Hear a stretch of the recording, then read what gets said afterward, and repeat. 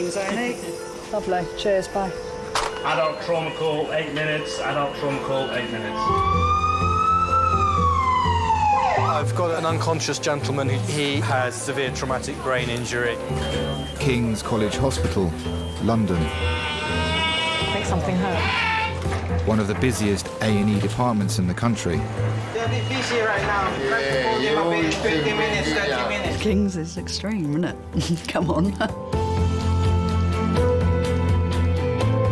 A place where love, life, and death unfold every single day. Fall from a tree. It's probably absolutely trolleyed. I'm very drunk.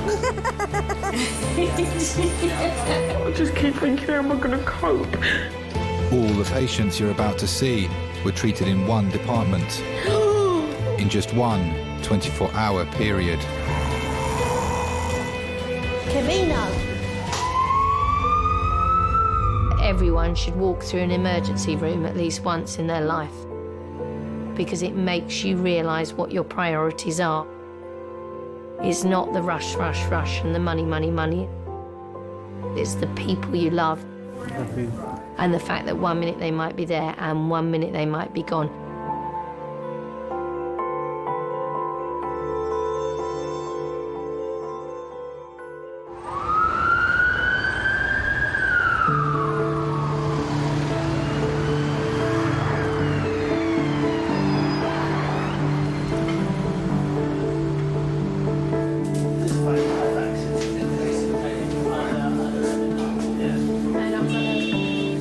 I'm one of the technicians. We need to take some blood from you, OK? What's your name? Obviously, people are very anxious and nervous and scared when they come into a department like ours and they don't know what's going on, and it's quite nice to sort of put them at ease, which I think that I do very well. So, sharp scratch. You can open your hand, don't move your arm. Thank you. When I see couples come into the department, it just makes it more real. The emotion is more real because you're dealing with two people and, you know, one person, the patient, is in agony, but also their partners are feeling their pain as well and get quite upset. Sometimes we see people on their own as well, and sometimes that makes you feel a little sad. Claire? Hiya. You check your blood pressure. Okay. Just while you're waiting. All right. You don't want to take this off? 22-year-old Claire has come in alone after being knocked off her bike. So what happened today? I was cycling along and then a man on a scooter decided to crash into me. And I sort of went forward on I kind of went on my face, so hence the teeth.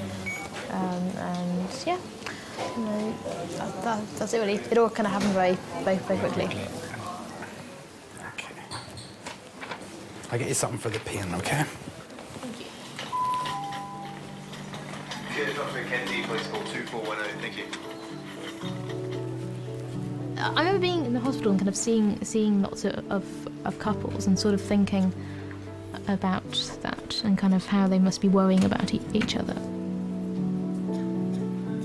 When you're part of a couple, it's simultaneously this really, really good thing, but it's also a huge gamble in that it could end very, very easily and suddenly. Got some paracetamol and some. The briefing help with the swelling as well in your knee as well. But you don't have to take them all in one go. You can do My boyfriend, he was killed in a cycling accident. It's been 10 months now. He was on his way to lectures. He was a medical student, and yeah, he died instantly at the scene. So no, I never had to go through the sort of going to hospital. And I don't know. I mean, I'm not sure if I really know how I feel about that. If I'd have rather have had a chance to say goodbye or not. But yeah.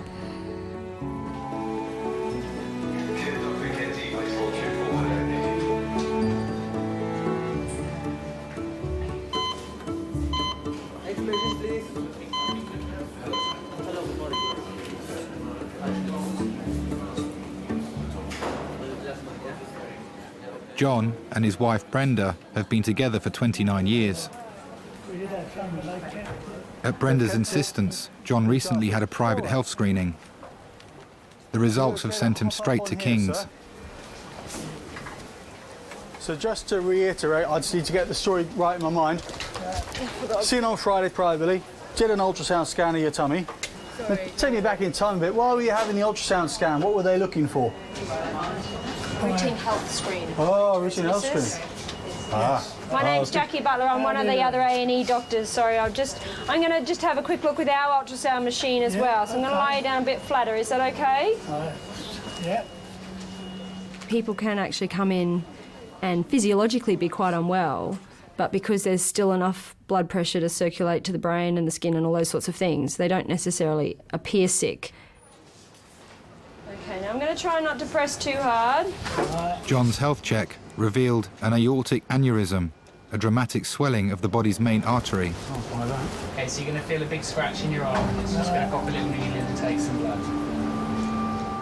So, you know, someone can come in and go, oh, I've got a bit of belly pain. Their numbers can all be basically fine, and then they have this big balloon of a aorta, which at any moment could literally pop. And if it pops, then that can be the end of you. No, that health check was worth having. It was money well spent. Yeah, sure. How much did it cost you? I think it was around 140 quid. Best £140 you ever spent, I reckon. Well, you know. I had a funny feeling that there was something wrong. Didn't know what it was. Couldn't put my finger on it. I mean, I had to persuade him. You know, John's very, oh, I'm all right. But I got him down there, and I mean, they said to him, you are just a walking time bomb. Did you want to sit up a little bit? He's got a AAA. He's got an aneurysm. Yeah, he's got an abdominal aortic aneurysm. He's been picked up incidentally on Friday. They've just done a scan, just routine, and they found it. It's about 8 centimetres in diameter. So yeah, it's big.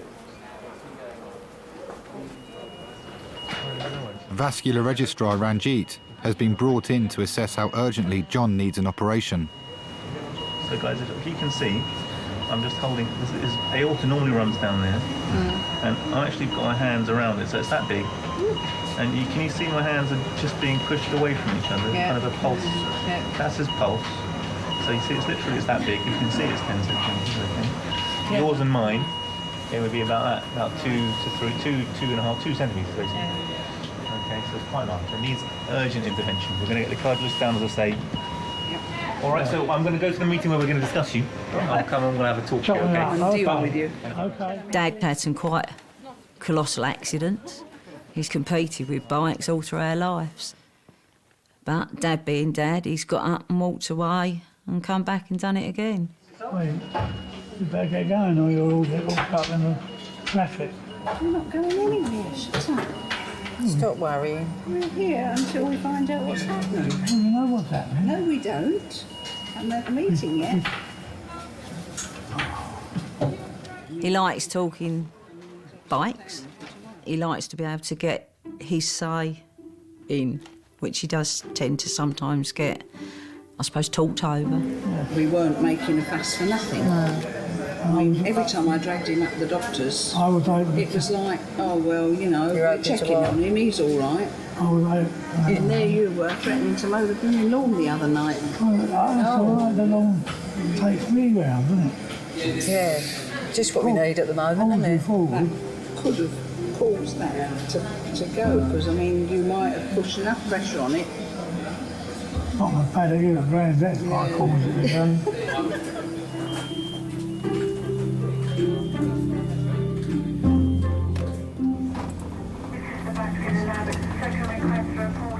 When I did see couples in the hospital, I was kind of aware that it must be this really intense period of their lives.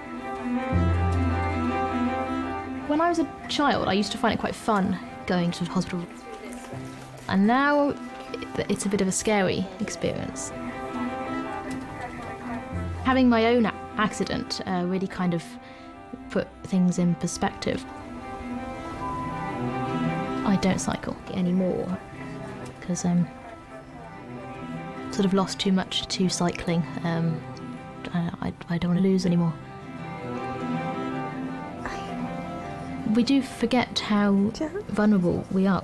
So I guess, yeah, just to remember that, really, and also sort of think about how the risk you're taking are impacting on the people who love you.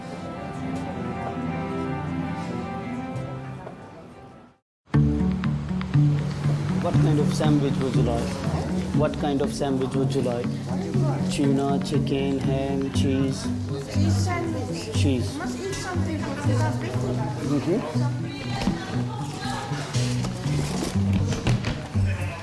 Cheese with a salad. And we do meal deal for $3.49 with a drink and a crisp. $3.49 with a drink and a crisp. We do meal deal. Yeah. It's a hospital kind of thing. Means everybody plays their parts to make sick people to get better. So would you like a drink and a crisp with it? Yeah, what's up? Okay. Something non-fizzy? Not sweet. Not sweet. Sugar-free. I wish I could be a doctor, but I'm still thanking God. I'm in a good health, with a good family, and playing the part as a doctor plays to getting people better. Thank you very much. 151.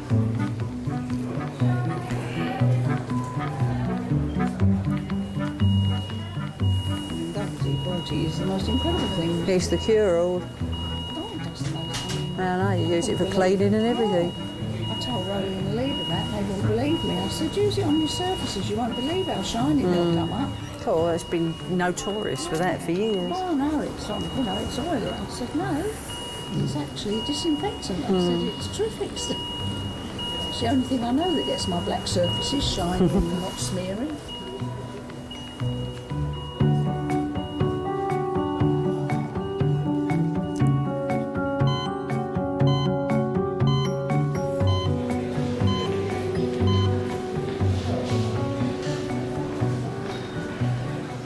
...82-year-old Frida has come to hospital on the advice of her GP. Hello. Come through. Thank you. Thank you, nurse, thank you. Okay. So, I'm Nancy. I'm one of the nurse practitioners. Yeah. What's the problem? This is the ear of mine. The ears seem to be blocked up. Feels like they're blocked. All yeah, right. there's something in that ear that I don't know what it is. Okay, I need to have a look. I'll just go and get the right equipment. All right. Dear.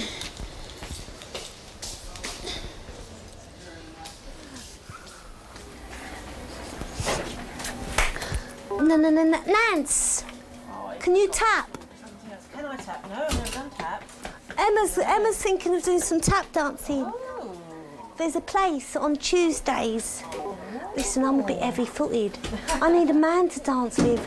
Tap, you dance on your own a bit. Dance on your own? Yeah, well, that's no fun. Jill's done it. Jill's done tap dancing. She did a little exhibition at her. I want to be in hold, like they do on. I love it, like their hands. How do they do their hands? I know. Well, they're all like, yeah, and their heads swaying, and they're this way. Oh, you better find some ballroom dancing classes. yeah. Alan, do you fancy some ballroom dancing?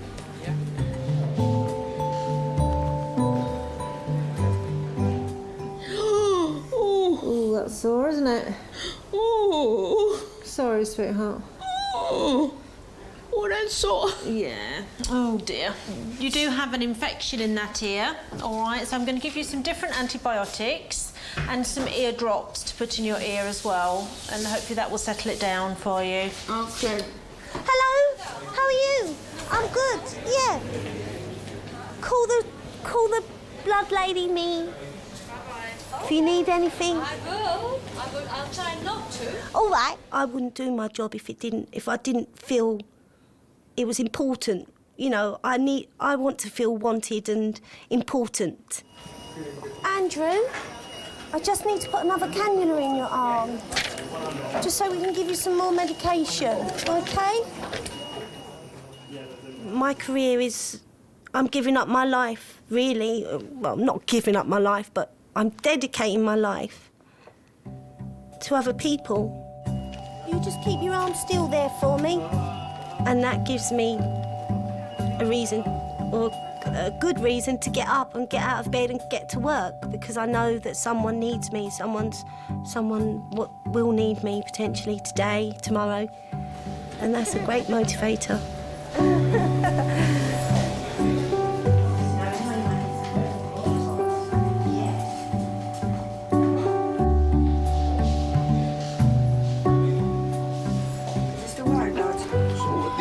Yeah. I feel absolutely exhausted. How many doctors are in there? They're not doing nothing now. I want some service. Just come and assess me, please. And get my dad to X-ray quick. Please. Patrick has been waiting to see a doctor in Miners for 20 minutes. You know what I mean, babe? I ain't looking to stay in here all day. People's expectations are that, you know, obviously they are the most important person. They can't think about anyone else. So, you know, they just want to be seen and sorted as quickly as possible. Excuse me? Yeah, no problem, baby. Excuse me? Can you get someone to examine him, please? All right, then, sweetheart. Yeah. All right, then, I'll ring you back, all right, darling? Yeah, all right, then, baby. All right, take care. Bye-bye. Hey. OK, you can look after me now, yeah? Could I ask I'll ring you back, one yeah? person to stay, please? Otherwise... I'll ring you back, bro. I'll ring you back. Good. What happened?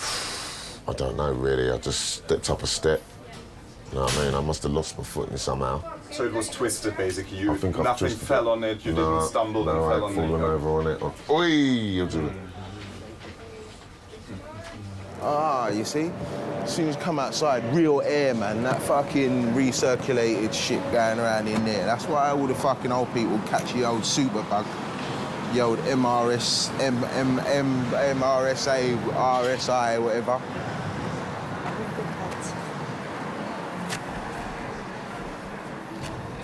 Such a dickhead.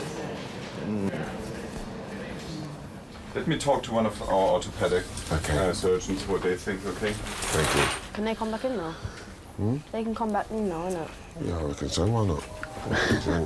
just sit that so you can examine me. That's it. You know what I mean? Where are they? You know what I mean? I feel my thumb on.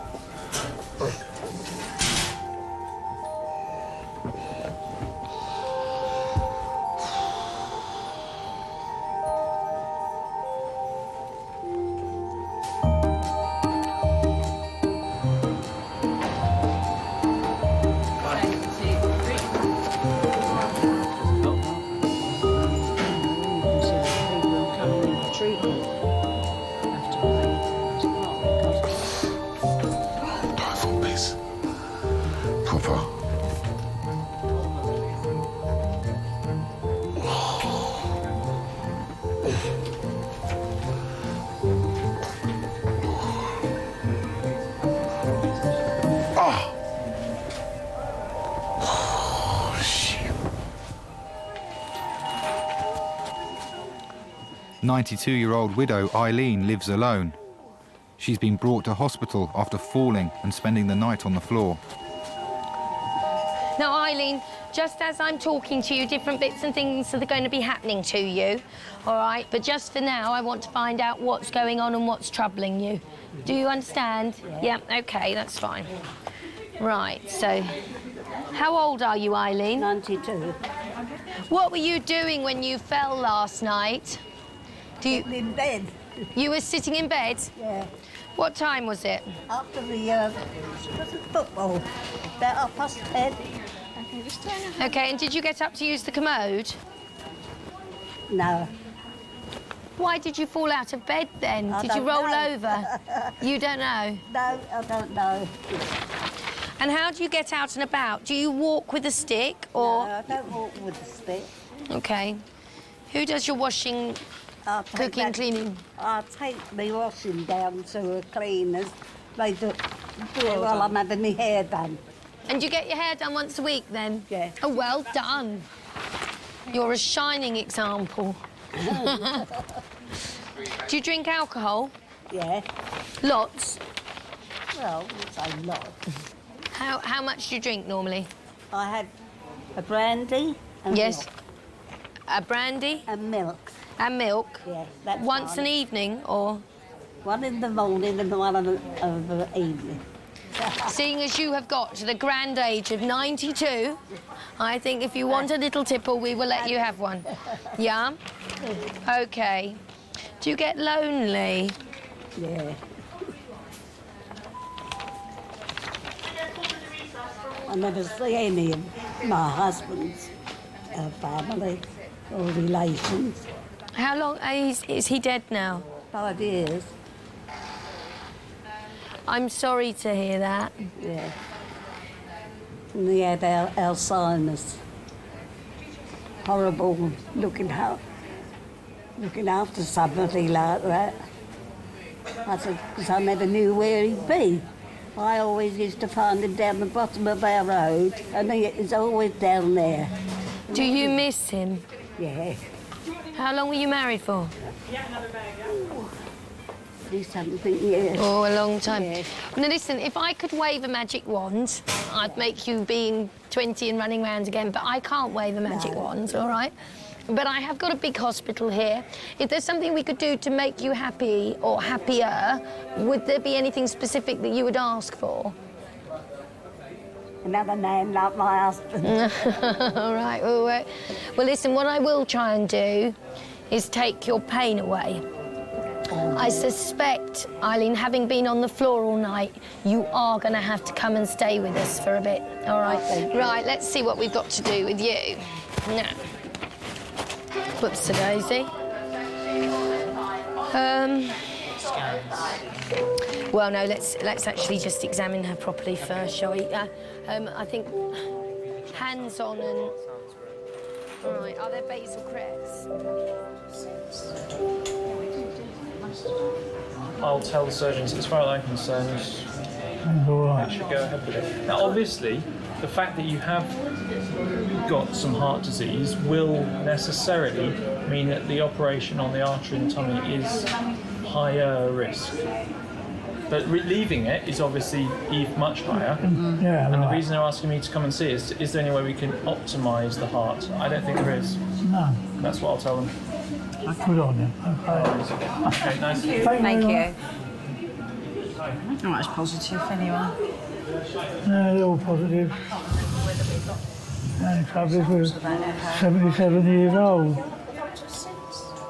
I'll be honest, to find out something serious is wrong with somebody, having been through it once with my sister and to go through it again with my dad, I was trying to think about anything else. I was thinking about Dad when he was racing, about Dad mowing the grass, and I was just trying to keep it so that it was normality.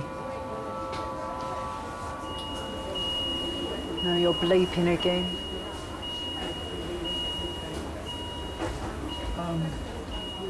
Oh yeah, according to that, you've got apnea now. What have I got? Apnea, you're dead. I'm gonna have to go and move my car. You know what? I shall have to move my car in a minute. What's it?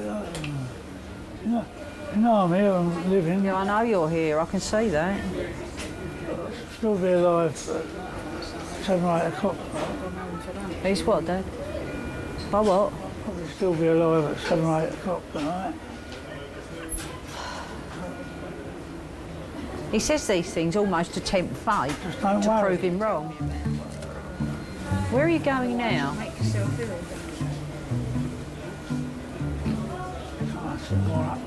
You better pull your kilt down a little bit.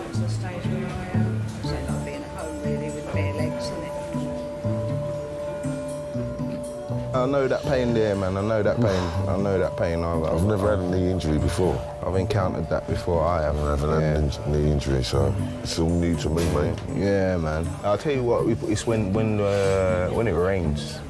Oh yeah, the coldness. Yeah, when it rains. Oh, the coldness. The change in the atmospheric pressure. Yeah. Boom. So it That's starts when I burning feel your it. knees. Yeah. And so I know. I've got arthritis to look forward to. Oh yeah. Yeah, I've got it already. In my hands and my elbows. Rheumatoid arthritis and all them things there, but you know, still with it, innit? I'm gonna have it with the knee now. That's what it is. You know? And like the people them attract the foolishness. It's not like I'm gonna have to go and volunteer down the local old people's home to make sure I can get my spot when time comes. You have to book early then. Yeah, book in now. You have to book early. Book in now. Yeah, you have to do a couple of years volunteering, and then you get your spot, innit? That's what I say. Yeah. But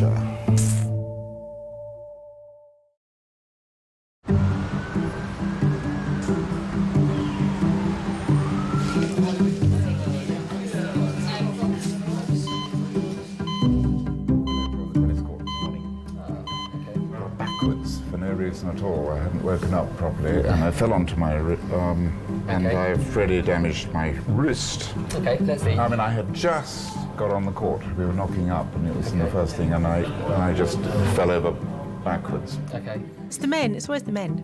They're all big boys that have never grown up, do all the stupid things, all the dangerous sports. Yeah.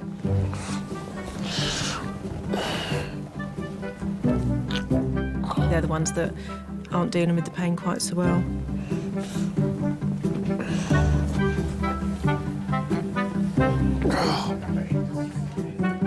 It's usually little old men and ladies that are really stoic, and they come in with a broken wrist that they've fallen over a week ago, and you say to them, you know, why didn't you come in sooner? And oh, I thought it would get better, you know, thought I could deal with it, but they don't.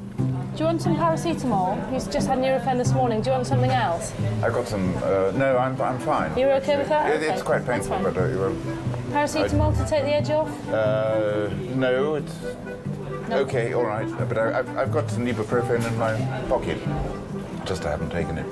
It's okay. You don't want them? Let's go through all this without it, and then I'll take one. All right. It's finished, that's right. Just okay it. Okay. And then it's ED. Babe, I'm fucking broken, babe. It's broken? I'm broken. I feel really broken. Your heart? Yeah. Eileen, what analgesia has the GP tried you with before? I've got some pain relief things, but I haven't taken them. Right, ever? Never taken them before? One. What was it? Do you remember? No. Did it make you feel a bit funny, that one, or not? No. OK, one moment, sweetheart. She needs any pain medicine? Yes, she does. Can I have a doctor, Teresa? Hello, X-ray. Sorry to trouble you. It's Liz phoning, the A&E consultant. Hi, X-ray. I've got a 92-year-old lady who's fallen out of bed and been on the floor all night. My suspicion is she's fractured her left hip, all right? But she's tender over the mid-thoracic area and a number of places along her spine. Lots of times, there's nothing I can do. We are meant to grow old. We are meant to get ill. And we are meant to die. I can fiddle about at the edges of that, but there's no sort of magical response in here, in this hospital, that can change that. And so when people are older, I think what matters most to me is doing what they want sorted. I don't really want her languishing in the corridor. I think having been on the floor all night is enough, if you see what I mean. Yes, if possible. Thank you. Bye.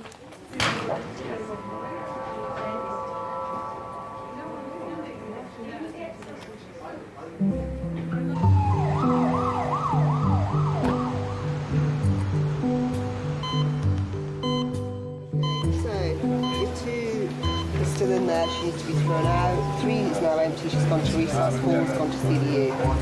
Dudley folks survived.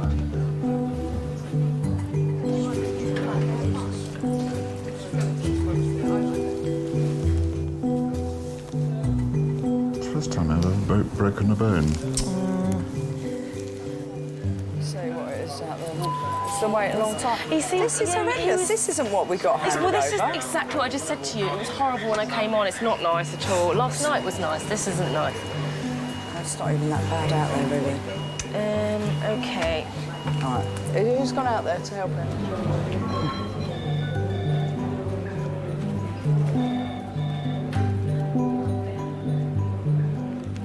Darren and his girlfriend Alice are waiting to be seen. He's hurt his foot kicking a chair whilst playing a computer game. Sitting beside them is 82-year-old Joyce, who's suffering from a stomach complaint. Mind you throw yourself over me, you know. Pardon? I said, mind you throw yourself over me. Watch it. Right, do you want to come round? Surname? Connolly. C-A-N-N-E-L-L-Y. He was the one that was meant to have had... Not looking very well now. Oh, God. I don't know. Yeah. Should we just take him to resus? Let's just go. Oh, God. A minute, yeah. Sorry. Dear.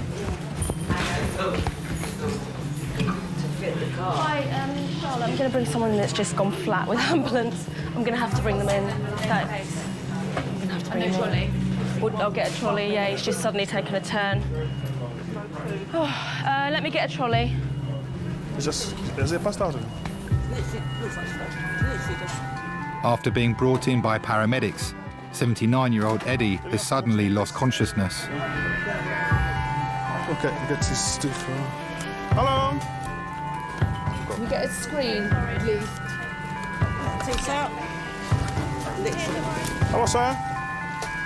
Hello? Right, okay. Yeah, can we move the child out and put use 5, please?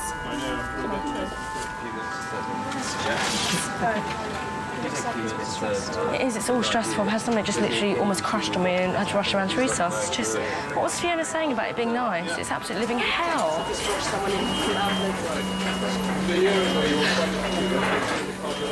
That's fine. Okay. Hello?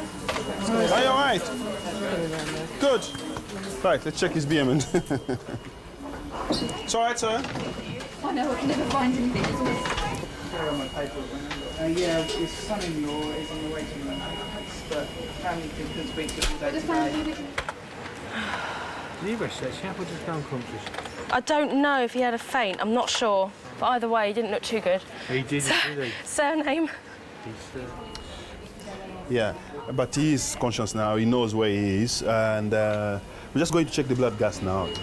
Okay. It'd be nice just to make sure that what we're seeing on there that doesn't look like he has P waves, in fact is, I mean, this is perfectly regular actually. That's perfectly regular. I'm glad you're awake. You had a funny turn on me. You've got lovely Charlotte looking after you now. It does make you afraid to get old sometimes. I do fear getting old sometimes. I fear being vulnerable and not in control. But trolley's coming in. He is fine now. He's back, but I'll go and speak to his son. Is his daughter here as well? I don't know. I didn't have a moment to blink. I'm sure. But a trolley will come to you first, and then I'll get my one. Okay. I'm gonna fuck you tonight. Can we go for a split? My legs are tired. No, what? A split? No. We'll have a fag, but not a split yet. You can wait. Oh, I'm not sitting here 3 hours without nothing in me, I don't care. We'll go out for a fag, but we'll have one soon, yeah? Can we have one now? Please. Darren, you're just so... We're outside the fucking hospital. Just please, for me. Just leave it, we're going to have one, and when you do have it, it's going to be nice. Yeah? Yeah, can we go up and have a cigarette? Yeah. Don't try and make me change my mind outside, because it's not happening.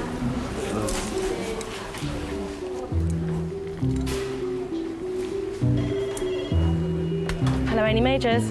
Claire, it's Mario here. Oh, Mario, hi. Yeah, just give me a rundown. How is the major now? It's hideous, it's hell. It's horrible. Right. How many hours?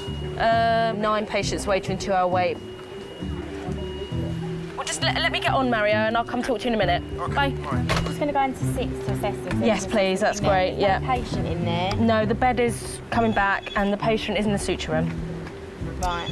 Why have they been here 3.5 hours and haven't had an assessment? Because it's busy, Claire. Okay. That's why.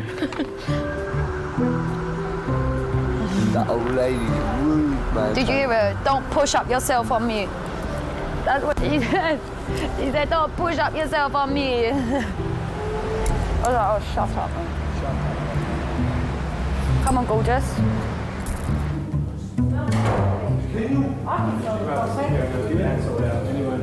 Right, take a seat, I'll get you booked in.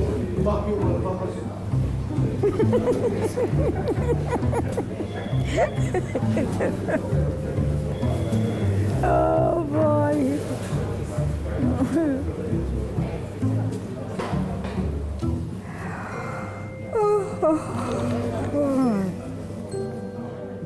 A bit of genuine sympathy you just squeezed out of me there, Pete. A genuine bit of sympathy. Genuine bit of shit. You know what they're gonna say? And push me out when they're ready. Yeah. You take 1 and 2 tablet anti-inflammatory and an antibiotic. Yeah. And we can't do nothing more. One crutch. If you get crutch. 2, you're well unlucky. Isn't it? One crutch and out the door, bro. Isn't it? Yeah. King's College special. Patch up, hitch up, 2 tablet, 1 crutch and out the door later. Yeah. A true thing. On the road again. It's a true thing. You're not lying at all. You mean? It's like we none of us like we don't know I come in there, big stab wounds in my face and all sorts of people, them stitch me up, itch me up, 1 tablet. And throw you out the door. 4 o'clock later, yeah. Peace. You know what I mean? You're just getting a bit wary now. No, yeah, for real. You fucking shattered me, man. Papa. Shit, overtiredness. Yeah. Straight up and down, man. Straight up and down, man. Papa. Okay, your body repairs itself better when you're sleeping anyway. Yep. Sure.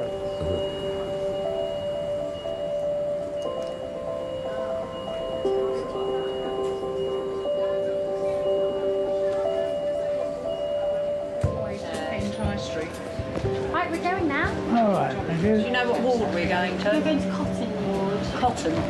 Coffin. No. What? Coffin ward. Trust you. What was it? John is being taken to a ward where he'll await major heart surgery. But everybody else did that. I'll check with the matron when I get back. Keep your arm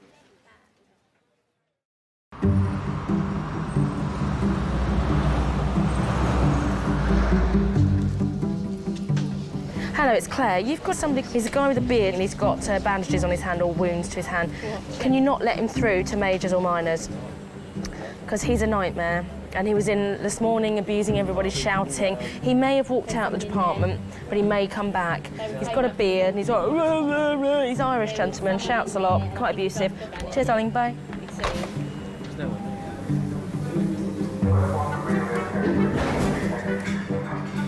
I might surprise you and go for a nice wax. Meaning that they wax off your hairs. What, by a woman, yeah? No. It's only women that do it. Swear down there, man. Swear down, what? Do you really think I'm going to sit there with my legs open and let a man wax me? Are you fucking silly, Dan? Bad enough fucking doing it for you. I'm not saying a man's doing it. I'm saying all that thing. Okay. You're not going home tonight, okay? Home. Because we need to observe you overnight, okay? To see how your heart is doing, okay? All right? I'm just going to speak to your son-in-law and explain to him what we've done, okay? Yeah. Right. I've just spoken to the cardiologist. As I told you, I just don't like the way the heart is. We're looking at things like a pacemaker. Okay. That's all right. Yeah. Okay. Should the heart rate go down dramatically tonight, Yeah. they will have to do that tonight. All right. Okay. All right. So you think obviously he has got a problem with his heart then? I don't think, I know. Right. He has a problem with his heart, yeah, definitely. Right, okay. Right.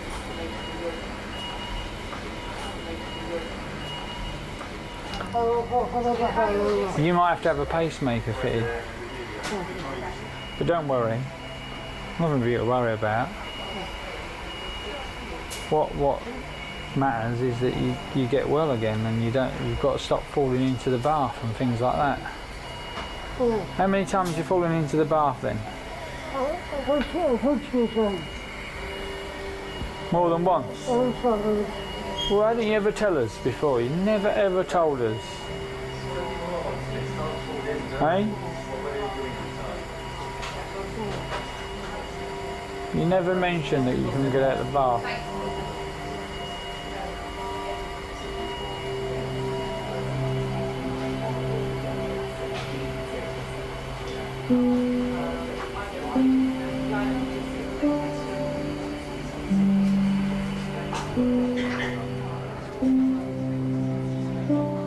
Don't worry about it.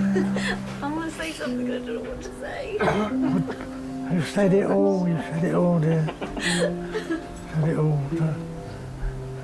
Just do a good job on the next. He knows. All I was thinking is, please let this come right. Just let's, let them save him. Because, what else can you do? You're helpless, you can't do anything. But on the other hand, of course, you've got to stay strong for everybody else, haven't you? You can't give in. He'll be all right. Judy's told him, Anuda. Yeah. Don't do this, you'll set me off. I'm just trying to be... Sorry. It's all right, dear. You'll probably be better. Get to you. I've been trying to get to you and tell you all the things that I never say. Don't worry about it. Don't you start. Someone's got a big stand. It'll be tough. You're not going to leave me. I know, all right now. Now look, you're not loud. No. You know I love you lots and lots. Yes, don't dear, you, yes. And I love you too. Yeah. Don't go and leave me because I can't No, manage without you. God. It just can't be like this because people is people. I know. And the thing live is, for we've so all been long. there, done that. This is the best place for you at the moment for a couple of days. Find out what's wrong. You can't keep falling over, Eddie. One day you're gonna fall over and, All right then. Yeah. Take care. I'll see you later. All right. Yeah. All right. Take care then. See you then.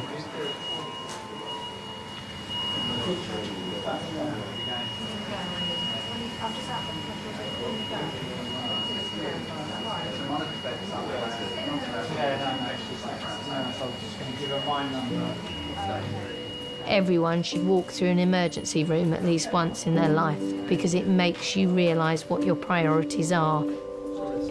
It's not the rush and the money and the materials and the things. It's the people you love and have around you and the fact that 1 minute they might be there and 1 minute they might be gone.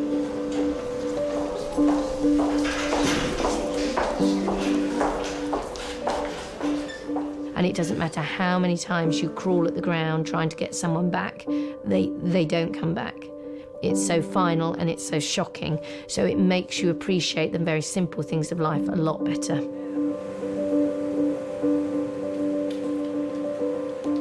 Hey, sweetheart. I've scrubbed every commode, filled up everything. Oh my God. How many sickies have you had today? Oh. All right, sweetheart. That little one, she's a little madam, she was. Now, which cubicles don't have blood pressure leads? Oh my God. I'm going to write it down because I want them to sort it out today. Yeah, number 14 looks half and half.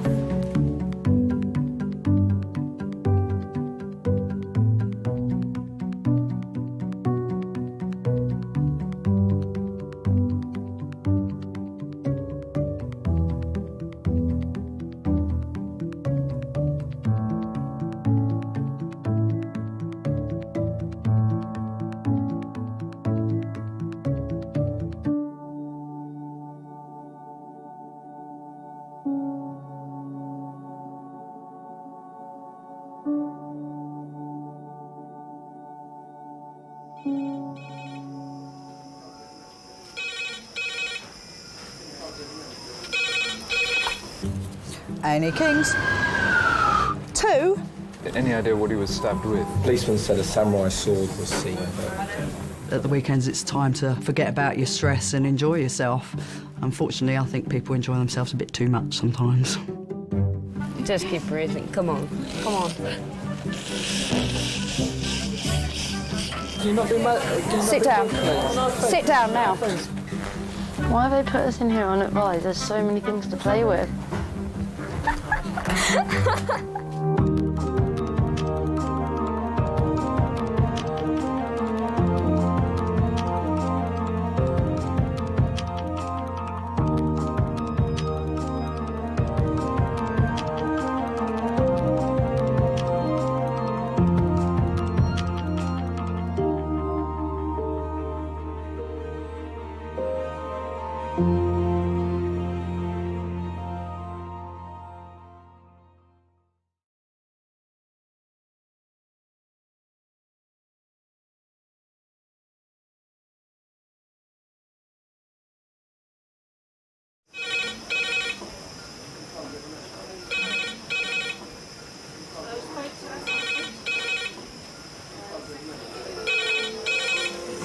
Kings A&E.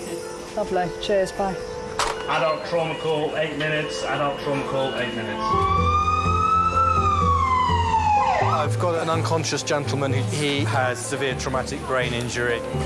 King's College Hospital, London. I think something hurt. One of the busiest A&E departments in the country.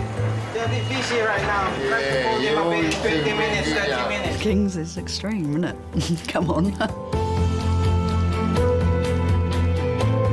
A place where love, life, and death unfold every single day. Fall from a tree. It's probably absolutely trolleyed. I'm very drunk. I just keep thinking, how am I going to cope? All the patients you're about to see were treated in one department in just one 24-hour period. Camino! Everyone should walk through an emergency room at least once in their life because it makes you realise what your priorities are. It's not the rush, rush, rush and the money, money, money. It's the people you love and the fact that 1 minute they might be there and 1 minute they might be gone.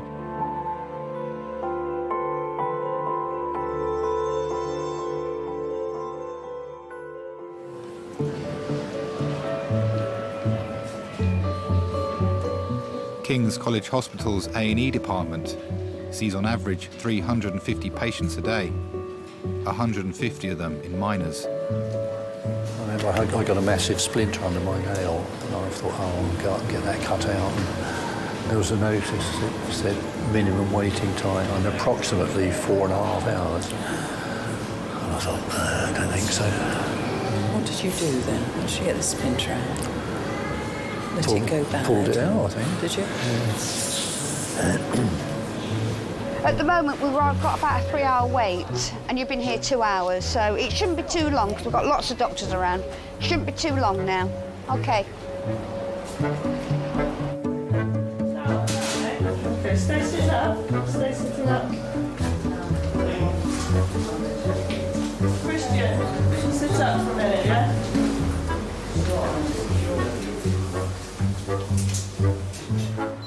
You know that old adage, it takes all sorts to make a world? Well, it takes all sorts in an A&E department as well. Right, so what happened to you? Well, I was drilling a door. Yeah. And because I pushed the whole thing, my drill went into here. I just pushed out the blood and then pushed them together and tried to... Put the electrical tape on? Yeah, because this was... Yeah, no problem. the closest thing. You'll still find people that think, well, I'm only just nipping up the ladder, so, yeah, I'll hold a cup of tea, a drill and something round my neck with one sock on and a flip-flop. Oh, it's stuck back. Wow. I think you ought to have my job. I did a really nice job. What do you do for a living? I'm a carpenter. That is brilliant. I was lucky because I don't hit my bone. Yeah, yeah. They slip on the flip-flop, They spill the tea that scalds them, the drill goes through the head, and they break a leg when they fall. They really think, oh, I shouldn't have really done that, should I? And you can feel all my fingers, you can feel my fingers. Yeah, what happened here? Bento. Oh. Maybe you ought to come in and do my job. You're not doing very good on machinery, are you? Oh, well, in Hungary, if you are a carpenter and you've got all your fingers, you are not a good one. Oh, my God. People are stupid, aren't they? OK. There was a kid a few months ago and he'd been shot in the leg. It's absolutely perfect in a minute. Then it transpired he'd been trying to shoot the label off the back of his trainers or something ridiculous and had shot himself in the leg. What an idiot. OK. All right, thank you very much. Take care of yourself. Bye. Bye. Is there anything you can't handle? When people trap a finger and you get a blood clot, we have to put a hole through the nail to release the blood. I can't do it without sitting down because my ankles go. Can't do it. Awful. Oh, that's that thing, isn't it? Hi, Kings A&E. Adult red phone, 4 minutes.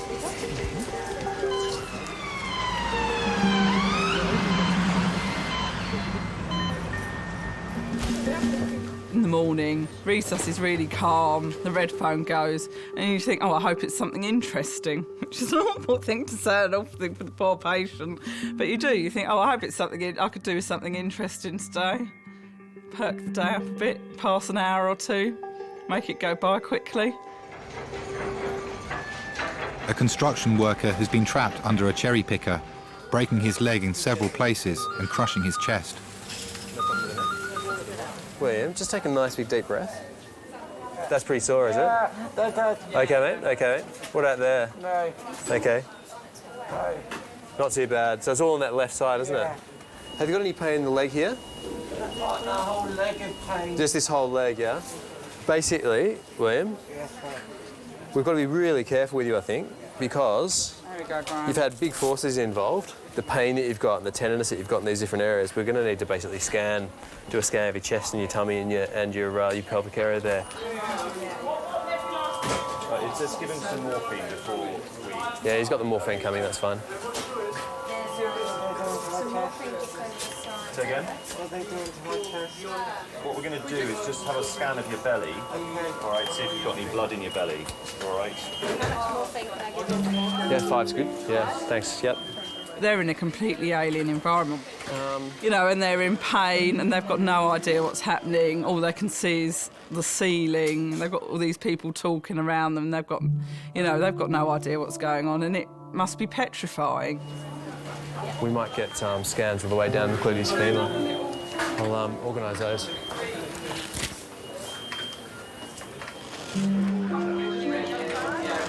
Is that the trauma radiologist?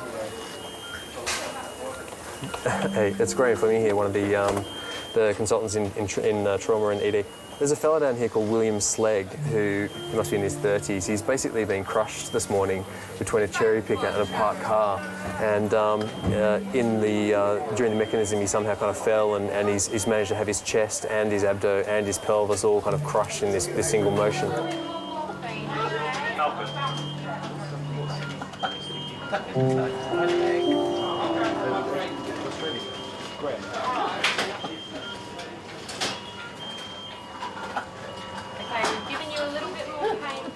His whole body basically crushed between him and the back of a car. It sounds kind of odd, doesn't it? Odd, but it sounds terribly lucky as well. I mean, given the... What, that he's still with us? Yes. Yeah. One of the saddest cases I ever saw was a man who got home. He smelt gas, so he rang up the gas people as an emergency, and then he hit autopilot. Autopilot for him was leaning against the wall with the phone under his ear, lighting a cigarette. He burnt his entire body except for the soles of his feet. And I recall even to this day the debate we had, because it was a non-survivable injury, but he was completely lucid. And his wife and daughter came to visit, and the question was, should we look him in the eye and tell him that he was going to die in the next 48 hours or so, and that there could be no treatment for him? Those who are looking for eternal life, for the second coming of Christ, it's not as easy as some people have it. Most Christians, they are not following the commandment of God, and we will be judged by it. You sure you don't want a flapjack?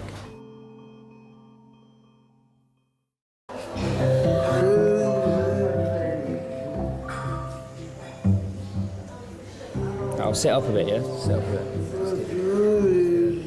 Can you put your hand there or not? Can you hold it on your nose?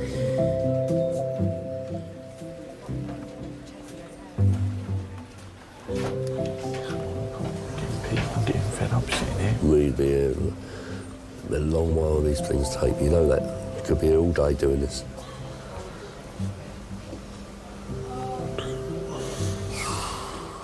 Do you know how long it will be for him? Let me check. What's the surname again? Stoked. Okay. Thank you.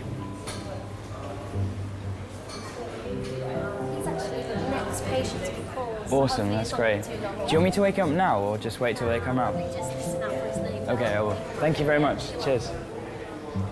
We went out quite late and someone tried to steal his wallet and his phone and punched him in the face. So we're like, he's got a cut across his nose, which he needs to stitch him. So. He's a good guy as well. I wish like, it's bad that bad things happen to good people, but it happened. Yeah, I'd do anything for this guy. He's my best friend since we were little. So, yeah, he's a good guy.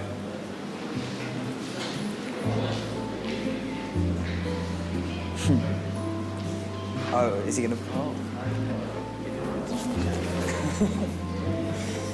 Yeah, it was close, that one.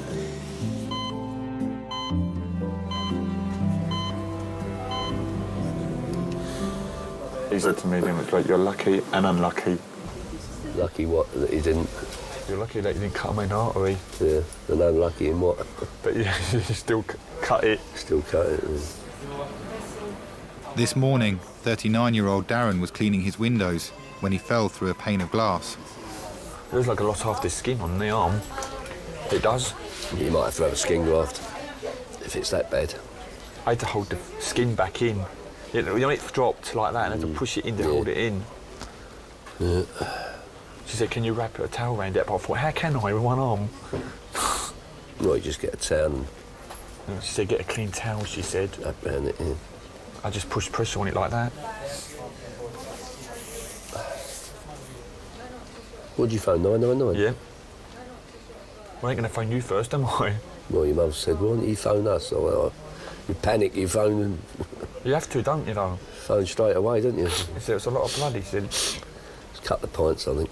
Well, I laughed, you didn't see it, did you? It's all up the carpet, it's all up the passage. All the blood was going everywhere, like, up the wall, on the carpet.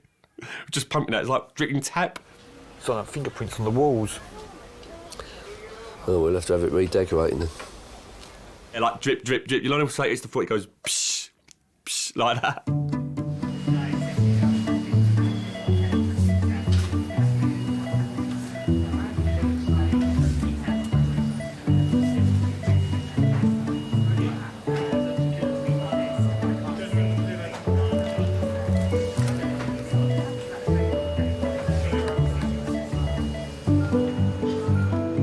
William's X-ray results have not yet returned.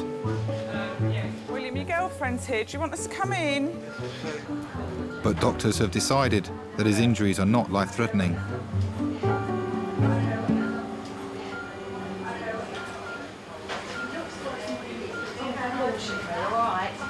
We need to keep him strapped down like this. No, he's fine. This is all just precautionary, all right? You sit as you are. Let's get you a chair. Can I come round this side? Come round this side. I lower the bed. All right.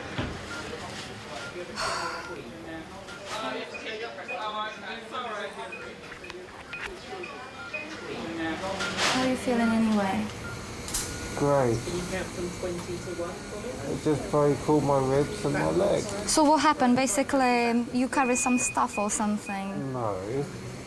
Sorry, I'm grumpy because I'm angry. We have the cherry picker, the big blue machine. You know, the big blue one that can go up to the roof and down. Yeah. And the wheels are the same size as tractor wheels. So I had to try and stop the traffic. Okay. But at the bottom of the road there was a car there. Drive it! What? I can't hear. I can't hear. Don't worry. I thought I was dead. I went underneath and it went all over me. With the car, I don't get it. Stop being stupid and listen. Yeah, listen. Imagine a tractor is here. Okay. A car is here. And I'm standing behind the car in front of the cherry picker so that I can then stop the traffic. Okay. With the big Tractor. Imagine how much weight. Yeah, I can imagine. First my leg cracked 3 times. From my ankle to my knee, and I'm shouting, stop! Shoo, shoo, shoo. And then my ribs and my body went underneath. I was dead. No, you're cool. You're cool. See? You have someone up there who looks after you. You're Superman. But I heard everything crack as well. 3 cracks in my leg and ankle. There are some very strange things that happen to people that are not their fault. We had a poor man in where a tyre that he was fixing exploded and unfortunately severely damaged his cervical spine. If you're stuck between 2 huge lumps of metal and those 2 lumps move together and you get away with it, well, that's something to hold on to, isn't it?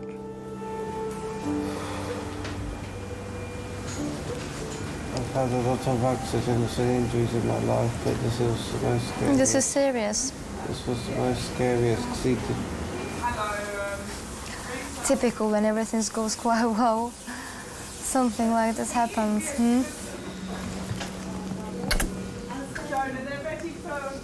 Love you. Love you. Love you more. More. Love you. See you in a bit. I've got to go, Mum. Okay. I'll call you in a second. Okay. Love you too. Bye. Alex, it's time to wake up. Whoa. Come on, man. Let's get up. Alex has been mugged and punched in the face. His old school friend Patrick is on hand to help. Doctor's ready. Alex, no swearing, man. There's people around. Just don't swear. Come on. Oh, shit. I think it must have been about 12 or 13 when we first met. Yeah, he's a chatty bloke and just wanted to be my friend from the beginning, so... We've been waiting. We've been here fucking ages. Alex, don't get angry at me. This way, not that way. Come on, this way. I thought he was a bit of a loser when I first met him, but... Take my hand. It's good. Sorry.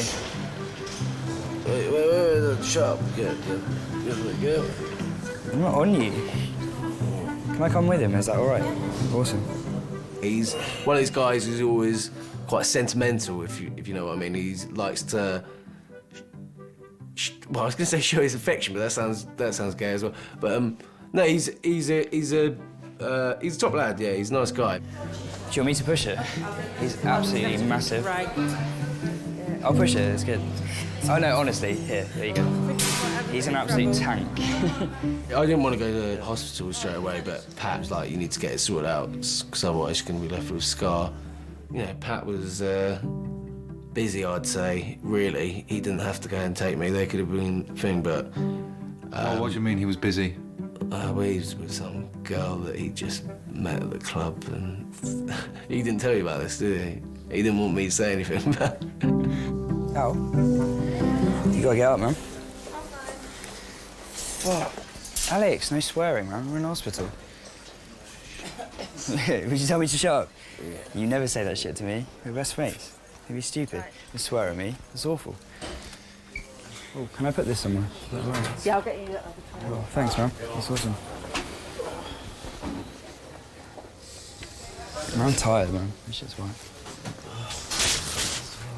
Mate, you just gotta stay awake for like 15 minutes, just talk to her, yeah? It'll be alright.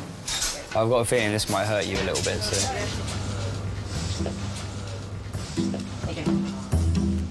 I do like abscesses. I like draining abscesses and squeezing out all the pus. I know that sounds really horrible, and some of them can be really smelly as well, but it's almost like a sense of achievement. You've got this huge sort of pulsating swelling that's full of bad stuff, and that knife goes in and whoosh, all the pus comes out, and it's just like, I don't know, it's almost like a eureka moment.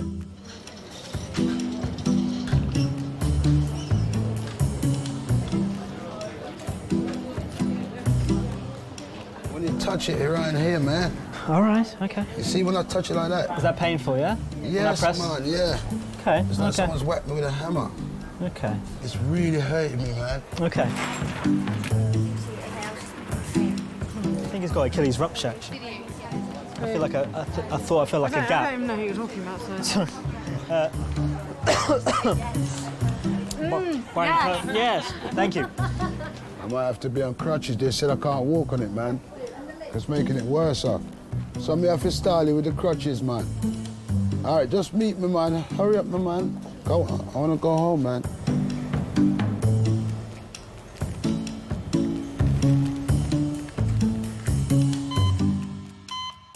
Hopefully that was on what they ordered. I'll get the call from Hello. Hello, Andre. Yep. Lovely. I'll get that. I'll get. Oh, Carol! Oh no! Hey, Gingery, CT. Oh, I've got to go off now. No. Oh, Carol, sorry. I hit her on the head with the door. Today, when we go home. No, you're from not the gonna car go park. home today. You're gonna stay for a few days, I'm afraid. No. Seriously, you have to stay a few days, darling. Seriously? Why? Stop being silly. Can't they just plaster it? No, you're funny now. How you doing? Fine. You still got some pain, haven't you? Yeah. So we're going to give you some more intravenous. And if the X-ray confirms the clinical suspicion that you've got a broken leg, the issue will be what needs to be done and when it needs to be done. They'll be staying here today. Oh yes. I would say to you, even if you hadn't broken your leg, you need to be with us for pain relief. You've already had 25 milligrams of morphine, which is a good dose. You wouldn't really want to go home with a paracetamol and aspirin, would you? No way. Am I allowed to drink any water? I give you again the We have to sponge. wait until we get the films and we see how your leg goes. So we'll get an answer for you hopefully in the next hour or two. Thank you very much.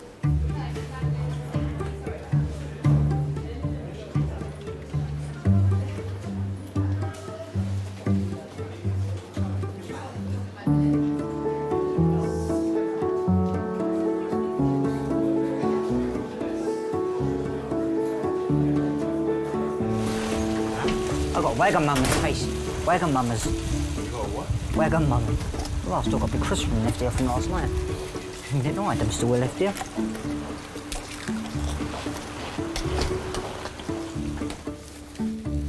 So what's this all about then? You've been a hero. Yeah, genuine. A genuine hero. Don't see many of those. What happened? Bit standard for me, though. Oh, you're one of those, are you? Modest. One of the great heroes of our time. Alex, I love the story. Come on, tell it. Come on. How did you save a woman's life? You were on the train station. You were on the platform. What happened? Fell onto the tracks, smashed back. Fell onto the tracks. Oh my God, that's really scary. Freaking out. Oh my God. So you didn't jump on the tracks, did you? Someone had to. Everyone else Oh my God. Some people say she's being electrocuted. I was Come like, this way a bit, sweetheart. All right, this is going to sting a little bit. I'm just saying. I imagine he saw someone in danger, thought, whatever, I'm going to sort this out, and just got in the way and did it. It's impressive. I know a lot of people aren't like that, so that's cool. So you jumped onto the tracks? Yeah, just stop the train. You stopped the train? How did you stop the train? With my bare hands. Oh no, come on, right, okay, I don't believe that one. Like Superman or Hancock. So, Holy shit. yeah, sorry. Go on, keep talking, because I want to distract you from the pain. Yeah. The hero story. Well, yeah, I spent a while after that happened telling that story quite a lot, to be honest. You know, to impress the ladies and stuff like that. I think I've ended up exaggerating it so much that I don't even know what's true anymore. I mean, does she know that you saved her? No, well, No. before she left, when we left, she was being brought to an ambulance. I mean, that is pretty amazing. That is something to tell the grandchildren, isn't it? Is it painful, Alex? Not really. Well, you're a hero, aren't you? Yeah. Is that a bit stinging? All right, that's the last one, sweetheart. All right. I'm not a player like Patrick is, though. He's a bit of a ladies' man these days. He got freezing the other day. Alex, do you want a photograph or not? He claims that he didn't even have to do anything. They came onto him. I was like, what the fuck? With that hat on? What the hell? I hope that's on film. Did you see my two guys that I had in there? The one that I was suturing his nose, somebody had an epileptic fit on the train station, fell onto the tracks, and he jumped down onto the tracks and saved her. That's amazing, isn't it? What a hero. Yeah. So what happened to him this time? Somebody's head butted him.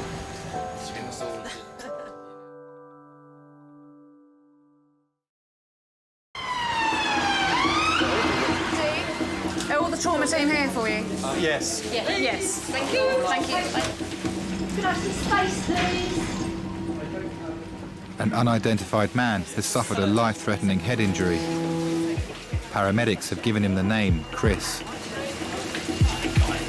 OK, if you could have quiet for handover, please. OK, this is Chris. We think he's 50 years old. He had an unwitnessed fall from an unknown height from a ladder onto concrete. His injuries, he had a large occipital blocking hematoma with active arterial hemorrhage. He's got a traumatic brain injury and a query C-spine injury. He had clinical evidence of right posterior rib fractures.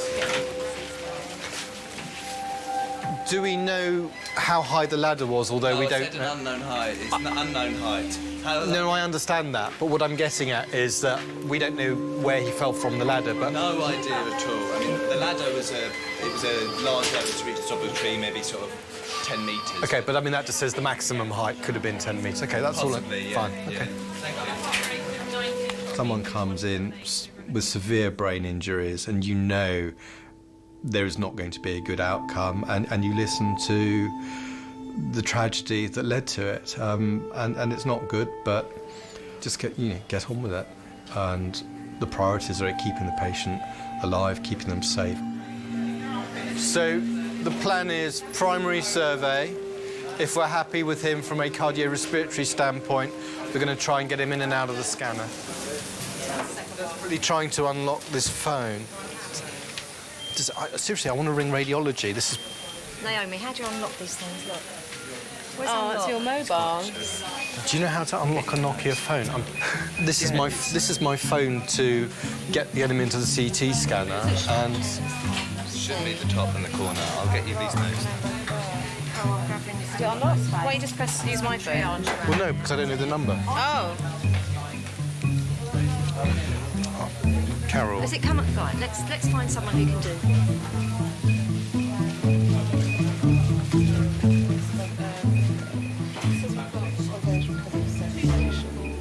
I would say the greatest loss to a person would be their personality and their ability to think and retain information and to talk. So if you gave me the choice between losing one or two legs and my person being destroyed, then I would give up the legs. Yeah, hi, it's Decotac, trauma consultant. I've got an unconscious gentleman who's intubated, fall from an unknown height onto concrete. He clinically has severe traumatic brain injury. We need to scan him from head to pelvis, please. I don't think... Do we have a name yet? Chris. We're just waiting for a number and a name. He's an unknown male, approximately 50 years old.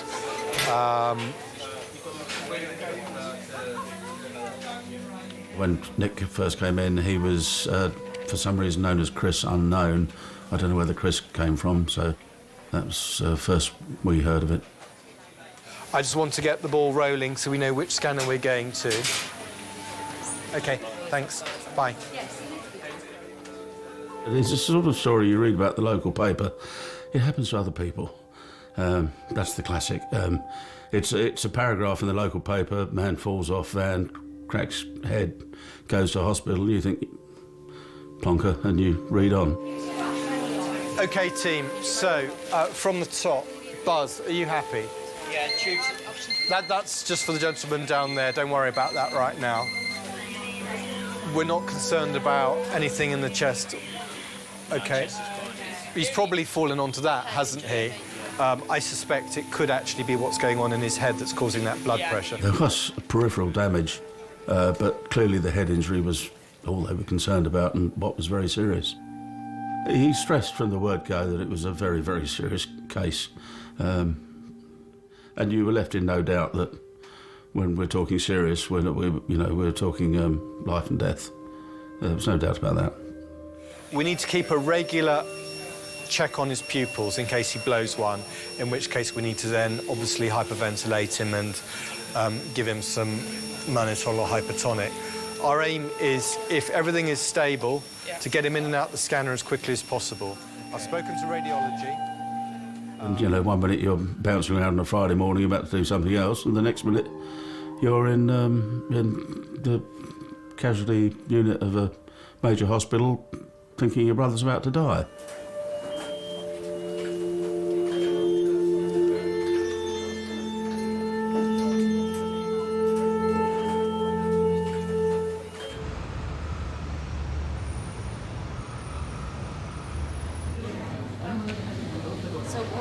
What did you do about your two? It's kind of funny. I got to work this morning, sat down on my desk. Yeah, I just pushed my chair back to get up.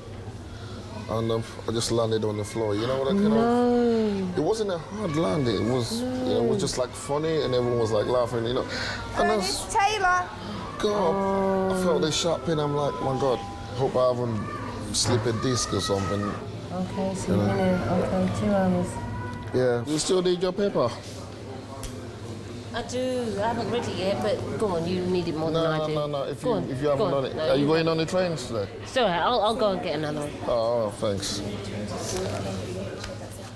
Right, my name's Kim. Right. I'm one of the emergency nurse practitioners and I'll be dealing with you today. So what's happened to your finger? I was preparing a casserole to entertain some people tomorrow, and I was cutting vegetables last night and using what they call, I think, a mandolin cutter. You know those things? You probably have. Yeah. And unfortunately, I took a little piece out of my little finger. Okay. It's not desperate, but it Okay, produced a lot of blood. Oh, it will. And this was after 10 o'clock last night, and I thought of coming down, and I thought, no, I'll manage. So in the end, I managed to stop it and bind it so it didn't, and put an oven glove on in bed, really. Those mandolins are very, very sharp. Very good, but very sharp. Yes, they're very quick, but I think it was a bit late at night, really, after 10 o'clock, and I was just beginning to think I ought to stop doing this, really. And then you did. And then I did. Okay, let me go and get a dressing pack and we'll soak that and try and get that bit off and see what it's like underneath. Okay. All right? Yep, that's Give me great. 2 seconds. Well, more than 2 seconds. I thought, what a stupid thing to do, really, immediately, How very stupid to allow yourself to do that. It's a very difficult position when you're living by yourself, you've got no one to call upon. I've got used to it over the last 6 years or so, I suppose, but normally my wife or I would turn to one another and say, can you help me do this, or whatever. Did you put cotton wool on it last night? I thought so. Yeah. But regrettably, she died in 2004. I'm sorry about all that cotton wool. That's all right. It's coming off. Yeah. I had to care for her for about 6 years. There's a gradual descent into a worse and worse condition until you get to the situation where she could no longer live at home. She had to live in a home, of course, for the last year or so of her life. Oh, yes, you're adept at it. So I can't go and All paper shower material. with this. No, put a glove on and tape it up. I suppose that's the only answer, isn't it? Yeah, another marigold. Another one. Thank you very much indeed. Take care. Bye. Okay, bye. Caring is quite tough going, especially towards the latter part of it. And you stand by waiting for the next step where things will get worse. I actually want to go with this gentleman to the scanner because I need to see the images of his head immediately. Because that will... What will happen is... He is, and I strongly suspect that it's going to be not a happy story. Both my mother and father, I ended up looking after to one degree or another. But this was different again. This was another story. I think my biggest concern was the cabbage option. And there's no doubt there's that scenario where you are better off gone and finished than just in a total mess.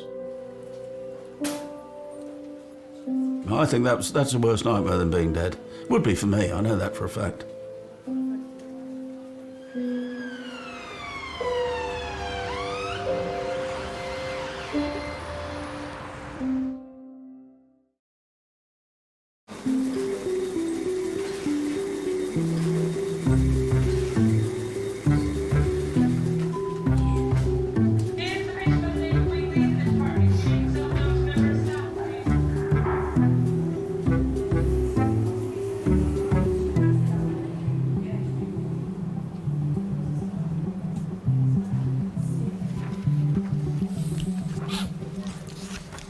Hello. Hi.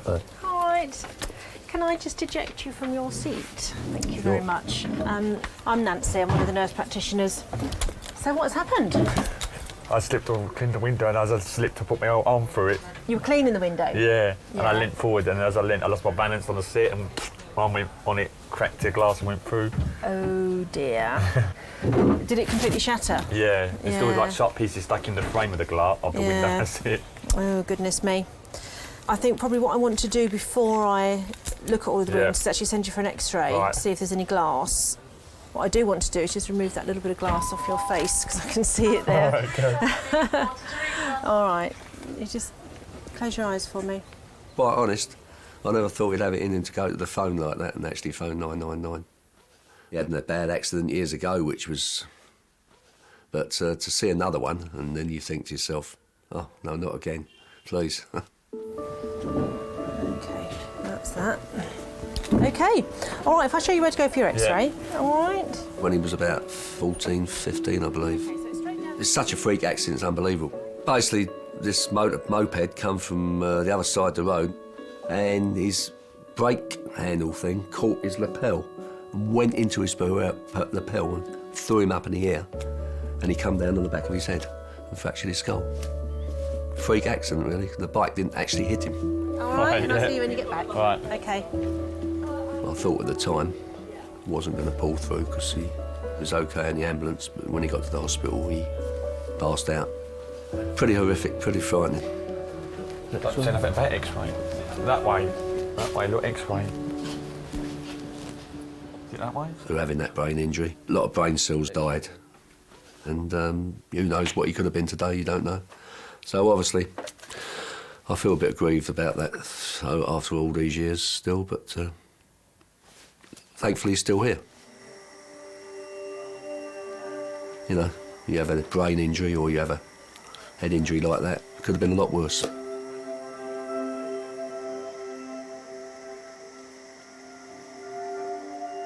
After an operation on his brain, Nicholas was brought out of his induced coma. The full extent of his injuries is not yet known.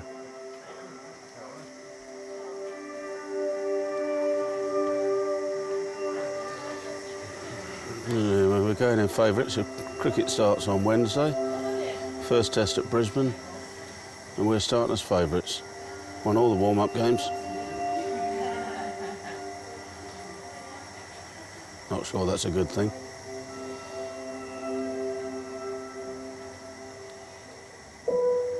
Whereas we didn't know whether or not he's hearing anything, you could look at those eyes and know absolutely 100% they weren't seeing anything. Or if they were seeing anything, that they didn't understand anything they were seeing.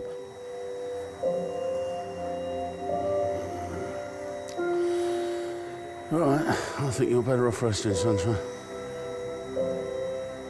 Yeah. You hear my voice? And again, it invoked the worries of what are we going to end up with here? I mean, we've got a massive problem in the modern world with people living beyond their not just enjoyable life, but their useful life, their meaningful life. I don't know how to... we are keeping alive people that just really are better off not here. OK, mate, I'll see you in a couple of days. A bit more progress. Yep.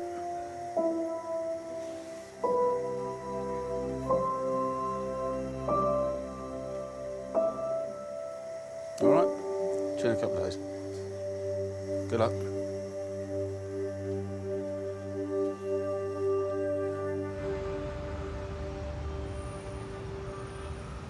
Having looked at the x-ray, it looks like it's quite a big wound.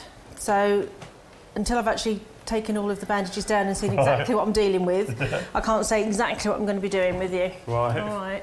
I spent half my life in hospitals. If you only knew how many months of the year I've actually spent in hospitals with my kids being younger as well. I just want to get in and out. That's all I want to do. Yeah. So I've had my fair share of hospitals, I can tell you. So let's take the bandages off and see what we've got. I'd rather not look. OK, that's fine. You don't have to look. And, you know, it'd be just nice not to have to go to them. But unfortunately, that's what they're there for. Yeah, I mean, there's lots of glass on the surface. Oh, right, sorry, sweetheart. Oh, OK, so that is more your hand, isn't it? Painful there. That's lovely. All right, I will need to put some local anaesthetic into the skin there because I really need to have a look deep inside, and I can't do that obviously because it's going to be a little bit too painful for you. That's going to be the worst bit. That's going to be the bit that stings. Right. And then after that, you're not going to feel anything. All right. All right. When you say stings, what, bad? It's not bad. It's, you know, it's bearable. Yeah. Yeah. OK, so this is the local anaesthetic. Oh, not the other way. All right, the hand will probably be the worst, so if we get that one out of the way first. All right. Sorry, sweetheart. All right, take some nice deep breaths for me. Well done. You're doing really well. It wasn't that bad as I thought it was. There you go, you see. Yeah. Often it is the expectation that's the worst thing, isn't it? The thought of it is worse. Yeah. And what I need to do, I just need to have a good look underneath this flap, all right, and see what's occurring. So there's no tendons visible. Right. All right, that's the important thing. Yeah. So I'm going to give it a good clean. Yeah. And stitch it back up. Okay. But there's no major damage done there. Ooh. Can you still feel that? Yeah. Is that really painful? A bit, yeah. Do you want some more anaesthetic in there? Bit, maybe, yeah. Yeah? Yeah, you do worry over these things, you know, you just... if you're worried about it every day of the year, you put yourself in a box, really, worrying about it all, but you have to take life. Life has to go on, doesn't it? You know, whatever accidents you have to sort of move on from that, and otherwise, you know, if you just keep thinking about it all the time, it plays on your mind all the time, it sends you mad as well, so you have to move forward.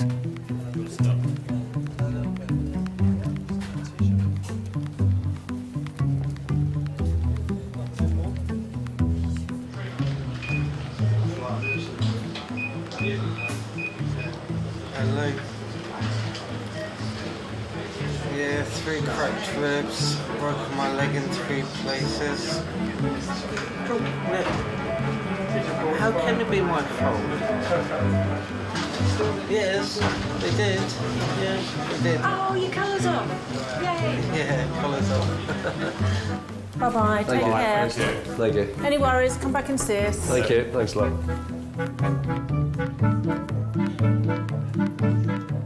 I just think it's not very wise to stand on a chair with socks on because you can slip. Should have used a ladder properly, like a step ladder, you know, for more support. So I think it was a bit silly, really.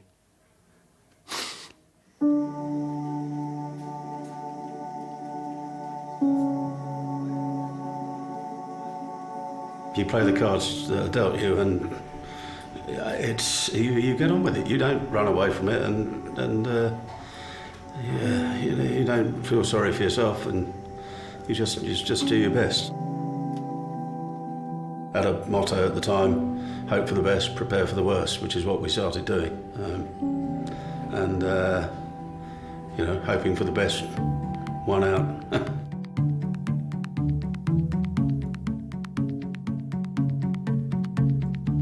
You just don't think that it's going to happen. If it happens to someone else. The fact that I'm walking, talking, and getting around is fantastic.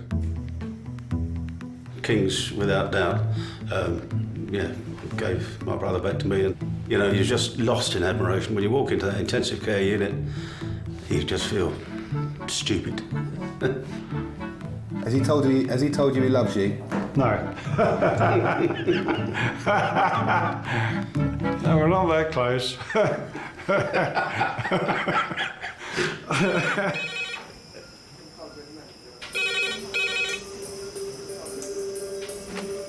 Hello, King's Emergency Department.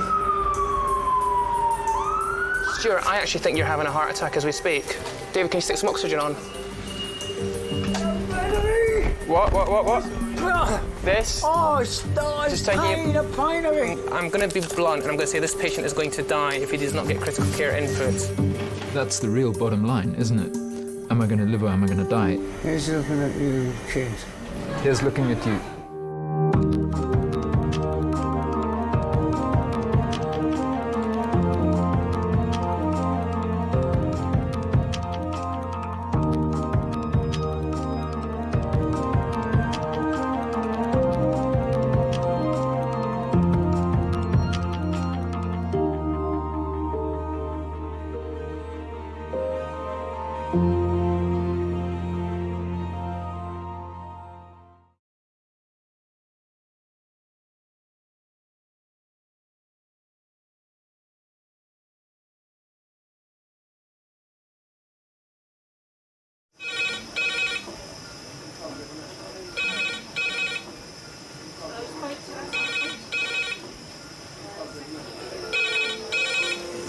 Kings A&E. Lovely. Cheers, bye. Adult trauma call, 8 minutes. Adult trauma call, 8 minutes. I've got an unconscious gentleman he has severe traumatic brain injury. King's College Hospital, London. I think something hurt. One of the busiest A&E departments in the country. They're a bit busy right now. Give them a bit, 20 minutes, 30 minutes. King's is extreme, isn't it? Come on. A place where love, life, and death unfold every single day. Fall from a tree. It's probably absolutely trolleyed. I'm very drunk. I just keep thinking, how am I going to cope? All the patients you're about to see were treated in one department in just one 24-hour period. Camino! Everyone should walk through an emergency room at least once in their life because it makes you realise what your priorities are. It's not the rush, rush, rush and the money, money, money. It's the people you love and the fact that 1 minute they might be there and 1 minute they might be gone.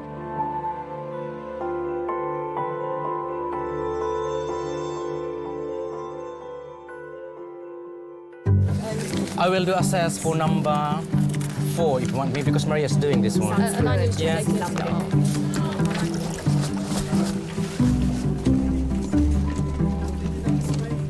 Every day, King's A&E treats patients with anything from a cut finger to life-threatening illnesses. For the staff, it's a daily encounter with all aspects of society. It's quite interesting being in this bay because you can see so much going on.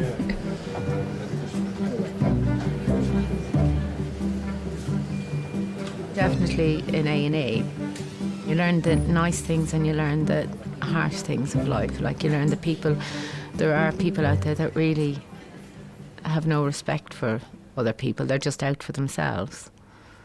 And then you see the nicer side of people.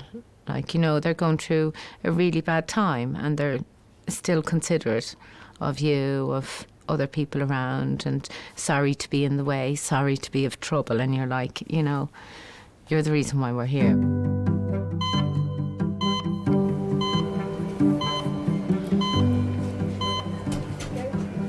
Hello. Hello.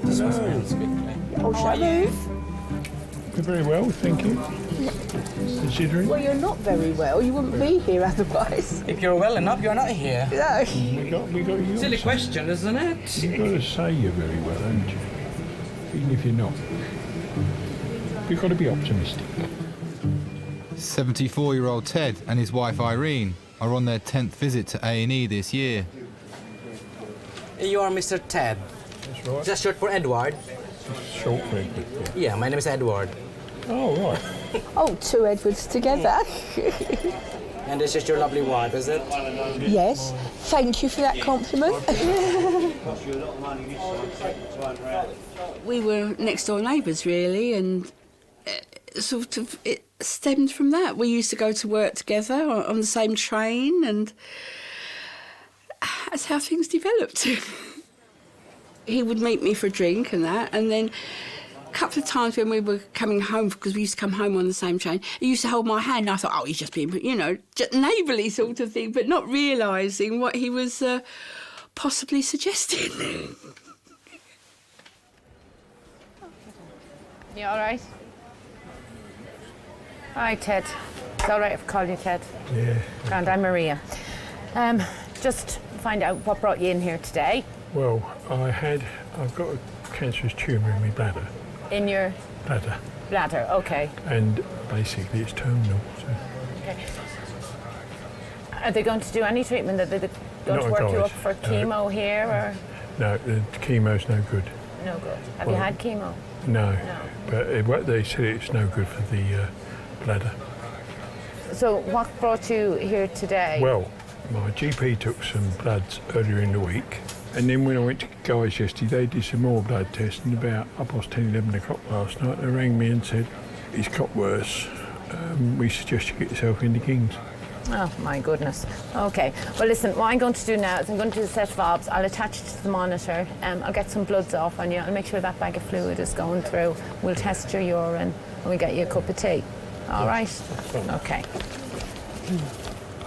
Fair enough to the doctor. He said, we can never say it will be this, it will be that. We can only give you an approximate time. Might be a little bit less, it might be quite a bit longer. He said, but I'd say a year, 18 months. So we just make the most of what we've got left, which I intend enjoying, so. That is a fantastic attitude. And now Well, let's see if we can get these problems sorted out. I feel sure you will, because I had a very similar thing in the summer. And is it difficult not to get attached to some of these people that you treat? In general, I don't want to sound hard, but in general, no, it's not. And that's just the nature of A&E. You're not nursing a ward of patients. It's transient, it's continuous, and you have to move with it. Getting very hot. Yeah, it is actually. And do me as well. Oh, lovely.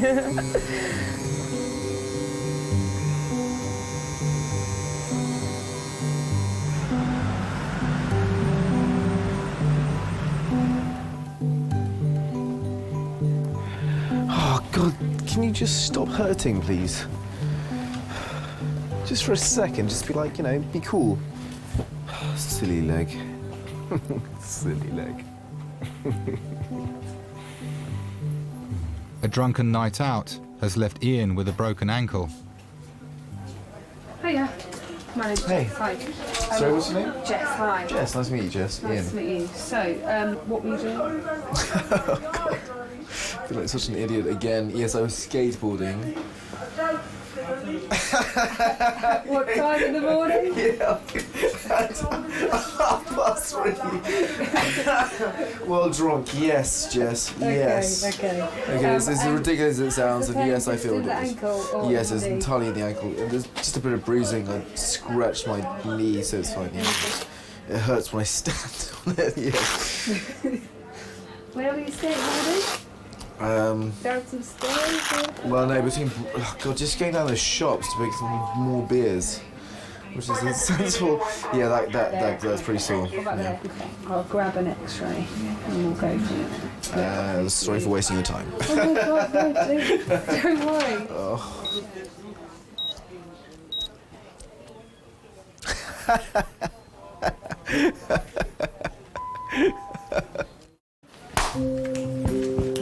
Kevino. All right, I'll just get everything ready. I can see you're not scared of needles or them tattoos.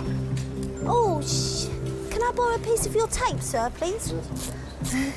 It's a good place to keep it there. Thanks. I finished.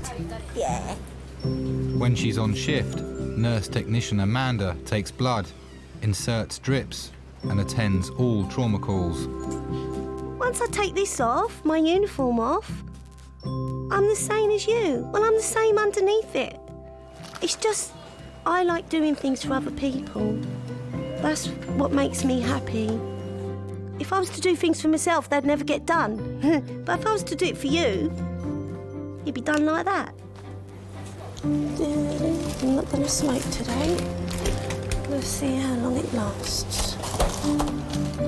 A lot of the ambulance guys call me Peggy Mitchell. Hello. Barbara Windsor. I've not got the assets though, but never mind.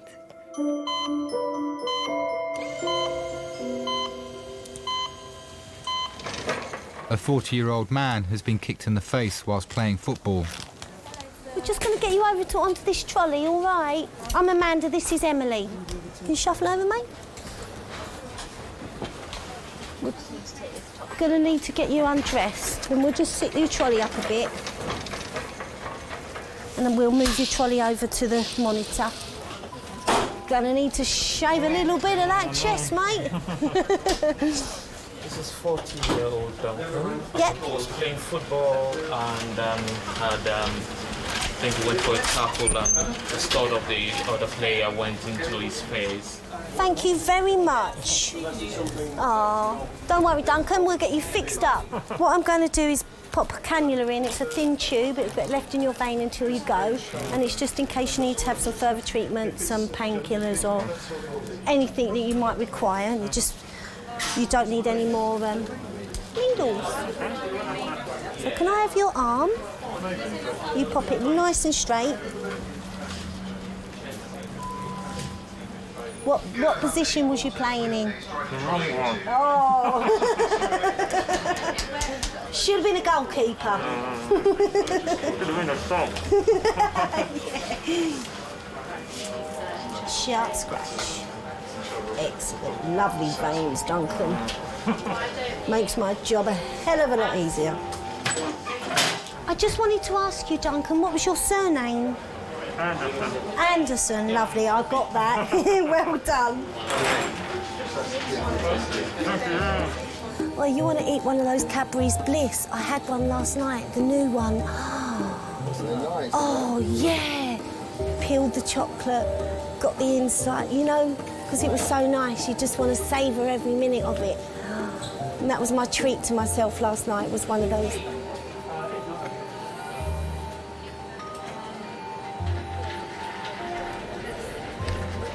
Can I tempt you with a banana? Don't fancy the orange? So you haven't got a temperature? No. I'm getting bored now. Have you got a fluid chart, honey? I don't think it's actually going. No, I don't think it is. Maria, Maria? Yes, dear. it's actually dripping. Is it now? Let me get a flush and sort it out. It's all right to call you, isn't it? We never know. Jakers. Thank you. Times I tell him. I do the exact same, actually. Well, I started training 20 years ago. God, 20 years. I suppose like an awful lot of other people that go nursing, kind of very idealistic. Not that you cared more, but you were a lot softer in the way that you looked at things, I expect. Yeah, things affected you differently. Like everything was wow and oh my God and poor them kind of thing, I suppose. Tea okay? It was okay, but I couldn't get it down. Mine was all right. Was it okay? Yes. All right. He's a very gentle person, and like he likes his art, but he sort of introduced me to art, and I thoroughly enjoyed it. We love going out for walks. I think your tummy's a bit swollen to normal. We're companions to one another. You know, we just sort of clicked. It was just strange, really. You just felt, oh yes, this is the person I'd like to be with for the rest of my life. Come here. Just put your head up a minute. I'm just going to support your head a little bit, all right? All right?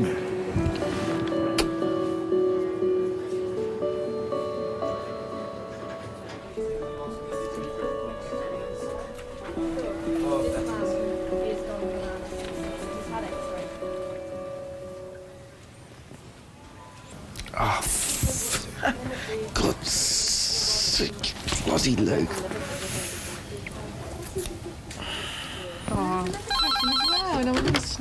A&E minus. We're gonna do the blood, yeah? Extraction. Take the blood, put the needle here. I fucking hate needles. Huh? I hate needles. Yeah. If you, I'm telling you, if you... Let's just not talk about this. I'll deal with it when it comes along, you know? Yeah? Yep.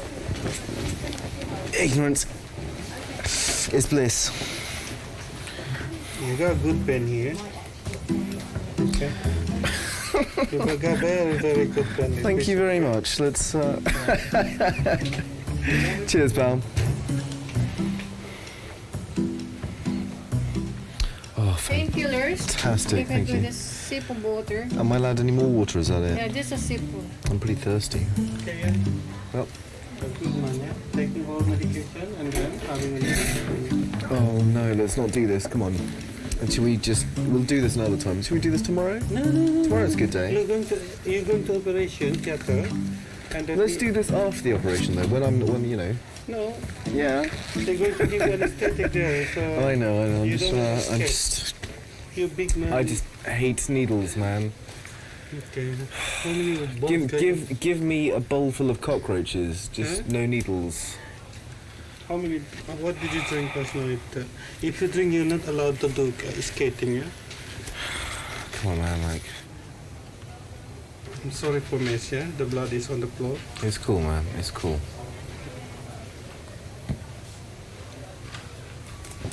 Joy of joys.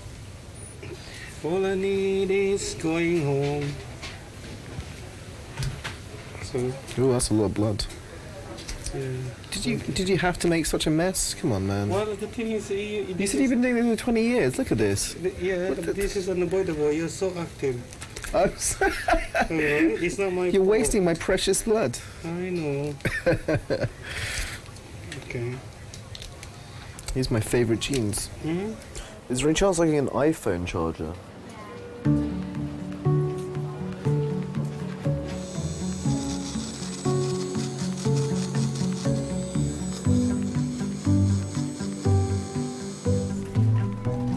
My name is Kevin Hillman and I'm a porter. We're actually on the front line of A&E. I've seen stabbings, I've seen shootings, I've seen people with dislocated shoulders, broken legs. So we are the most important department in the whole of the hospital at the moment because they're coming in 24/7. And on the way, can you bring him to X-ray? There's another porter sitting down in there. Well, Sometimes it can be difficult.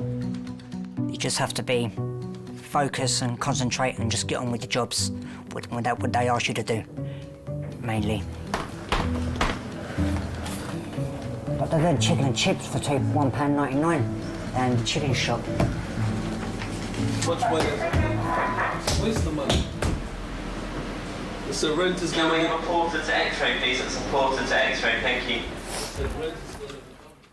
I quite enjoy it. Got friends here. I know some of the doctors. I know some of the nurses. I'll get on well with them all. Kev, I'll treat you to a little coffee later. No, that's all right. Don't worry about it. No, you bought me one. I'll have to return the favour. Just get me a Red Bull later. All right, I'll get you a Red Bull because I'm going to need a Red Bull.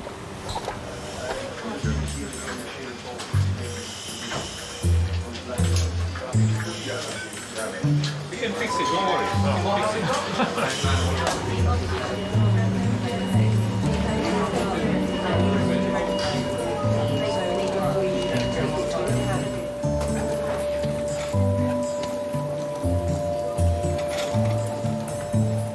Well, it's not as bad as I thought it is. Okay? Okay, good. It's not as through and through as I thought. Okay. Your tooth might be quite sore because it's probably... It's all bruised, and yeah, no. So I consider myself very lucky. Hello? Put it this way, when I talk, I can feel my top lip flapping around from just below the nose. but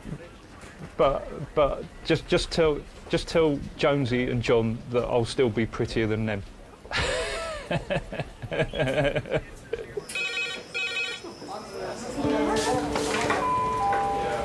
Adult red phone, 6 minutes. Adult red phone, 6 minutes.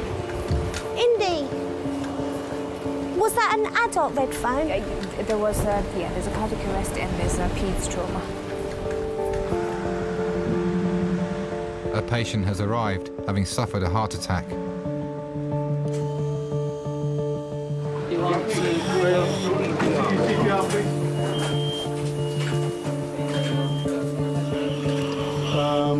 Any change of rhythm? Has he been PA throughout? Okay. Amanda is a key part of the team administering CPR.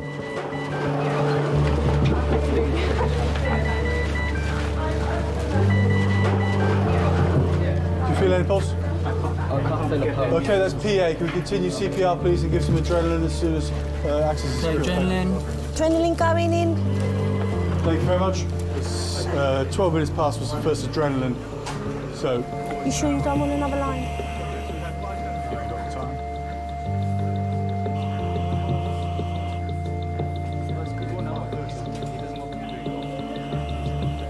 The minute it arrives, it affects me. The minute it's in the door, it affects me.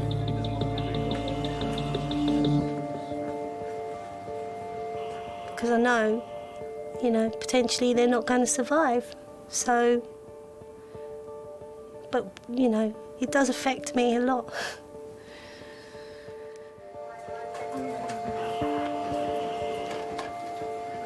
Is that going, Dave? Okay, how long has that been? To another cycle, please. Thank you. Go. You had one last cycle. You had, she had there, yeah?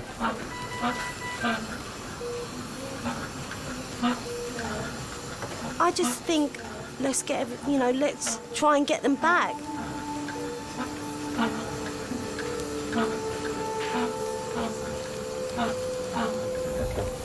With that in mind, so PA. Should we do one more cycle and then if there's nothing from there? Well, I think we're doing a pulse check now. I think there's no pulse. Thanks very much, Simon. Thank you.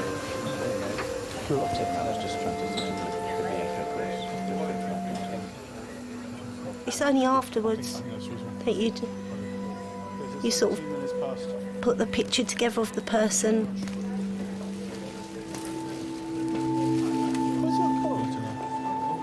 It's when I go home that, you know, and I'm on my own sometimes. That's when you might have a little cry or release. but not when I'm at work. You know, you could have had one situation where someone's died or, you know, there's a major trauma, and then 10 minutes later you've got the same situation again. So you have to be professional, and it is hard.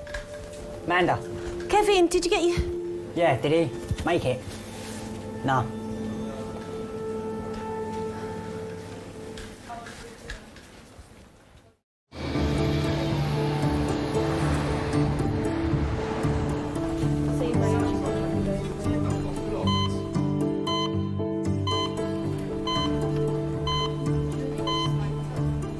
Every year, 7 million people have accidents at work.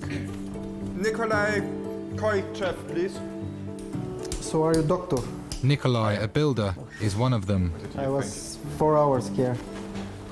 We're super busy today. Usually, when you wait very long, it means you are not super urgent. That was... But it looks nasty, I agree. What happened? Cut the finger with chainsaw. Oh, nice. Very nice.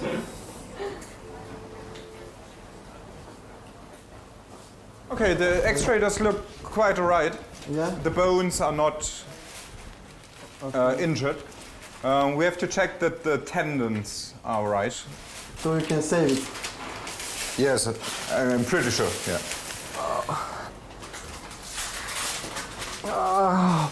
Oh, very painful.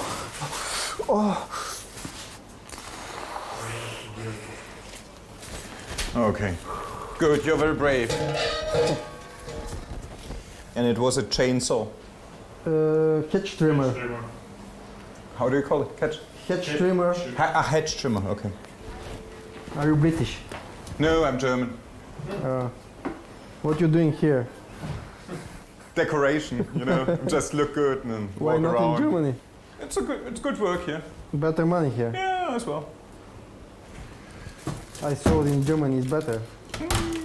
I mean, you came here as well, isn't it? Yeah.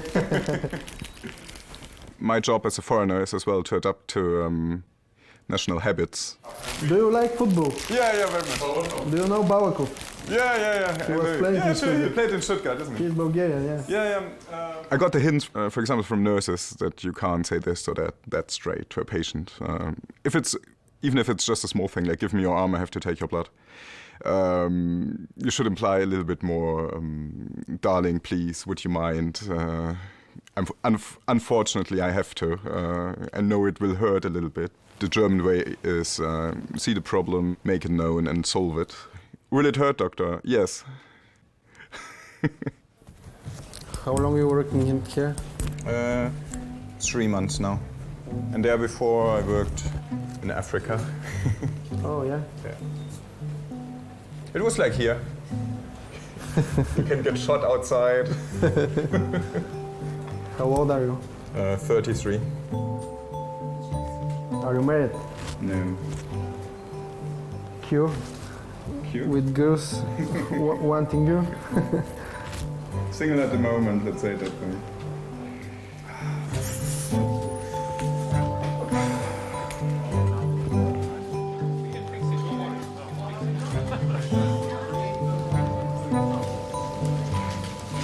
Tadeusz Bros.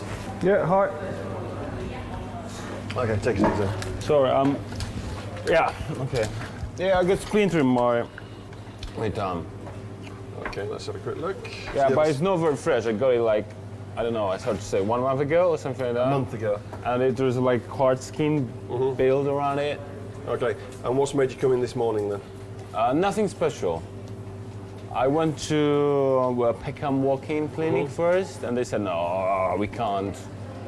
And they sent me here. It's nothing special. I really just realized it's not gonna come off naturally, so okay, I need to someone to take it off, I'm afraid.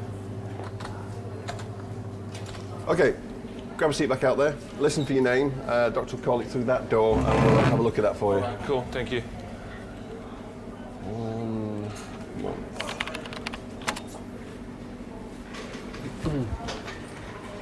I just tried somebody who's got a splinter in his thumb for a month.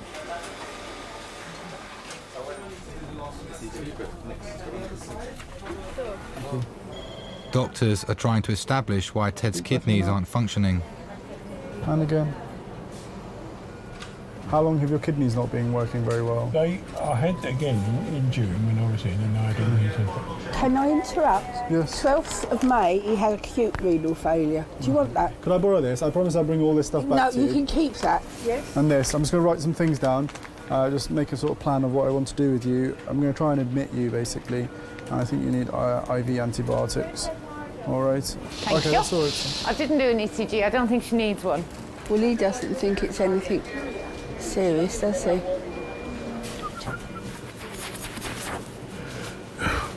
It is a very worrying time, and you try and put to the back of your mind what might be. You've always got, no, we're going to succeed, we're going to beat this. You mustn't think, oh, you know, this might happen, that might happen. You've got to be positive all the time.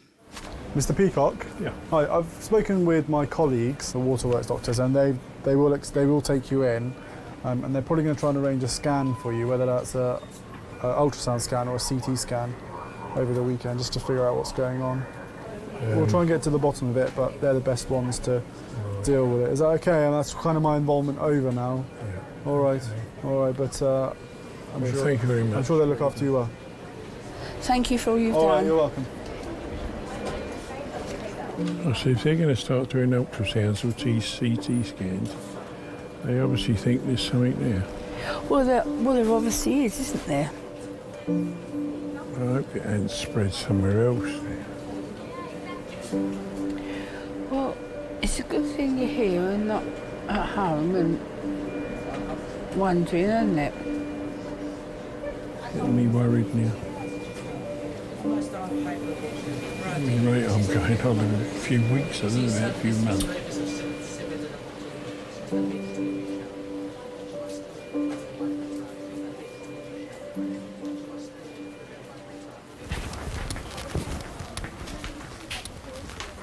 Okay, what happened? Yeah, around 1 month ago, I'm not sure, but it was like a while ago. Yeah. I got a splinter in my ankle. 1 month ago, my friend. Around, yeah. Yeah. You know what? Yeah. Go to GP, okay? Yeah, really? Yeah. I went to GP today, and they sent me here. No. That's Really? GP. That's GP thing, obviously. Look, it's 1 month, okay? So it's not urgent. In fact, I'm walking. Yeah, She said, I can't do that. Okay. But your GP can make you an appointment for surgeons if he wants to, because I have no time.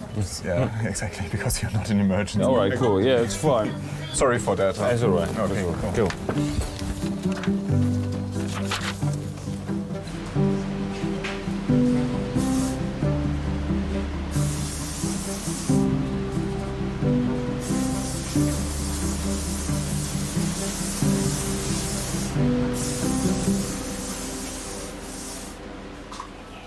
Alan has brought in his 77-year-old mother, Peggy. She's been attacked by a pit bull and broken her arm. He's insured. I'm going to get into a solicitor on Monday, and I'm going to sue him for breaking her arm. They took my coat away where the dog was trying. Because the dog attacked this. When I came back and saw her, and I came in with my dog from a walk, there was all like mouth bites all over it, like where the dog had been trying to bite her attacker. So the police took this away, and they done saliva test, must have took the saliva off it and put it in a bottle and sent it off. Is there any way my mum could get a wheelchair at the hospital? We lend it to her, loaned, or... Yeah, go home with her, get her about like... Right, so mate. So tell me once more what happened. I was attacked by a dog. Okay, and it was this morning. Yes, I was going to pay me poll tax. Okay. Yeah. And the dog didn't bite you? No, but he went to bite me. I was on the floor and he was pulling me coat, trying to get to my arms, my legs. Well, I mean, the 2 breaks in a couple of weeks. What happened to your other arm? So I slipped this it. one happened today, and this one is new, isn't it? Yeah. The more the people are in pain, the more serious, let's say, the injuries are, the less they complain and just say, doctor, do what you have to do. Especially the older ones, I guess, having suffered from the war. Have you had this one in the past? Yeah? Is it still on? And you wanted to have it symmetrically, so you went searching for a dog. Do the 2 legs next. Yeah, I think she'd like to come up the hospital. Next one is free. He's going to prod that in a minute. Start prodding it.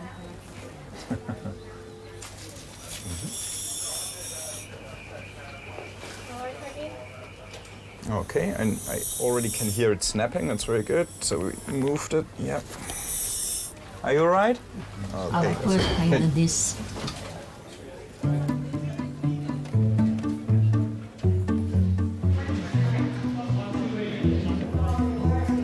I stepped on a nail and it went into my foot. Oh, thank you, Jesus. Thank you.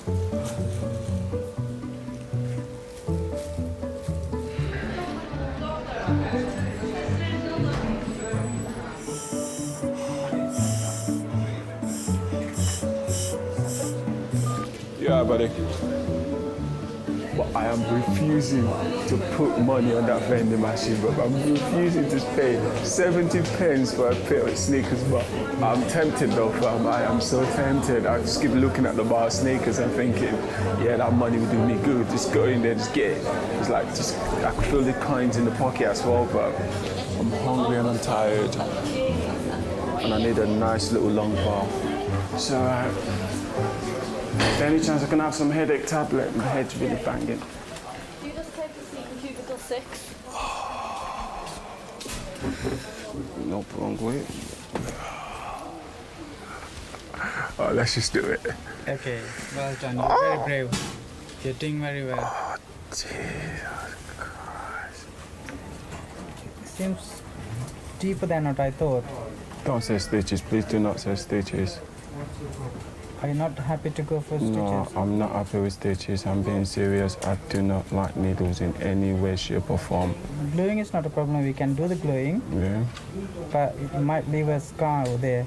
That's fine, I'll take that, but I do not want needles. I know I'm a big lad, but still, when it comes to stuff like that, I'm a wuss. I know, okay. But I'll need to have a faucet for that.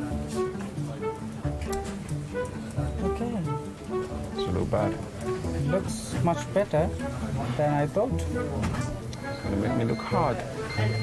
A little bit, yes. That's only concern.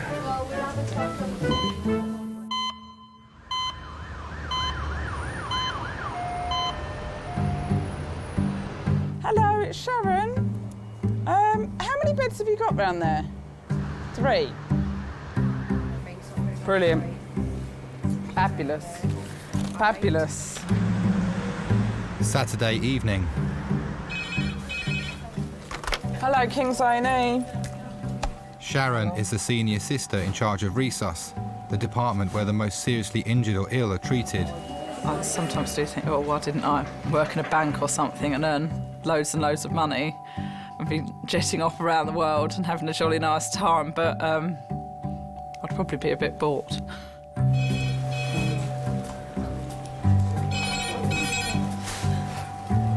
Hello, Kings A&E. All right, thank you.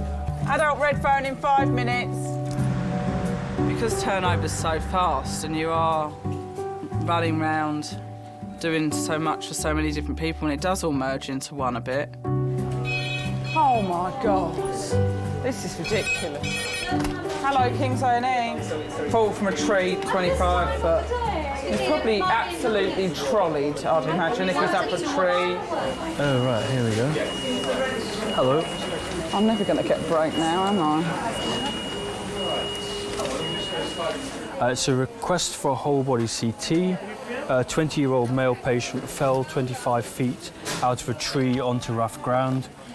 Possible loss of consciousness at scene. I'm going to put a finger in your back passage. You have to tell me if you can feel, okay?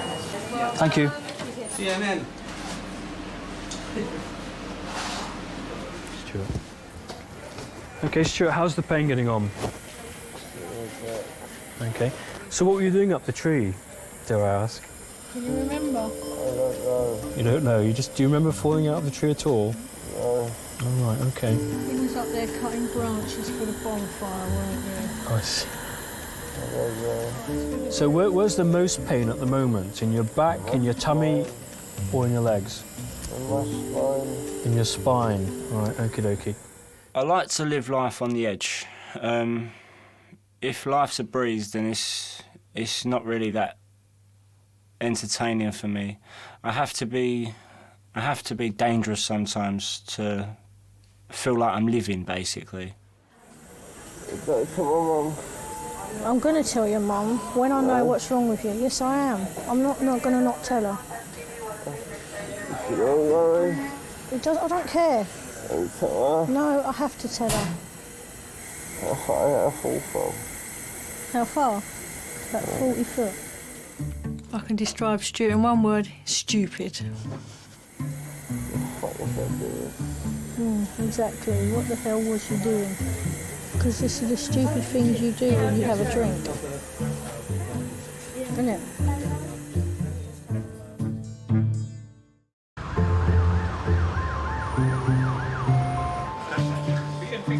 Ted is waiting for a bed on a ward so doctors can carry out further tests. Actually, Debbie, will you throw me in a piece of gauze off the IV trolley? Debbie, will you throw me in a piece of gauze off the IV trolley? A piece of gauze off the IV trolley. Oh, I heard you. You're right beside me. She's a bit Mutt and Jeff anyway. The best of times. I don't know, what is it about people like that make you instantly like them? And I think it was that, you know, you walked in, he was very polite, and just that he was so positive, and that came through, and it wasn't false. He was really genuine, and you felt that from the time he started speaking. Where's your wife gone? She's gone home. Is she? Well, we've got a disabled daughter. Oh, have you? Yeah, she's got MS. MS. She lives with you? Yeah. God, you've a lot of stress, haven't you? Yeah, she's had it. She's 29. She's had it since she was 17. And how is she with the MS? Got worse. Has it? Yeah. Her walking's very poor, and her eyes is the other thing. She's really so partially sighted. Anyway, I think she does pretty well. She don't do too badly, really. She is a worry. And then I'm a bigger worry now. So. Well, we have to get you sorted out, don't we? Yeah. Get you home. Neither of us were too worried. We knew he'd probably be feeling fairly poorly, obviously, but as in the past, they gave him these intravenous things, and in the end, everything turned out all right. So we weren't over-worried. We were worried that the infection had flared up again and wondered why. And we're ready. Jolly good. Now, do you want me to chop?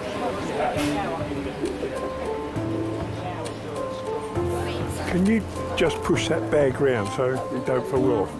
Lovely. But that's it, isn't it? That's A&E for you in a nutshell. Like, you know, you can have people spitting at you, swearing at you 1 minute, and then you've got the likes of Ted and his wife coming in. You know, you don't always get the privilege of spending that time with them. Take your hands in now there. Oh, yes. I'll get a slap.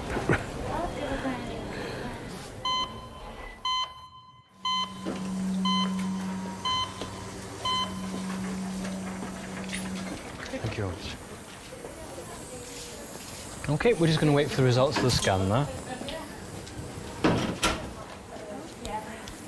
There's not a lot, really, that happens that I've not seen anymore, and it has to be something pretty awful. You know, a lot of the time I walk out the door, I close the door behind me, and that's it, done. Then, you know, I'm out of work then.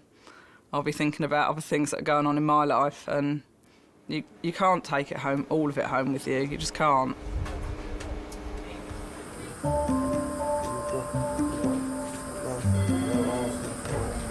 I've got no answer for it.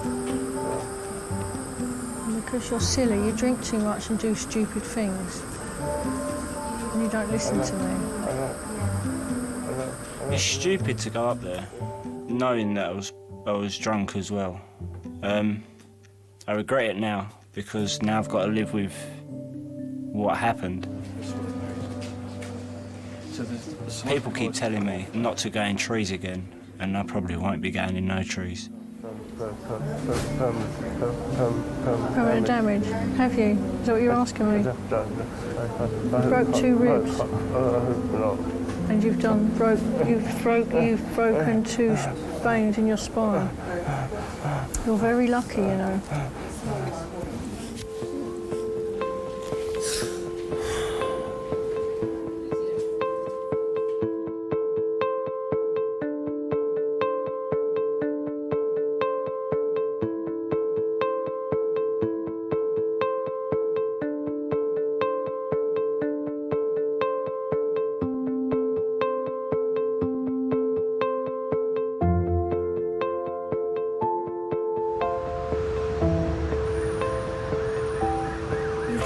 You get tired out talking, don't you? You can do, yeah. Well, you do, Yeah. you can tell. You do. So, But you've got to stay positive. We all got to stay positive. well, that's what I try to do.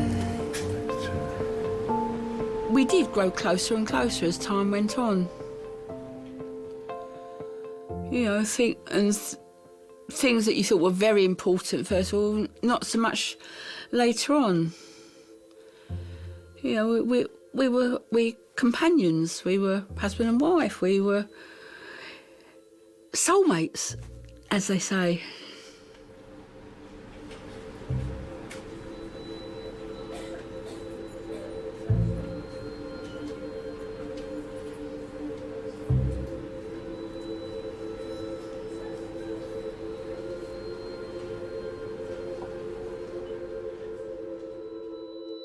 It's so difficult to try and explain how you really feel. You know, you just, oh, I do miss him.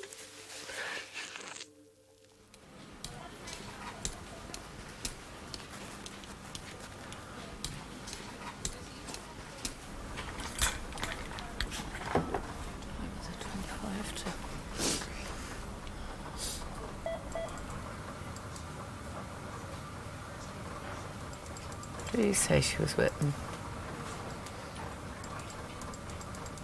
Oh no. He only died tonight at 11:15. Fuck, why didn't I go up? They didn't know whether it was pre or post. He had bladder CA and he'd been to guys and he was just a champion.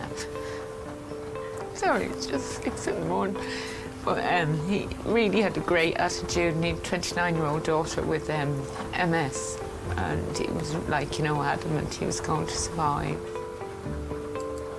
There is patients that will get you, and there's probably 4 patients that I'll remember like Ted. For him to have such a positive outlook, and it can't but inspire you. But yeah, there are people like Ted, and there's a few Teds in my career that I will always remember.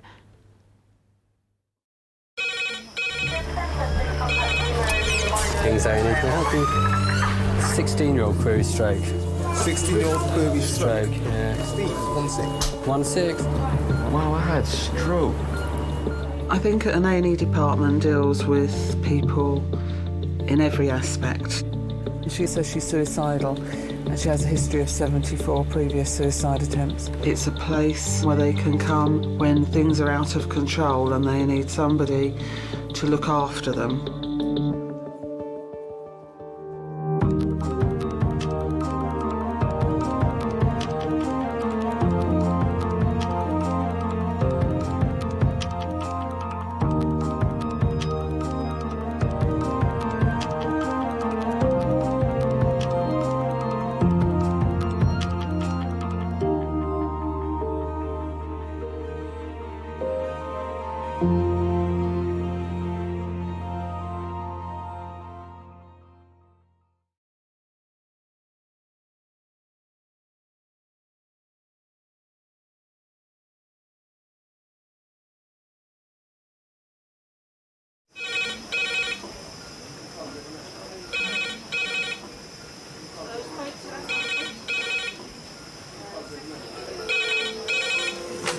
Kings A&E. Lovely. Cheers, bye.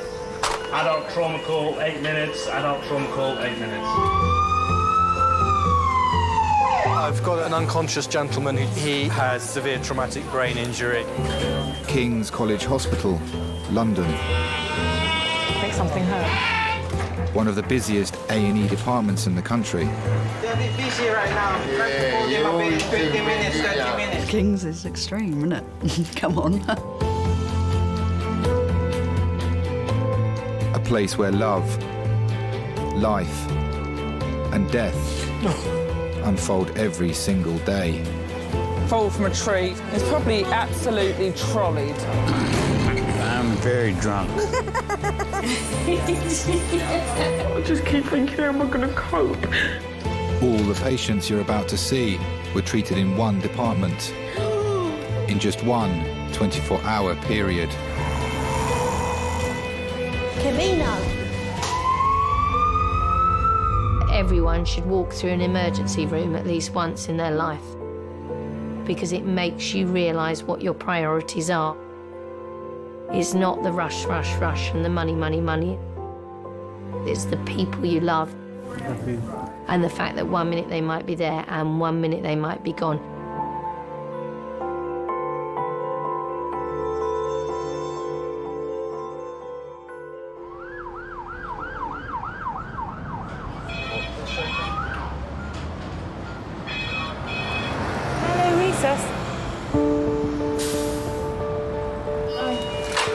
Red phone trauma call, resus, ETA, 8 minutes. Yeah. Red phone on resus, 8 minutes. What's that mean? ETA, 8 minutes. There's a resuscitation coming in.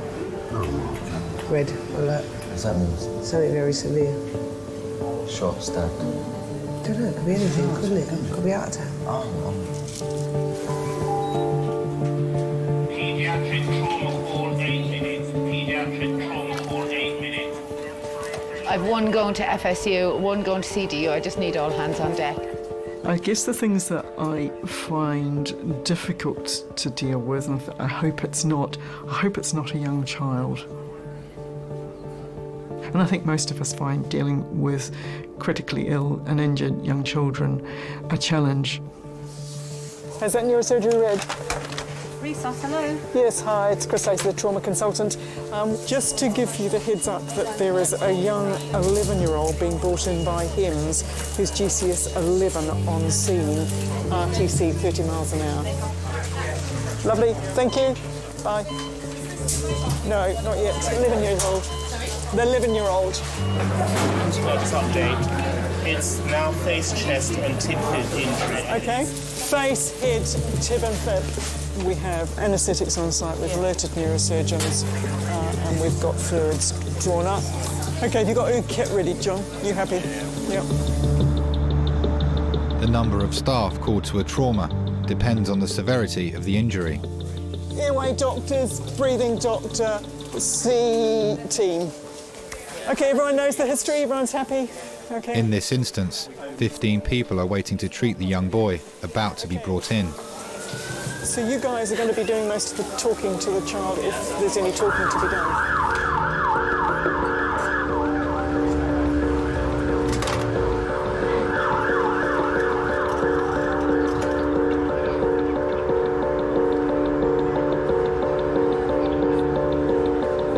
Sounds like they're coming.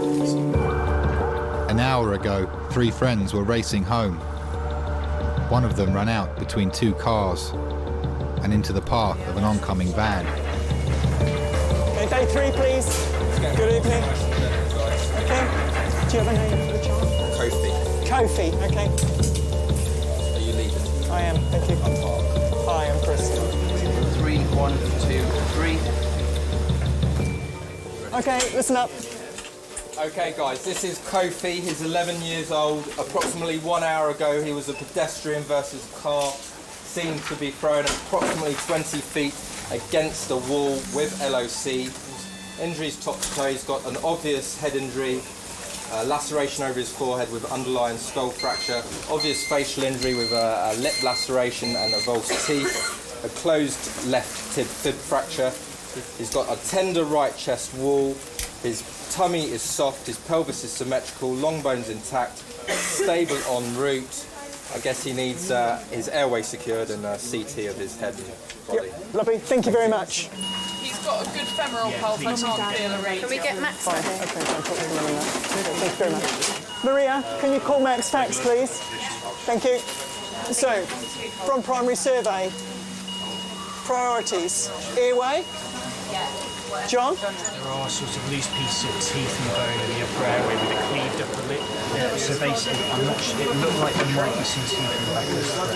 Okay, John, are we going to protect the airway? If there's loose tissue there or teeth, can we save it, please? Have we got a sterile pot in case there's loose teeth, please? Yeah.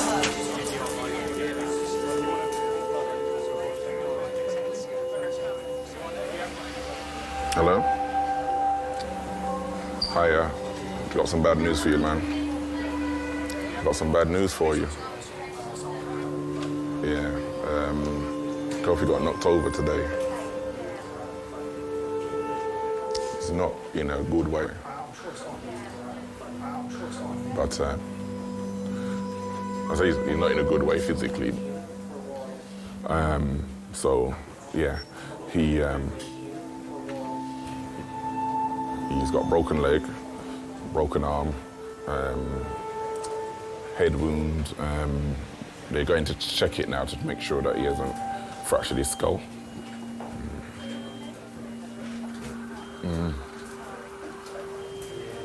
Yeah. Yeah. When Kofi was born, he was my first boy, and to look down and see I have a son, you know, was amazing. And I always remember the first thing that I did with him, as I took him, and I held him up in the air and just said, I counted his toes, I counted his fingers, and, you know, looked over him, and then I just held him up in the air, and I said, thank you, God.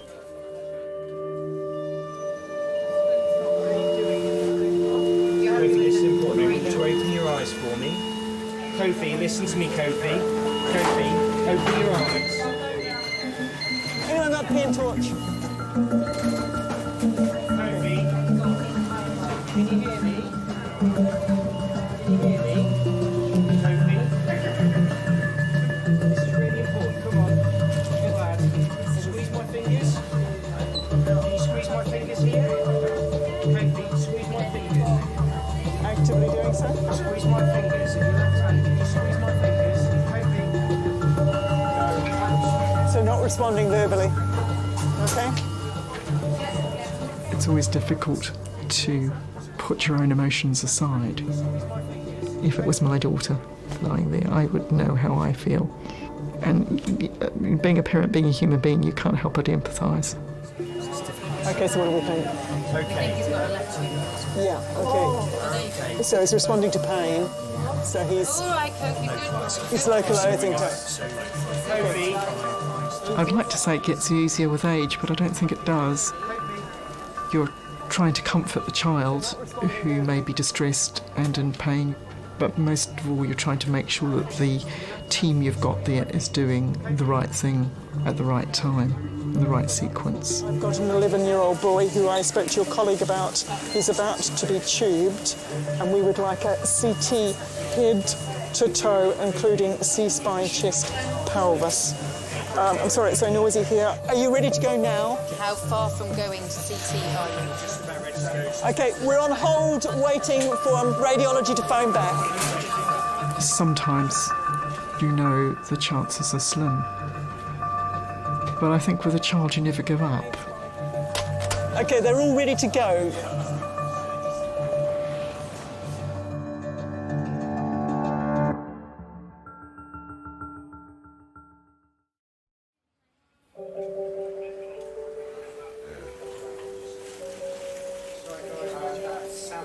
They just brought him back from the CT scans. 11-year-old Kofi has been severely injured in a road accident. because basically the car hit him and knocked him into a railing. So the damage has really come from the railing more than the car. He's got a right-sided frontal 7 to 8 millimetre subdural hematoma with no swelling, no hydrocephalus and no midline shift, so it's stable injury. I was supposed to be going to church that night. This Wednesday night, I go to church on Wednesdays. For some reason, I was something just came over me not to go to church. And then my daughter phoned me and told me what happened. She was screaming down the phone, "Daddy, can you come quickly? Daddy, can you come quickly?" And I panicked. I was really panicking, Because of how she sounded, I thought the worst. Immediately thought the worst, that, I don't even want to say it, I just thought the worst,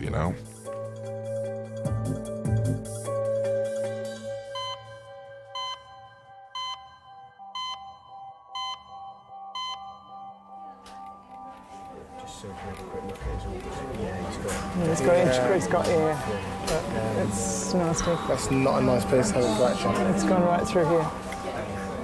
All the way through, that's nasty. I don't know whether I'm going to talk to the parents now, but he's quite seriously unwell. Right, we've just had the CT scan result back. We've only got some of it back at the moment because there's a lot of images to look at. We've now got the neurosurgeon who's just coming to see him, and we've also got the maxillofacial surgeon who's there as well. But he certainly has a fracture of his skull and of the face. And there is signs of some brain injury as well. So there is blood around the brain, on the top of the brain. Now, I'm sure there'll be lots of questions and things that you're thinking about, but just give us a little bit of time to get all the image reporting back, and then we'll come and tell you a little bit more about what's going on. Okay?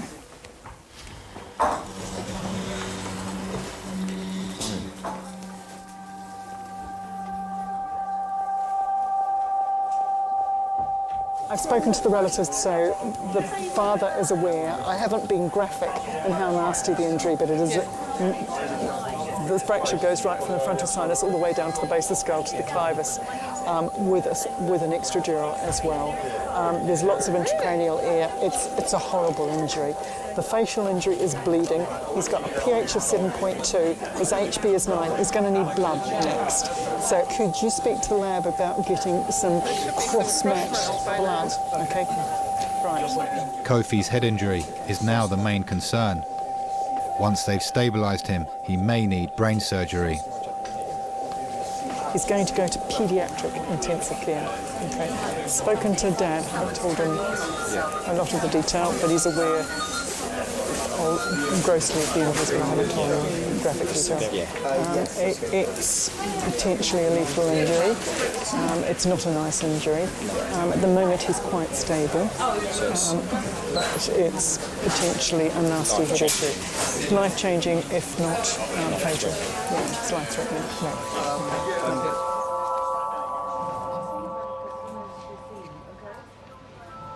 What I felt was it should have happened to me, not him. I was thinking, did this happen to him because of something I did in my life or to someone, It did, I went through probably every emotion that you could go through.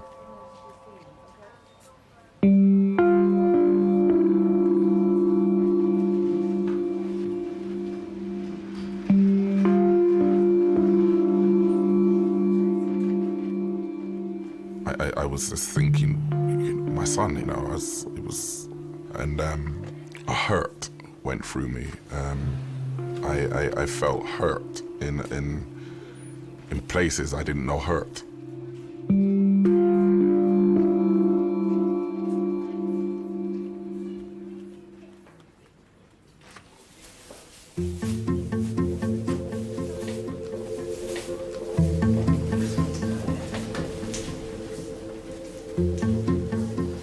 Are you the plastic surgeon? No. This is the senior doctor in the A&E, and he's got experience with faces as well. My name is Nadine, and I'm 16 years of age. I'm a hairdresser. style, cut, blow dry, whatever. I love appearance. I love making people look beautiful and it's just my thing. I love it. Ah! Sorry, I'm doing touch. So. My best feature are my eyes, as you can see. Beautiful eyes. Yeah. I'm not big-headed or nothing, but I think I'm perfect. If you are happy, I can do. If not, then you can wait. Up to you. This is my face, you know. Everyone sees it, so please do not mess it up, please, because I won't be happy. Yeah. Nadine has been glassed in the face whilst on a night out with friends. I'm scared. I didn't know that he scarred me until people was like, you're bleeding, and then I looked in the mirror and then I saw my face and I was just thinking, oh no, like look at my face. Look at my face. That's why you're getting an injection. Oh, I hate injections, I hate needles. Okay. Try not to move. Sorry.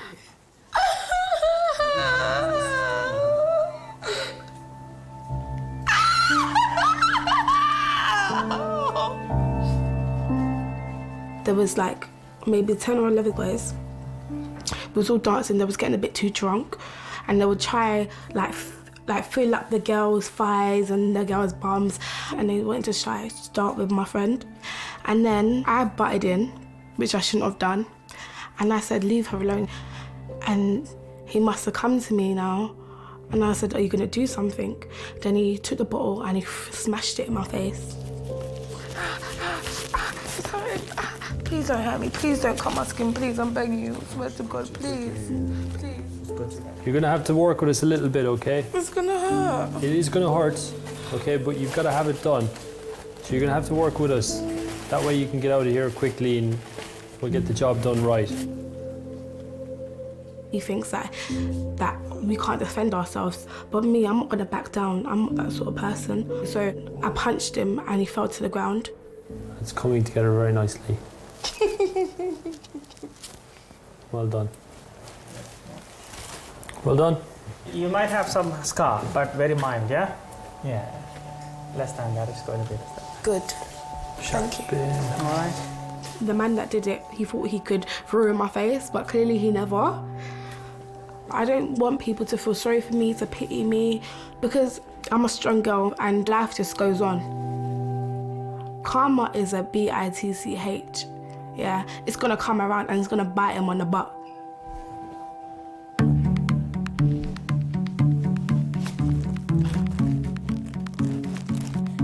Look at all that blood. Look, there's blood everywhere. Oi, oi, oi. There's blood everywhere. Sorry.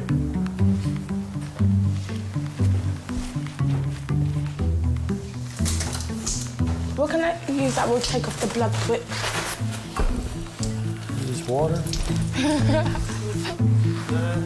Don't normally need any.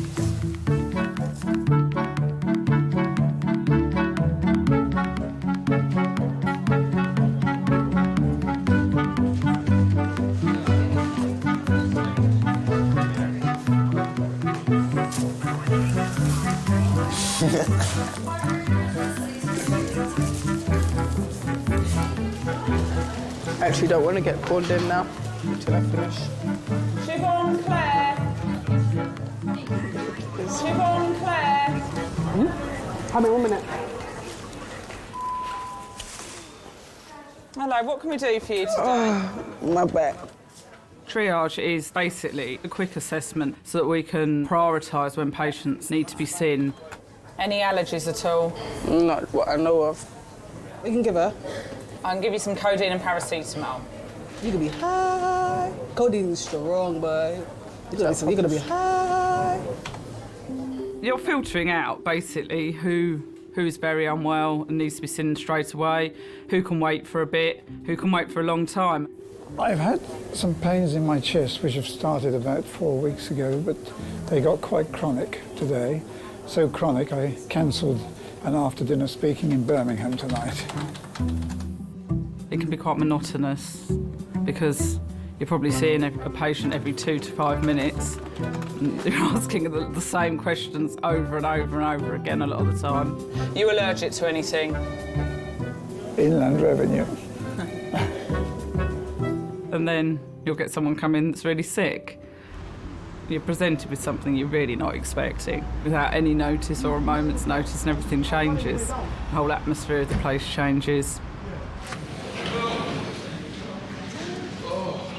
A 22-year-old man has come through reception, having been shot in the face. Okay. Oh my, right, come through, sir. Okay. Okay, darling, just come through this way. Right, Sonia, this man's been shot in the face. Okay, darling. Sorry, mate, all right? Okay, darling, we're going to get you on the trolley. Just come on the trolley for me. Let's get this off. I'm going to sit on here, babe. What's the story? He's just walked into triage saying he's been shot. What's your name? And do you know where you are? It's the stuff of movies, but we get it sometimes at work. You know where you are now? Okay, my love, there's going to be a sharp scratch in your left arm. Keep it nice and still. This gentleman has just walked into reception. He's been shot in the face through a window of a car. So I don't know if that's glass all over his face, yeah.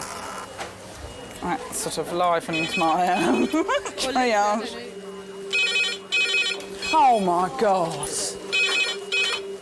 Hello, Kings A&E. Okay, listen up. We have another trauma call coming in with a stab wound. So if we can hide some of the team to be ready for that. Third trauma call. Okay. The majority of people that we get coming in having been stabbed or shot are under 20 or in their very, very early 20s. In fact, it's extremely unusual to get someone over the age of 25.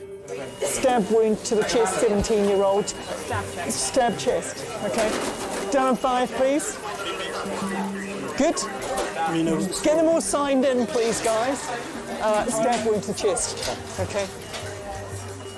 You do find that there are cycles of violence, and you just get a period where, there's lots of retaliation going on, and so you could have a wave of gang activity. Sometimes the police will alert you to that and say, we expect further violence. Hello, Kings ED. Okay, we have another trauma call, a stabbing to the face. If the transfer team can stay intact, I will take what's left. Probably 5.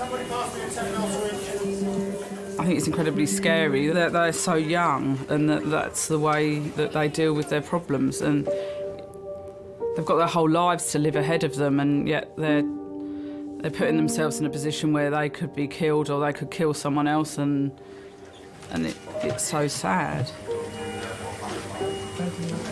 Has everyone looked in his eyes? Not yet. I think the youngest victim of gun crime that we've had in the department is a 5-year-old child, which is just unbelievably shocking, and it's extremely scary to think that's the way things are going.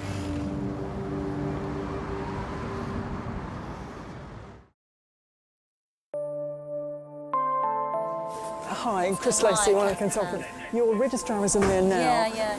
Whilst 11-year-old Kofi is fighting for his life in resus. He's got a nasty skull fracture. I've only just quickly looked at it. He's got an extra... 3 victims of violence have arrived in quick succession. There's a gunshot wound to the face. We're just waiting for a CT. And then we had a chest stabbing, predominantly superficial.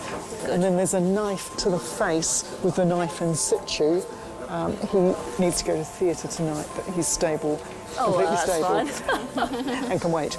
It's been a little busy. Has he got over there with a knife sticking out of his head? Yeah. Hey, are you okay? Right, pull bugger, because we're fine the other side. Get you to have a seat on there. If you can take your jacket and shirt and all that off. Don't let me forget that. That's the most expensive brolly you'll ever hold. Oh, really? Actually.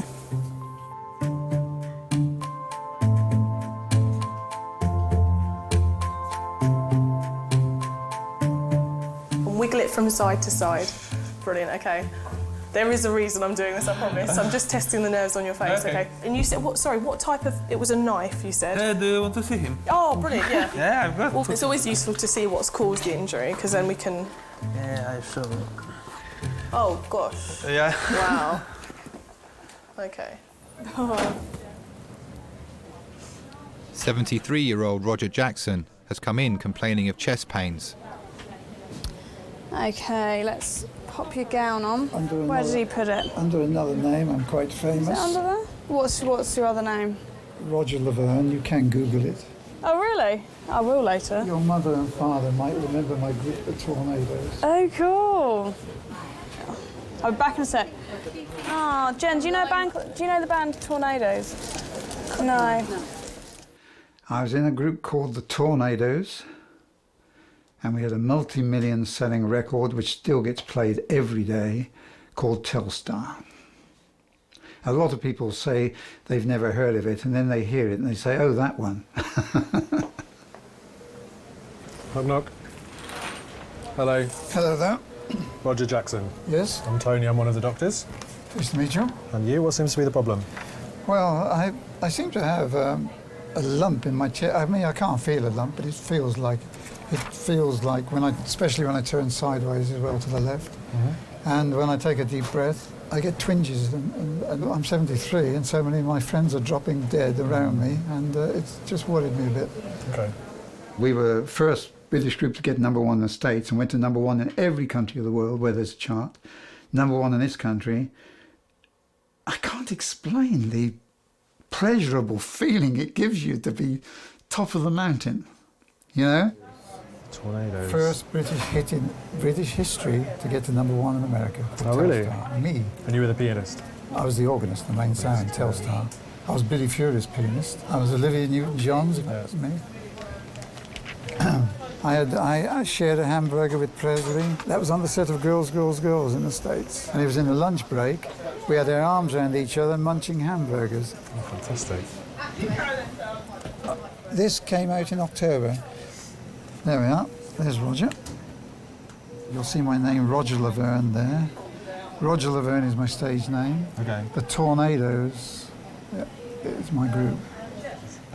The advent of rock and roll and everything in the 50s was wonderful, you know. All the coffee bars came up, the lovely espresso coffee bars in London. Presley came up, and Little Richard and people, and it was a wonderful time, you know.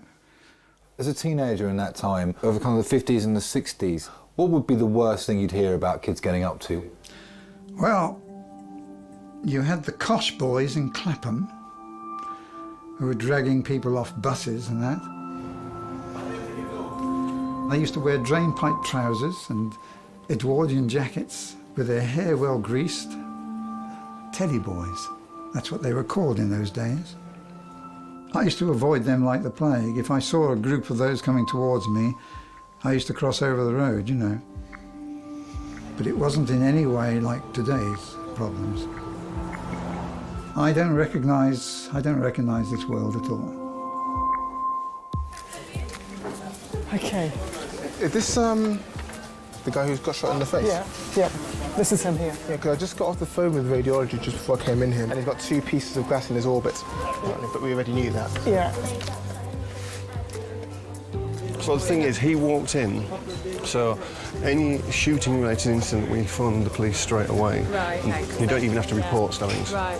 But firearms, you have a duty to report it to police. Right. And they come down with no response unit. I see.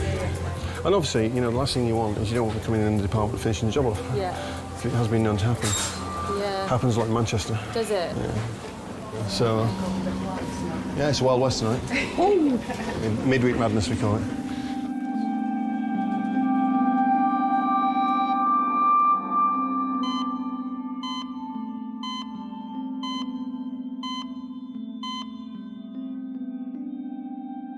Kofi's condition isn't improving.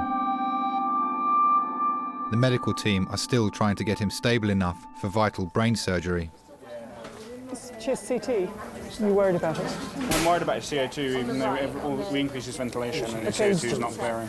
Okay. And the tooth that might be missing, That's the question, isn't it? are we worried about that or the chest? Ask, is his C-spine clear? The rest of his... No, his C-spine's not cleared, and they do need to. There's an alveolar fragment with a tooth, and there may well be a tooth missing as well, which is what we're just worrying about with respect to ventilation. He needs probably a unit of blood, but I think as soon as we get into PICU, the better. It is sometimes quite difficult to deal with situations where you've got multiple patients in resus with conflicting needs or different needs. Which, sorry? The guy who was stabbed in his chest. Where is he? He's only in his boxes. You're dealing with a family and then you have to go and deal with a stroppy teenager who's having a bit of a tizzy fit. That gentleman needs to come back. No, we'd like him back, please.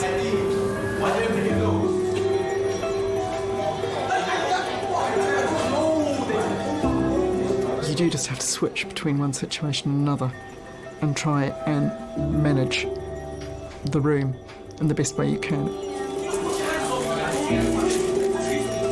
Yes, sir. Hi, I'm Dr. Lacey. Do you want to come and talk to me?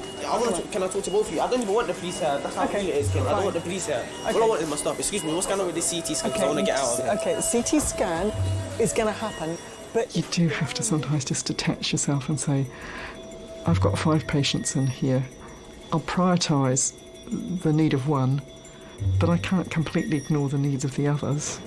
Innocent or not, they're both my patient. So as soon as we've got the scanner free, we'll get you up there. But So you how just long have is to it be gonna paid. Realistically, half an hour. Half an hour is not long. Can my cousin come in here, please? Just because you're injured, if it's not life-threatening or immediately limb-threatening or anything like that, we've got a right to carry out our work in a way where we're not being abused by people. And if you're going to abuse me or any of my colleagues and you're going to act in a manner that's extremely unpleasant, you can go. I'm trying to comply with you. Do not try psychology on our brain cells. Do not. Guys. Do not. Guys, can I ask for calm, please? Do not. Could I ask for calm? There's a very seriously ill I do apologise. young I child. do apologise. She's trying her strategy. Listen, there's a very seriously young lad. I'm sorry. There. It's I'm 11 years sorry. old. I I'm really sorry. would like to keep I do it calm. apologise. Thank you. She doesn't calm down, she's out. I'm not having it in here either. Okay? Yeah. I'm going to take him to CT now. Fantastic, and then we can get the relatives. Can we not put them with the young lad's relatives?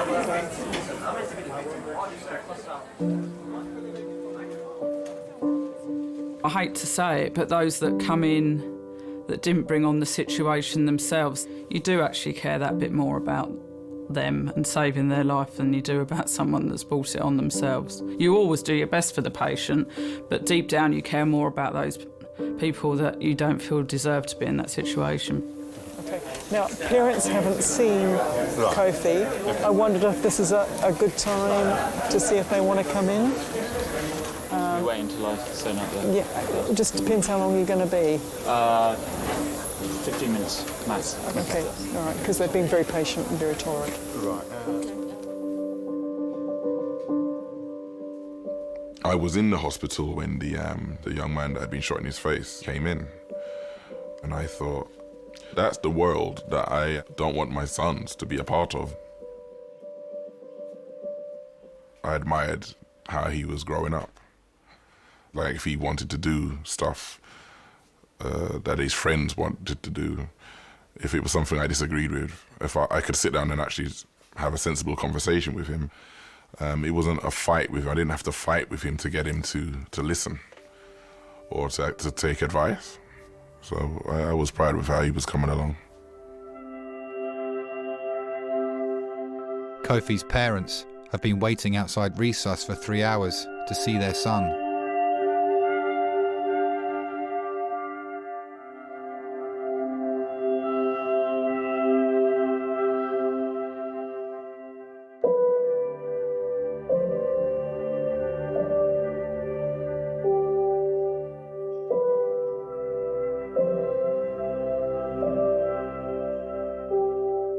When I saw Kofi for the first time,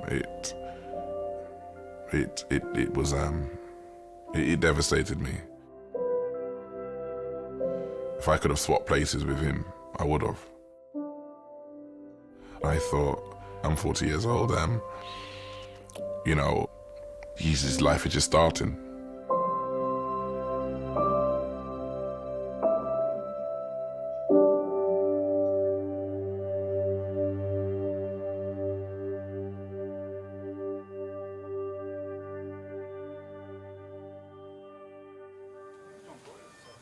In 1982, I realized I was mortal.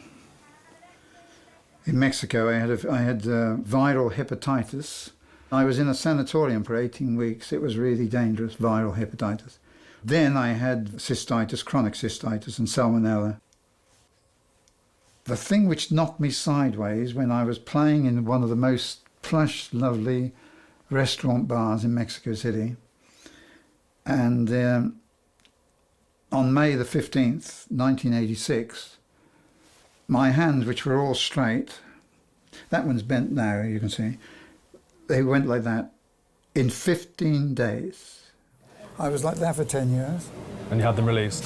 Yeah, I had them over 7 years operations. I was the actual favourite cocktail pianist of the President of Mexico at the time. Oh, really? And the Dupuytren's contracture came in 15 days. Stick your tongue out for me. Okay. That was the worst nightmare of my life, I think. I was a cripple. That was finished. And then, of course, I got cancer in 2004. And, so you smoked on and off for 40 years? Yes. And how many a day? Too many, actually. I think 2 packets. Okay. And what kind of cancer did you have? Esophageal. Okay. And I'm out of, I've done my 5 years remission now, so. And did you have any chemotherapy or radiotherapy? Oof, God, did I. It knocked me sideways, you know. Well, your heart racing is completely normal. Is it? There's no evidence of any angina or any heart attack or anything like that happening on here. The way you describe it, it sounds more like a chest problem to me, a lung problem, than a heart problem. Okay. I think we need to do a chest X-ray in the first instance and some blood tests to see what's happening with the blood tests. Okay. Okay. Whatever it is, I don't want it. You know. And as I say, a lot of my friends have just dropped dead, younger than me, and that gives me the wobbles. I've got prostate cancer right now, yes, brand new. This is a new thing, you know. And sadly, they caught it late and it spread to all of my body, and they don't think they will ever be able to eradicate it completely.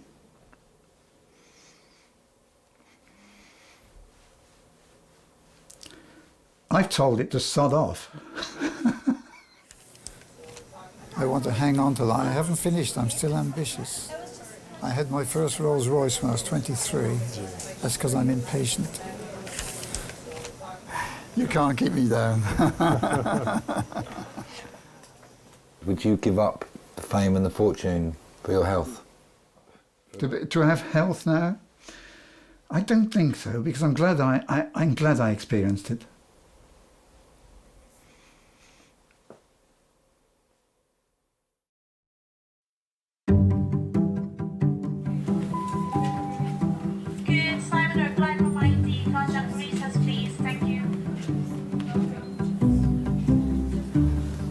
Trying to get your hair away so there's no hair in. It's a nice big gash you got there. It is. There's one thing I take pride in, it's my gashes. Do you remember when I told Dad I was moving to Peckham? Yeah. And him and Rob went mental. They were like, "You're gonna get killed, bro, you're gonna get shot. Look, I printed off a map of all the crime and it all happens in Peckham." It's not that bad. Just finished his notes. He's off the system now. I don't know where they're going to put him. It's going to take me hours to write up all of these. Absolutely hours.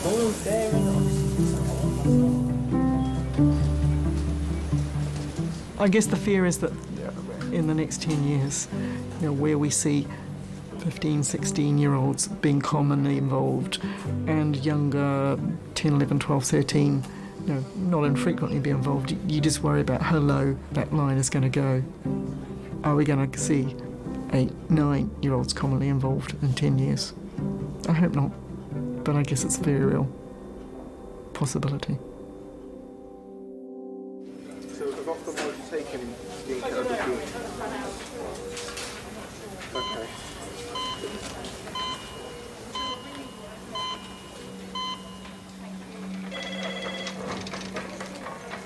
3.5 hours after arriving at King's, Kofi is ready for surgery.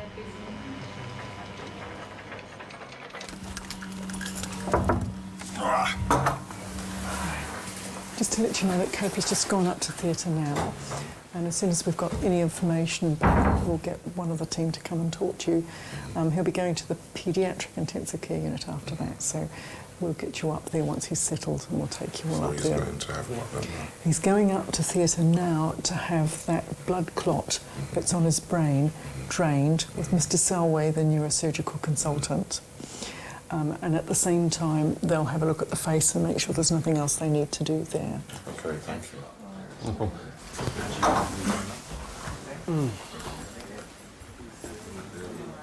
I'm Scott, by the way. I'm the nurse in charge tonight. I'm running the place. Wayne. Now, obviously, I'm not a neurosurgeon. I don't know where the clot is or what they need to do. Sometimes they need to take a portion of skull away, lift it off, then they can get at what they need to do. Sometimes they can just drill a hole. They'll keep him asleep in a coma for a few days, I would imagine. Once the swelling's down, they'll start to wake him up. And only then will they be able to assess how well he's recovered.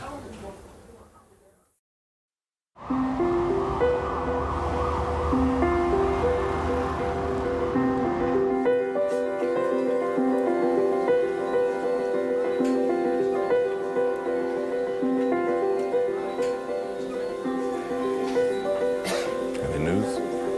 Any further news? When they brought him out of in the induced coma, because the hospital they weren't sure if he had suffered any brain damage. I set about proving that he wasn't brain damaged. Little boy, it's your daddy. It's your daddy. That little soldier. I said to him, your mum's holding your right hand. So if you know your mum's holding your right hand, squeeze her hand. And he squeezed his mum's hand.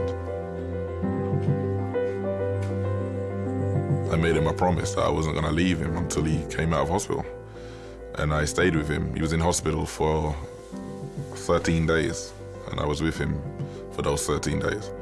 You're still giving, his swelling's gone down a lot, hasn't it?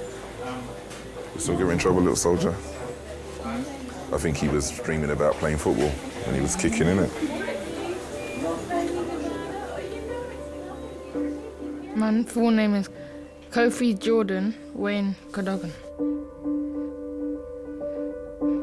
It was good to wake up and see my dad's face, because I felt more safe, like there's not a better feeling, because my dad is great, I love him. What's the best thing about surviving something like this? That it teaches you a lesson. There's no point risking your life on nonsense that you don't really need to waste it on.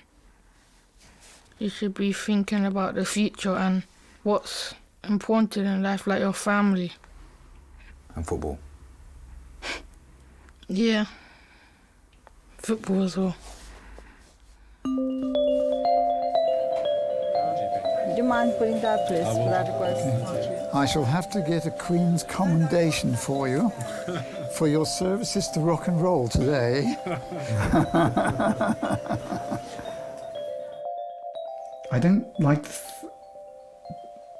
thinking of death and morbid things at all. I still feel that I wanted to go on and on and on and on, and that's what I intend to do. I look in the mirror and I think, yeah, you know, go for it. I still feel like that, you know. And who's at home with you? Sorry? Who's at home with you? My 8th wife. 8th wife? And that's another story. My autobiography is coming out. Okay. Mary Poppins, it ain't. I'm a bit craggy and crinkled now, but I was pretty dangerous in those days. Quietly dangerous.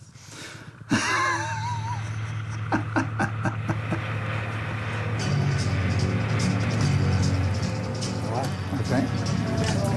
Rock and roll. To rock and roll.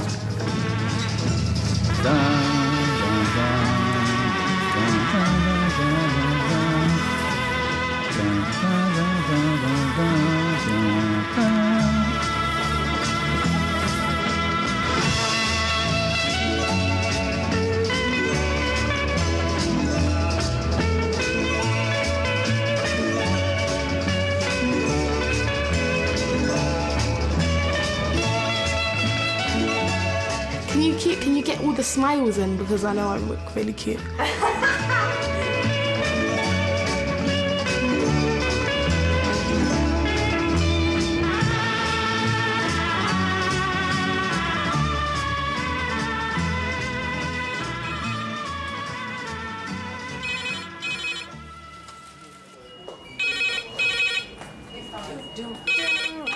Hello, Kings A&E staff nurse. Thanks, bye. Oh, lovely. Deep breath. Head out. It'll have to be number 11. We might as well just keep the drunks together. Which one's the best, you think? That one? Or? That's quite cool. Look, all my boyfriends, all lined up. Oi! Just don't know which one to choose. I think it would have to be number 10.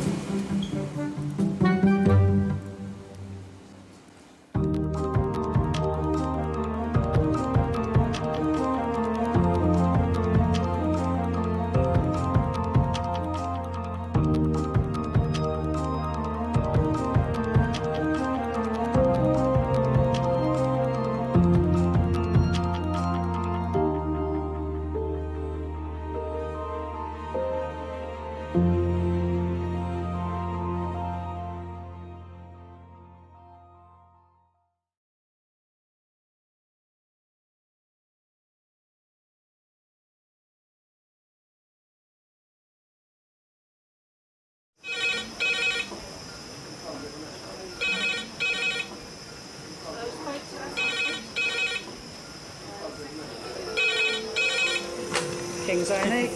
Lovely. Cheers, bye. Adult trauma call, 8 minutes. Adult trauma call, 8 minutes.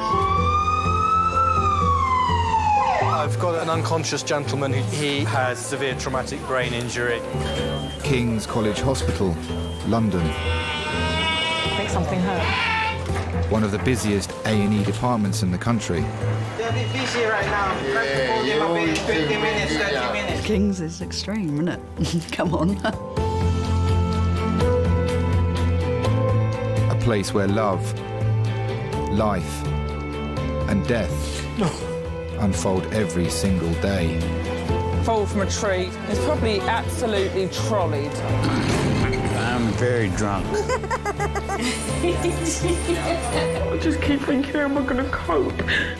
All the patients you're about to see were treated in one department in just one 24-hour period. Cavino. Everyone should walk through an emergency room at least once in their life, because it makes you realise what your priorities are. It's not the rush, rush, rush and the money, money, money. It's the people you love. And the fact that 1 minute they might be there and 1 minute they might be gone.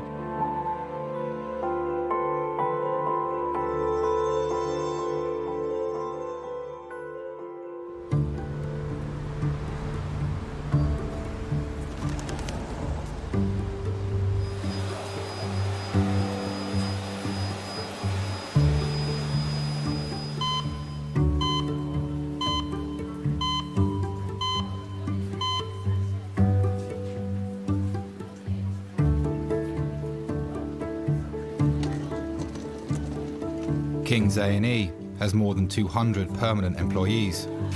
Around 60 are non-medical. Staff who work behind the scenes to keep the department functioning 24 hours a day. Good morning, Kings A&E. From porters to receptionists, cleaners to security guards. So come away. My name's Vincent McCarthy. I'm the ward clerk come support worker in the emergency department. Because he's saying that he wants a black top that had Adidas on it. Now that one doesn't have Adidas on, but we have a black top here. Finton oversees the stationery and clerical needs of the department. There, Adidas. He's also responsible for lost property. I haven't had a good look, but yes. Oh God. It's really, really heart-rending when you can't get property back to people. You take it home with you, unfortunately, you know, and it's upsetting. But that's the kind of thing where you've got it back to somebody and you see the smiles on their faces and they're happy to get it back. That's the best feeling in the world, yeah. Well, if this is not his and he comes down, you know, he's going to be really annoyed. I know. It is a very responsible job, I mean, because it's just a ward clerk job, but another aspect of it is keeping an eye on trolleys, because the trolleys that patients get wheeled around on will get broken and need to be repaired, and I have to report all those kind of repairs on trolleys. What's wrong with this one again? This bed? That one, it ain't going up at all. Won't go up and down, yeah? Okay.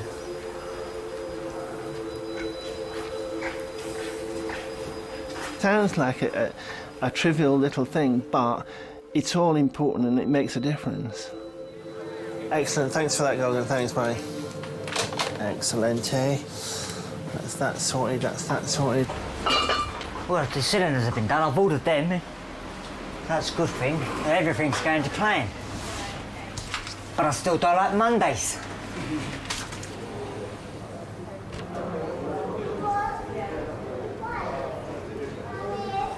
Ain't that bad, really, in here, considering it's a massive hospital, like for the... It's only Monday, isn't it? Monday morning. Yeah, normally it's packed, isn't it? Yeah. After the weekend things. Yeah. Isn't it? Yeah. True. Mondays are very busy. We don't use the Q-U-I-E-T word in the department, ever. As a little sort of superstition, we tend not to use that word, and everybody says, oh, don't use the Q word. Oh, no. Look. Could Dr. Oliver please call 2398? They're all jammed inside.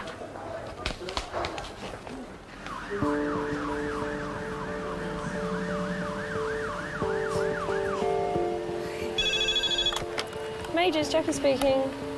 Basically, the emergency department is a 24-hour open front door. You can't control what comes through the front. The gates are always open.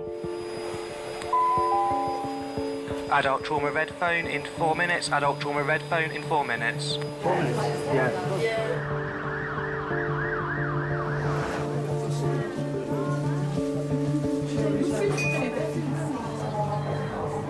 It's filling up though, isn't it? Yeah.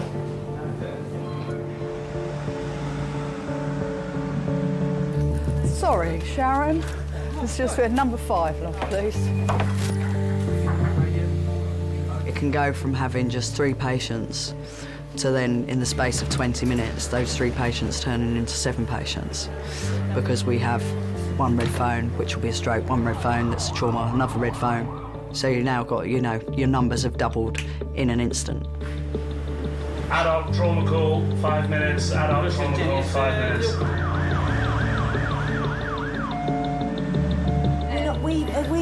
Can we have a hand in here, please? Don't worry. Just relax. Now, Kelly, we need to get this kid analgesied up. I have 8 patients in resus. We need something else, but I've got 8 patients and no room. If we can't get people out of the emergency department, then we grind to a halt because there's only a certain number of trolleys on which you can assess patients. No worries. Thanks, bye. Okay. Ridiculous. Okay. Fucking shut up. Shit about where some stone microphone. Just shut up, you're leaving me, bro. You shut up, mate. Fuck. Hey, look, can you tell me what's happening here? Because I swear I'm starting going mad. Okay. The person's called me through to the X-ray. I go through there, yeah, and they're telling me, raw, no, go outside. I've been here for 4 hours, yeah. I'm in pain. What the fuck's going on? No, wait. Let me just bring you down a step. You see what this says? You can't be talking to people like that. We're here to help you. In resus, where the most seriously ill are treated, there are 5 bays, and they're filling up quickly. Okay, lovely. All right. Sometimes it can be a little bit soul-destroying. Feel like you can't see them anywhere because there's no space and they're not going out the other end. And when the ambulances just keep coming and lining up out the door, it's just that sense of not even impending doom, it's just doom's here. It's queuing up. Frustration out with love. Exactly. Frustration out with love. I'm taking the trauma bleep from 4 because Soph's got to go and there's a trauma arriving. When the newbies come on at 4, can we make sure at least 2 of them stay up here? Because we've kind of got a bit of a backlog now. Thanks, hun.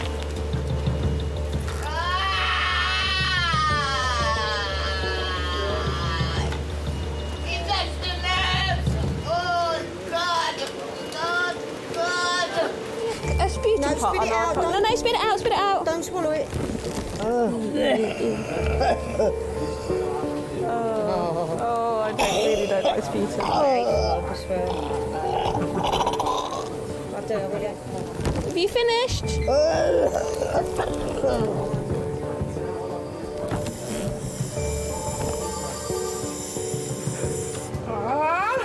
Sorry. Okay, deep breaths, keep breathing. Adult trauma call, 15 minutes. Adult trauma call, 15 minutes. It's getting beyond a joke now. Hey, is Jen? What was I going to say? Is there any beds coming up your end? When your bed comes up, can you just ring resus? Because I got one that's going to be an overnight stay, and I'm just going to fill you with overnight stays, if that's okay. Cheers, you shop, bye. Sometimes you just think, what am I going to do with all these patients?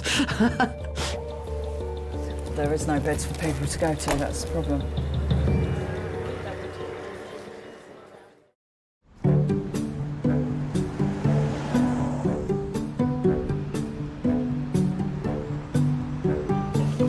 At Kings A&E, Monday is nearly always the busiest day of the week.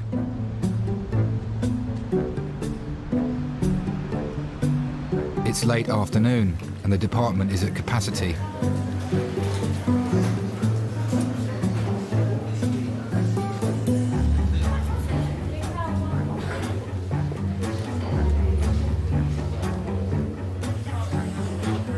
Yeah, Mondays are horrendous. I don't like Mondays. Yeah, Porter to resus, please. Porter to resus for an urgent transfer to CT. Thank you. And very stressful. We don't have CDU beds to keep these people. They'll have to, honestly, we don't. I mean, we've got no medical beds now. At the end of the day, no one's gone to see their GP over the weekend because GPs are closed.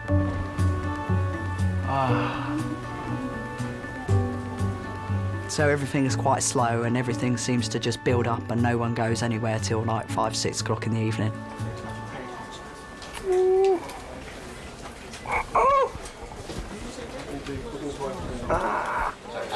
Now, just like I did it there, I'm just going to go around the side, all right? I'm not. Tell me when you're going around the side, and I'll tell you if I can feel it. Okay, here. Oh yeah. Oh, sugar lump! She didn't tell me you were.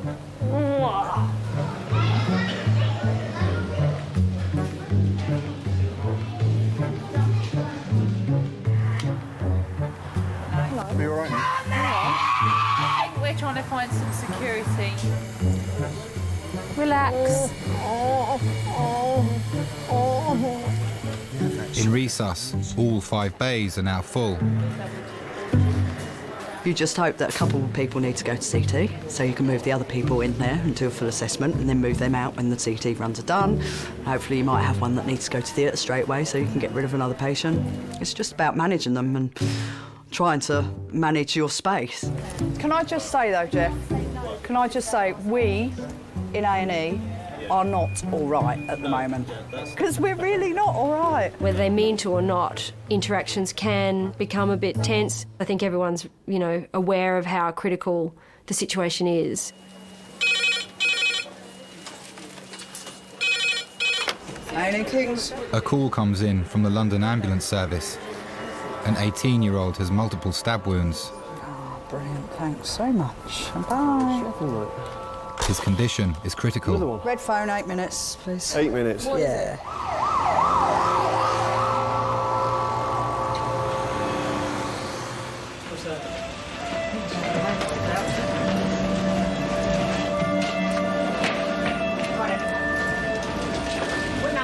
Attacked outside a local shop, the stab victim has lost a life-threatening amount of blood.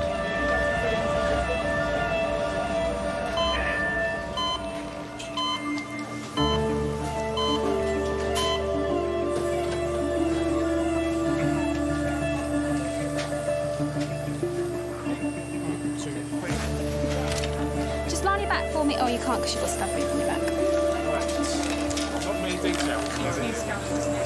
I'm still getting a blood pressure of 66/29. 66/29 blood pressure. Really? Yeah. Pulse rate of 95. No drug allergies, no past medical history. Sorry, I'm just shouting at everybody because they're not listening to me. Do you know what happened tonight? Do you know where you got stabbed? No. Do you know? Where does that hurt?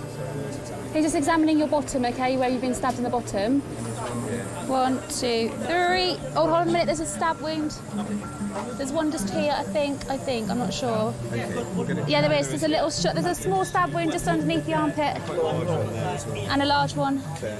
Yeah, and a nasty one just there. And one on this side as well. There's a nasty one on this side as well. You've got to be able to change tack quickly because you have to cater almost for the worst case scenario all the time. Can you do me a favour? Down there, just give me some gauze and a bandage because I've got 2 big open wounds here. I'm just stop the bleeding because it's bleeding and it's losing more blood. So go and get one of the A&E resus doctors to come and do a fast scan in here for me now, if you wouldn't mind. Can I get an urgent adult chest X-ray in resus, please? That's an urgent adult chest X-ray in Bay 4 in resus. Thank you. You know, if it's a chest stabbing, you're going to get cardiothoracics down. If it's something with a really nasty, obvious brain-type injury, you might ask for neurosurgeons to come down and be there at the time. So you're trying to coordinate people. Guys, I've got a chest X-ray here. Do you want a chest X-ray more urgent than anything else, yeah? OK, 1 second. What do you want? Yeah. I think it's kind of like, you know, little ants running around all over the place because there are people madly trying to get their little thing that they've got to do organised. So the anaesthetist people, you know, anaesthetic people are checking all their airway kit. There's sort of this hive of activity. Hold on a minute. Hold on, I'm coming. What do you want? Yeah. I was just telling you, he's got an arterial bleed in his bottom. It's blood all over. He's just losing blood, like. But he's had 3 units so far, Jen. They've done he's on his 3rd unit at the moment. He's got a 4th unit to go through, but he needs some FFP. Sharon was saying about something about FFP or something. Yeah. That should be with a code red blood. I'm going to get you some more dressings. Hold on a minute. Don't know his hospital number or name. No, that's not him. If I look in here. No.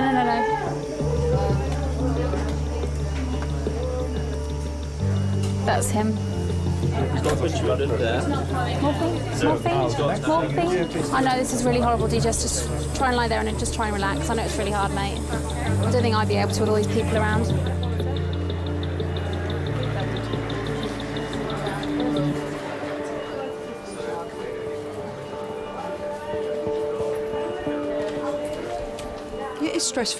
It is stressful.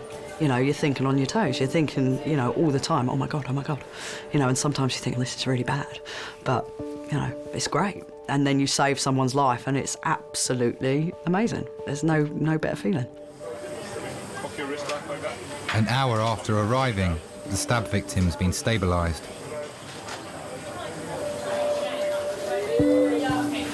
Hello, mate. Is it all right if I just... It's a bit kind of chaotic down here today, isn't it? Yeah. Not your average Monday, is it? Yeah. It is. Monday's a bad day. Mondays is a horrendous day. How's your pain at the moment, darling? All right. You let us know if it hurts, okay? We'll get you something for it, all right? I'm sort of Yeah? Good lad.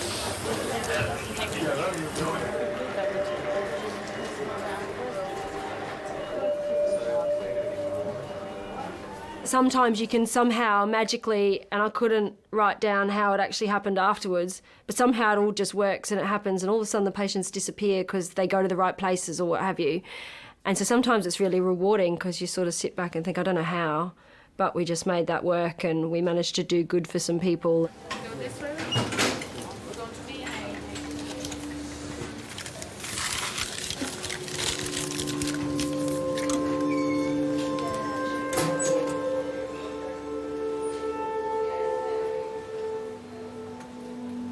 That's just the way it is. It can calm down in an instant. It would just be like a mill pond and nothing happened, and it would just be, you walk into resus and there won't be any patients, but you'll just see the carnage all over the floor.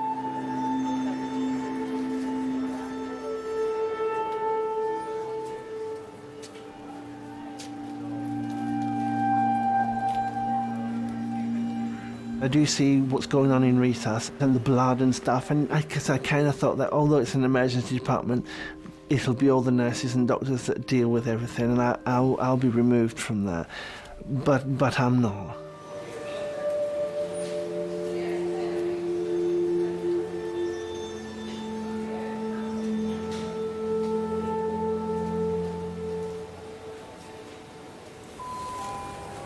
Red phone 10 minutes, red phone 10 minutes. Thank you.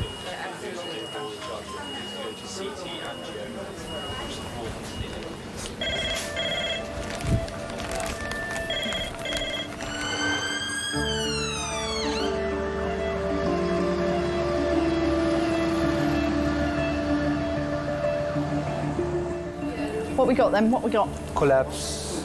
Query 86 forwards. collapse, 86-year-old collapse. 88-year-old Omar has been brought in by ambulance after suffering severe stomach pains. The ambulance crew suspect he has an abdominal aortic aneurysm, also known as a AAA. Narrow pulse pressure. 87, acute abdo pain, sweating, clammy. What do you think? AAA. AAA. But not that tacky or hypotensive. Not yet. Maybe it's about to burst.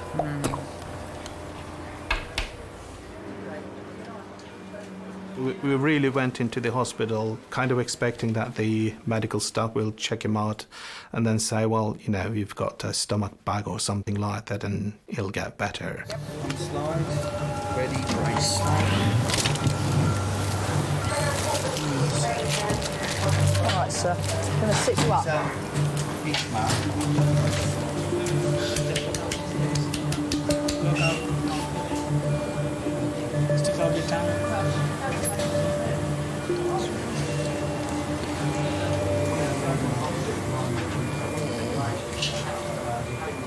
Hello, hi, my name is Prem, one of the A&E doctor. Hi, I got patient, he's an 87-year-old gentleman. Complained sudden onset of abdominal pain, severe abdominal pain, and felt clammy and dizzy and weakness.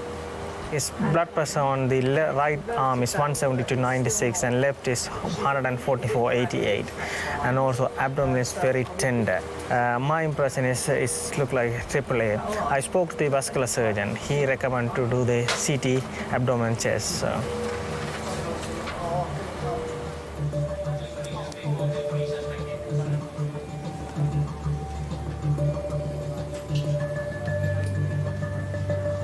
Was very, very bad, the pain.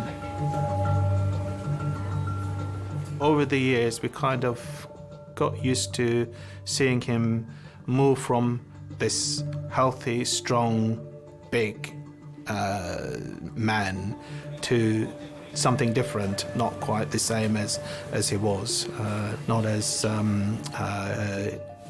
healthy, always in pain.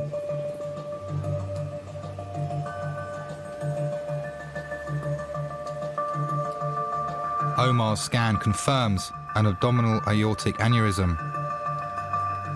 If he's not operated on immediately, he'll die. But his chances of surviving surgery are only 50%. That's the situation. We'll run around and arrange things. We'll get into theatre as soon as we can. This is quite a safe environment where he's well monitored, okay? Yeah. So probably he'll stay here and go directly from here to theatre when we're able to clear a space in theatre. I know they're currently doing another operation, okay, in pretty much all the theatres, including the emergency theatre. So that's the situation. We'll come back and speak to you as soon as we have more information. Yeah, that's a very good point.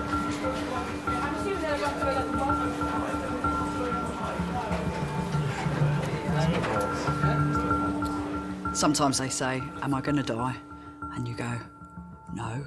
And you think, they can actually. That's horrible. But you can't not say no, can you? You couldn't say yes. Am I going to die? Yes, you are, actually. I do apologise for that. Of course you're going to say no. You're going to say no. We're going to do everything we can, mate. Don't worry about it.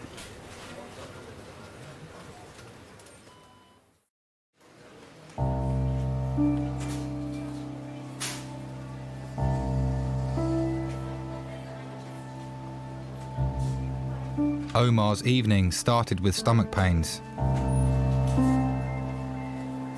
Now he's facing life-saving surgery, but with only a 50% chance of survival.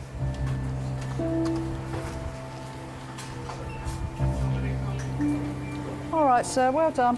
I'm going to give you something for the sickness, all right? Okay? All right, fella. All right, well done. I think touching somebody is one of the biggest things you can do when they're in a stressful environment. Well done. Could be all they need just to relax a little bit, because it is so scary. It's that touch, that warmth is important, I think. All right. Any more, sir? Still feeling sick? I have spent a couple of times holding someone's hands while they've taken their last breath.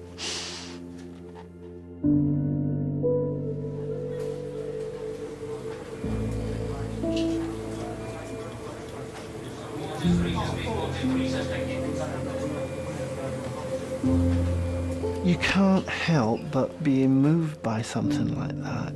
From the point of view of the seriousness of what's going on in their life and how you're sort of almost involved in their life. You're pulled into what's going on with them. It's silly, but I mean, it has an impact. You go in and it has an impact and you feel it. What is it? Who is she? The cat, what is it? Who's she? The cat's mother? Yeah, that's it, the cat's mother. I knew you were going to say that, yeah. No. Who's her? Her. If you just think about the stressful things all the time, it really can get to you. You have to sort of take a break and do something that you enjoy. I used to be a DJ, you know. You really? I did. Back in the 70s. Honestly? Honestly.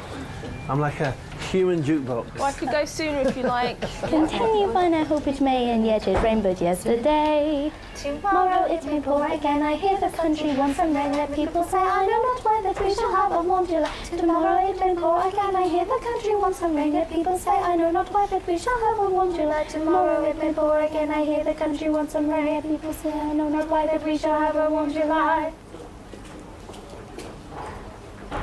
Are you on any medication for your fits or epilepsy? Yes. And what milligrams and how? When did you last take it? These are what I need to know. This morning. Yeah, this morning. And you take it once a day? No, twice. Twice a day. And you took 20-year-old Norman has epilepsy. He's admitted himself to King's after fitting repeatedly today. Cool. So you take 600 and you sort of, right, cool. That's what I'm talking about.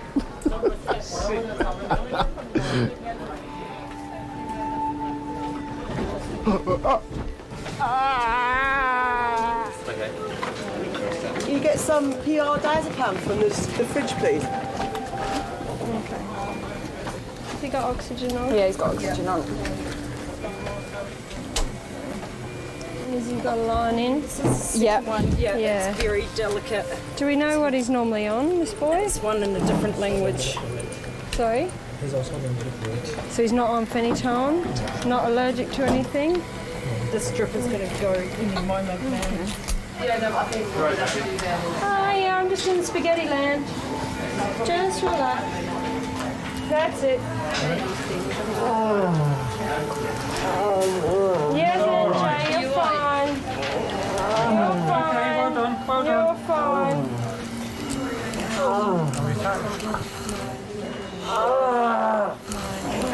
NJ, no, you're okay.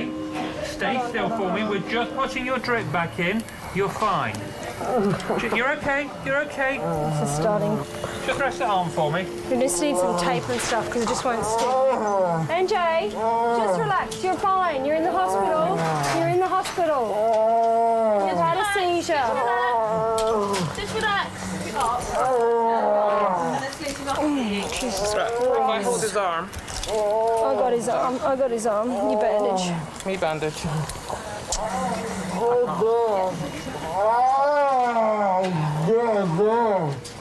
I think you'll find most people who work in emergency departments, they like the variety and they like the thought that there's always some, I guess, adrenaline situation potentially around the corner where you've really got to have your wits about you. So SATs are 100, blood pressure's coming. I think it's just sitting here. With the right medication, Norman's symptoms can be managed. And we'll probably run another venous gas, hey? Why don't we? But he'll suffer seizures for the rest of his life.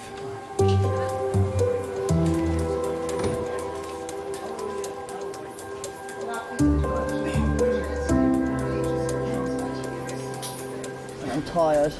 Yeah, I'm I had 8 tired patients too. most of the day, night. I'm tired too. And I can't have 8 patients in here again. I might lose it.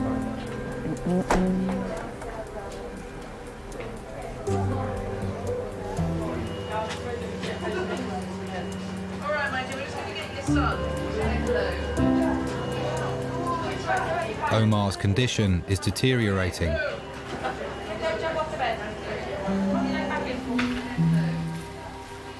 Before he goes to theatre, his son has to sign consent forms to show he understands the operation is risky. He was sort of kind of very powerless, and he had kind of given up and left everything to me. He just said, tell them to do whatever you think they want to do. Yes. Hi, my name is Mr. Ritter. Hi. Should we just sit down for a second? Sure. Basically, his main pipe in his body, the aorta, has blown. Yeah, it has rupture and it's bleeding. Okay. Now, without an operation, it's non-survivable. Yeah, it's certain death. So we had a look at his images, and we can do an operation for him, which is a minimal invasive operation, because an open operation he would not survive either. Yeah. Okay. Now this is a life-saving procedure. Okay. The mortality rate with that procedure is about 50%. Okay. But if we don't do it, it's 100%. Okay. All right. Bottom line is, though, if you want to save his life, you need to do something. You need to do it now. Okay. And since his English is not very good and he's not in the best state, that's why I'm explaining it to you. Okay. All right. Yeah. Are you happy for us to go ahead with the operation? I think so. There's really nothing else that we can do. There's nothing else we can do now.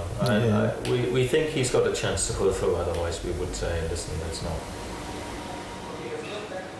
Being there completely on my own, I felt this huge sense of responsibility and loneliness at the same time. I mean, emotionally it was hard for me because, if he didn't come through, it would have been me who signed the paper and let him go through all that.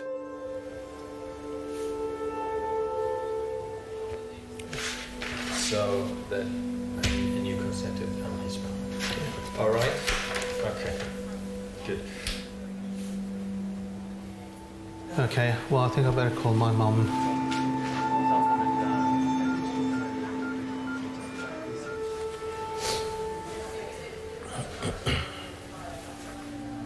Hello. Well, it's not too good. It's got an aneurysm. It's a blood vessel, one of those blood vessels that goes down from your heart. It's burst and it's bleeding a bit.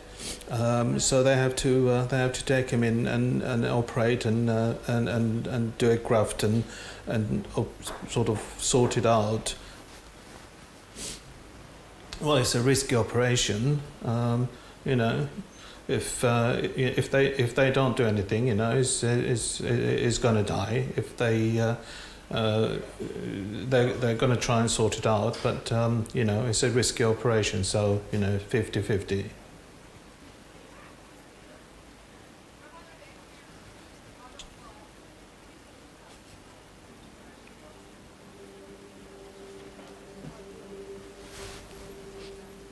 No.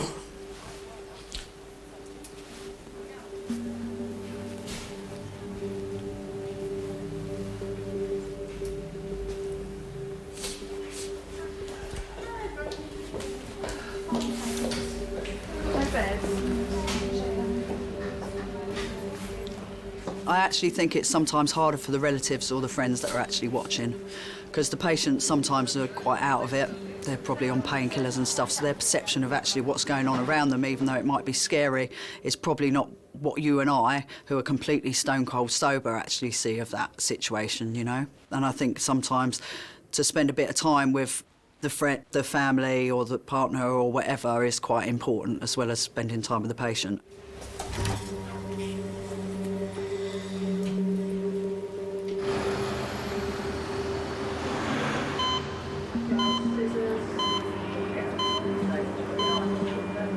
A 33-year-old man arrives in resus. We've just bung him in one while that one's in X-ray. Udo, keep him there for a minute. We've got one free for a second.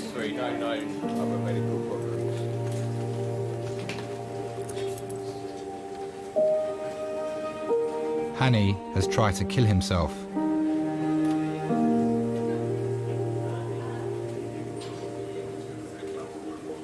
He's taken a lethal cocktail of drugs at his mum's house. Mirtazapine, Penrindril, quetiapine, citalopram, omeprazole, diazepam, temazepam. And heroin. And heroin. We're not sure of the time. It's very hard, very, very hard to see your child there, you know, and you don't know he's alive, dead. Annie, we're just going to put a needle in your hand, OK? You need to keep nice and still for me. All right. Do you want to turn him? Oh, stick this off his bottom. That's it, mate. Oh, relax. All right. Oh. He's clenching his butt cheeks. I can't get anything in there. Oh.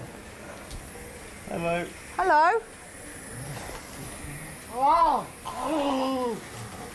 Oh. There we go. All right. Do you want to try it your side? Come on, mate. Lie down, would ya? Trying to help you, sunshine.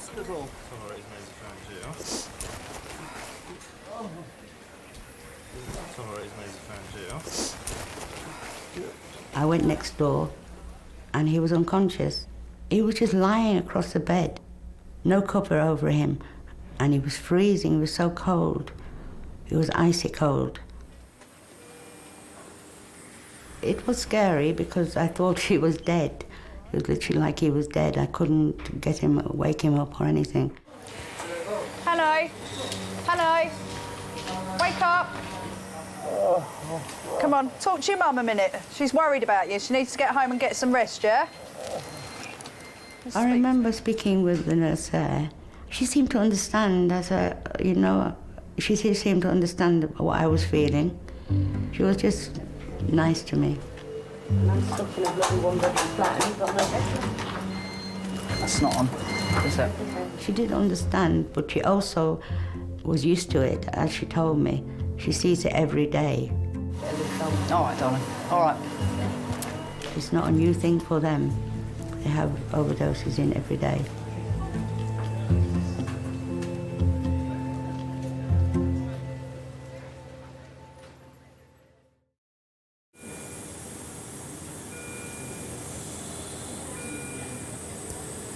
Annie tried to kill himself tonight. That night, I was 100% sincere in what I was doing. In every aspect that I can think of, I was at my lowest point, so I decided to put an end to my life. I took 1 whole week of medication at one time, and then I injected 1 gram of heroin and 0.5 gram of crack. And that took me to... and then I remember just waking up 4 days later in hospital, in intensive care. That's what had happened. How are you doing, honey? Honey? Yeah? Open your eyes a bit more. I think the first time I actually tried heroin and crack together, I was 18 and a half. The buzz was almost instantaneous.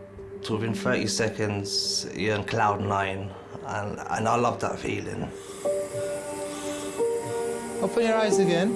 First time I realized it was a problem was when I had an overdose at the age of 24, 25, and I went to hospital from a cardiac arrest.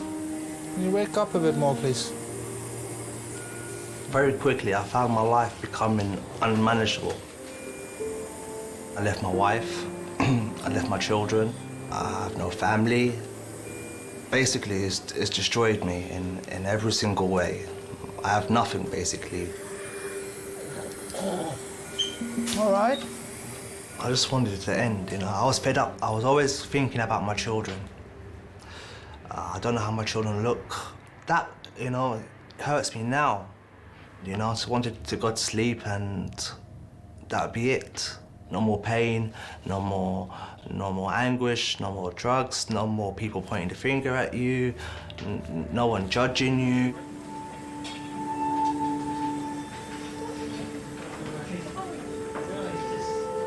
Can I have some tissues from behind there?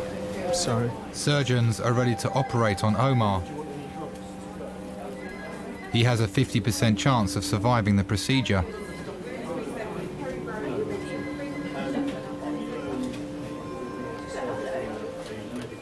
It was like a finality. It was like as if that the last time I would see him alive. I think that's what I thought when I went in. And I don't think I've ever said to my father, I love you. And I don't think he's ever said it to me. Geçecek birazdan.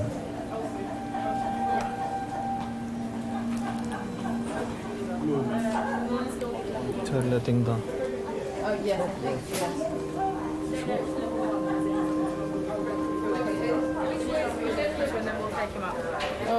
Hadi tamam baba, Allah yardımcın olsun.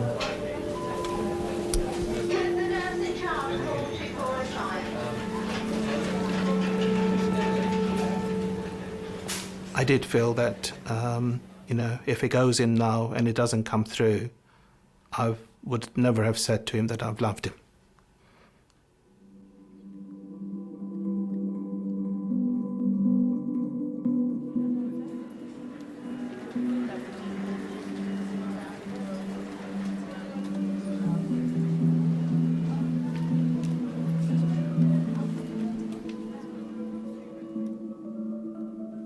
Should have done.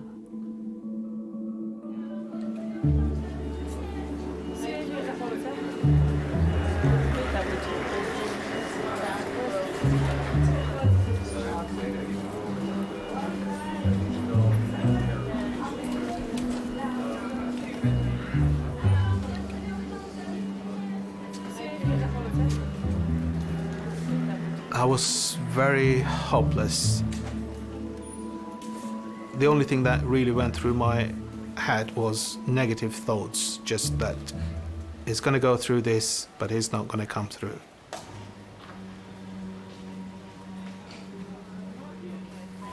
Just 1 minute.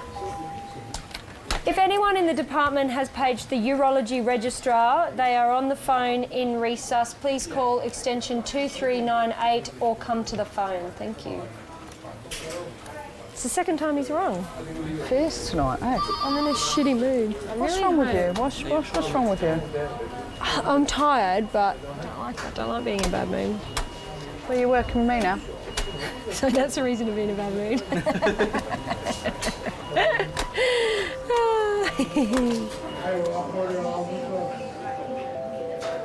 Sometimes it does feel a little bit like you're in a war zone.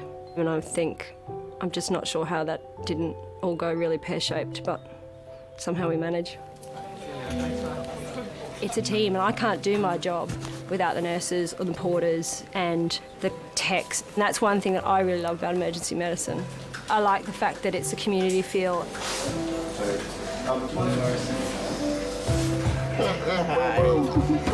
You've got to always wait. My job puts everything in perspective. Very rarely can I not come home from a day at work and go, you know what? I've got nothing to worry about. It puts it all in perspective.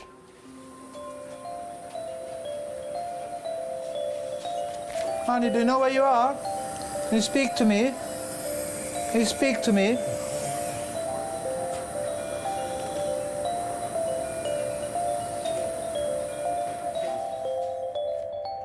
I'm just so glad that I never succeeded. You know, the hospital, the nurses, the doctors, I am grateful. They did save my life. Thank you. I don't know.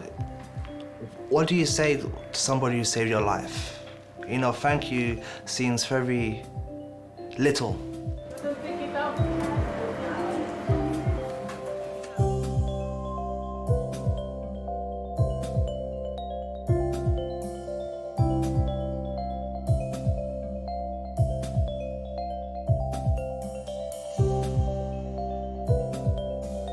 Since he's getting better,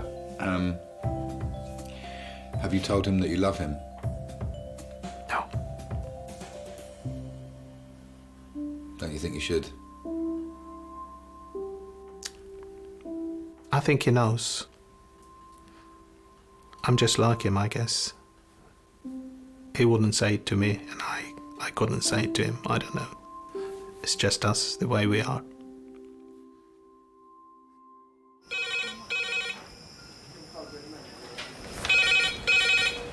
That's that thing, isn't it? And what's made you come in this morning, then?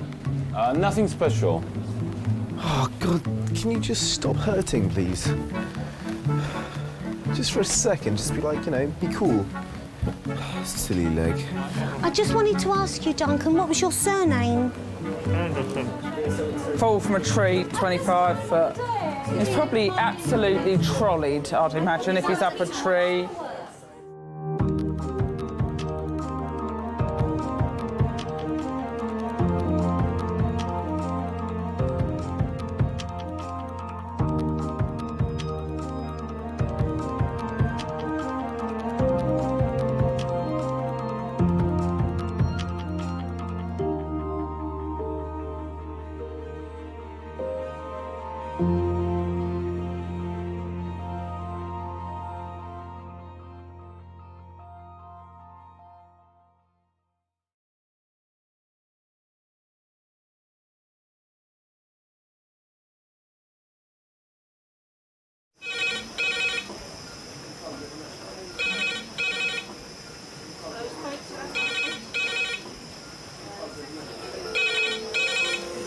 Kings A&E. Lovely. Cheers, bye. Adult trauma call, 8 minutes. Adult trauma call, 8 minutes. I've got an unconscious gentleman. He has severe traumatic brain injury. King's College Hospital, London. I think something hurt. One of the busiest A&E departments in the country. They're a bit busy right now. Maybe 20 minutes, 30 minutes. King's is extreme, isn't it? Come on. A place where love, life, and death unfold every single day. Fall from a tree. It's probably absolutely trolleyed. I'm very drunk. I just keep thinking, how am I going to cope? All the patients you're about to see were treated in one department in just one 24-hour period. Kevino. Everyone should walk through an emergency room at least once in their life, because it makes you realise what your priorities are. It's not the rush, rush, rush and the money, money, money. It's the people you love and the fact that 1 minute they might be there and 1 minute they might be gone.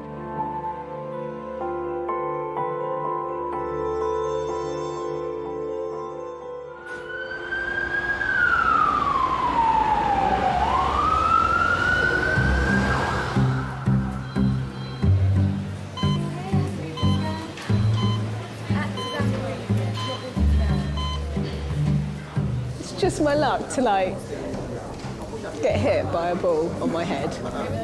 Oh, we're not very good for injuries in our team, are we?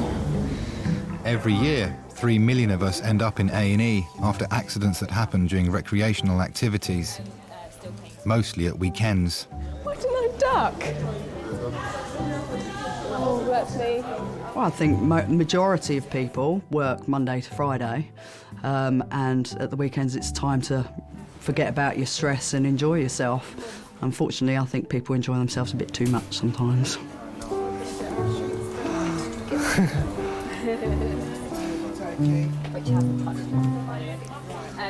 Still paying score 8 out. Look at that, we're cooking with gas. This is how it should be. And we've been busy enough. Scott has worked at Kings for 10 years. I came into nursing reasonably late. I didn't start my training until I was about 22. But, you know, in my career, I've seen absolutely everything. I remember when we used to have just the big whiteboard here and you used to write everything on it. Yeah. Yeah. Piles. Can I have a portrait and X-ray, please? Carrot in anus. Carrot in anus. I had ping pong balls in anus the other day at triage. Yeah, it was a bit embarrassing because I was sat there and, like, you know when you really want to laugh, and then I was trying to be serious and asking the questions. I couldn't do it. I couldn't do any obs. I was like, I can't do it. So what was, sorry, male or female? Male. And they'd been playing with, they had 4, and he noticed they only had 3 left. Fair enough. How are you more comfortable? Standing. Okay. Right. Can I get you? I know these gowns are not flattering at all. We get your top off now, just because it's going to make it a lot quicker when they come to examine you. Hello. Hello, sir. Have a seat for me, please. I'm fine, thank you. Well, how can I help you? I just got hit in the face with the ball.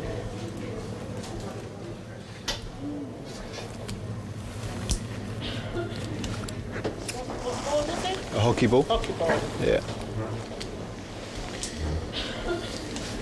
Any vomiting? No. A loss of consciousness? No. Okay. So you have it smack in the eye, yeah? Okay. Pain here? Yeah. Okay. Anything here? Yeah. Okay, we'll do an X-ray. I don't think there's anything broken. More than likely, you've probably torn that ligament a little bit.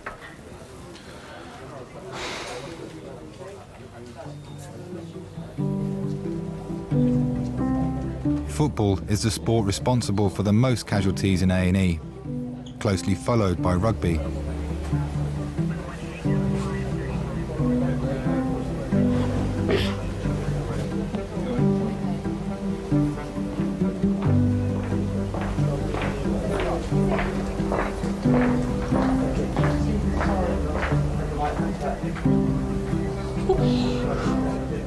Or is It doesn't hurt. It doesn't hurt? No, it hurt at the time, but it's fine now. My teeth feel weird, but that's it. It's not, yeah, it's fine up there. Okay, yeah, that hurts. Yeah.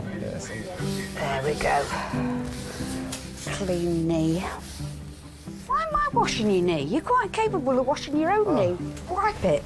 Thank you. What am I doing? It's clean.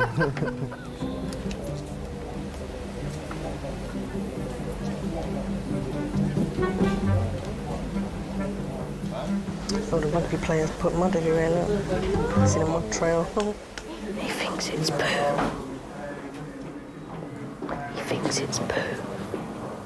Why would you put tissue on it and then sweep it up? What is he doing? Ah, here he comes. He's gonna make another mess. Jesus. What? Jesus. I didn't know he played rugby.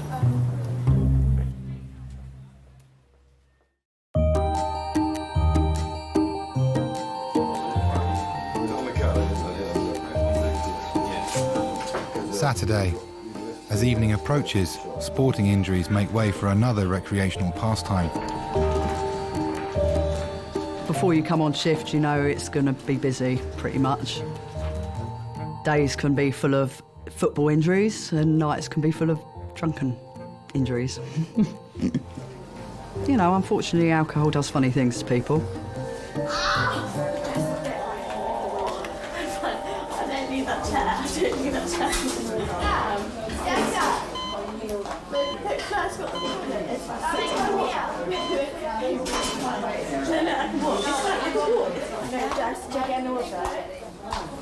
I'd follow your friend. I would. A party has ended prematurely for a group of university students. What can you say, eh? Two have hurt themselves after falling from a bar they were dancing on. Well, things looked like it was a good fancy dress party, though, wasn't it? Yeah, it was. Everything just went Pete's on. 18-year-old Fleur has hit her head. And Jessica, also 18, has hit her head and knee. You look an old woman. Babe, you look an old woman. Babe, what the fuck are you doing? What the fuck happened there? We were just dancing on the bar, then what? All I heard was a scream and everyone... Are you kidding? Yeah. And everyone just looked at the bar and where you two had been was gone. And it was funny, but then it was horrible because you didn't get up for like 20 seconds. I mean, you've hurt yourselves, but I thought you'd really hurt yourselves. I thought it was Oh, God, for a minute, I thought. Please don't. I don't want to think about it. That's what I think, you know, like, I have like, babe, rest your head back. Shh. I got, babe, shh, stop it, Fleur. Rest your head back. Rest your head back. Rest your head back. But then when I start to fall asleep, I feel really drunk, like really drunk. It's because you are really drunk. It's true, babe, it's true. I'm not even react because what I want you to do is the toilet and just sleep because you've been knocked out in the head. I'm in the hospital because of it, okay? Shh, shush, okay? It's fine. No, you're fine. Just talk about you, okay? You're fine, okay? I'm fine. I'm absolutely fine. Okay, shush. Okay. Head down. You're fine. Shush. Shh. It's fine. It's fine. Go ahead. It shouldn't be long. Half an hour, hopefully. Half an hour. Like your wishful thinking. My name's Colin Sykes Wilkinson. I'm 32 and I work in construction. You've got an air of Robert De Niro about you, mate, I've got to tell you. There it is. What's wrong with you? Arm. Get it. How come? What happened? Little cut on it. Didn't move out of the way quick enough. I was out with mates having a drink in the area and that, and I was coming home from the petrol station. Two people have approached us. So they've asked us the time. I said, no, I don't know the time. and then they've tried to lunge for my phone that I had in my hand. So obviously I've tried to fend one of them off. The other one's tried to throw a punch. And well, next minute I knew there was a knife in the air and one of us cut us with a knife. I Spy, my little eye, something beginning with M. Alice is worried about her friends. We're playing I Spy, My Little Eye. Okay, what are we missing? Okay, cool, that's fine then, that's fine. Beginning with what? M. M. She wants to talk to you. Mobile. Not many people can say they've had a knife pulled on them. What were you thinking when the knife got pulled out? Well, to be fair, it ain't the first time I've had a knife pulled on us, but yeah, of course you get scared, you see that coming at you, you know, you don't know what's going to happen. Your turn. Mister? Who's my turn? Yeah, your turn. Oh, blimey. I've been stabbed about 3 times, and I've lost count the amount of times someone has actually pulled a knife out on me. It happens so many times where I'm from, so, you know, you tend to get used to it. Do I actually have to say I Spy as well? Something beginning with, J. J. Jumper. Babe, this is so hardcore. You bonded.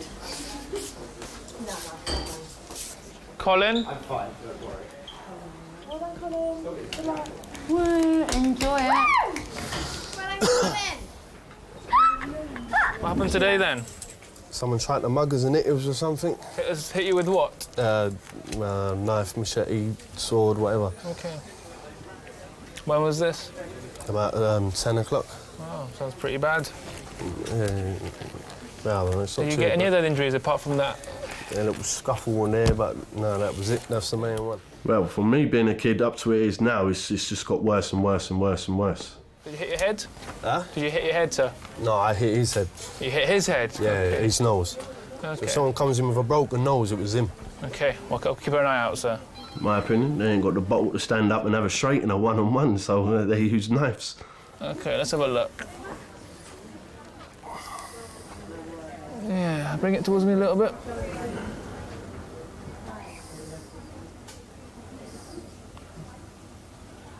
Ruined me tattoo, innit? Yeah, I've seen worse than that.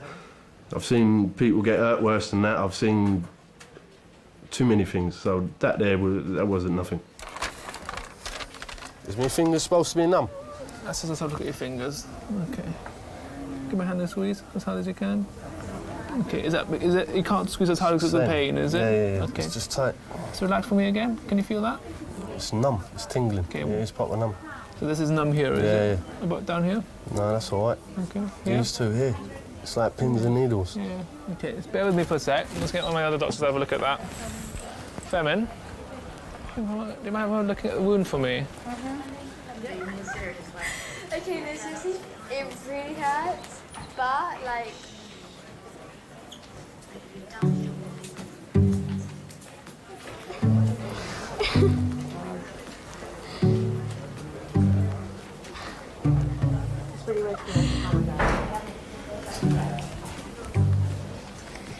I feel so old right now. Oh, I'm so upset because you look so fit. Oh no, you're so fit as well. Oh, feel that. I'm serious from now on, okay? Let's be serious. Stop giving him leaflets. It's so bad, what are you doing? Darren has collapsed at a party. His friends Ian and David are keeping him company. I'm going for a cig. Just go on your own. No, I'd rather just go on my own. I don't have time. It's fine. Okay, no, I need to know. Okay, oh, for God's sake, I'm just outside, baby girl. It's fine. You stay here, you can see me. Just... Hello. Yeah, I'm fine. Oh, you fagging. Bad time, me time. Okay. You let her go out and do that? No, Dave, seriously. Dave, bad move. Jen is one of the most experienced nurses at Kings A&E. I'm tired now. Do you know what I fancy? You've done all kinds of nursing, haven't you? You've been a nightclub nurse. Yeah, a rave nurse, yeah. I'd walk around the club all the time, making sure people were all right and making sure no one was sleeping. Like doing a dance walk? Having a little bit of dance, yeah. Jen the Dancing Medic, that was my name. 46-year-old chap, GI bleeding, vomited blood times once a night, smells of alcohol, probably a aneurysm, nothing on his bloods. I spent many years, like 8 years I spent at Heaven. It was good. It was good. Crazy, but good. The House of Commons were on the RAS last night. We had a few on our money come in. Anyway, she came in, she got picked up by a pre-booked cab, which was a Bentley, wherever she had been drinking. The poor driver, she vomited all over his beautiful Bentley and pissed herself all over his Bentley. I think I've seen pretty much everything. What used to shock me 10 years ago, I've seen it. I've seen things up people's bottoms. I've seen people, you know, come in, you know, both of them locked together having sex. I've seen all sorts of things so things don't particularly shock me. Locked together having sex? Yeah. What do you mean? Well, I don't know if you've ever seen the ER episode when a couple come in and they've been shagging and basically, I don't know how quite it happens, but the woman's pelvis kind of like locks, so they can't actually become uncoupled. We had a little chat and I said, look, just have these fluids, get yourself sober, and if you still want to talk to someone about how rotten you're feeling, about the fact that you can. At the end of the day, it doesn't matter who comes in and why they've come in, they still need our services and our care and attention. Gonna be okay. Honey, relax, honey. We're just going to try and roll over on her front and over. Unfortunately, some nights you can have more drunk people than actually genuinely medically sick people.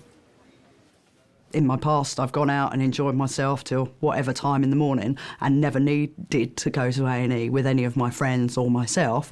I find it a bit unbelievable that people do end up with us.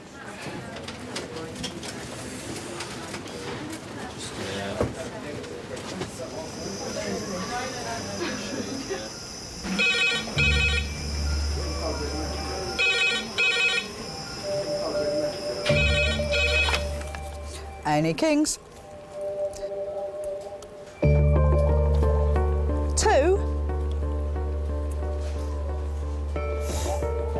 with 2. Right, yep. A birthday party has gone horribly wrong. Right. The ambulance service are en route with 2 patients from the same event.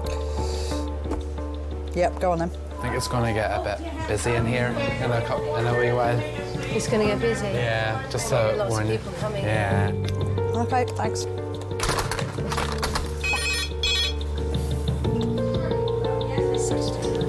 Saturday night, yeah. 2 HEMS trauma calls, 10 minutes. 2 HEMS trauma call, 10 minutes. No way. Yeah, way.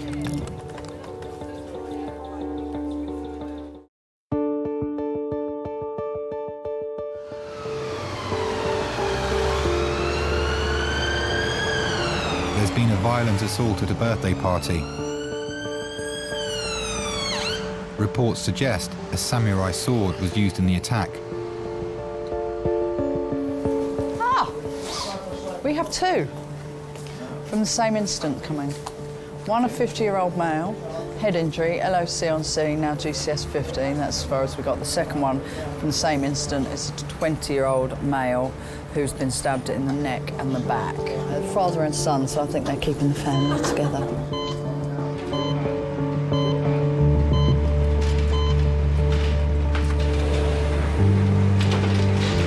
Morning, guys. This is a stab and the next one's a head injury. Okay.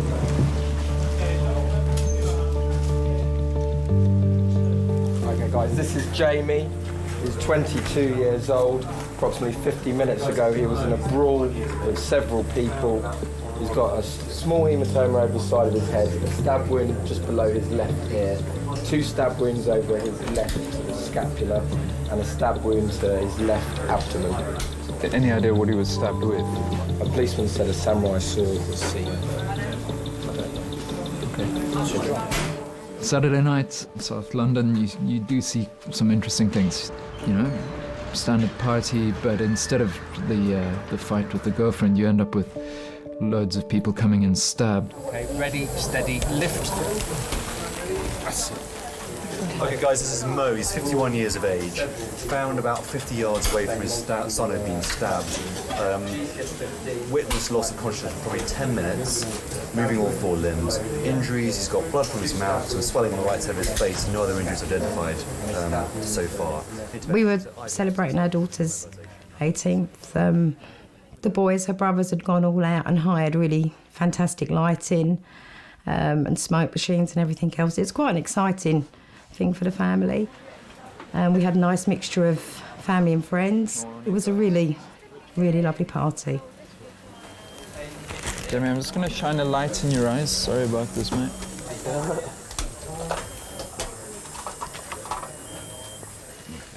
There were some boys that said they wanted to come to the party, and I said that the party had ended, that they hadn't been invited, and one of them, who was very tall, came down in my face and was very menacing and said, "Don't push me," in quite a scary way. One of them punched my son in his face, and with that, all hell broke loose. So what other time instead? I don't know the doctors to know that. I'll ask in a couple of minutes, all right? Just have it there, my stomach. You've a wound there, yeah, just underneath your stomach area.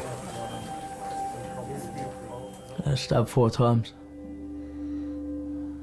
Stabbed in my stomach, back twice, and my neck.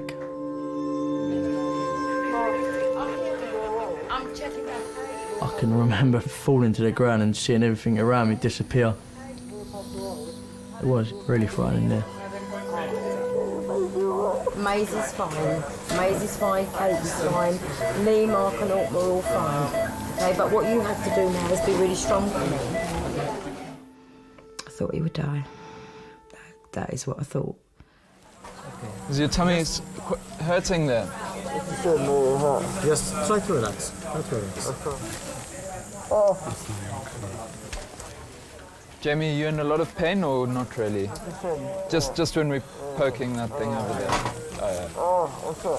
Okay. Superficial? No.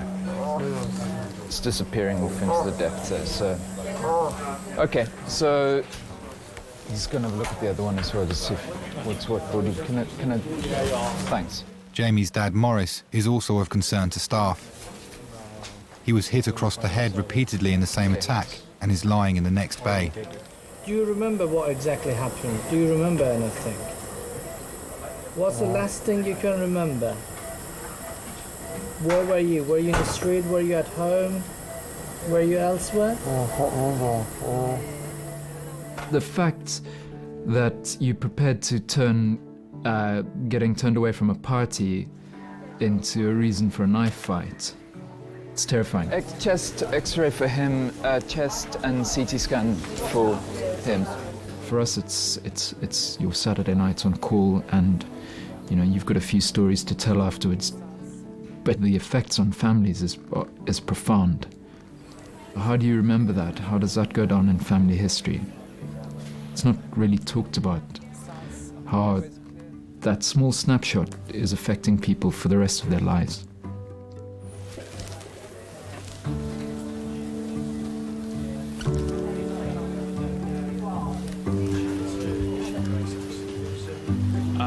It's quite a deep cut. No.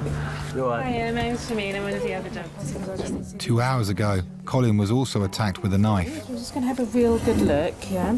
I just need to see how deep this goes, yeah? I'll be as gentle as I can. Tell me if it gets too much, yeah? Doctors think he may have suffered some nerve damage.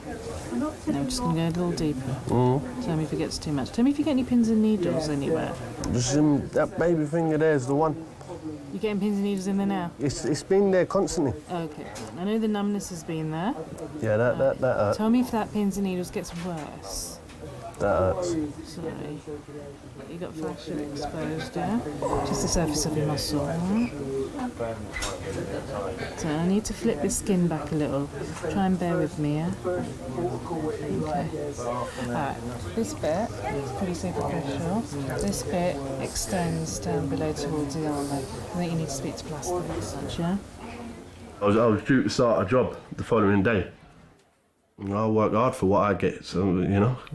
So if I don't get stitched up, will it just heal naturally? No. It will get infected. So what sort of work do you do? Bricklayer. You won't be able to lay brick with that, sir, I'm afraid. No, I'm trying to say. I've got 4 kids, you know what I'm trying to say. I need to work.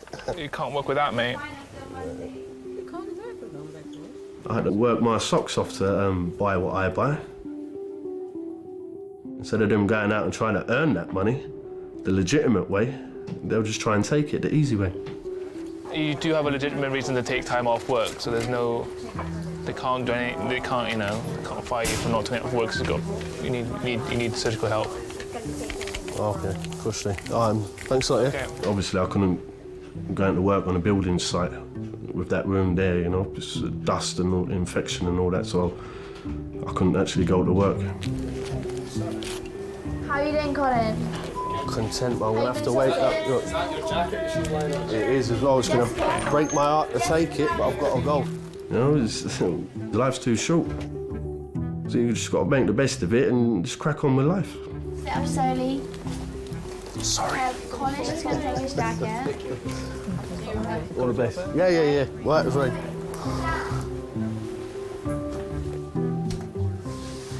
Why am I the only one in a gown? What happened there?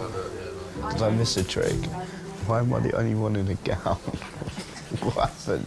Why have I been victimised like this?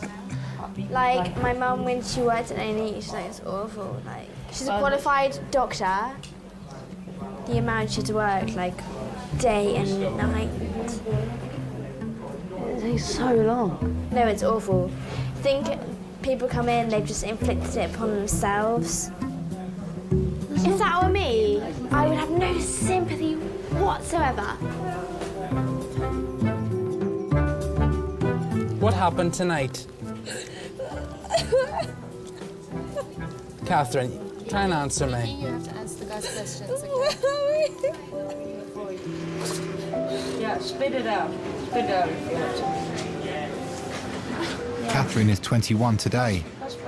She was out with friends when she began to feel unwell and then started to lose consciousness. Okay. Catherine. Catalina. Kiki. Catherine. Kiki. Catherine. Catherine. Catalina, your doctor. Come on up. Charlotte, Nikki, can you give me a hand here, please? So just get out of the way, please. Yeah. Catherine. Kiki. Stop breathing there for a minute. What about apnea? Yeah. Catalina. 40. I said that. She's all right now. Relax, I got you. I don't know. Their friends are all right. Like, it's just they're querying maybe ecstasy or something, but I don't know because everyone else is all right. Wake up for me. Catherine, wake up and sit up. Come on. Okay, stop worrying your friends. Sit yourself up for me and wake up a little bit. No. Come on, open your eyes. Yeah, spit it out. Spit it out if you have to. Is this Jen? Yeah. Beautiful. Thanks, mate. Thanks. Bye. Jen is the senior sister on duty. A&E Kings. Hello. She's responsible for coordinating all medical care in the department. You know, all my staff are out in CT and I'm the only one in Risa. Yep, go on. What's wrong? Brilliant. Okay, thanks. Bye.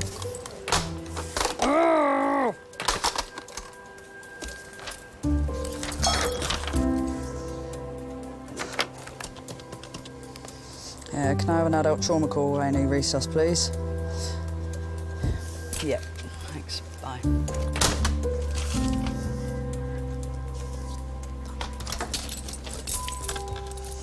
HEMS, trauma, 5 minutes. HEMS, trauma, red phone, 5 minutes. Hey,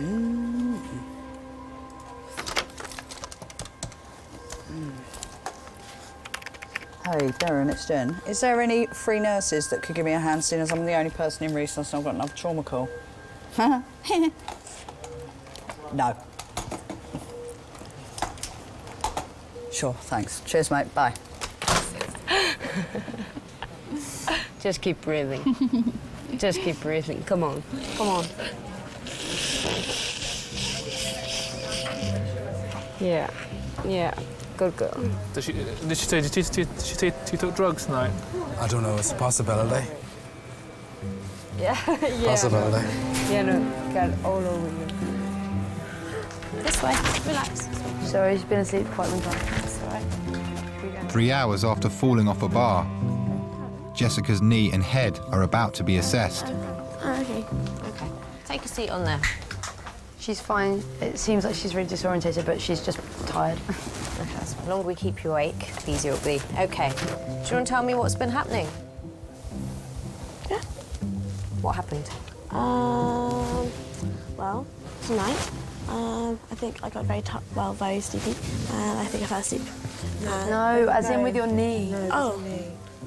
Well, I think I got very tired. Should we tell you what happened? And I think... Okay. No, I know. I'm not stupid. No, I know. No, I know. Do you know where you are?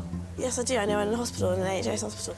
I just need to ask you a few questions. They might seem a bit silly, but it's important, especially if you hit your head. What day is it today? It's Friday. Must be the 21st today. Okay. Today is... I would accept it Saturday or Sunday. I'm sorry. That's sorry. all right. But I know it's 22nd. I know. I'm sorry. And do you know the name of the Prime Minister? Yes. No, it's not Tony Blair. It's Gordon Brown. Sorry. Sorry. And now she's sleeping on my hand, and there's nothing I can do. Following her arrival 2 hours ago, Catherine has caused some concern. Catherine. Hiya. Catherine. Kiki. Wake up for me. Kiki. Doctors still don't know why she collapsed. Okay. Catherine, come on, darling. Wake up for me. All right. Turn around for me. Let me have a little look at you, okay? You have to be on your back. Wake up, sweetie. I love the eyelashes, by the way. Come on, sweetheart. Up you come. Come on. Come on, sweetheart. Up you come. There we are. Sorry, it sounds like we're being forceful with you, and I know it's horrible. She'd sort of said to us that she'd wanted to go out and maybe take something, Right. and She was talking about she talked. I'd get the coffee away just, and she said that she had taken something, but she wasn't alone at all to take anything. There was she didn't have any drugs on her at the house. Right. There's no one in the house that takes We don't know drugs, if that someone's has actually drugs. given it. So we don't know if she has taken it. First of all, we don't know. I where don't she's think got it. To be honest, she can be given to exaggerate sometimes, and I think that, and I've just dismissed it as her exaggerating that she'd taken something. So, Kiki, if you have taken anything tonight, you need to tell the doctor. Okay. If not, we do need to do some blood tests. Okay. Okay. To be honest, knowing Kiki, that's probably actually your best bet. I think you should do a blood test. We see the extremes. We see the people that have too much of a good time. You know, there's still probably 2 million others that don't actually go to A&E at all, and that's what you've got to remember, you know. The minority of people that go out end up with us. Kiki, if you did taste something tonight, you desperately need to tell us. Don't push me away like that.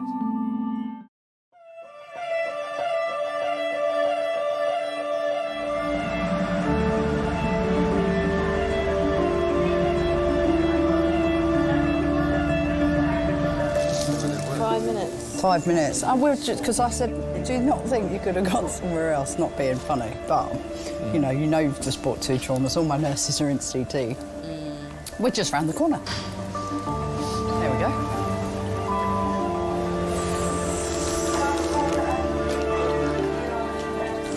It is that time of the morning, isn't it?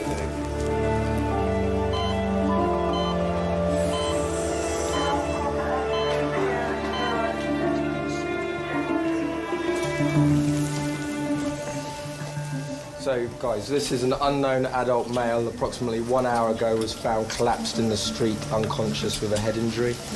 He was GCS 7 with us. He's had an RSI for his decreased GCS, pank time at 3:52. He's had a total of 3 milligrams of morphine. An hour and a half after being stabbed at his sister's birthday party. Jamie has returned from his scan to find a much busier resus room. Okay, guys, you happy with his ventilation, John? He hasn't seen his dad since they were both attacked. Thanks. Is you back from CT with him? Thanks very much. Oh, no. Well, I tried to have a word last time. You need to go down there, mate, please. That's my dad. No, it's not. That's my dad. It's not. It's another patient. Honestly, he's down in Bay 5. Do you want to go and have a look? Okay. It's another patient, darling. I've just told you. Your brother's in there and your dad's in 5, yeah? Can I ask you a quick question? Yeah. What? Do you want to see CDU2's just got 1 patient in? Yeah. But it's people coming out of 3. It's standing up on the trolley, peering over into cubicle 2. Do you want to sit down? Now, please. How's he doing? Is that my dad next door? No, it's not your dad. Your dad is in Bay 5, and I told you could go and see your dad. No, Sit down now. No offence. Can you not be mad? Sit down. Listen, mate, I've got 5 patients that are really sick in here, including your brother and your father, and I've told you where your dad the is. situation I've gone through tonight, yeah? I don't want to be rude Right, or come anything here. like that. Put that bottle down. Listen, and don't be peering over the top, mate. This bloke's really not very well. I know in the hospital at one point, Jamie had got quite stressed because he wanted to know where his dad was. He was very worried that something worse had happened and people was hiding it from them. It's not. I thought it was dad. And I told him that it's not your dad. And everybody was very, very stressed. So, yeah, it was a difficult night, that one. It was difficult to manage. When you've got a massively busy department, I think you have to show an exterior that you're a little bit hard.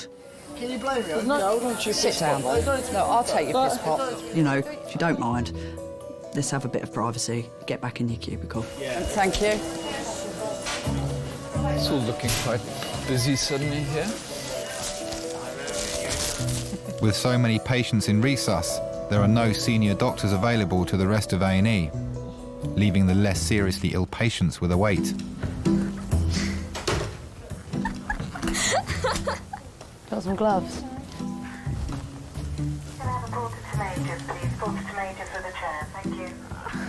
Why are you taking them? I'm going to put them on. Like, it's all right. Are we allowed to do this? What are you going to do? Take them back? Why have they put us in here unadvised? There's so many things to play with.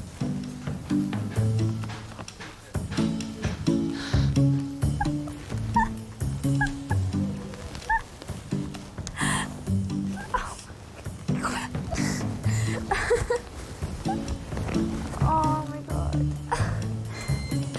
If I could take a picture, like.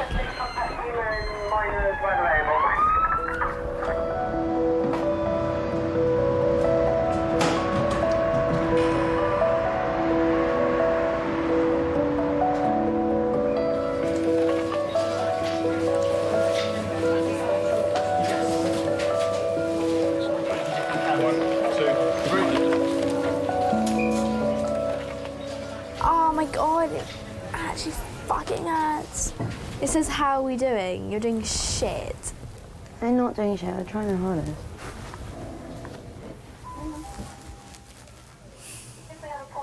Someone pissed in the seat.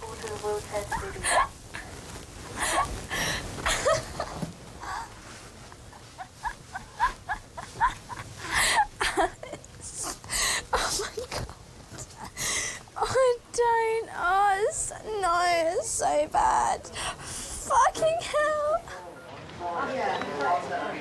Okay, hang on.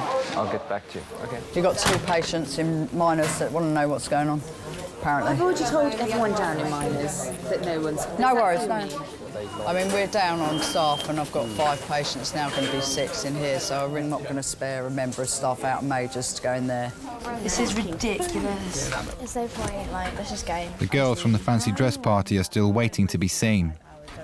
They've been joined by a university friend. Is there any doctor free after seeing anyone else? A doctor who can literally just look at the cut and be like, it's not made up, she can go home. I see you tomorrow morning. It's as simple as that, because she's been seen already by the specific doctor. Seen already. She hasn't been seen. No, but she hasn't been seen. She's been, what? She hasn't been seen by anyone. It's fine. Literally, no one's seen me. Let's leave. No one has seen her. Yeah, the doctor already started writing you. What, saying what? She hasn't written anything. So she's going to see you. Sorry. In what, She like said she'd go to see 4 me in hours? half an hour and I've been sitting there for like... Ridiculous. Well, it's up to you. If you cannot wait, I'll just let you sign a, you know. Well, at the end of the day, Okay, if she fine. leaves, it could be your fault. It's not about signing a release form or anything like that. What we're concerned is the head injury. That's the thing. So it needs to be seen But by she's the quite doctor. evidently not concussed at the But moment, still, so the I don't doctor understand why has to she's not see being her. seen. The doctor has to decide. Is there any other doctors free or not at the moment? At all? Any doctors at all? What, you have what? Every doctor is Have in? you seen any doctor here? No, we One haven't there, seen. That's over what I'm there. saying. Well, that's Max Fox. It's not A&E doctor. So he can't literally look at a cut and be like, that's She just needs a tiny bit of glue. So there's no one actually qualified to do this right now. Okay. Me, I've never had to wait for anything. Nothing, my dad. Just go and stick your hand up, done, out again. Exactly the same thing. I've never had to wait for anything, but you know, you've got to like. I can bring my dad up. I can bring him up. I think actually we might move these two next to each other. And then everybody's happy, yeah? I told your brother that he was in Bay 5 and peering over with someone who's intubated and not... I know, but it's not, you know, come on. I would never lie to anybody where their dad is, would I? I think we went through something together that night. It happened so quickly and it was so serious. There's just a massive reality that, you know, this could be it. This so quickly, in a matter of seconds, you know, 2 members of our family could have just been taken away.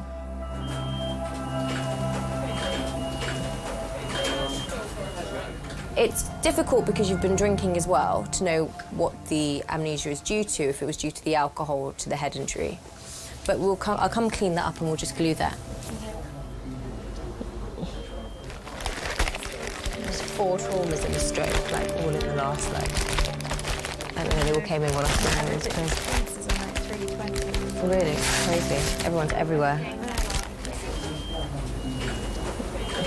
I think everybody deserves to be looked after and loved and cared for.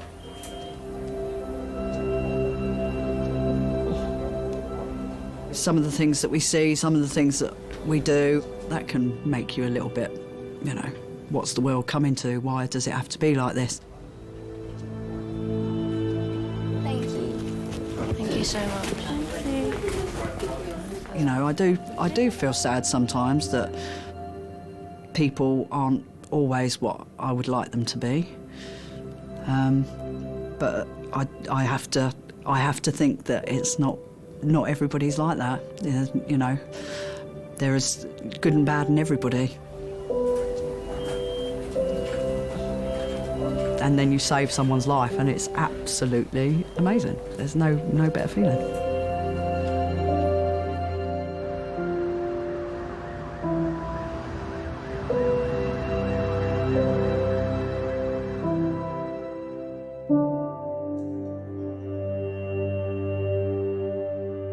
Catherine, the 21-year-old birthday girl, has had a dramatic change in condition.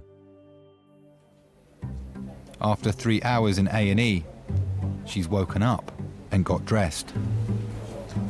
Yeah, she's just sitting down in there. She went to the toilet by herself.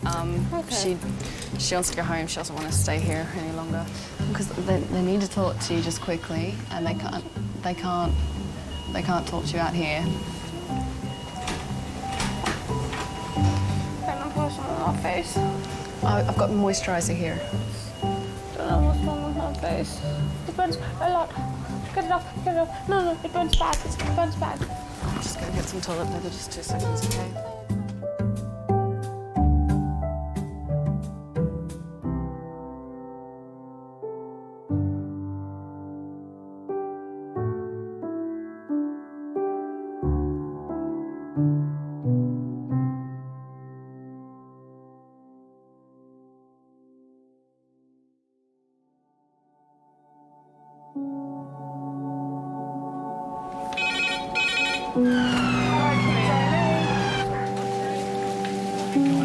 He's basically been crushed between a cherry picker and a parked car, and he's managed to have his chest and his abdo and his pelvis all kind of crushed in this single motion. You'll still find people that think, well, I'm only just nipping up the ladder, so yeah, I'll hold a cup of tea, a drill and something round my neck with one sock on and a flip-flop. You were cleaning the window? Yeah, cracked a glass and went through. Oh dear. What happened here? If you're a carpenter and you've got all your fingers, you're not a good one. They slip on the flip-flop, they spill the tea that scalds them, the drill goes through the head and they break a leg when they fall. They really think, oh, I shouldn't have really done that, should I?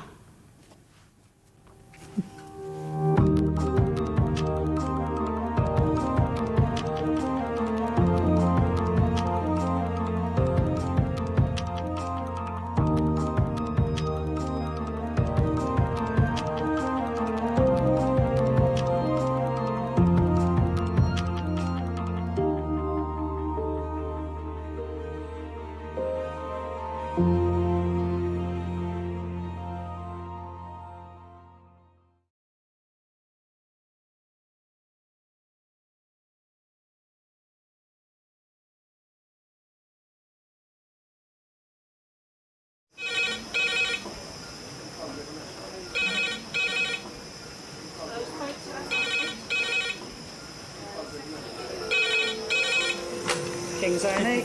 Lovely. Cheers, bye. Adult trauma call, 8 minutes. Adult trauma call, 8 minutes.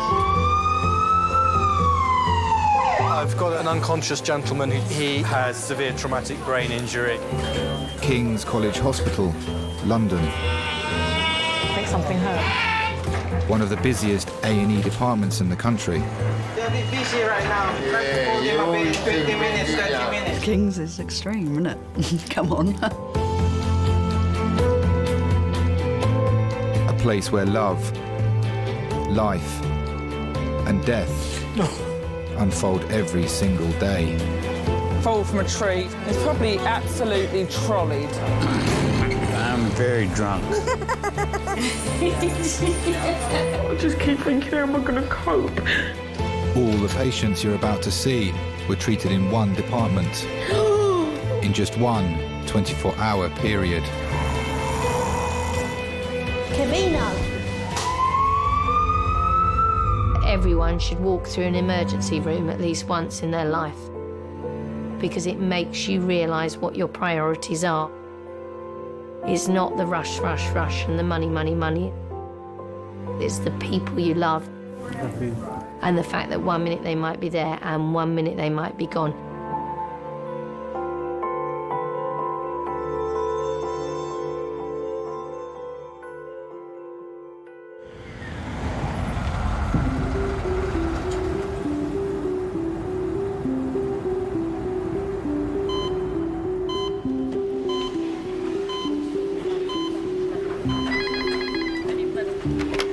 Bruce's Judgeness.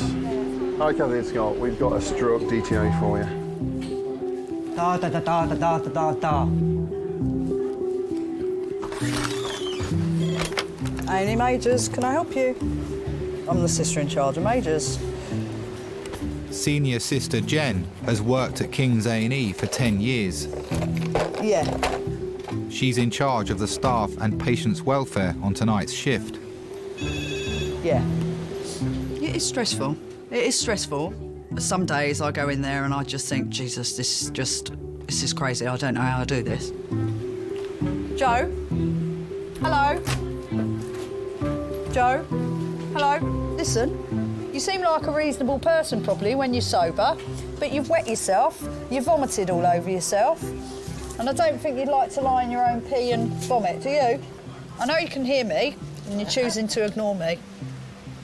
Do you know what I mean? Joe, come on now, wake up. Come on, you're in hospital. Wake up. You've urinated all over yourself. We're going to put a drip in your arm, OK? There's a young lady who's just been put into Bay 5. She's been out tonight, had a skinful of alcohol and needs a bit of a clean-up. OK. Strip her clothes off, put her in a gown, do her observations, make sure she has BM. I'll stick a line in her, give her some fluids and she can...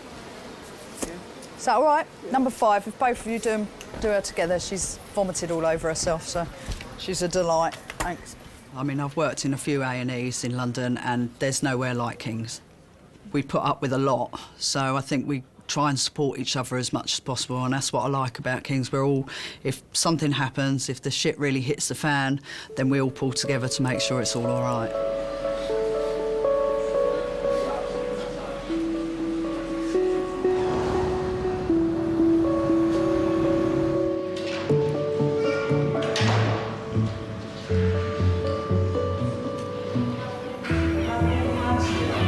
What the fuck is going on behind us? Can you see that?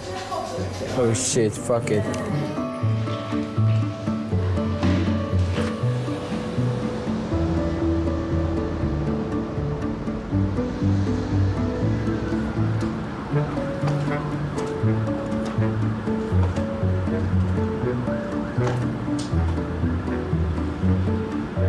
Mum, why is it called King's College Hospital? That's the name of the hospital, and that's about the staff. Because a lot of times they have patients that come in. They're not very nice, and they're very rude to the staff, and that say aggressive things, and they act aggressive.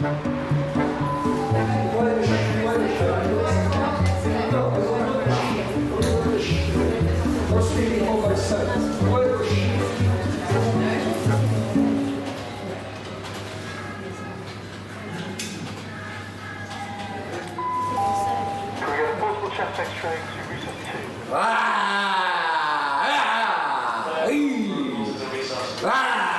So he's still currently at that address.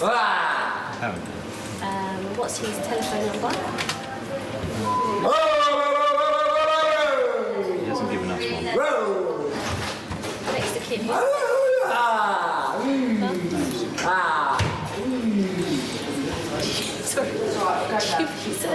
Sorry. So what's the problem tonight? What happened? Nothing. Nothing? I was going to my home and I paid my fare. Bus he said to me, don't take you home. Okay, but probably because you're... No. Not properly, No, you're wrong. Properly because I pay my fare, I'm a good citizen. I'm very polite, I'm very educated. I know, but you're very loud. No. Yes. I'm very loud, I'm very deaf. I'm sorry. No. And don't try and scare me either, because it doesn't work. No, I don't try to scare you. I try to tell you the truth. You were just speaking to me very, very softly, so you can talk quietly. I'm sorry, I'm half deaf. I cannot speak to you if I speak loudly. No, you didn't. Don't, all right? Then does it work? I probably get shouted at every day. People swear, they shout, they demand. Over the years, I've been called dyke, lesbian, and that used to really get on my nerves, but now, actually, well, I am, so hey-ho. You can't ever be scared coming to work. People know if you're scared.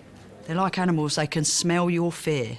And as soon as you're scared, you are the people that they're going to abuse. So what do you want me to do today?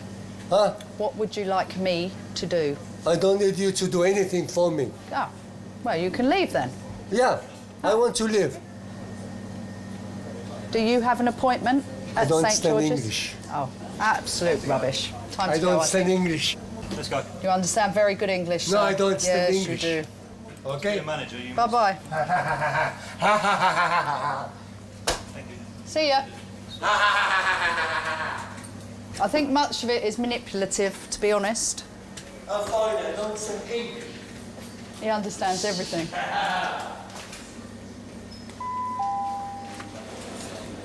Can we get a portable chest X-ray to reset 2, please? Portable chest X-ray to reset 2, please. Thank you.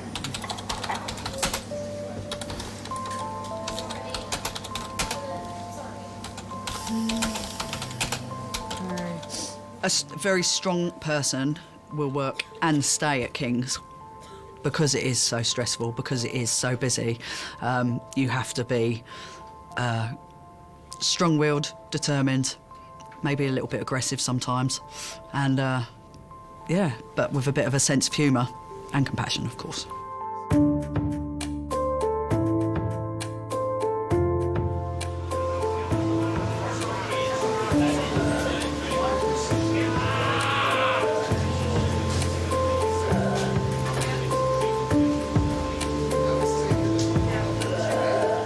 In 2010, there were 60,000 recorded assaults against NHS staff in England alone. Adult trauma call, 8 minutes. Adult trauma call, 8 minutes. So we'd have a bet on this one. Drink, drugs or crime. As to the reason for this trauma. A&E does breed particular nurses, and sometimes you have to be able to make light of what you're doing. At any time, if you laugh, it makes you feel good. So if you see something pretty gruesome and you have a laugh about it, then it instantly, the stress and that horror, because sometimes it is horrific. So what do you reckon, Kirsty? Either drink, drugs or crime? Drink, drugs or crime, drugs. OK. I'm going to put for drink. Are you going to take crime? I'm going to be MDMA. I must admit, I've got maybe a bit of a warped sense of humour, so I find things funny. Like that guy who was shot in the penis, I did find that made me laugh for a whole shift. Because he just kept looking down at it, and I thought, yeah, I'm sure you are looking down at it, just thinking. Any obvious other injuries. His pupils are quite small, but he has been drinking, and we're wondering whether he's taking something else. So would we drink and drugs then? So you were almost right. The department works round the clock and has over 200 employees. Behind the scenes, 60 non-medical staff keep things ticking over.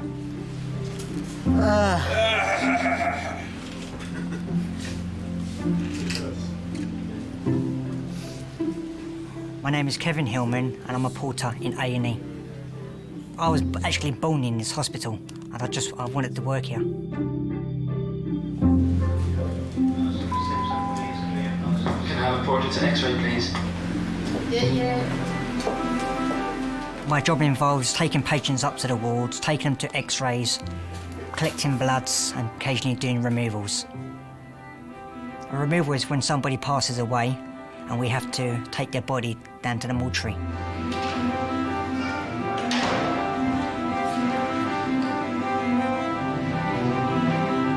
Kevin the porter he calls me his big sister. I think he sees me as a bit of a supporting figure, and I have a bit of a soft spot for him. I do. He's absolutely he's crazy. OK, let me call Resus, all right? Because I know he's probably in there with a trauma call, so... All right, love, no worries. Thanks, bye.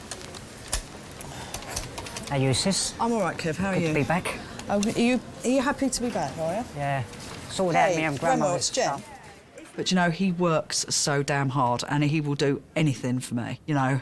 It's not too much trouble to do the blood run every half an hour for Kevin, whereas other people it'll be every 2 hours, and that'll be at a push, you know? Porter to majors to collect blood specimens, please.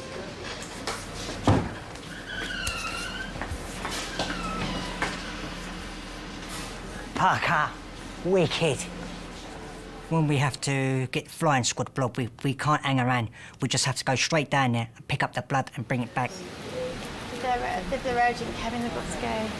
Thank you. Thank you. We have to get that blood back to the patient as urgently as possible, because the patient could be bleeding to death. He could be.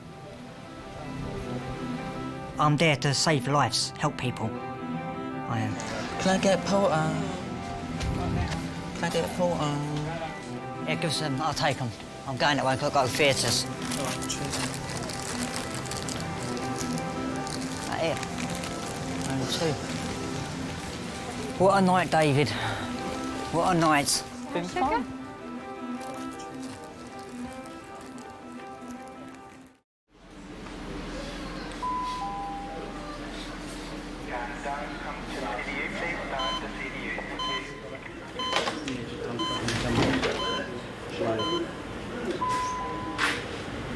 Adult trauma call, 5 minutes. Adult trauma call, 5 minutes. That's going to be one from me.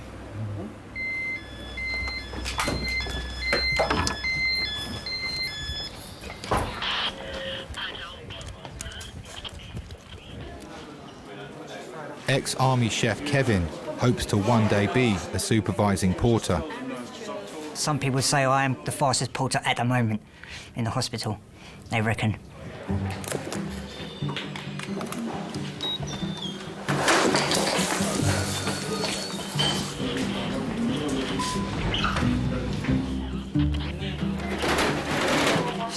How's the cylinder looking? Cylinder full. You've got a full cylinder, OK? And it's a valve one. Cool. I like to see the action. I've seen stabbings, I've seen shootings. What is it? Multiple stabbing to the leg. So you want me to hang around for a flying squad blood, just in case? Yeah, that'd be useful, yeah. We actually get a bleep, a trauma bleep. And when that goes off, that means we have to attend it and go there straight away. And we have to stay there, just in case the doctor says to us, can you go down and get the trauma blood? Yeah, I'll hang around just in case you need blood. Blood pressure's fine at the moment, but you never know what they've stabbed in. It could be an artery and it could be... Yeah, drops. I like a bit of trauma. I mean, I must admit, it sounds a bit gory, but I do like a nice shooting or a bit of a stabbing with bowel hanging out. You all right? Yeah. Yeah. If we run a good trauma, it's fantastic. And if you save someone's life when they've come in that mess, then it's brilliant. Oh, multiple stab wounds to legs. To legs, I know. But well, you never know. Could be femoral. Could be. Could bleed out like in a little second, eh?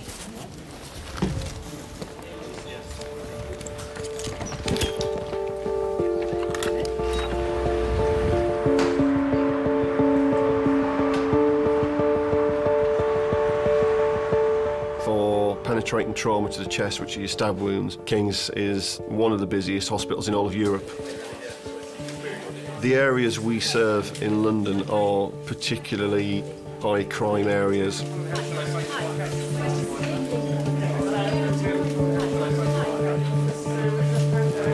you able to shimmy on over, my friend?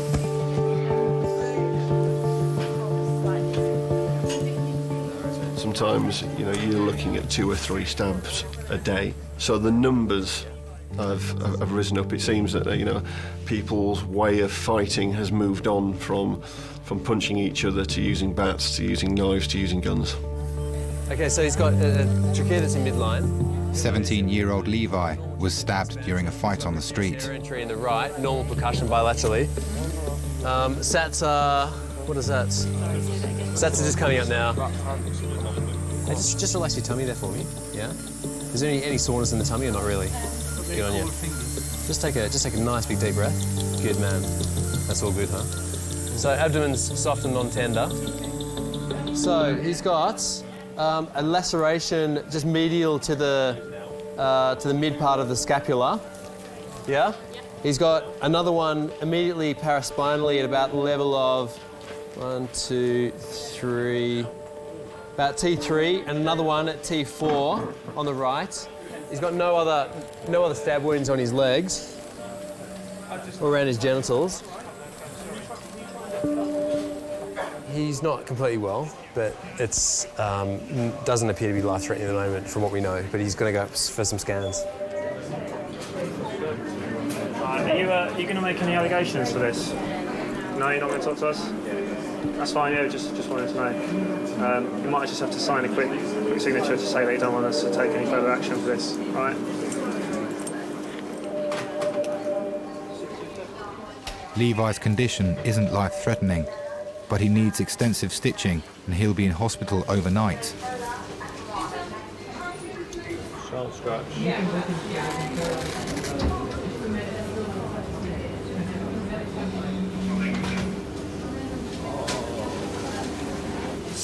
Oh, fucking hell.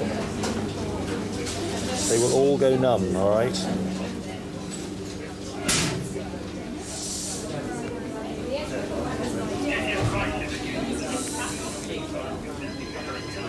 Did you manage to get any punches in?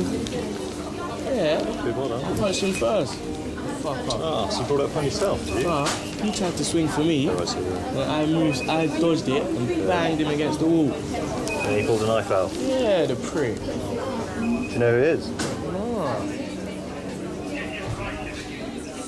A lot will come in highly pumped up with adrenaline. But sometimes you can be having to deal with a lot of aggression from the patient. Levi, your mother is really upset. She'd really love to see you. He's one of the other consultants. Well, he's taking over, is being in charge of here. So he's just making of all the patients in here. Now, your mother really wants to see you. She's really upset. So she should be like, Well, will you just let her see you? Why? You can't say to your mother that you don't want to see her. She's your mother. She gave birth to you. Come on. She did. She's really upset. Oh, for... Tell her to come, man. Fucking hell, man. You know, once it's kicked in how lucky they've been, then sometimes they can be a little bit quiet.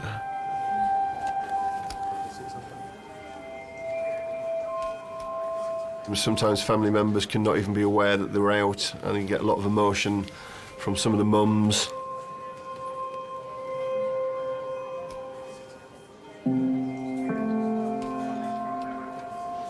I went in and I just wanted to sort of scoop him up, but then, you know, he kept saying, "I'm all right, Mum, I'm all right."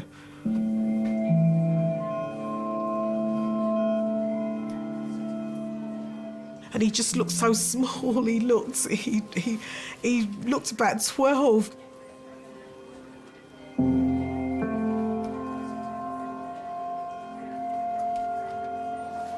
You know, once or twice they said, "Well, will you come out?" They were doing blood tests or whatever, they were doing different things. And it just felt so routine to them.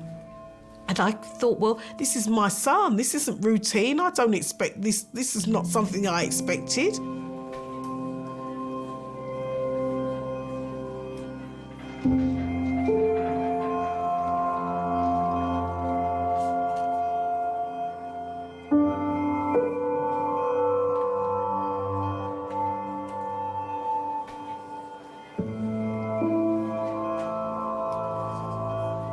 What used to shock me 10 years ago, I've seen it, so it no longer goes, you know. But I think the fact that we get a lot of violence is shocking. The fact that people don't like each other very much is shocking. But the actual injuries and things don't shock me, because unfortunately I've seen too much.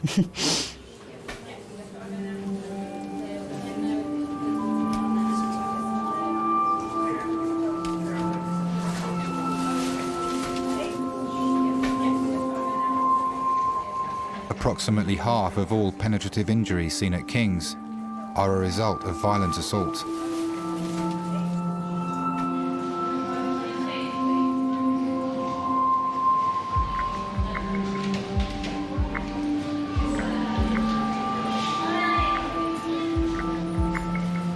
Can you tell me what happened today? I got punched in the face by a man because he thought that I knocked on his window. Right, okay. And was it just one punch? One punch and I fell to the floor. You fell to the floor. Did you hit anything on the way down? No, it was on gravel. It was on gravel. Just look up for me. Oops, that's all. Okay. How wide can you open your mouth for me? Open as wide as you can. Go, go, go, go, go. Wider, wider, wider, wider, wider. Oops. What happened? Where does it hurt? It just hurts here. Just hurts there? Okay.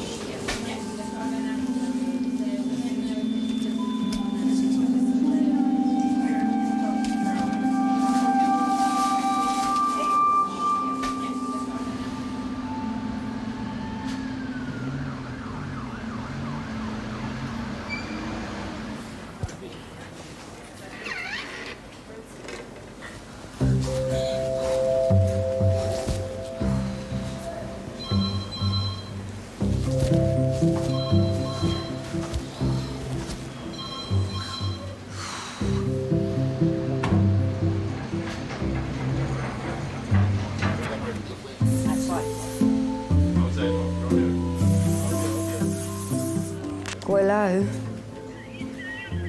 I'm in the hospital. My fat is as fucking, my foot is fat as fuck. Where are you, in kebab shop? Oh, well, stay there. Come up in an hour. Come in an hour. All right, see you soon, babe. All right, bye. We were always going to the club until I fell off the bus. And then I fell off the bus.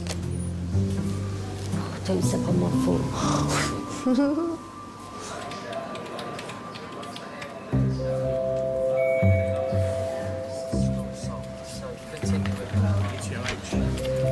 Just a bit. Absolutely Trolleyed. On free alcohol? Yeah. Yeah, I knew it. Just come out of the House of Commons.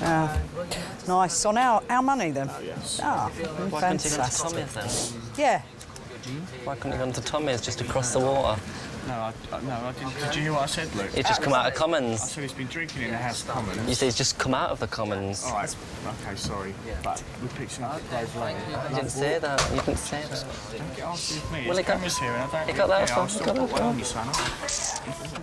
Past medical history. How do I know? He wouldn't give me his date of birth. What do you thought I might Well, I thought that was part of your training. Potty training. Do that as well. Did you say potty I training? thought that was part of your training. Part. So we start speaking like this. In it, bruv. In it, man. Get me. Get me. Any obs? Refused.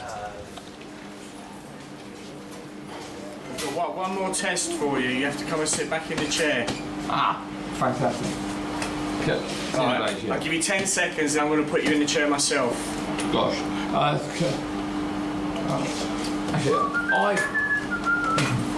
No, I won't do that. Come on, you're wasting time now. Hey, God. You're wasting time. We need to go look after other people.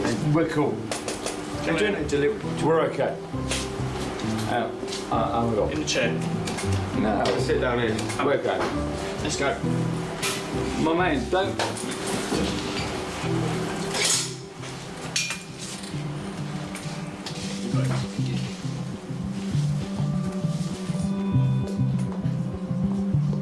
I said to her, I know you're a very busy person, you've been here all day and you're most probably under a lot of stress. She said no, which was good. And then I went on and said, all I need is an inhaler. I'm asthmatic, I was suffering with it all my life. All I need is an inhaler, I'll be out your way. And she said it doesn't really work like that, but I said to her that my chest is getting really, really tight. I cannot wait for 15 people.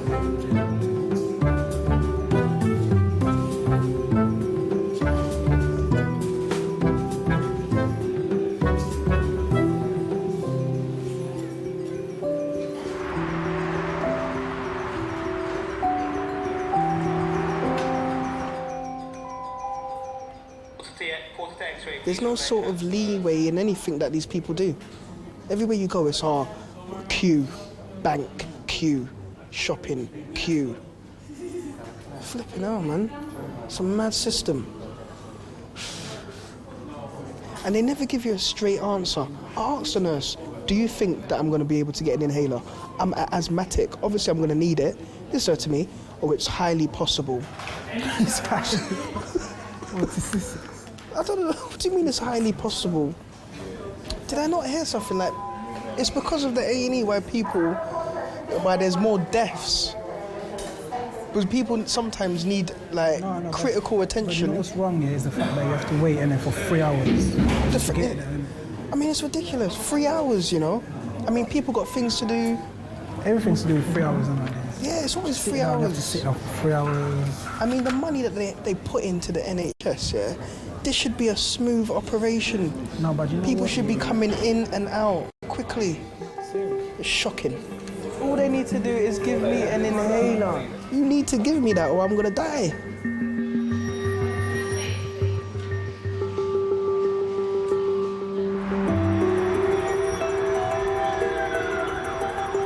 Another trauma call, another stabbing. 2 victims from rival gangs have been injured in the same fight. We've had 3 trauma calls that have not been, they bleed it through, but we've not had any calls. Okay. And we've got 2 of them in. Two at the same time? Yeah. If you get one stabbing in and it's gang related, you know, there's a very good chance that you may get another stabbing in if there's a retaliation. And then again, if there's another retaliation, you know, you won't just get your patient in, but you'll get all their friends in as well. And we have had occasions where rival gangs have ended up in the waiting room waiting for their friends and a fight started out in the waiting room. Then yeah, it can get very, very dramatic very quickly.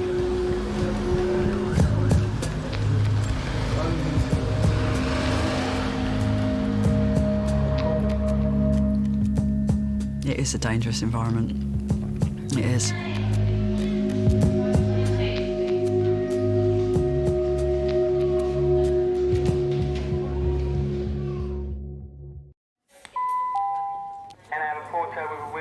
Excuse me, guys. Excuse me. You all right? Who are you looking for? My boy. And what's your boy's name? Through, but we've not had any calls. Okay. The 2 stab victims who've been treated in resus have been followed by their friends. Right, okay, don't use the phone in here, is the first thing. The 2 groups are from different neighbourhoods. Yes. Yeah, there's one here and one in 5. 2 stabbing. Right, okay, can we just stop for a second?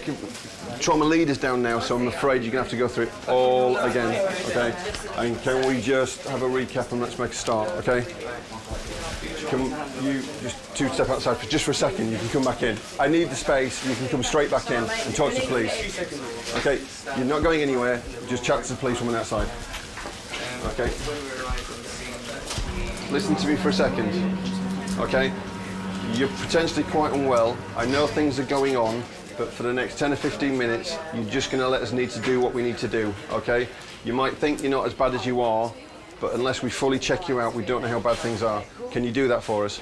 Okay, you can come back in. I'm not got any problems with that, but you just need to let us do what we need to do, okay? It might hurt, it might not, I don't know, but let's just crack on, okay? Cheers. Now, the other guy that's been stabbed? No, I don't know. You don't know? No. Okay. Just wait there for me, yeah? I think it was about a year ago, we had a guy who had been stabbed. The stab victim went round to X-ray, and there was these 3 guys that were running through resus looking for this guy to finish him off. And I basically asked them to leave, to which they said that they were going to do, you know, oh, don't get out of the way, I'm going to stab you up. So I thought, oh, do you know what, maybe I should just get out of the way. Got out of the way, and they tried to find X-ray, but security had been called, so they did a runner. 6, 3...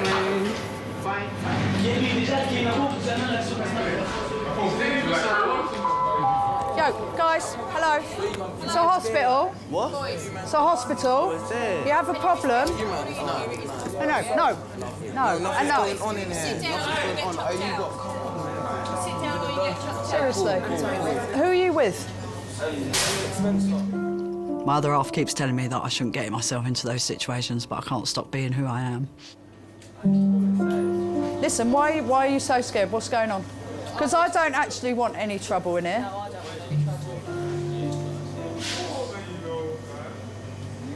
Listen, guys, if you want to... No trouble in here, do you hear me? It's a hospital. Hey, what did you think you're doing? Yeah, my cousin. No, listen to me, right? There's a reason. There is a reason we have a locked door. Do you listen to me? Look, the boys just fucking stabbed my cousin. You expect me to... Listen to me. And there's police that can actually help you. Do you think... Listen to me. All right, it's a hospital, for Christ's sake. Do you hear me?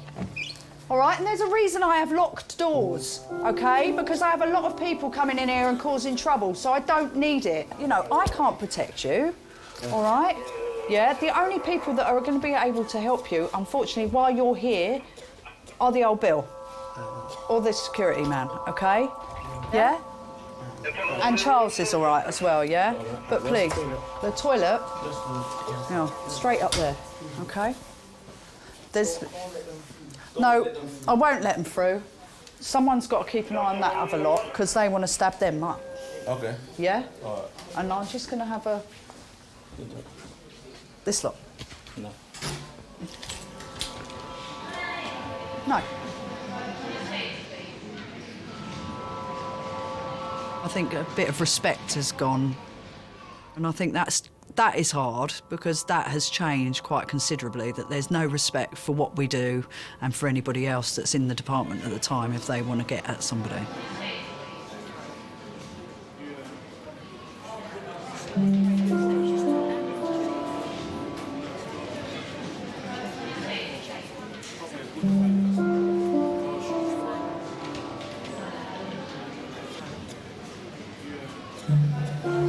Right, they can get through. That's my only problem, you know. I'm just going to lock the assessment room. I'm going to lock the assessment room door because they're trying to get in. We have a little issue. There's a rival gang outside with another guy who's been stabbed in the hand. They've just gone out to make a phone call and basically... Yeah, no, it's fine. No, those are the ones that are actually scared. The two that came running through, I can honestly say they shit themselves. And they just thought, oh, fuck.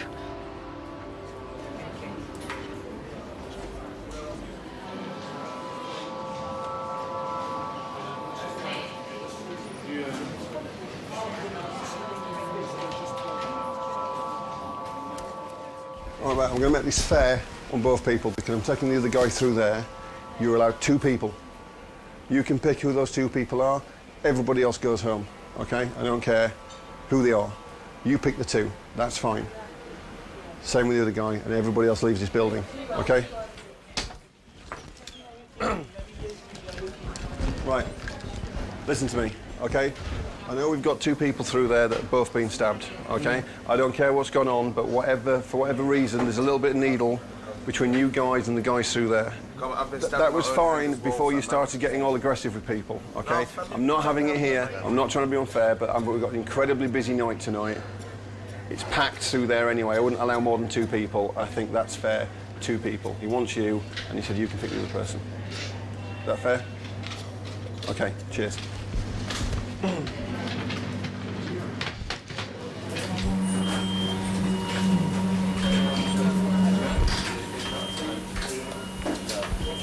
The other thing as well is, okay, I don't want to see you two in any other places other than here or the waiting room, okay? All right.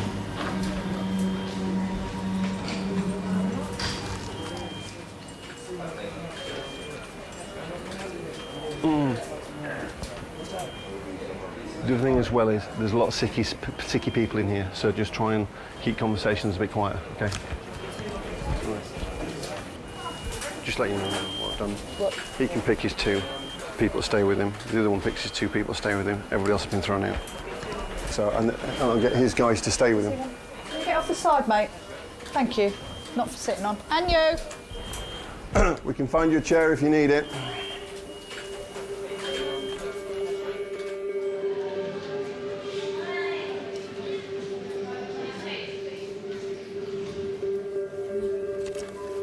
I don't know whether being unsympathetic to people that are stabbed and things is right, because I'm not. I have sympathy to the fact that they don't have anybody who cares about them. Not their injury, the fact that they sometimes don't have their mum and dad come down to make sure they're all right.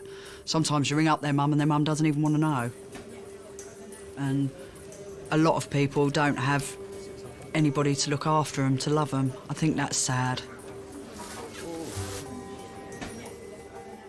It is shocking, and I am shocked, and I am upset that, you know, we have 13, 14-year-olds that go to school and come in stabbed. It's bloody awful. It's the hardest thing in the world, but unfortunately, I'm in a job where I have to put them back together.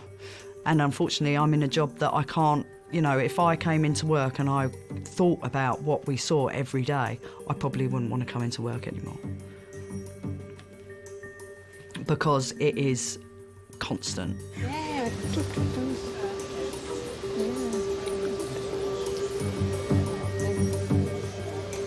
They're busy, but they've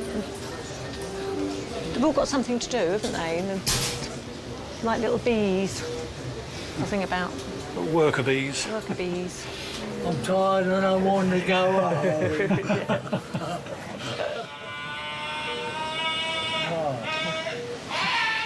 I think something hurts. I got some drunks in there. No, I don't think so. No, I think he's just in pain.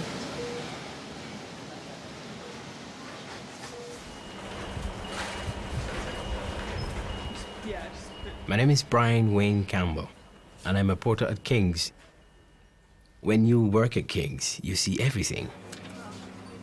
You don't have to watch the television to see what's going on in Britain. Right here at Kings, it takes place right before your eyes.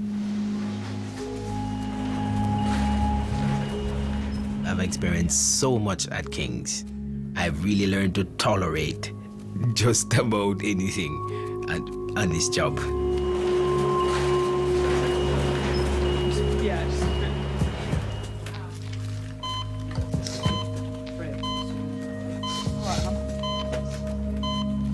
In reception, some of the boys from the stabbing incident are waiting for treatment for their minor injuries. Listen, I know you think you're big and brave, but you do have a problem with your lung. So it'd probably be better off if you didn't jump around, because what you have got is a small pneumothorax and it could be much bigger. All right? Yeah? Could I have one of the plastic bottles, please, so I can drink water in that tab? Is that possible?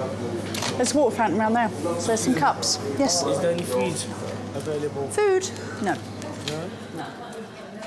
Your guy, idiot boy. Yeah.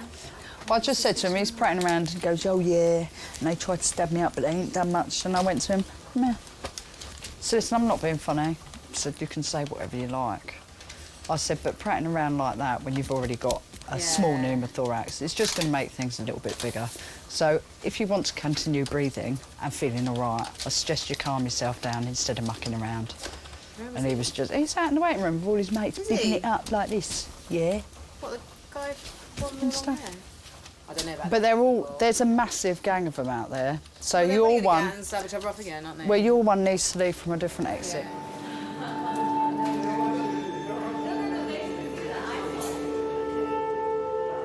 Physically, you know, I can honestly say, physically, you get home sometimes and everything aches because you have not stopped. And obviously your stress levels are really, really high when it's really, really busy. But then you've got another, God knows how many patients to sort out, so. Listen, you can't go out with all these lines in and everything for a cigarette. Yeah, I went before with a lot more fucking lines. Excuse me, there's no need to swear. That's not very polite, is it? No. No, it's not. At the end of the day, you have to get on with your job. And if it's at 2 o'clock in the morning, you've still got another 6 hours to go. So you just get on with it until you can get home and have a cry and have a drink. 5 hours to go. Yay!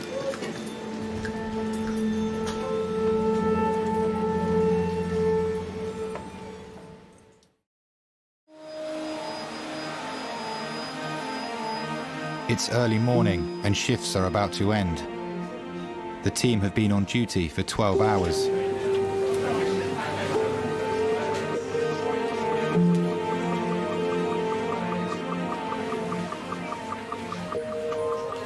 It was quite a pleasant night, actually.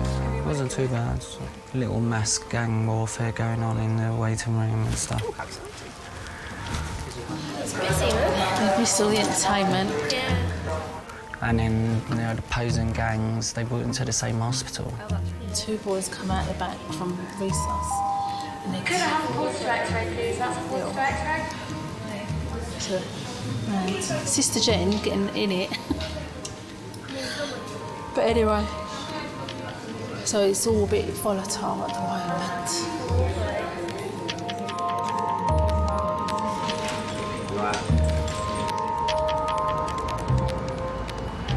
Security are going, I can't believe the police have left. The old Bill actually needs to come down here and protect us, because at the end of the day, security can only do so much. Cool. All right, guys. Just so you guys are going in the cab, yeah? Super. I'll make sure that when you leave, nobody's seeing you leave. I'm staying. Okay, that's fine, because you're likely to be staying in. I don't want to stay in. How deep is it, boss? Deep enough that you need to stay in. Morning. Welcome to Jamrock, my friend. Pleased to see you. Busy night? It has been an eventful night. Really? Yes, they didn't stop balling out for our names. They've been trying to kill us. They were trying to kill us. They just kept calling. They never stopped. Working at Kings, I witness more violence here than I do in Jamaica. Black folks' greatest enemy is themselves. When you see a situation in A&E, there's stabbings, the enemy is another black person. Most of the time it is, almost all the time it is. Why? On tonight's shift, there have been 4 stabbings. Every year, more and more young men come to Kings with knife and gunshot wounds.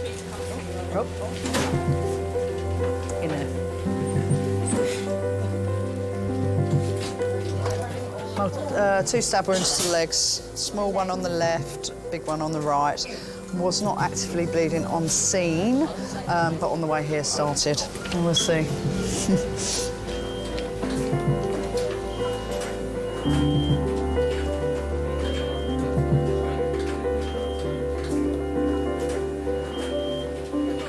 I want to make a special appeal to young black males. There was a time when black folks could blame other people for all of their worries and all of their tribulation and their trials, but not now. Right now, our problem is ourselves, mostly. We're self-inflicting wounds upon ourselves. We're destroying ourselves. And I want to appeal to young black males especially. You can find life. You can find success. I think there's so many opportunity out there for young black people. Opportunities you probably never had 30 years ago. Make use of it. All I'm saying, give yourself a chance.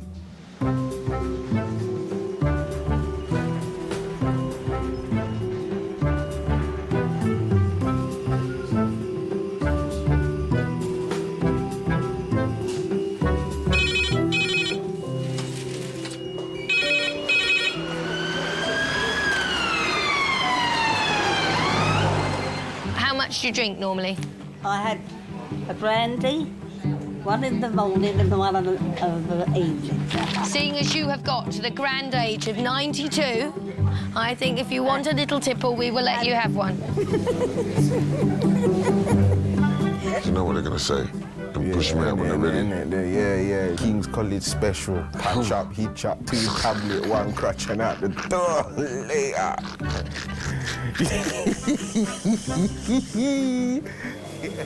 Oh, boy.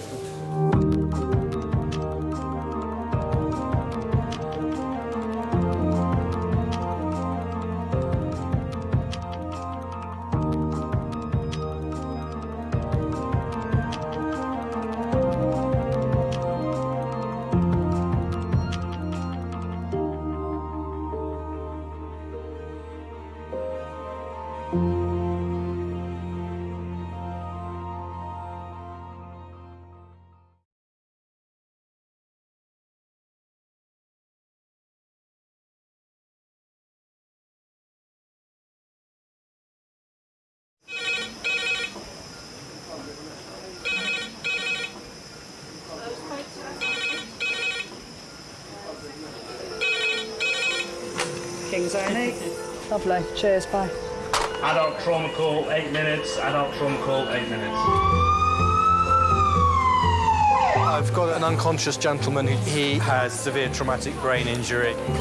King's College Hospital, London. I think something hurt. One of the busiest A&E departments in the country. They're a bit busy right now. They're a bit 20 minutes, 30 minutes. Kings is extreme, isn't it? Come on. A place where love, life, and death unfold every single day. Fall from a tree. It's probably absolutely trolleyed. I'm very drunk. I just keep thinking, how am I going to cope? All the patients you're about to see were treated in one department in just one 24-hour period. Camino. Everyone should walk through an emergency room at least once in their life because it makes you realise what your priorities are. It's not the rush, rush, rush and the money, money, money. It's the people you love and the fact that 1 minute they might be there and 1 minute they might be gone.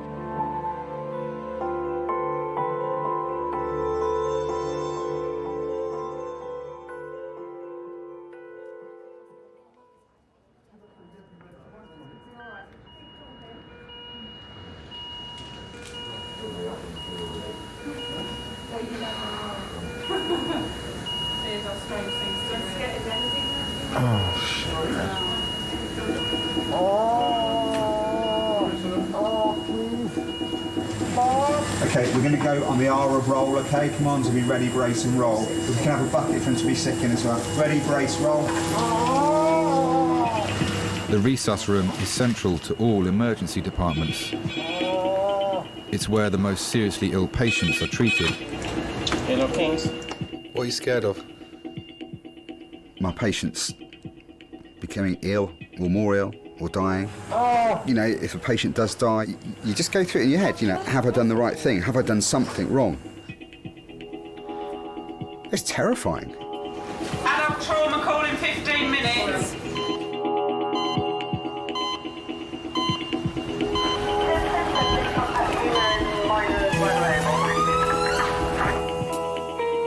Right, this is Tom, Yeah. 77-year-old man who is up a ladder Right. over the stairs in his house painting. He fell off the ladder head first, right down, it looks about 10 so- feet. yeah, He's knocked unconscious. We were on scene quite quick, so probably maximum 3 minutes. Right, He then okay. came to, confused, grabbing out.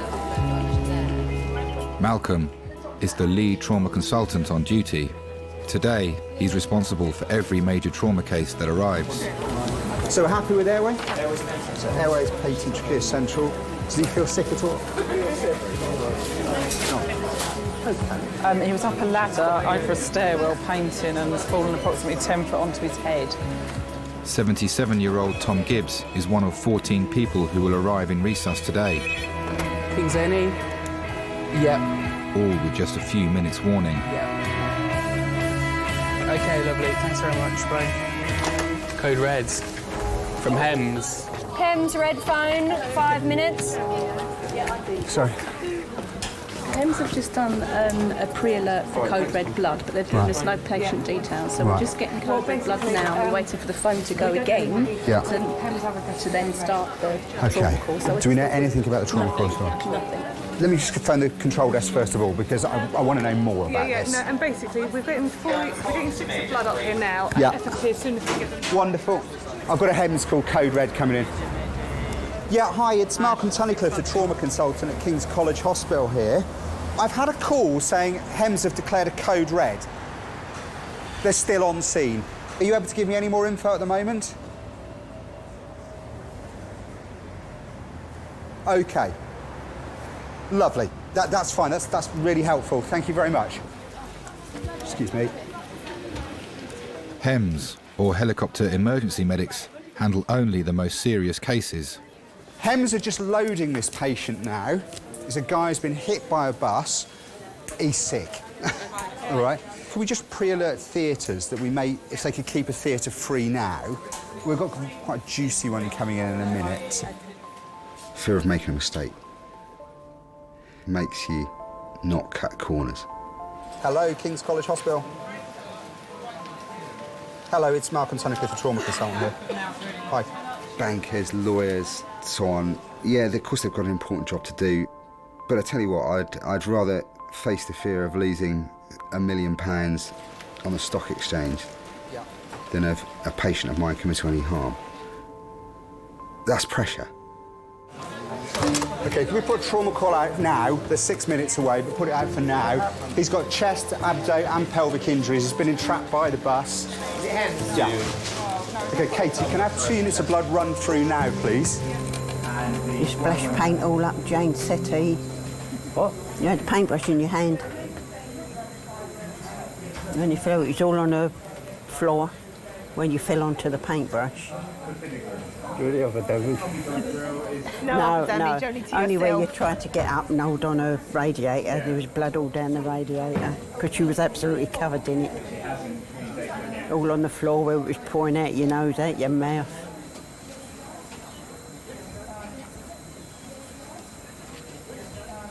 You know who we are, don't you? Sorry? He didn't hear you. Do you know who we are, I said? I know who you are. Yeah. I know who you are. Oh, right, done all the awkward bits. Sorry? So we've done all the awkward bits. Oh, remember, you've done all the awkward bits, he said. Yeah. Are you hungry? You hungry?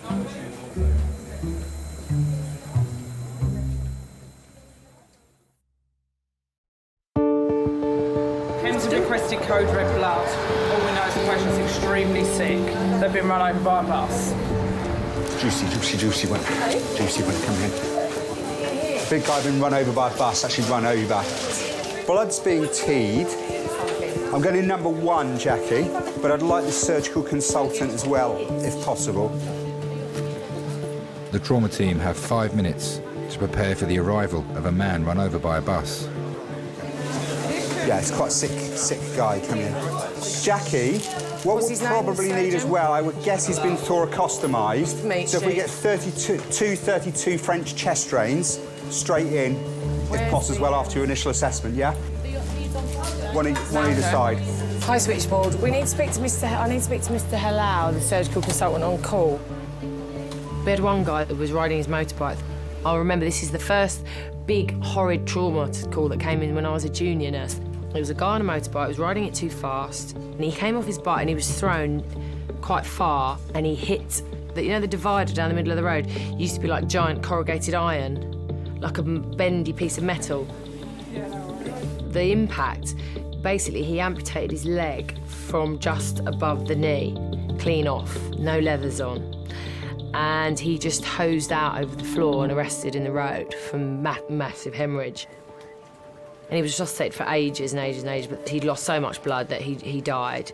And I remember having to put him in the body bag and his leg went in the bag separately.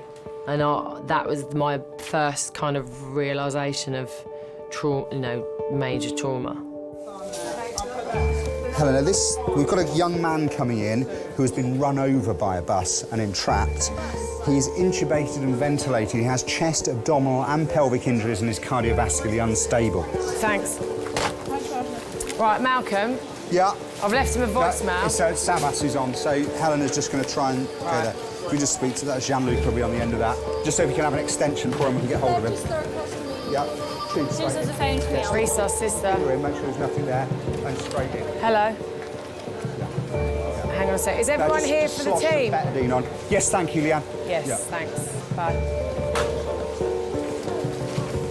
Okay. Someone else is doing that, yeah? Yeah. Where did Sharon go?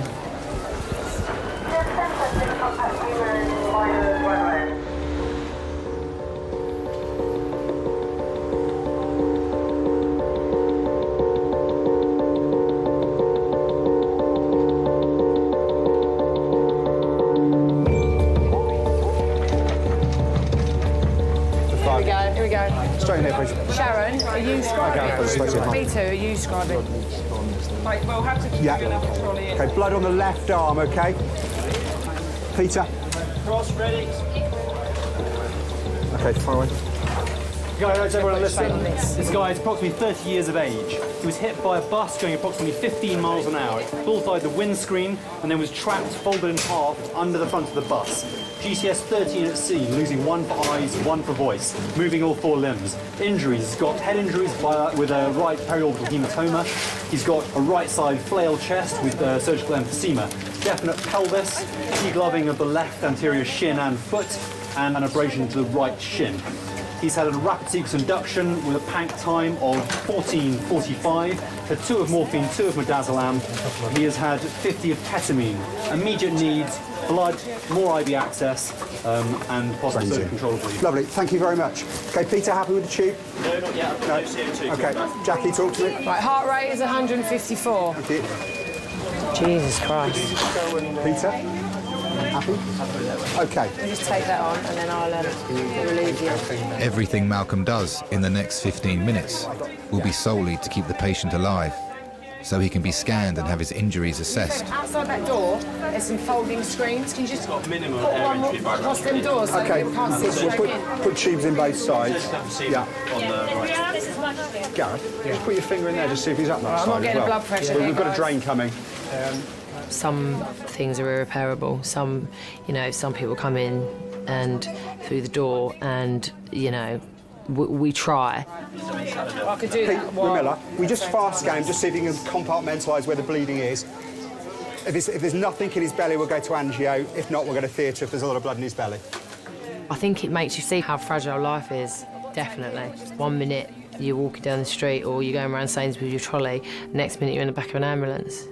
It can happen just like that. Squeeze that. And can I have another 32 French drain? Thank you. You could connect. Needs a cut. Just cut. Yeah, thank you. And another underwater seal, please. Do you want it now? For me to give it? Yeah. Got that better, Lee?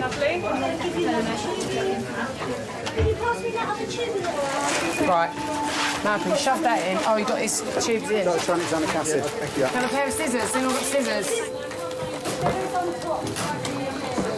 OK, left drain is swinging there. Can we just ring 5620? CT should be ready. And angio. It's got no obvious blood in his belly. So we'd like to go up head to toe with possible angio, OK?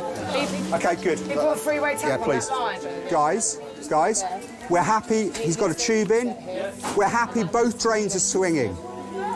OK, we've got access, we've got blood. OK, what I would like to do ASAP is go up to angio, OK? Don't squirt that in my face, please. You've done your code red business? Yeah. Yeah, we haven't got any bloods off him yet Is anyway. that monitor over for me? Good, yeah. He's dropped his blood pressure Yeah, now. I know he has. Yeah, go. What do you think he's... Go. You coming with us? Yeah. Sure, 2 units. What's that? Sounded like you were saying see you later there. I was just like, what? There should be no sharps in there. Come on, Jack. No, we're just going to go through this way. Well, we're going to start. We're looking at CT first. Got it. Sorry. Have a housekeeper to resus with the yellow mop bucket, please. Yeah, just keep squeezing the blood. He's going to need all of it. I can't walk. I'm in here. He's hit my blood. Right, one on Jack. Thank you. Anyone bleed surgeons? No, thank you. Yeah, there was blood on the floor and that bin will need emptying, please.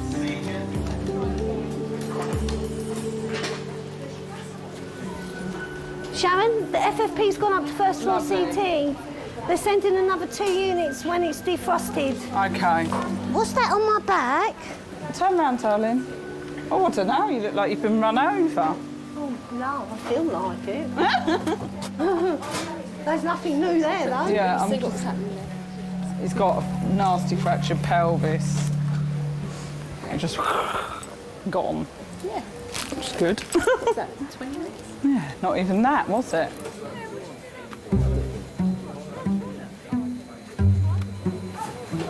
Still waiting for all your things to come up. Still waiting for all the x-rays and things to come back, what you had done. It's been 2 hours since Tom Gibbs fell from a ladder while decorating his daughter's home.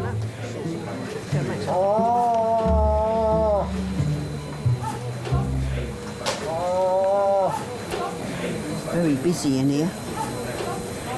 It's very busy in here. After he retired, he should drive me crackers because he just didn't know what to do with himself during the day. We used to do the decorating between us. if I hadn't done it first. It's painting, he doesn't like painting. He's not very good with painting.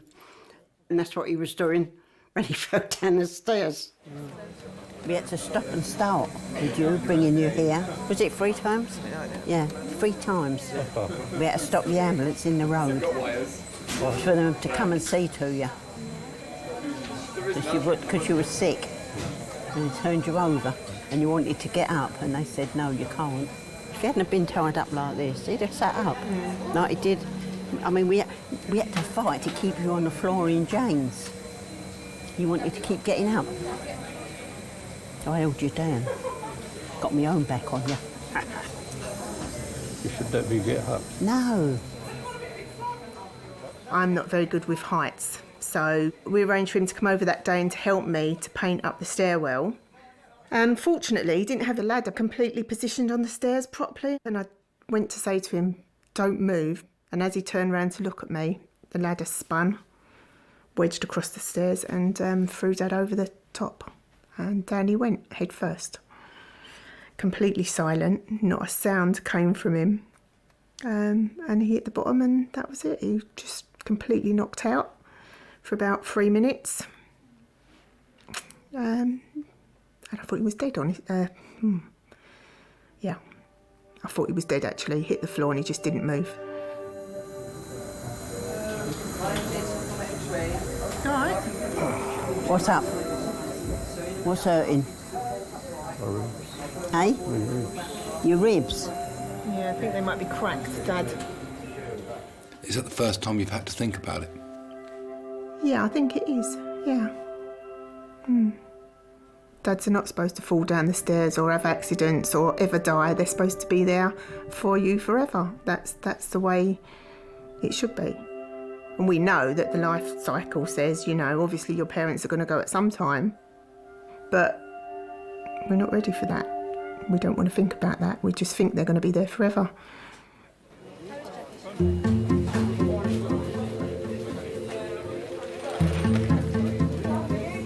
Tom, what this scan shows that where you've hit your head, you have a tiny bleed just inside the skull.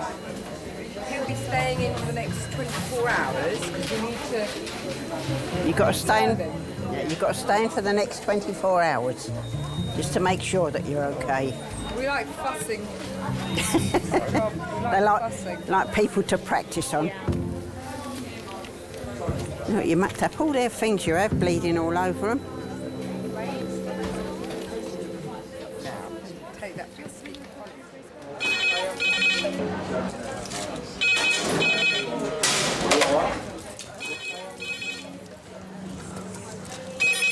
Hello, Kings A&E.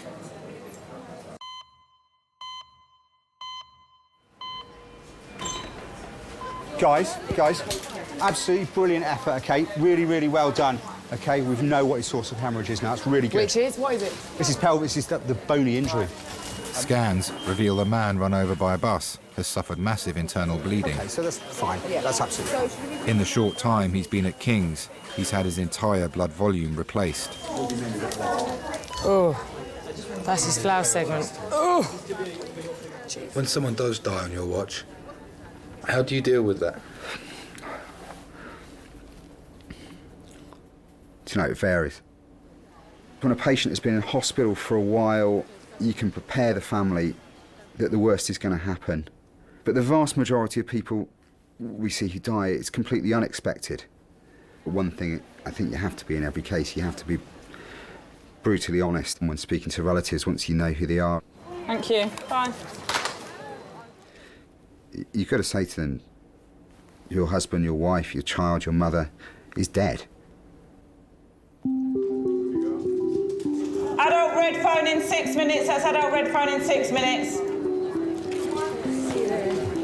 Jackie, if I give you some money, you won't give me a sandwich, would you? If you're... I'll get you one over there. Do you mind? Oh, that's good, dear. Just an egg one or something.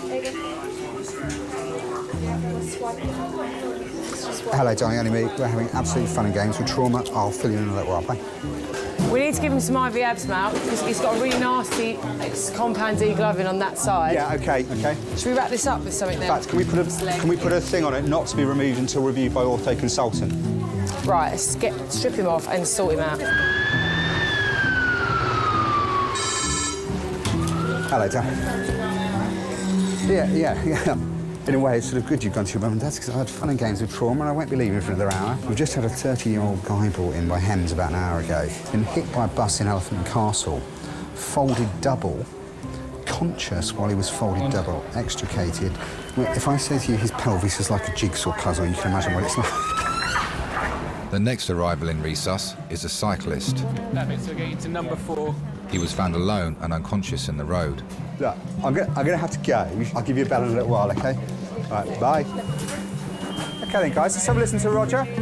Okay, this is a 40-year-old male, mechanism injury, fell from bike, apparently isolated head injury, combative, moving all 4 limbs with a blood sugar of 5.2.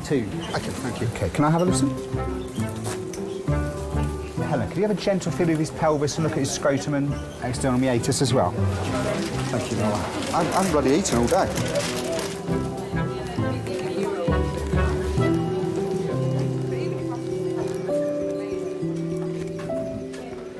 Oh, hello, my name's Ed. I'm one of the nurses at King's College Hospital Accident Emergency Department. I've had a patient brought in after a bike accident. We found this number in his mobile telephone, and I was wondering whether you could give me some details of his next of kin. He's got no significant injury to his brain, but he's got very complex fractures to his face. He's got collapsed lungs both sides, which have been treated.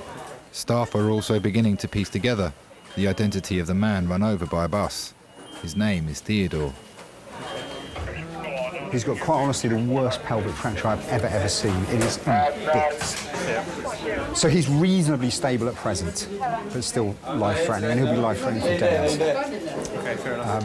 But we've done everything we can for him. He's not coming up and we're talking to him. No, he's not No, talking it's to fine. him. So just to keep you... Yeah. Does he have any relatives, do you know? We're just in the process of finding out. He's a student at London School of Economics. Right. I'm doing checks at the moment with them to see if we've got his kin details and an address for him. Where's he from? He's got an unusual... He's Greek. He's Greek. Okay. Yeah, he's Greek national. He's got a Greek ID card, a Greek driver's licence with him. Okay. And how old do we reckon he is? 1970 day birthday, 33. So he's only 33. Okay, that's brilliant. Superb. Thank you very much. Theodore's family are 1,500 miles away in Greece. My mother called me and told me the bad news. I asked her if he's going to live, and she responded me at the moment, yes, he is alive. But I didn't like that word at the moment. So I knew that it was a very serious accident. Theodore is the most important person in my life. He's not just my brother, he's my buddy and my friend. First of all, I was worried that maybe I couldn't see him alive, but I just want to avoid that thought. That's why I keep telling to myself all over that flight, 3 hours, that he's going to be okay. I didn't want to think that I will stop to have a brother. I didn't want to think that.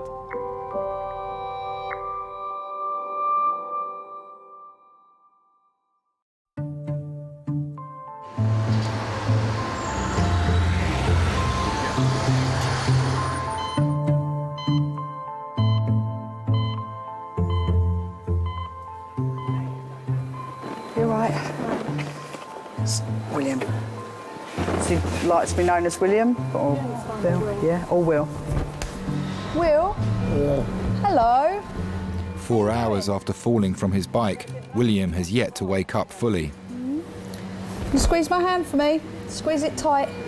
Squeeze it tight. Okay. Do you know what day it is, Will? It's 12:30. 12:30. Okay. Do you know where you are at the moment? Will? Do you know where you are at the moment? Yeah, where are you? Tell me. What place is this? All right, darling. Don't worry. He was extubated quite a while ago. Yeah. And they were making his GCS 13, but he's not obeying commands at all now. Won't squeeze my hand, stick out his tongue, nothing like that. Oh, very good. No. Let's have a look, shall we? Thank you very much. Clemens Paul, I'm one of the consultants here. All right. Hi. I'll just have a examine him. May look a little bit cruel because I just will need to stimulate him a little bit to really, to really see what he's able to do. I mean, if you don't want to see it, maybe excuse me 5 minutes. It's just, I just, go and poke him a little bit deliberately so that I can see how far he wakes up. Is that all right? William? William? Yeah. All right. How are you? Yeah. All right? Okay. Any headache at all? No headache? No. William, I was told you don't know where you are. Do you know where you are at the moment? Where's that? What's that? What day is it today? Tuesday. No, not quite. Which year? What year are we in? 2006. All right.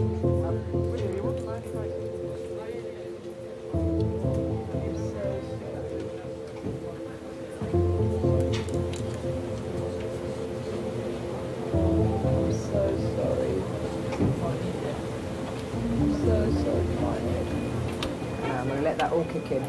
Okay? Can't even remember falling. Normally you think, oh shit, well, I've never even done that. You can't remember because you've got concussion. That's why you can't remember. You won't remember staying a day or When two. you hit your head and you get concussion, you don't usually remember the accident at all. That's why. No, that's why. Don't worry about it. You will do. Stupid thing. Mucked all her weekend up now, haven't you? Yeah. Yeah. No. Do you want to stop him from climbing up any more ladders? No, I wouldn't do that. But I'll make sure that I'm there, holding the ladder while he goes up it. Because he's the one and that's it. Did they cut your trousers? Yeah, they cut the clothes off. You've lost your working trousers. Yeah, you've cut your working trousers off you. There, Dad, add them onto your list for Christmas. Oh, my jaw is all. Yeah. Yeah. Side of your face. Oh, not half you didn't. Eh? What, this side? Yeah, what you've hit is your cheek. It's like... It's a wonder you didn't break your cheekbone, I tell you. Yeah. Yeah. How long have you been married for? 60 years this year. We've got one problem now, and none of us wants to die first. Leave the other one behind. What's that 40, 81 and that? That's measuring probably his heart rate. Doing all right, is it? Yeah. I try and keep off that subject because I don't like that subject. I don't even think about it.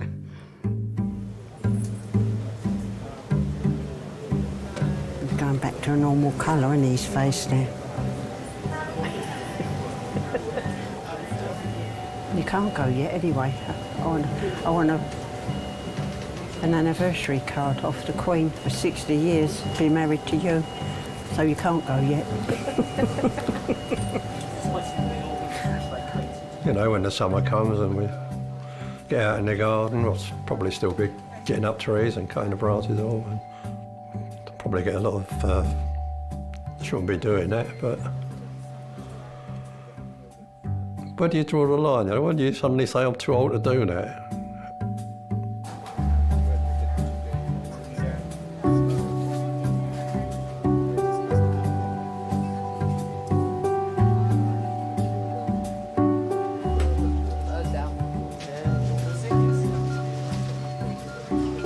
Son, I'll give you a full rundown in a second, okay? You happy, Katie? Yeah. Peter. Ready, steady, and down. Beautiful. Well, I'm now going to clean his face up while we've got a little window. 3 hours after Malcolm should have finished for the day, he finally hands over his patient, Theodore. So, this is 33-year-old Theodorus. He's a Greek national who's a student at LSE. He was crossing the road at Elephant and Castle when he was hit by a double-decker bus, not sure what speed. But at scene, he was found to be bent double under the front of the bus. His head was touching his toes. He was conscious and extricated. Yeah, quite often you go home after work and you think of a patient. Have I done the right thing? Have I done? Sometimes I'll go home and I'll ring someone who's at work and say, look, I don't think I've done the right thing here. Can you just check something for me, or can you do this test for me? Or can you just check something out for me? And more often than not, I said, no, it's absolutely fine. Don't worry, but it's just that thought that comes into your head. Have I missed something? Have I missed something? God. Really good job done by everyone here. He was in CT in 10 minutes. Katie? Superb. Oh, no, but I've got that blood. Superb. Superb. What? Brilliant. What is Well done. Yeah. Peter? we're not going to X-ray, we're doing them here. We've Brilliant. changed our minds. Thank you. Clems, can you tell his educational supervisor and anaesthetist? Good job. Did you know today is the 25th birthday, official birthday of Haribo? No, I'll tell my wife. She likes Did you know? Haribo sweets.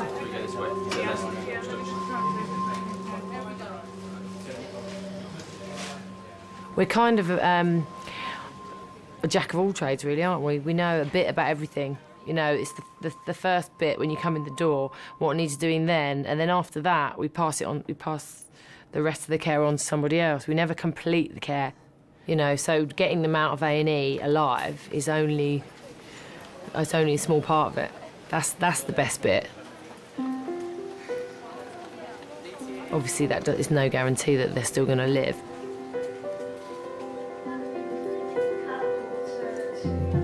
You care, and you've got to show you care. And if you didn't care about what you were doing, well, what's the point in doing it? I don't know that fear ever goes. I don't think that fear goes from when your first day as a doctor to your last day as a doctor.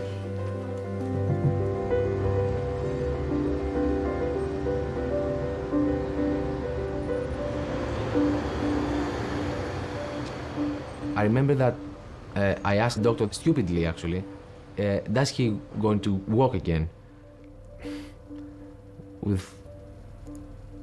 He looked at me and said that at this moment we're fighting for his life. It's not that important if he's going to walk again or not. And then I realized that this is a very serious situation.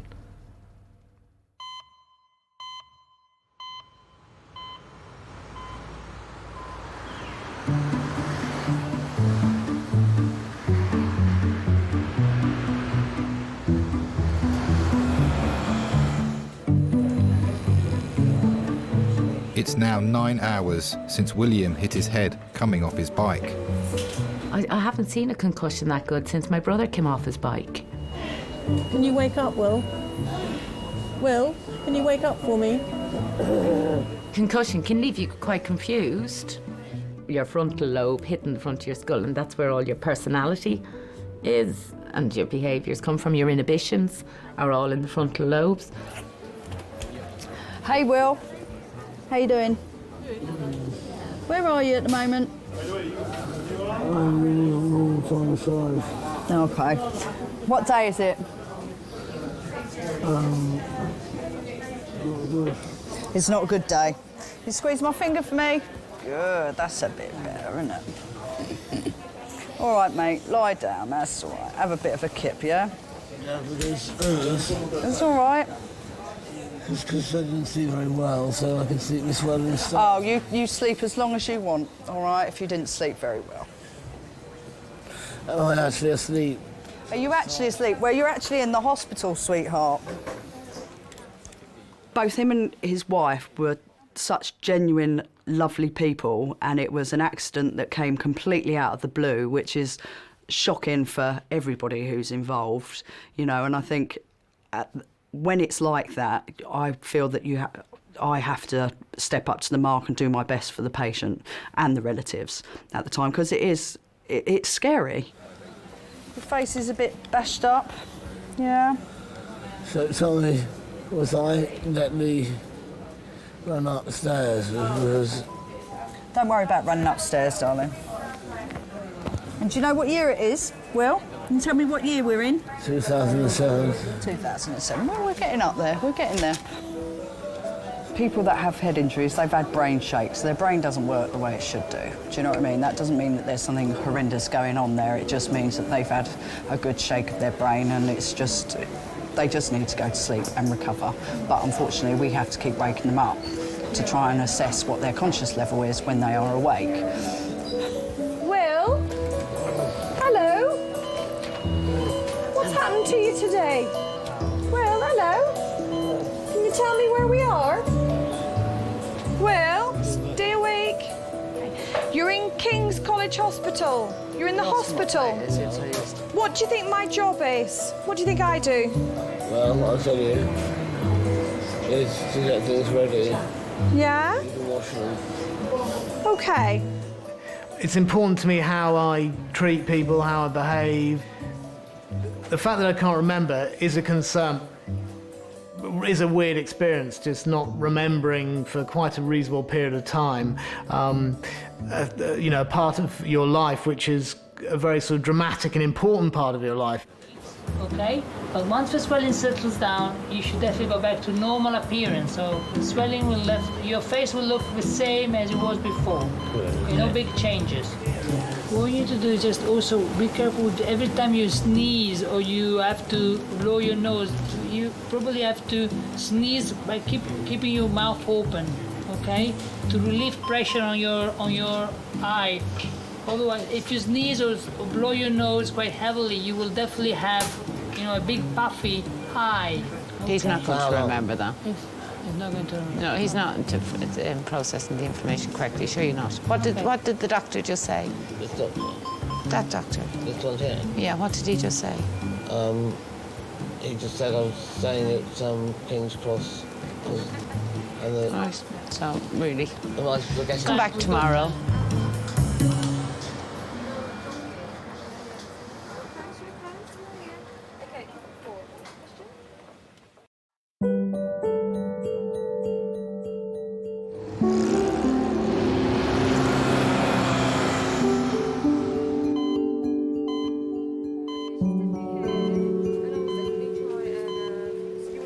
Have a little look. There's something going on there, love. And it's really sore and it's lumpy. Oh, you're going to dig that in? What? What? He said there is something in there, isn't there? Have you not got any gardening gloves? Ow! Sorry. I thought he was out. Do you remember that time I asked you to do bloods at 9:30? You said don't start till 10 o'clock. Oh, is that it? That is it. Is there more? See that massive, huge splinter? That, I reckon you're going to have to take a bit of time off work. I need a thumectomy. Well, I knew I was right, seeing my senses. Give it a wash. I washed it. You knew you were right. You said you got bitten by an insect. Well, I said it's a splinter. I said I was either bitten or there was one of those. Wound care. You stop taking the mickey. Her splinter, it was like enormous. It was like, it was like a match. It kept me awake because every time I moved my hand and I hurt. It's the smallest splinter I've ever seen in my life. Even my son having that in his little toe wouldn't have moaned. Listen, but it's just that my pain. I'm quite sensitive. That's all. How do you actually do it so it goes? You nearly had my eye out. Don't. Oh, I see it. Book her in again. I think with injuries and illness, things like that, we're not very sympathetic, especially if you work in A&E. Look, she don't care. She just walks on off. I remember my little boy, when he was 3, I took him to school, nursery, limping for 3 days when he said his foot hurt. And I was like, you're OK. Eventually I took him to A&E. His foot was broken.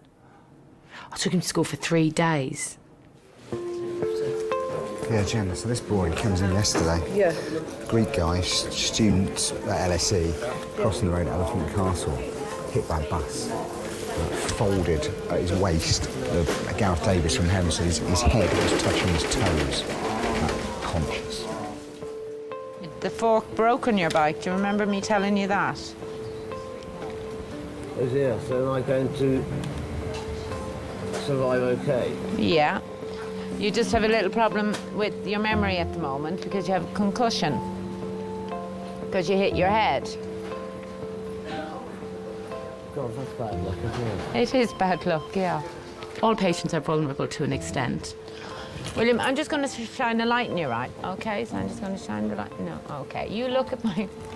Can you just look at my forehead? No, don't cover your eyes with her because I need to shine the light in there. OK, here we go. In terms of their care, it is in our hands, and it's in our hands to make sure that it's done efficiently and that people get what they deserve. I could take a bit of a knock on that one. Yeah, yeah. I think when you're a nurse and a doctor that you have to realise your responsibility to a patient, and the day you lose that is the day you need to reassess your motives and what you're doing.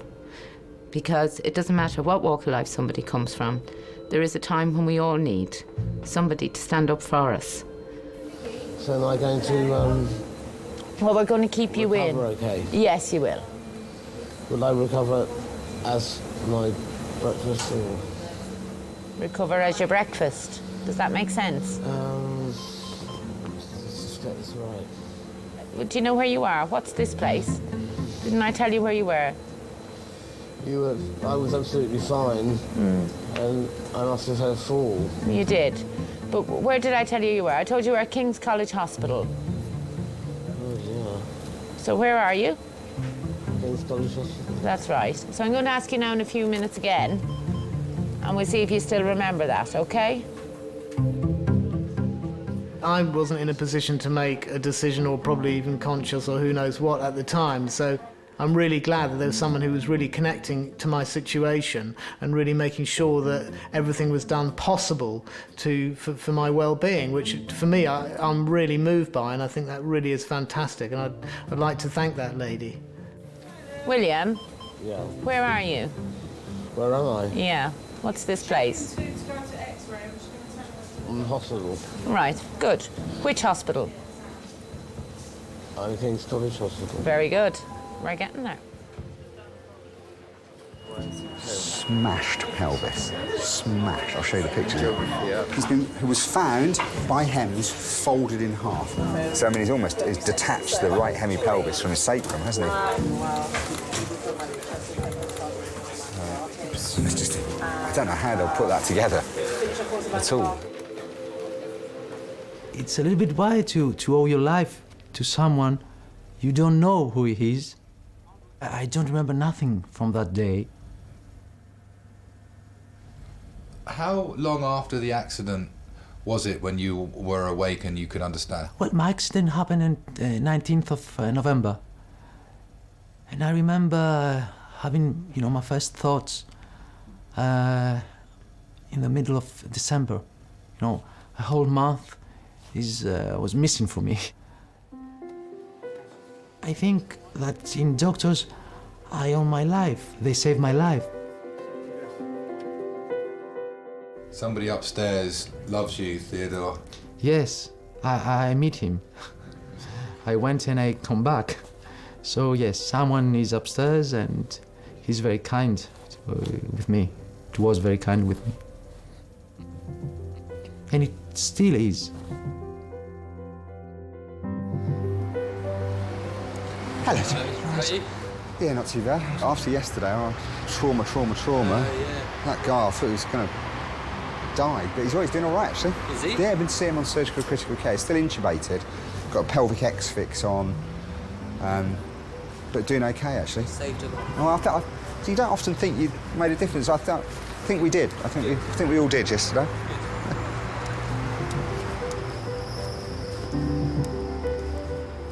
You love it, don't you?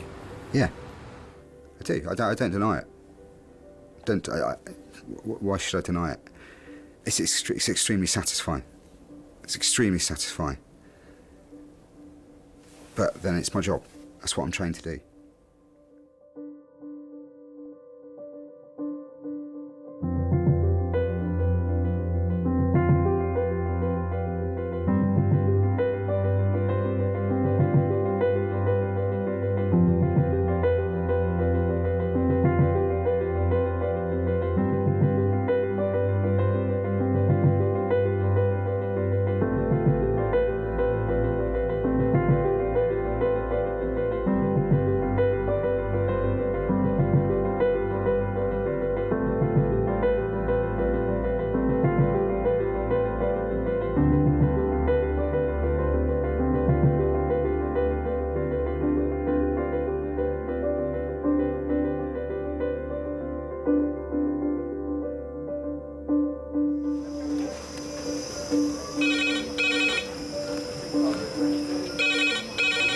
Bumholes.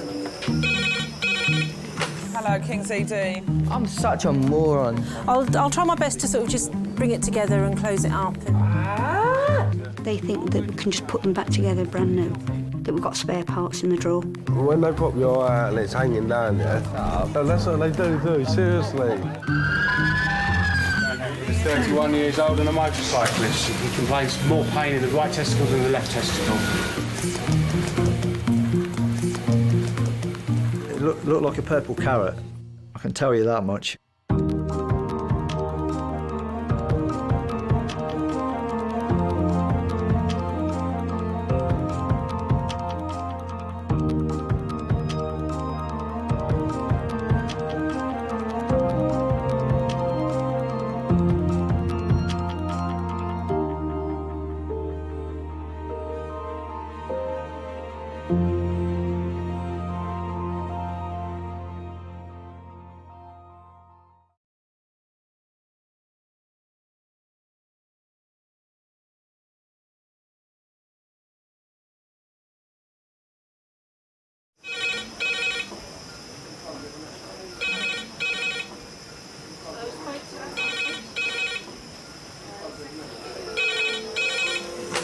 Kings A&E. Lovely. Cheers, bye. Adult trauma call, 8 minutes. Adult trauma call, 8 minutes. I've got an unconscious gentleman. He has severe traumatic brain injury.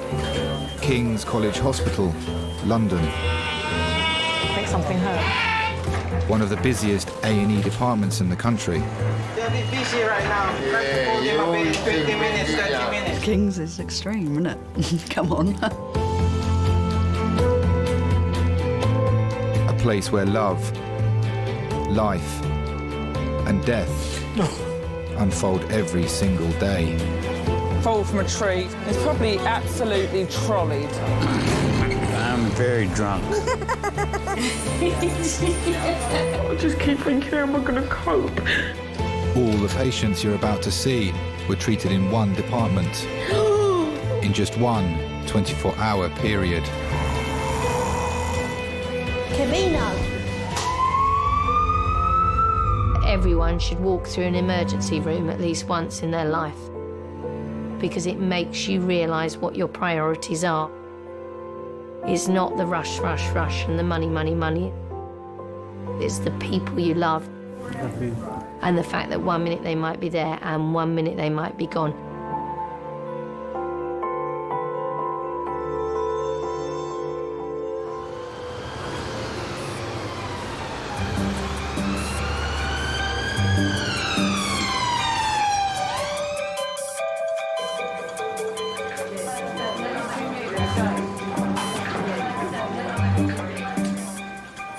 Where's our bit of paper? Hello, King's Emergency Department. 6 minutes, 120. Lovely, thanks very much. Cheers out, bye. Red phone, 6 minutes. Red phone, 6 minutes.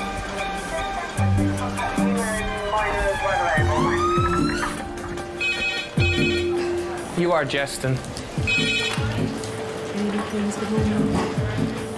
Lovely, thanks. How many minutes? How many minutes? Second red phone, 12 minutes. Second red phone, 12 minutes.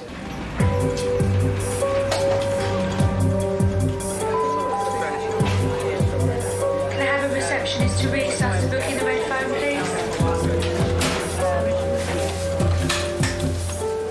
please? Stuart is 59 and has a history of heart problems. Apart from the heart stuff, any other medical problems? Reflux. Okay. And what medications are you on for the heart? Are you on anything? Bisoprolol. Yes, hi there, it's Firas, one of the A&E consultants. I've just seen a 59-year-old gentleman who came in as a priority call. Okay. Consultant Firas has worked in King's emergency department for a year. So filling defect in the SMA. Okay. It's a bit cliched, but yes, I have always wanted to be a doctor. Ever since I had my tonsils out at the age of 5, my parents bought me a Fisher-Price doctor's kit as a reward. And ever since, the only thing I can ever remember wanting to be was a doctor. Okay, lovely. Thank you very much. Bye now. Guys, cath lab. Stuart, I actually think you're having a heart attack as we speak. David, can you stick some oxygen on? Some high flow. Yeah. You stick them on the I think that's the pain that you've had, and I think we need to just get you straight up to have another angiogram. Okay. So nothing to worry about. I think we've caught things in time. Okay.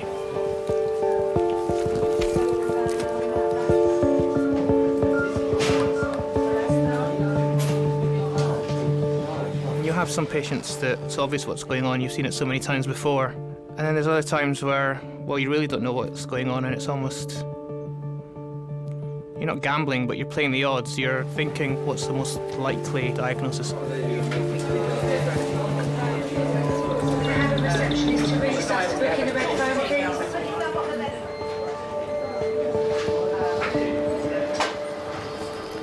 I'm one of the doctors. And what's your name? Is it Reg? Reginald. And what's your surname, Reginald? 78-year-old Reginald is a retired dock worker from South London. You've been feeling well up until today? Yeah. No cough, no fevers? He woke up this morning with severe stomach pain. Reginald also suffers from diabetes. Okay. And you've taken your insulin today? Oh, Oh, no, the left side is terrible. Is it? You feel dry? Can I see your tongue? Yeah, you look quite dry. Oh, Do you know where you are right now? no, Do you know roughly where we are?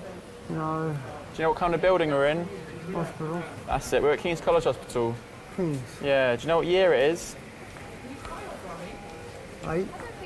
10. Do you know what day it is? Tuesday. Tuesday. It is Wednesday. Do you know, it was close though. All right, fine, just relax for a minute. Obviously, I'm really junior and I try to give off this sense of calm aura. Even though inside myself I might be bricking it, I want the patient to feel calm, because if you look scared, they're not going to feel very comfortable, are they? Oh! Oh, Jimmy! Get rid of me! What? This? Oh, it's Just taking pain, a pain of it. your blood pressure? Pain me off. Okay, all right. Oh! Is that better? Oh, yeah. Yeah. All right, that feel okay? No, he's a... Good. Don't let that happen again. I'm sorry. It's fear and excitement. You've got this person in front of you, they've just come in, and you're not really sure what's wrong with them. All you know is they're not well, and whether you don't know what's going on because your experience, because you can't get any access, you can't manage them, whether you just don't know what's going on, and you're scared of someone probably just dying under your care. I think that's really scared of.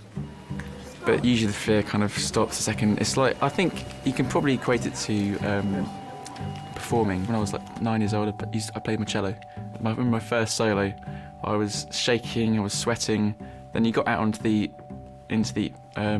stage, and then you just played away, and you kind of get onto your rhythm, and it was really nice, and you're quite excited, and people clap afterwards. Obviously, people don't clap in A&E, but you kind of get into your flow.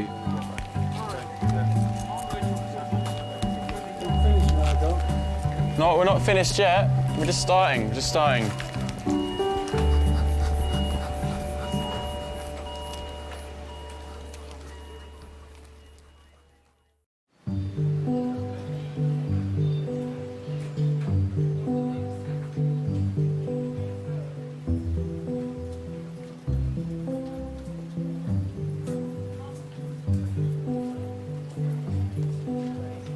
Thank you.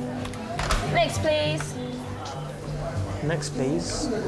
It's not Sainsbury's. Let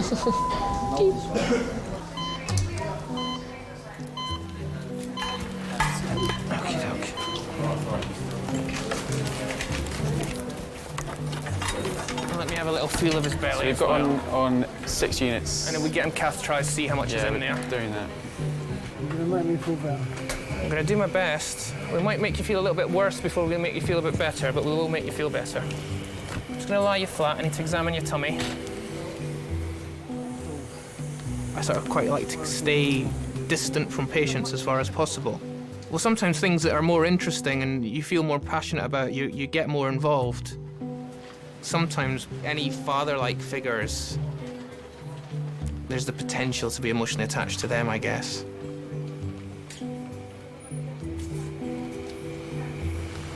You feel that you need to pee? I want to go wee, yeah. You want to go wee? Maybe it's that that's agitating you. What we're going to do is pop a little tube into your bladder through your penis. Now, that sounds awful, but it'll make you feel much more comfortable, I promise. Cool. Thanks, bro. That's all right. Has he got full bladder? Yeah.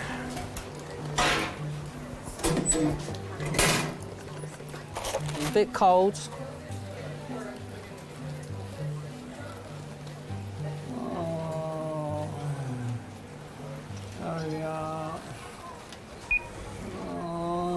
Relax, nice deep breaths, well done. It's all It make me feel better. This bit isn't nice. Hold my hand. Hold my hand. Hold my hand. Squeeze onto that. Should be there soon. Once this is in, I promise you, you'll feel better. I thought it was going to pour out.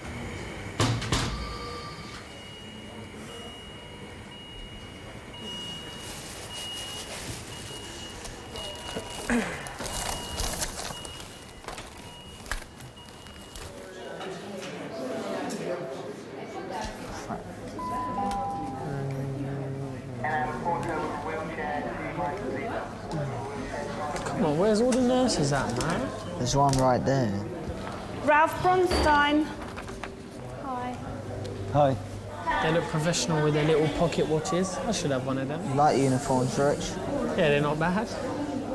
Richard has twisted his knee moonwalking in a club. His younger brother Jake is keeping him company.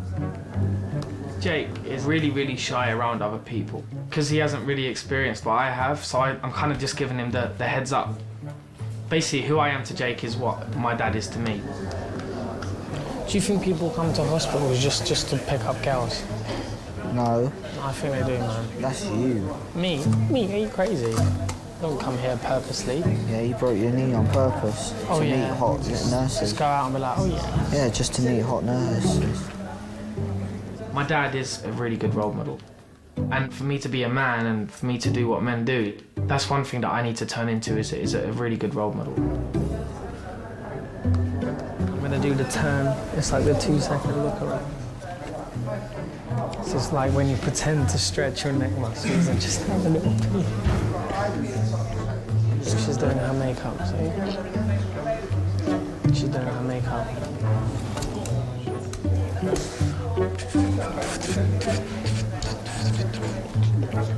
I've got some perfume if you want.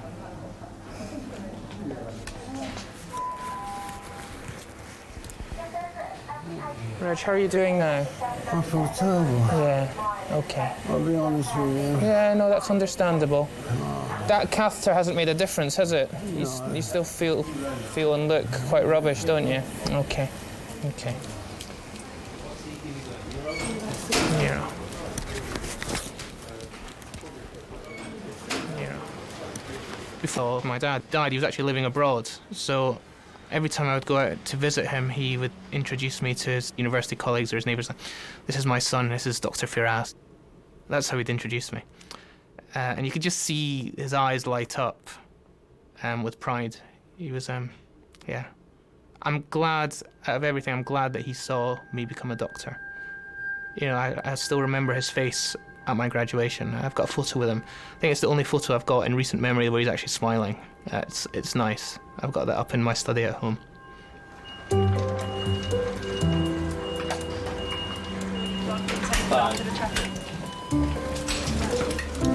Hi. How are you? I'm leading, yes. Fantastic. Hey everybody. He's 16 years of age. He was driving a motorcycle at speed, came off on a corner, no known loss of consciousness, moving all 4 limbs at scene in GCS 15 on our arrival. Injuries, he has bruising to both shoulders, aspirations.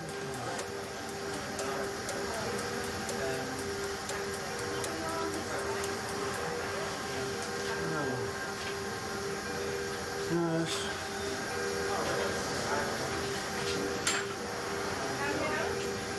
Nurse. He's had no volume issues, been healthy, stable, and transferred. Lovely. Thank you very much. Jade, can you do the primary survey for me, please? Thank you. Hiya. Did you manage to catch that? Yeah, I think I legged it in just. Came down. I think SHOs. I came down just.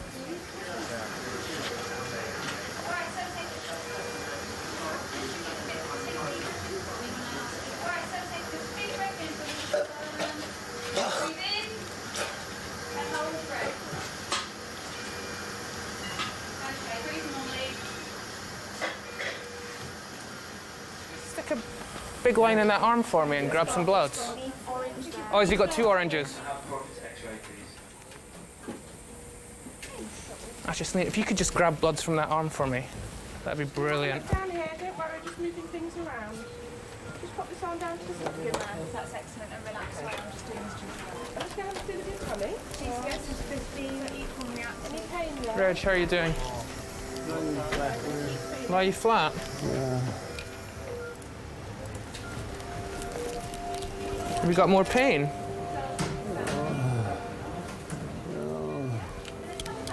Have you just vomited? Yeah. Oh. I don't know where my wife is. Does she know that you're here? Yeah.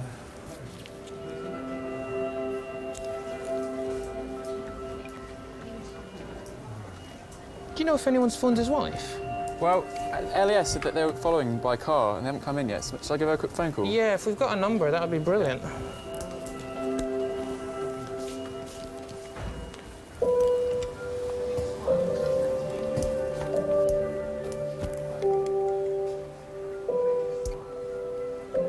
Hi, is this Mrs. Brown? This is daughter. Hi, my name's Dominic. I'm one of the doctors at King's College Hospital. It's getting worse. I'm really worried about him. He's had 5 litres of fluid and his lactate's going up.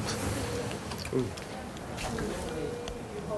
Hey, Reginald, I spoke to your daughter. My wife and daughter. Your daughter's going to come see you. Your wife's a bit too poorly to come see you at the moment, OK? My wife's poorly. Yeah. Oh. All right. OK. Yeah, oh, thank you. Doing well.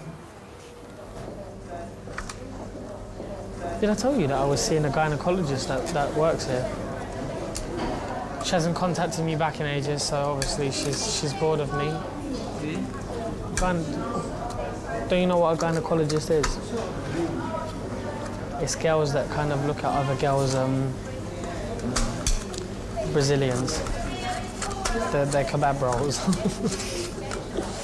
But yeah, they basically analyse stuff like that, just if there's any problems or any skin like deterioration or something like that.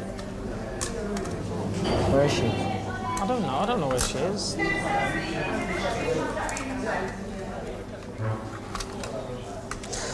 So you're telling me there's no girls in school at all?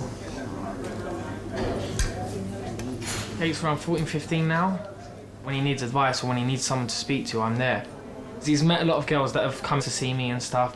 Like I think I've influenced that quite a lot, and he gets very competitive now. Like he's at that age where we can bring a girl home and give me the little wink and see, yeah, catching up now. So it's good. I will go home. You go home? Yes, I will. What, to stare at her Facebook profile, Jake? Who? I don't know who she is until you tell me. I don't. Yeah, I think she's pretty hot.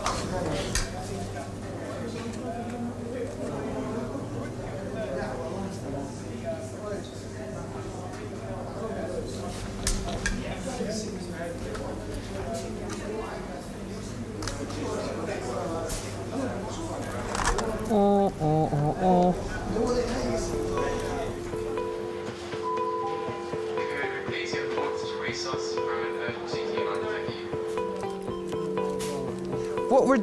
What we're doing, or sorry, I should have said, we're going to go up for a scan of your tummy. Just to... I've done this. I know you're not feeling very well. You're not very well, I know. I'm really sorry. And I know I promised that I'd make you better, and I know I haven't done that yet. Okay, but we're still doing our best. Now and again, a handful of times a year, I will get a patient where I will spend more time with them. In his case, I spent, a good few hours with him, and he was the first person for, a good while that had got me that attached.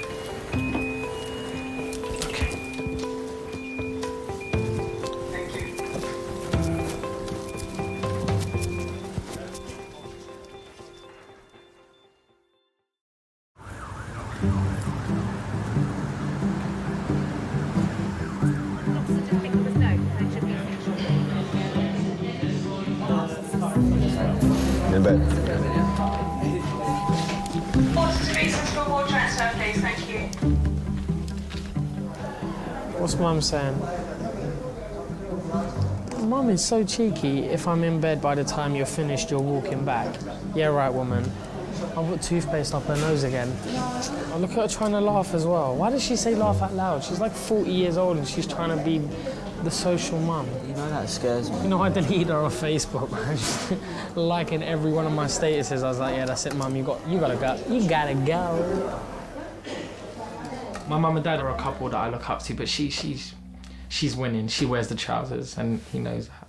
Imagine getting a walking stick every day. Oh, if she gets old, I'm giving up. I'm leaving. My dad is a big part of my life. He gets up at 4 in the morning. He's back at 6 every day.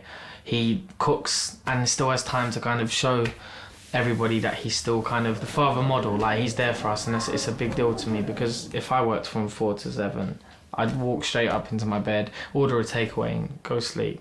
But he doesn't do that, and I look up to that because that's who I want to be one day. Is the person who just supports his family, and he's amazing. He really is.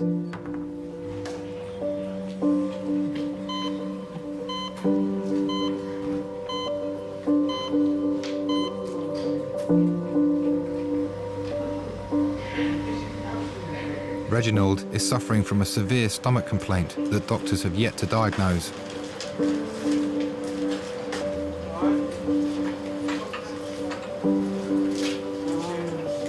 Thanks very much. Can I have a port latest call for a ward transfer, please?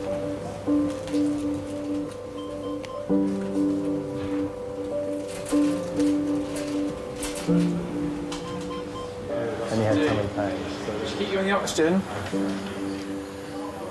There we go. So what's happening, Doc? Well, we're just doing some. We're just waiting for the results of that scan you had. Okay. So the results of the scan. Yeah, exactly. There's a few things that upset me. If you've got someone unwell, especially if it's someone that's previously completely fit and well, and the patient isn't getting better, I find that really difficult. Oh, thanks. Hello? Great. So I've asked the nurse to put an NG tube in. Okay. That's really nice. Okay. Do you know something? What's that? In the 50s, I was in Egypt for 2 years. 2 years of Suez Canal. What, in the army? Yeah.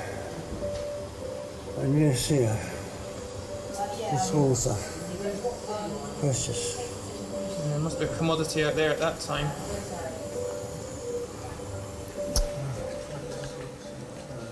I don't think anything's going to happen. You don't look any better, do you? I'm sorry about that.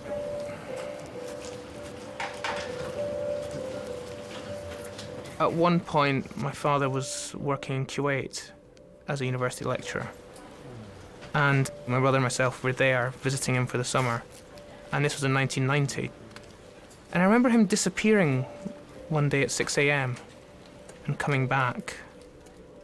And he just said, "Boys, get up, look out the window." And we just saw smokes and tanks and all sorts.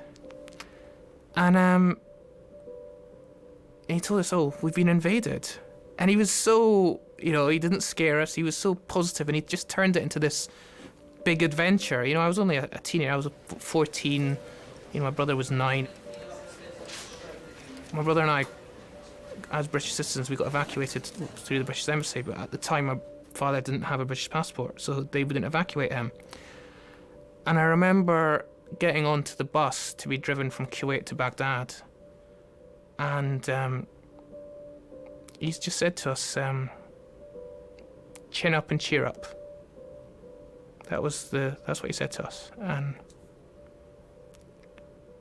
And whenever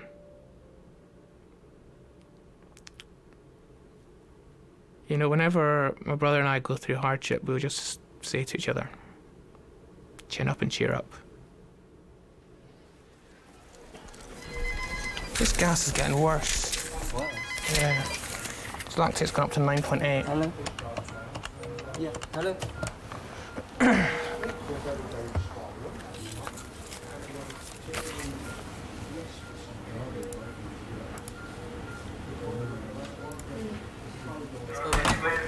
This man is going to die if they do not take him to theatre and explore.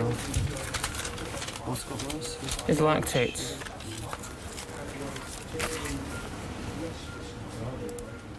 The results of the CT was a bit ambiguous, but he had this really bad metabolic acidosis with this high lactate that was getting worse despite giving him all the treatment. His pulse rate was on the high side. He was getting more agitated and more drowsy. His belly was getting more tender. And I was that worried about him. I genuinely thought he was going to die in front of me, there and then in resus. I'm gonna try and phone your daughter again and say that I am quite worried about you and try and get her to come in. I know she had an appointment, but I think it's quite important that she does come in. Can I get a porter to make me sit the last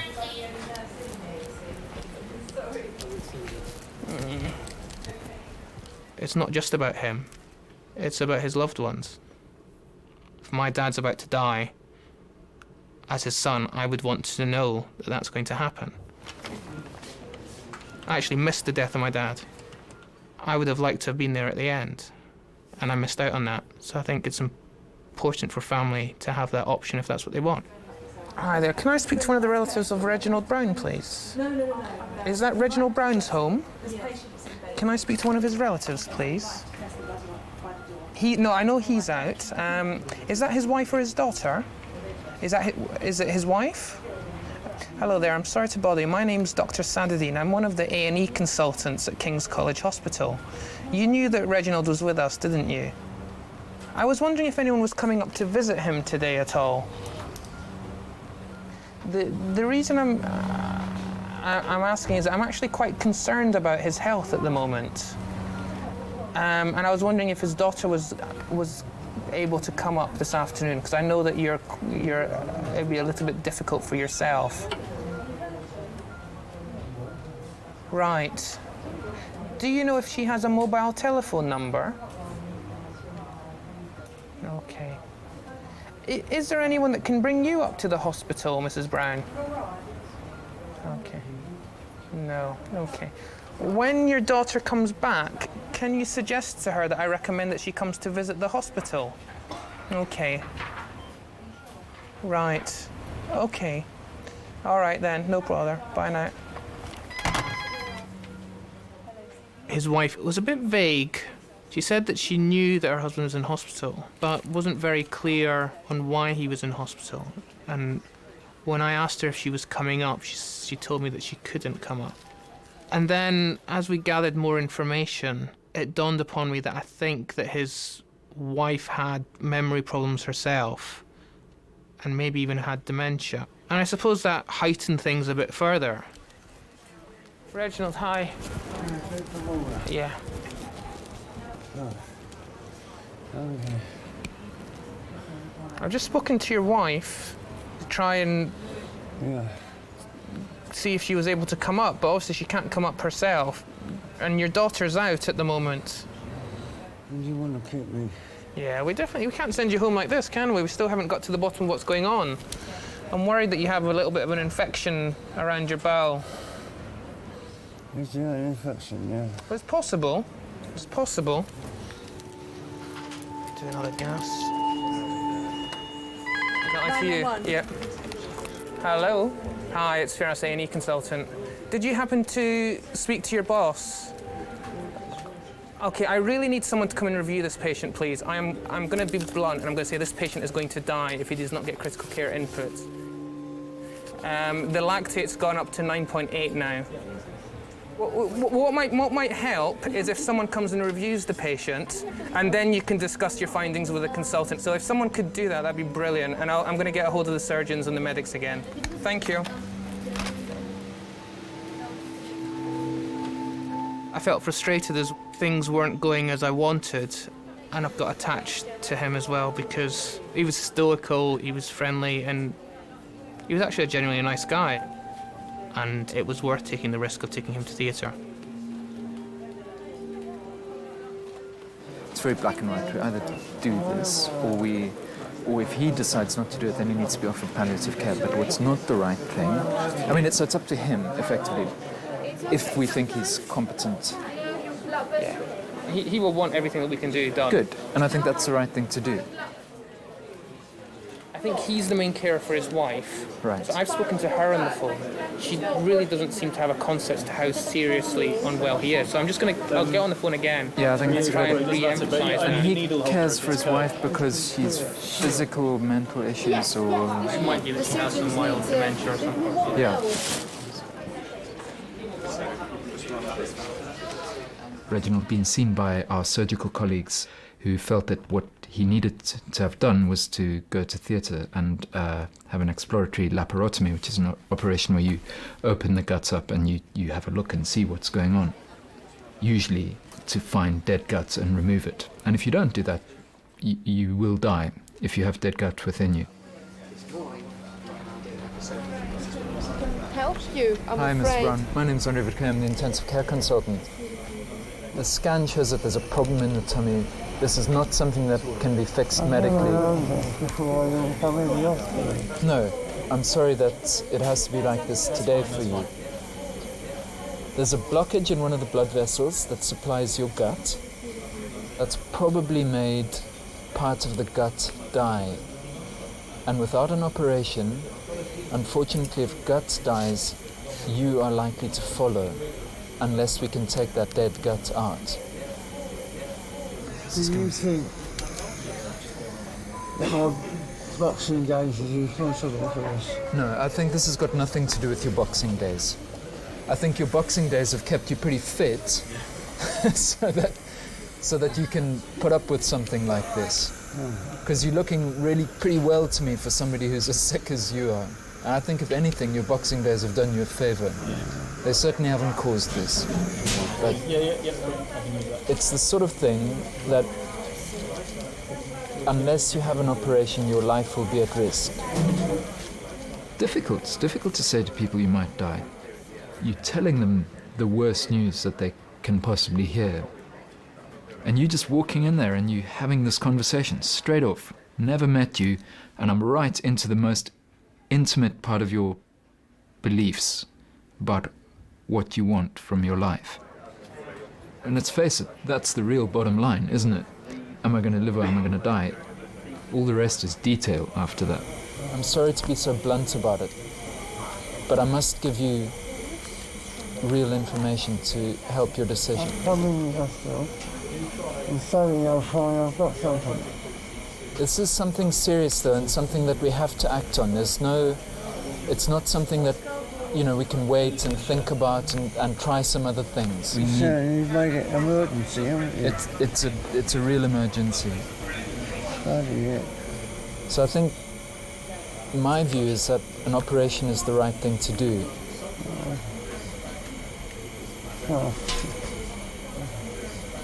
So of course no one particularly wants to have an operation at short notice, but it is the only way. The likelihood, unfortunately, is that if you chose not to have an operation, and it remains your choice, you would die.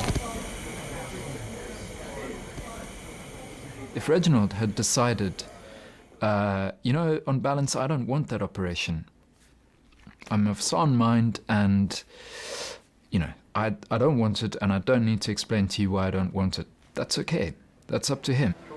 Our primary ethical duty to patients is to respect their autonomy in making decisions about that kind of thing. But if you don't give people the facts, they can't make decisions. And you've got to give the facts as best you understand them at the time. And you've got to be honest about it, in my view. Is it a big operation? It is a big operation. I must tell you, it is a big operation, and it will carry risk. It's naive to say it doesn't carry risk. It's a big operation. It does carry risk. But compared to your risk of dying without it, that risk pales into insignificance, in my view.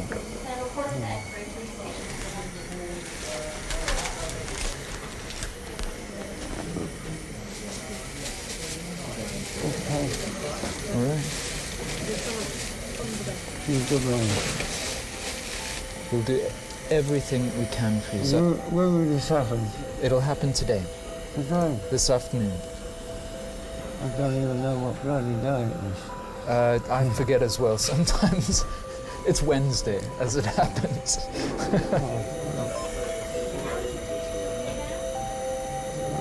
Okay. All right. Okay. He's looking at you, kid. I beg your pardon? He's looking at you, kid. Humphrey Bogart. Humphrey Bogart. All right. He's looking at you. I'll see you soon, Mr. Brown. All right. Okay. Thank you.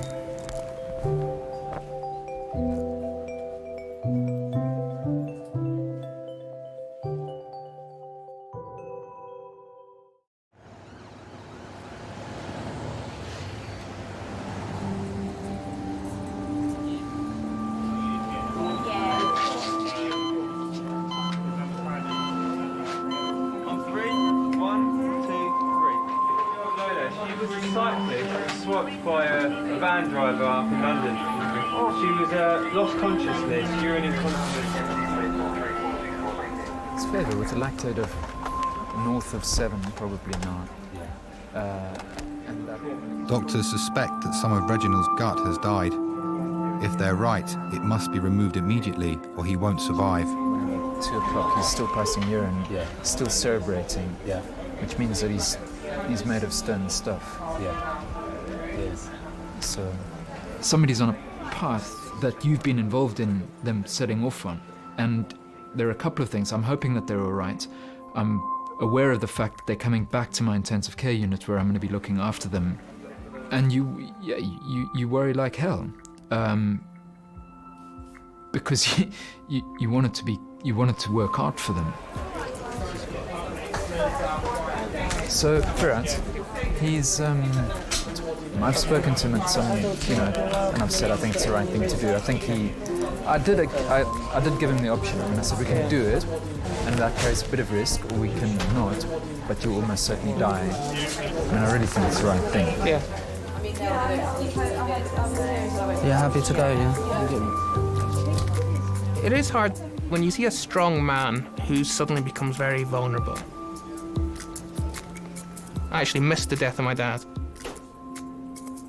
And there's days where I think, I'm pleased I didn't see him weak and vulnerable, because I still remember him as being this, fabulous, strong man. And there's days that I think, I wish I was there so that he could have seen me in his last minutes and it would have provided him with some comfort.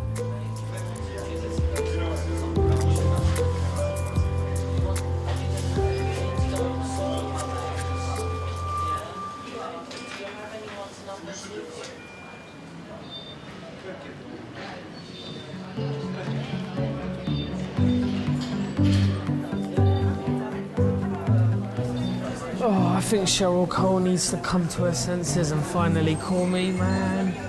Too bad she won't. She thinks she... She does. She needs me in her life. She'll realise it soon. Yeah, like 20 years from now, she's so old and alone. I don't care if she's about 90, as long as I say this Still about beat that. Cheryl Cole. He could do anything he wanted to be. He's got a very big heart. He's creating his own path, and I like that a lot. If you believe in life, why not live it to its fullest extent? I don't see why people hesitate these days. You should appreciate every moment that you have, regardless of the situations, regardless of your past. You should just be happy and do what makes you happy, even if that's not going talking to girls all the time. Go out there and take risks. What's the harm? I'm not saying go and bungee jump off everywhere and do crazy things, but just go do what makes you happy. They look good. Richard Sales. Oh, thank God for that. Richard Sales? Yeah. Come on. Oh, hello. Hi, come on through. How are you? I'm good, thank you. Good. Should be exciting. Come on in and take a seat. Let me just sort this out. Clean up a little. Oh. Little brother, yeah. He's all right.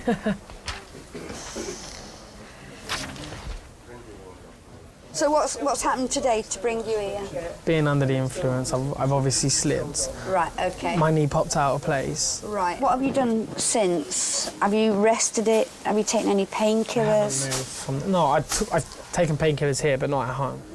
But then I just saw a nice girl and forgot about everything. Yeah. I'm joking. You are terrible. No. Don't listen to this man, okay? Oh, no, he's the guy who he is because of me, I hope. You'll be the nice one that's like, yeah, don't bother with him. Go with his brother, he's lovely, all right? Just remember that. Everything he does, do opposite, and you'll have them flocking all over you. Lovely. Can we get a porter to ultrasound, please? Porter to ultrasound.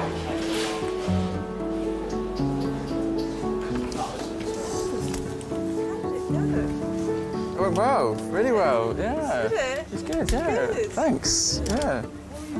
How was the date last night? Really? Oh, then we need gossip now. No gossip, just, Are you looking for a second date, is the question? Yes. Good. Is it already booked for tonight? Are you wearing the same clothes as yesterday?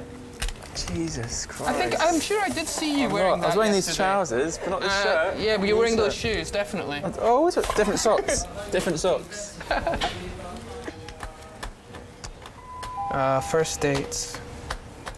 Oh no, it was good actually. It was really good. We met on a plane. Really? Yeah, that's pretty. You ended up actually, sitting. You sat next to each other. A&E Resus. Surgical register. Hi, have you just been with Reginald Brown? Okay. Okay. Firaz, the surgeon said they found nothing. They just open and close. You are kidding me. You are kidding me. After almost 3 hours, Reginald is out of surgery. Despite the doctor's worst fears, it turns out there was no dead gut to remove. He's got a chance now. Yeah. My first reaction was overwhelming relief because I knew that would be best for Mr. Brown. And actually, would I do anything different? No, because in that situation, the number one life-threatening diagnosis is ischemic bowel. But then also there's that little element of disappointment where you think, oh, I was bloody sure that was a bit of dead gut. We definitely did the right thing, and if I was in that situation again, I would do it again. Although we didn't find ischemic bowel during his surgery, if he had had it, he would have died, so it's something we needed to do so that we could discount that as a diagnosis. A lot of things in medicine are mysteries, so we don't always have the answers, unfortunately. If we did, then, well, we'd be very special. The medical staff believe his original condition may have been caused by an accidental overdose of insulin brought on by the early stages of dementia. Reginald spent a further 3 weeks in hospital where he received more treatment for his diabetes. I take one day at a time. My dad always says that. Day at a time. I'd be lucky to be here. If you make life what it is, you enjoy it. All these rough times, I know. But on the whole, my life has been a happy one. With the people I've been surrounded with the family, people outside my family. Wonderful days and wonderful times.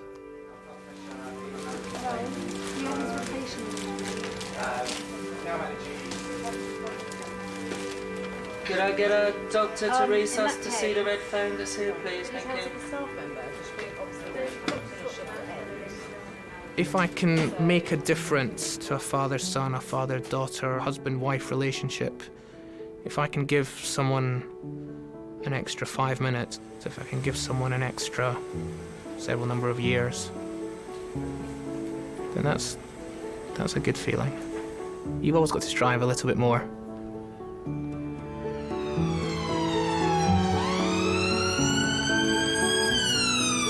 Humphrey Bogart. Without that, I loved him. I think the reason being is that my father looked very much like him. I'm looking at my father now. Very close to my dad. He was proud of me. And I thought a lot of my father.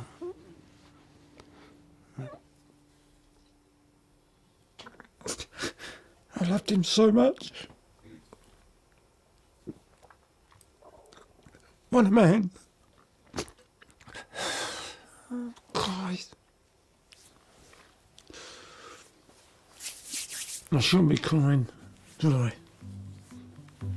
I'm crying because I'm happy. I loved him. What a man. He's looking at you, kid.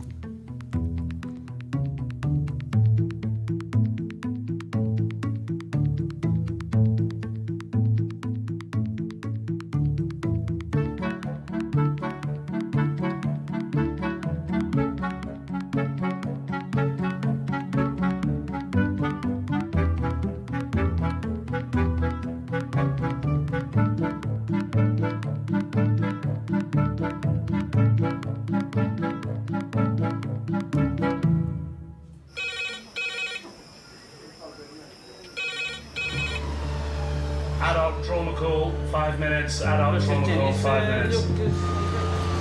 When the ambulances just keep coming and lining up out the door, it's just dooms here. Are you all right? Shut up! Shut up! Microphone. Just shut up! You're annoying me, bro. You shut up, man. I've been here for 4 hours, yeah? I'm in pain. What do you say to somebody who saved your life? You know, thank you seems very little.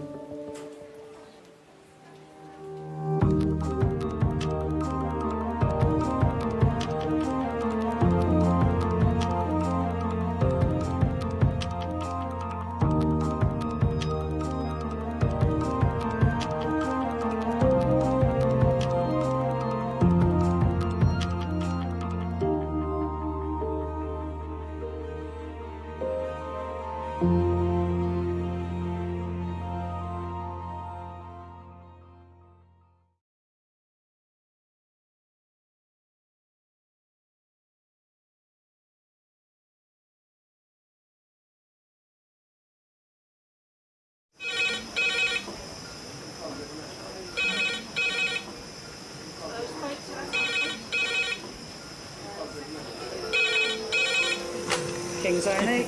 Lovely. Cheers, bye. Adult trauma call 8 minutes, adult trauma call 8 minutes. I've got an unconscious gentleman he has severe traumatic brain injury. King's College Hospital, London. I think something hurt.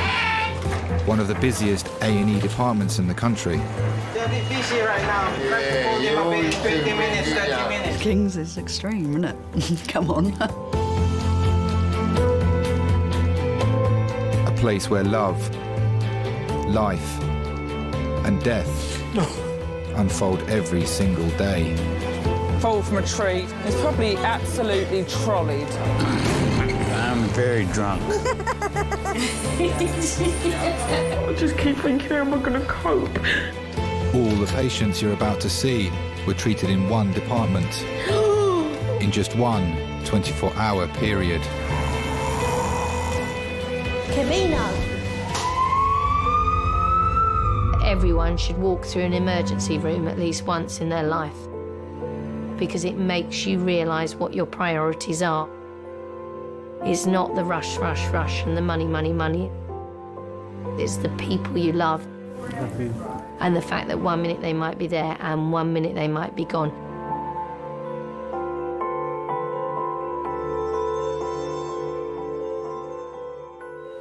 Trauma red phone 6 minutes. Trauma red phone 6 minutes.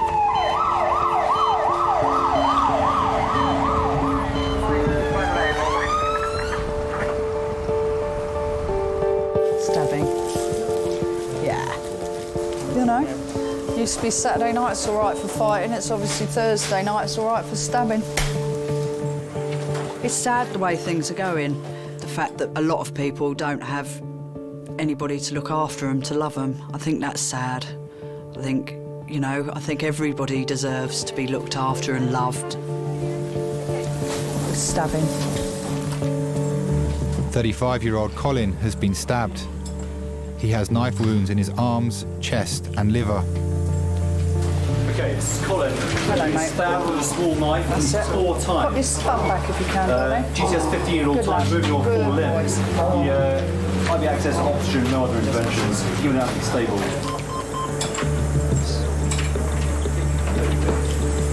Take some nice deep breaths, all right? We're going to get you some painkillers shortly. A stab to the liver can be fatal. The team need to assess him as quickly as possible.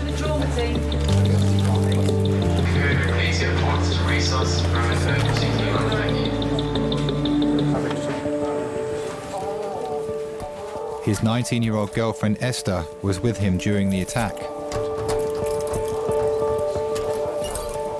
His name is Colin. He's our gentleman who's been stabbed. He has got hemopneumothorax and a liver laceration. Yeah. He has got a chest drain in.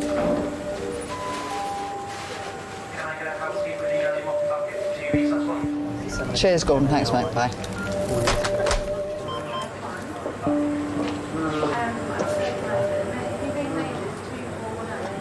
You right? Yeah, sure, you okay? Oh. Come here. Oh. I want to see you do that, please.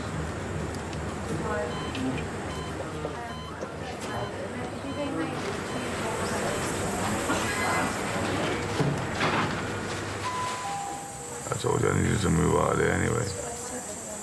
Yeah, I mean, I'm blaming the council though for leaving my entrance door open for so long, you get me? And not giving me a key, you get me? It's their fault. Yeah, I mean, they're getting blamed for it. They have to pay me for me getting attacked on my property, you get me? We were just asleep in bed.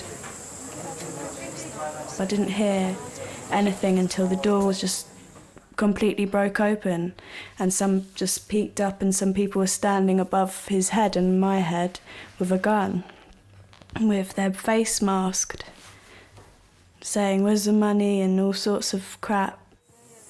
I ain't had no argument with anybody. I ain't beef with anybody, I ain't trouble anybody, anything. I ain't done shit. I've been with you most of the time, you get me? And I just basically just came into my house to rob me, mate. So why don't you move somewhere? Babe, you know I've been trying to move for ages now. I've asked you to get me out of there ages ago, you get me? You know I wanted to move.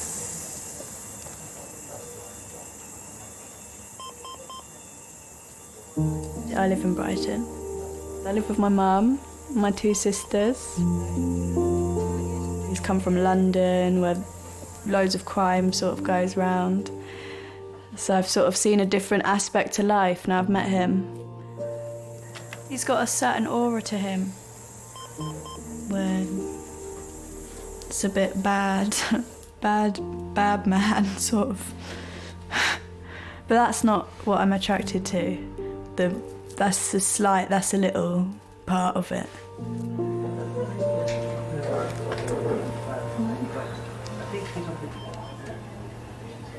Hey babe. Colin is in hospital and someone broke into the house and stabbed him. He's got a punctured lung and punctured liver. They said we'll tie him up and they were going to tie him up. And they kept walking around him with the gun and stabbed him 5 times. If he hadn't jumped out his window, I don't know what would have happened. Girlfriend looks quite alright. I think the girlfriend looks alright.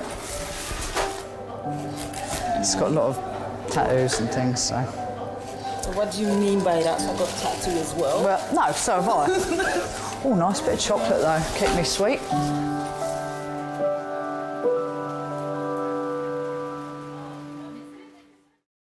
I feel sick. Does that make you feel a bit queasy? Babe, don't look at it then. Joking. Look away, yeah. Really joking. We don't need 2 casualties. I want to get a chair. 1 hour after arriving in resus, Colin's condition has stabilised. It was the last thing in my whole life of expecting to wake up and find 2 masked persons in my home. I thought that was the safest place to be.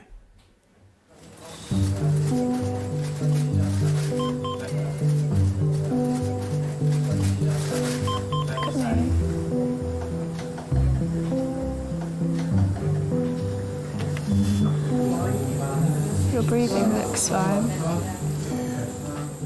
We met a girl called Faye's house. I didn't completely attract to him that time. A few weeks later, I got hold of her number, went for a few drinks, meet up a few times, and ever since we've just been close friends, and then we got together. You've got a nice, kind job. Oscar. She's well-spoken, she's polite. Just everything about her is just perfect for me, I believe. That's what attracted me to her. I love how he looks, I love how he dresses, I love how he speaks, I love how he smells, I love how he makes me laugh. I love how he makes me feel like secure, and I love how he makes me sort of have a sense of direction and help me when I'm feeling low. You'll be all fine. You will be fine. Just saying that. No, you will. Oh, I'm gonna kiss and hug, please.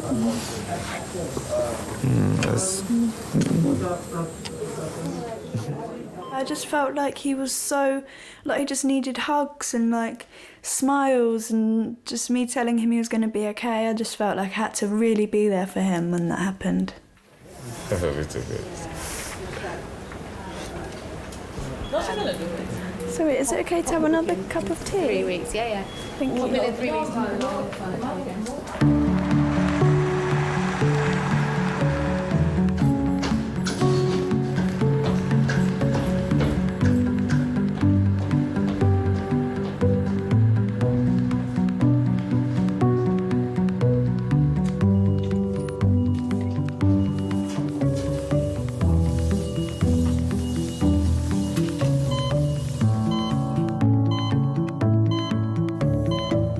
So what's been happening with you? My memories is just going. Is it? I don't know why. Oh, I know what. I rang them to tell them I wasn't feeling well. You know, I have this phone that I can ring. Yeah. And they sent an ambulance. They said, wait a moment. They went off. They came back and said, we're sending an ambulance. That was kind of them, wasn't it? 87-year-old Nancy has been brought in after collapsing at home on her own. All right, my darling. Yeah. Is that all right? When you see older people when they're on their own and they really haven't got anybody, you do think how hard it must be for them not to have someone who's looking out for them, you know, and we probably are the people that are looking out for them. And, you know, I do a job that is very, very stressful, and I'm lucky enough to go home and have an amazing life and a beautiful family and a supportive family, to be able to come back the next day feeling like I hadn't worked a horrendous shift the day before, you know. It's important to me. I mean, I don't know if I'd be able to do it with such vim and vigour if I didn't have them supporting me, to be honest. Let me have your arm, my love. Oh, and you've had a blood test recently. What was that for? Oh, I know. I went on a cruise and I felt sick after it. I had a kind of sick feeling. And, yeah. Where did you go? We went to Southern Ireland. Oh, lovely. Spain and France. Oh, lovely. It was very interesting. So do you live on your own? Yeah, yes, I know. I'm just beginning to feel the disadvantage, you know. Yeah. I was all right for quite a long time. I was used to it. Yeah. Yeah. If you're happily married and got a family, you know, it must be very, very nice for people. I've always thought that. Yes. When I would have been courting, the war was on and all the men were away, so we never got a chance to know them. And by the time they were back, it was probably too late. Okay, let me just have your arm. I'm just going to pop a little line in and take some blood from you. Yeah. Oh, you've got very good veins. I come from a long-living family, though. Oh, do you? Yes, and I've never known anybody be in a home. Well, that's brilliant. That's really, really good. Really, really good. Oh, yes, I get around as well. And I like living independently. I wouldn't want to go into a home. And kind of have your books and your music and your things around you. Of course. Yeah. Should I've got too many things around me. You're a bit of a hoarder. I think, yeah, that's right. Don't get rid of anything. She's gorgeous. She is gorgeous. I know, she's had hip replacements. She's just been on a cruise. Yeah. Oh, brilliant. And she is 86. I'll be a cantankerous old bitch, I think.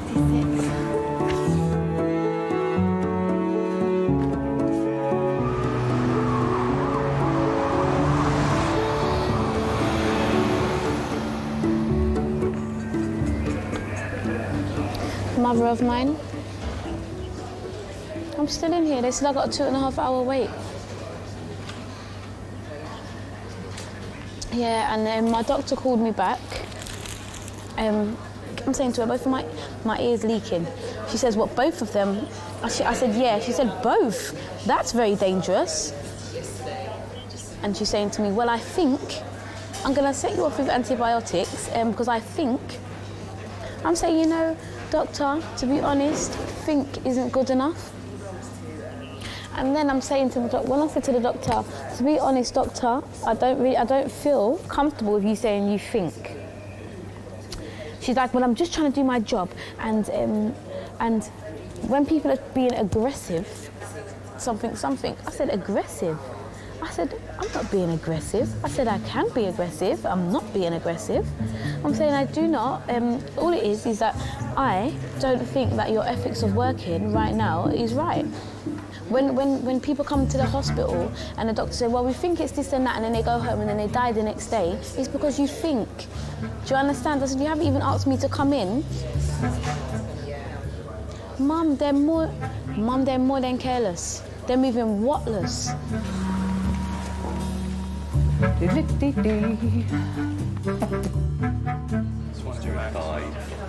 The results of Colin's scan are back and reveal the extent of his internal injuries. Obviously the scan shows that this wound here particularly has gone into the liver. I don't think it's caused any major injury that needs operating on, but we need to keep an eye on you, so I think you will be in over the weekend. Okay, all right.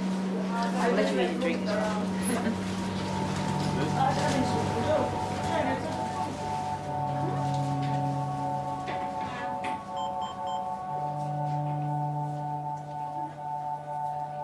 I haven't been in trouble for the last 5 years or more now. You know, and my history has nothing to be proud of. You know, I'm really disappointed of my past. You know, that's why I try and make, you know, the future better.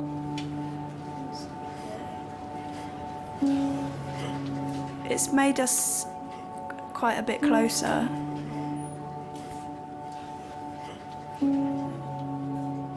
Just because he almost died, I realised when I thought that he was going to die how much I cared for him.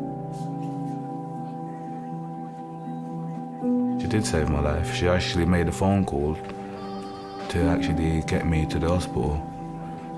You know, and I believe that she played a big part in saving my life. She did save my life, yeah.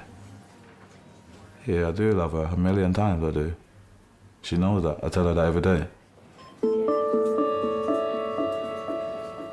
What would you say to people that will say to you, you shouldn't be with him, he's bad news? He's not bad news. He should be being cared for, not being thought of as, you know, some horrible man and horrible villain, because that wasn't him, was it? That was other people breaking into his house. So that's what I'd say to the people, and I say I love him, and that's fair enough for you to say that, but I'm staying with him. So if you want to have a problem with me about that, that's your problem.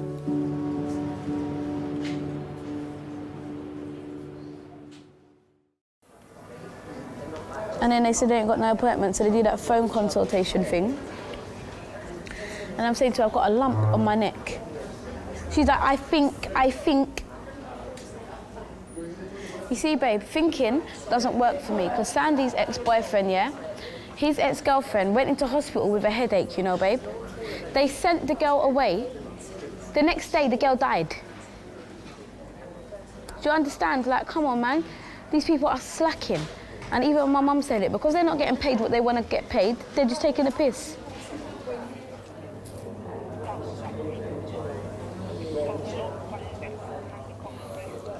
Oh, I'm gonna get upset, you know. Oh, this wait is too long now. Oh, I'm in pain, oh God.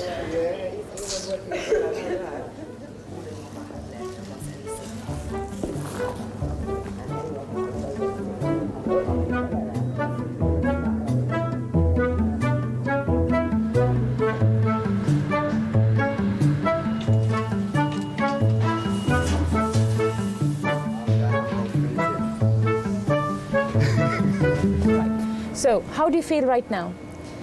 Well, I feel fairly all right, really. I feel better with it. Okay. And at home, you're completely independent? Do you have any carers coming to help well, you? I've got someone coming to do my housework. And, Okay. yes, although she's not been very satisfactory, I'm actually changing at the moment. She's once a week, isn't it? Well, it's twice a week. Twice a week. We've got social workers in the department who will be able to see whether they can organise some care if you so need it, okay? Being on your own at night is probably the most difficult time. There's loneliness, for instance. Well, you couldn't expect a friend to be coming round. Well, I wouldn't worry somebody in the night.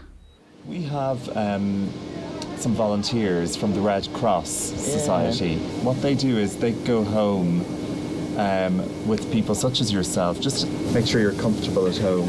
Well, when they came to pick me up, they said, oh goodness, you need to tidy your sitting room, need all the books around.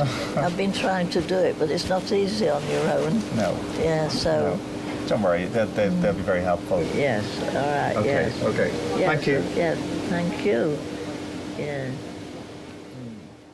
When you had no experience going to hospitals, you could feel frightened, and the sight of an ambulance used to worry me, but now I'm really grateful and pleased to go there, and that there really is nothing to be afraid of. They really do look after you well. You ready to go? Ready, steady. You just take your time. You're welcome.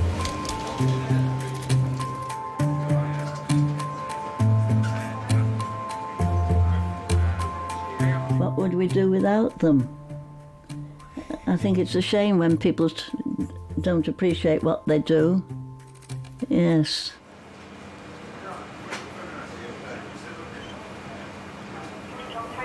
Oh. So you're not coming no more? Oh, do you know, she'll probably say that because I got seen. You know, I was saying I wanted you to come in with me. They've given me some stuff, yeah? The man's had a look in my ears. He's saying to me, basically, if I carry on cleaning my ears, I can kill myself.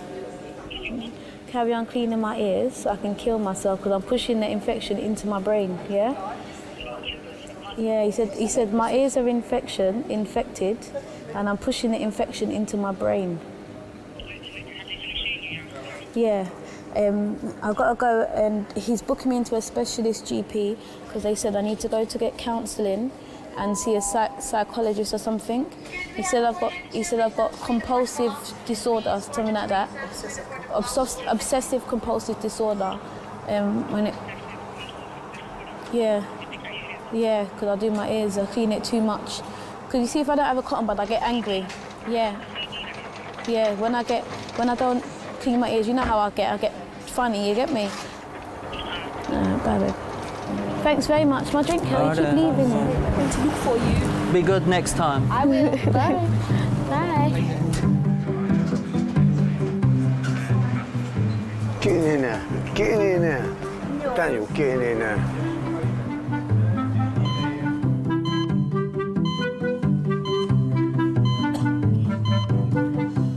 Susan's been brought to A&E by her partner Gordon and children Alfie and David.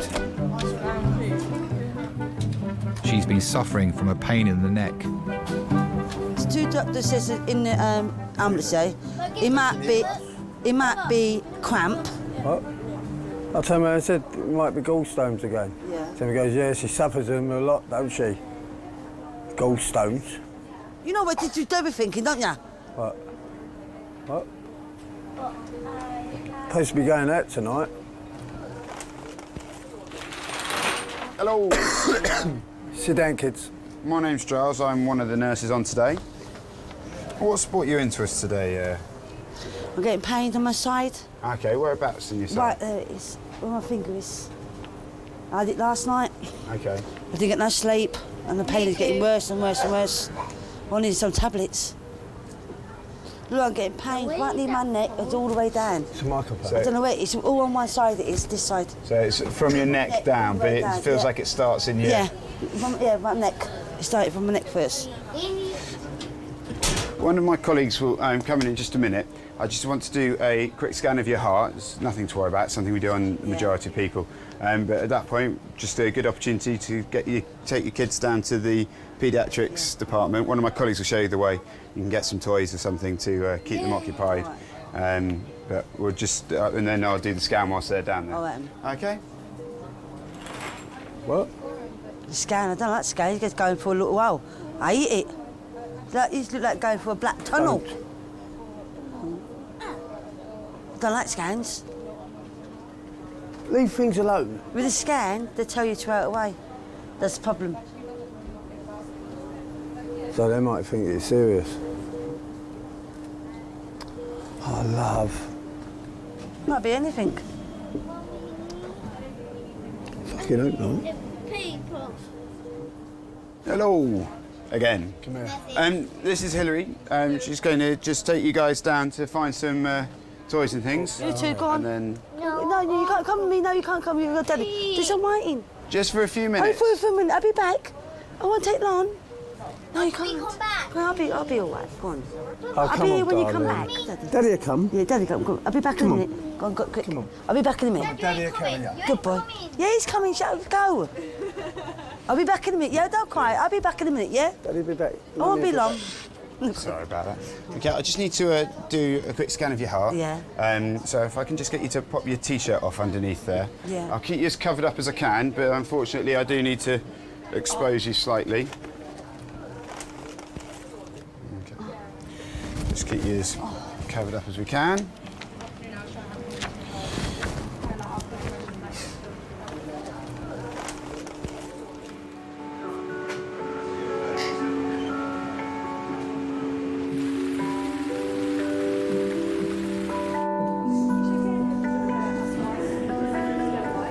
I'm sorry. I'm a 54-year-old guy, and when I listen to you speaking about yourself, I just think, my God, what is that woman up to? You should not have so many problems with when you're such a young girl. That's my opinion. 54-year-old Robert was found drunk in the street with a hand injury. It's his 5th visit to A&E this year.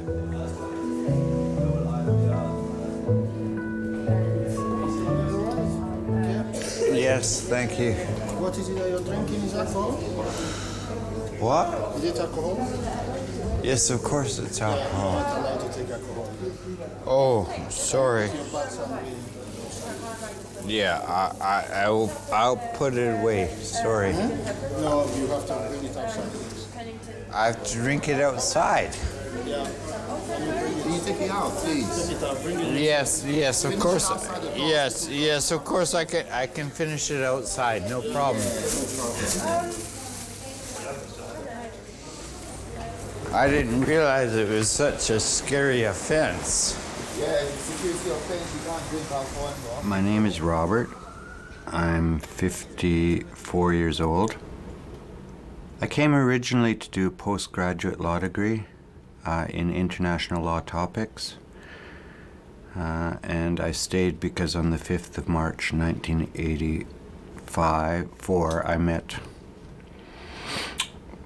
my beautiful wife.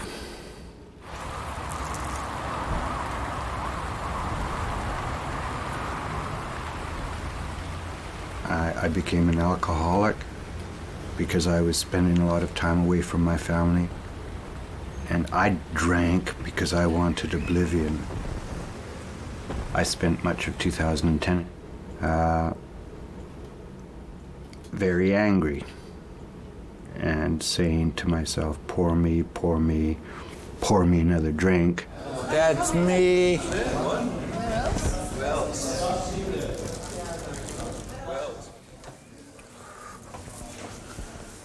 Oh. You all right? No, it hurt my finger.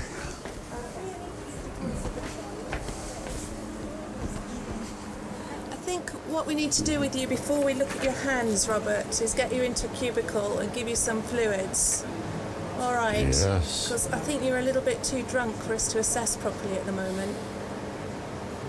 Is that all right? I don't really know. Never mind. Just leave it to us. I'm going to try and find a space for you, okay? And then we'll sort out your hand. Do you know what?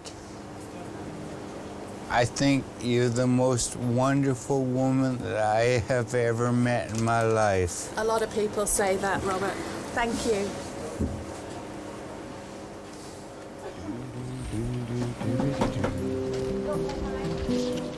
Right, the doc hopefully won't be too long. I'll have a look and see roughly how long the wait is for you.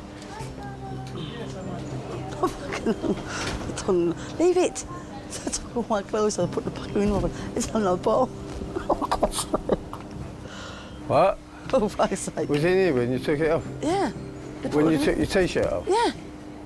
He shouldn't be in here. I'm going to end up hitting him. What? I will, I end up hitting him. Why? He's a doctor. It don't matter, he shouldn't be in here. He's fucking nice. I don't mind. He'd be my doctor anyway, mate. Yeah, I'll be kicking his head in.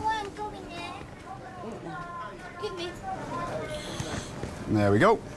I'll just go and dip that urine for you. Oh, I've got one of my... Oh, ow.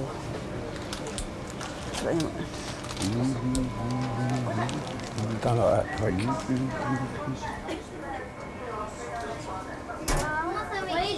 Susan, is it? Yeah. Hi, Susan, I'm Amanda, one of the technicians. Has anyone taken a blood sample yet? Yeah.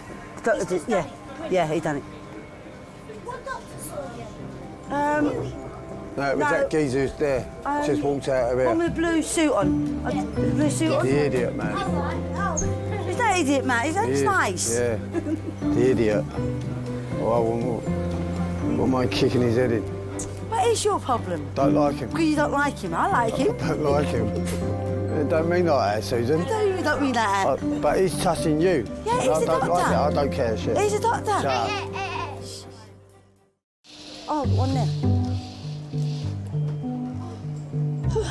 Susan is suffering from an undiagnosed pain in her neck.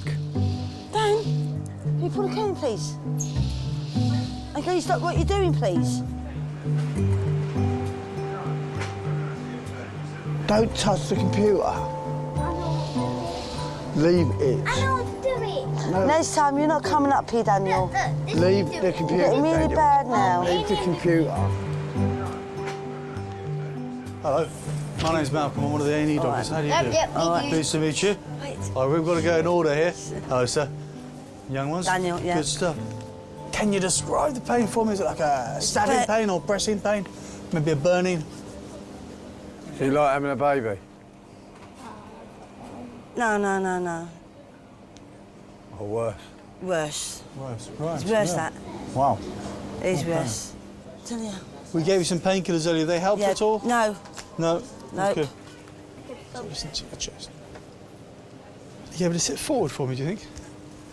That's gross. Any change in your weight recently? No. Wait. I think she's put on a little. Yeah, I put on a lot, yeah. You Well, I smoker? think- Sometimes, not a lot. Alcohol? No. Are you working at the moment? No. Looking after the kids? Yeah. Full-time job, isn't it? Yeah. They're at school at the moment. Okay, good. Can you think of anything you've done differently in the last few days? You've done any lifting? No. Picked anything up? No. She just sits on the sofa, watching TV with the kids. But no change from normal. That had been what you'd normally do. Yeah. I think this is going to be a muscular pain. Certainly up in the neck there, Yeah. and where your tender here, we can press just over where the ribs are. Yeah. There's a lot of muscles, 3 sets of muscles attaching all these ribs, and all these can get inflamed. Obviously, you've had some codiagamol already. It's a pretty good painkiller. Yeah. What we could do on top of that is give you an anti-inflammatory. Yeah. So like ibuprofen, we give you something called diclofenac, which is it's kind of a little Yeah. bit more punch to it. Yeah. All right? All right, then. Good stuff. Thank you. Any All right. questions at all? Yep. Thank you. All right. What's your All question, right. young Where's man? the pen? Where's the pen? My pen's here, because I've lost my top and I can't put it in my pocket. Oh, yeah. That's all right. I'll see you later. Thank you. All right. I'm starving. So am I starving? I am too. 45 minutes, they're going to give me some more medicine. In 45 time, you're going to come back. Then I'm going to go on. I'm going to popping out fish and chips. Or McDonald's. Yeah, Dad, give me McDonald's. I want McDonald's.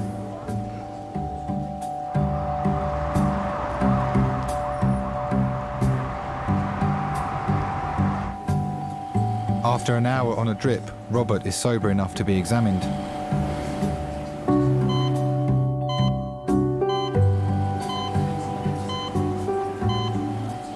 Hello? Sir? What? Have you been in hospital recently? Yes. Which one? Lewisham. Lewisham. With what problem? I'm drunken, alcoholic asshole. Did you fall over then? Yes.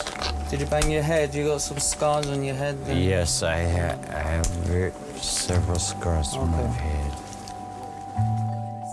I was in 5 different A&Es over the course of 2010.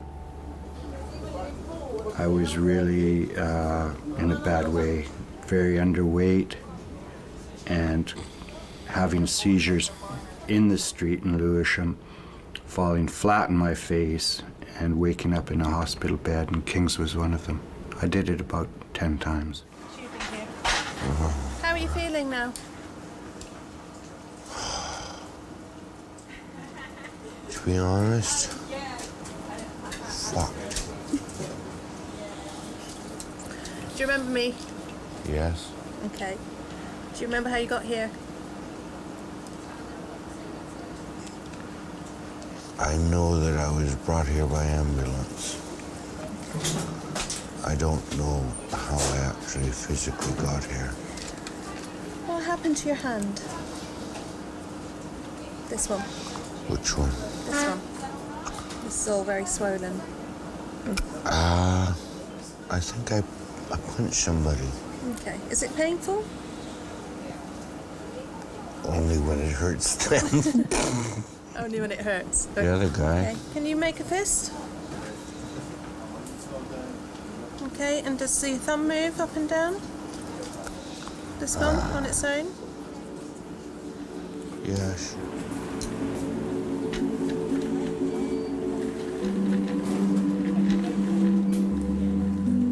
I was always a loner, and like a lot of addicts, I thought that that was just me and I was just different.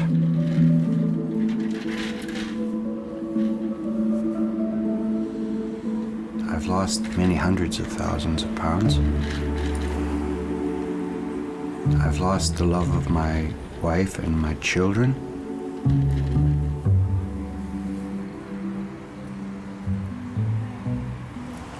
Didn't you put your shoes on? I couldn't be bothered.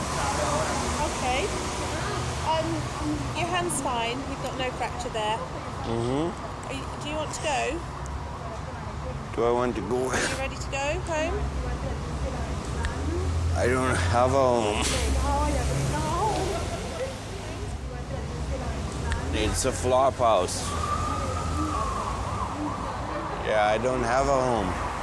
The bed in the hospital is actually the nicest bed I've been in for a long time. I'm sorry, but that's the state of Robert. Okay. We'll come back in as soon as you finish that. Thank you, dear.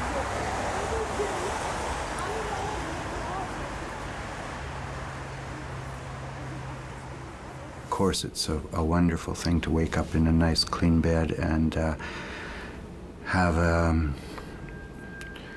person there to take care of you. It's fantastic.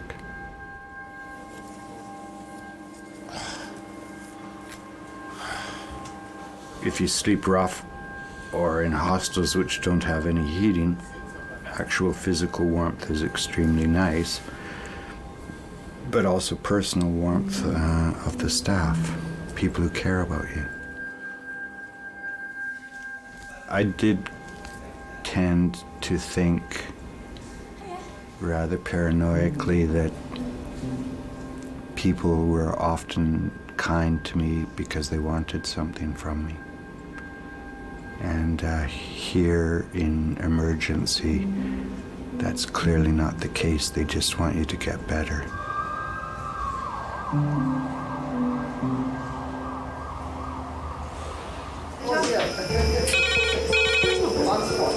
Cardiac arrest, that's all we know. CPR is in progress and full protocol. I had these dreams and hopes that I was going to leave at 10 o'clock tonight. It didn't happen.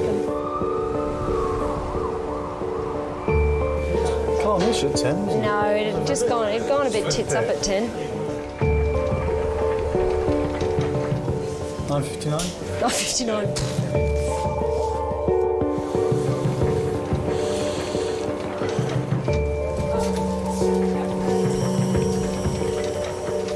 A patient has been brought in by ambulance after suffering a heart attack. Okay, we can do CPR, please. That's wonderful. Thank you very much.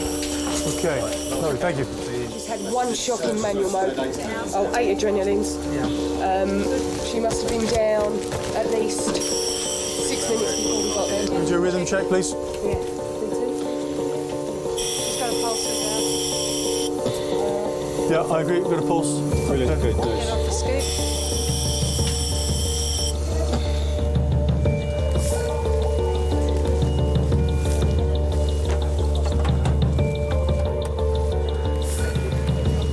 She's had 8 milligrams of adrenaline in total. She's had nothing with us. She had an output on arrival here, but she did have an episode of VT. Yeah, but with pulse still. I suspect as the adrenaline wears off, it's all going to wear off. And so I just want to have a chat to the family now before we get to that point.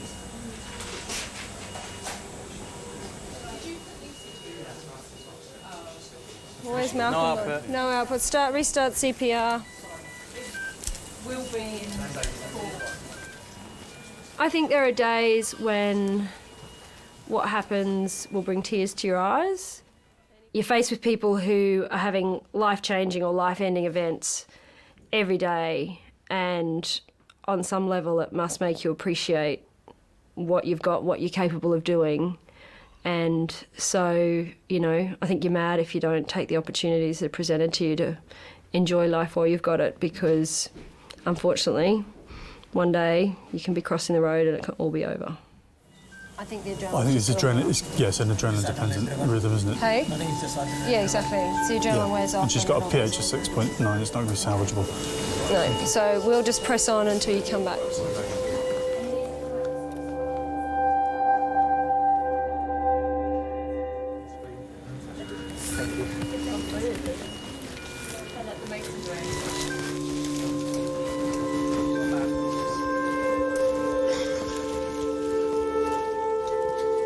Have had instances where I will go and get the family, and essentially it's the point at which you've realised it is futile and there's, you know, it's a non-recoverable situation.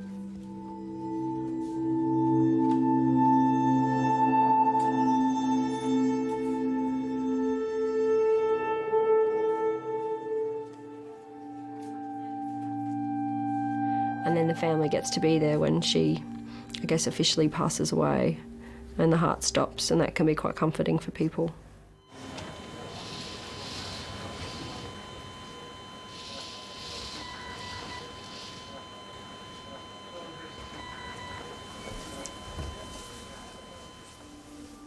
The majority of patients who have heart attacks away from hospital do not survive. It is very emotionally draining to have to break that kind of news to people,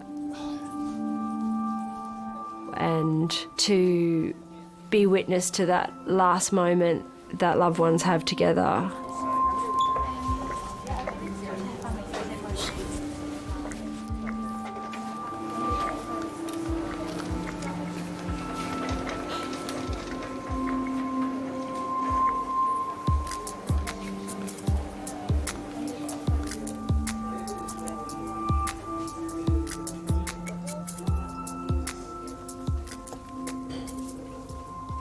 How was the son? Oh, good.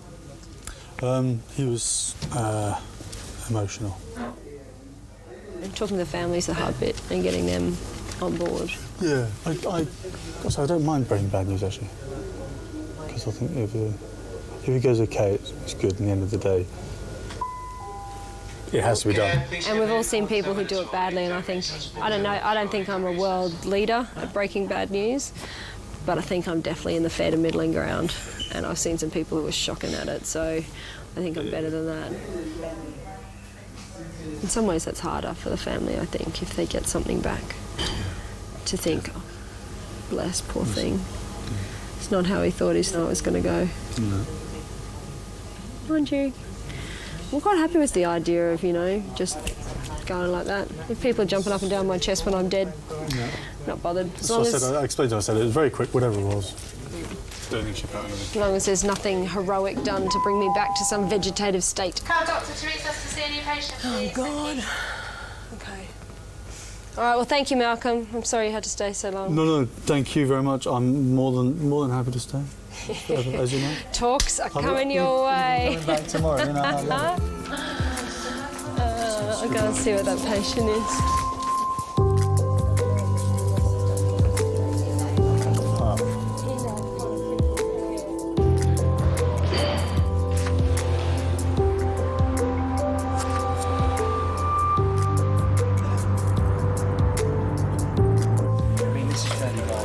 Jackie speaking.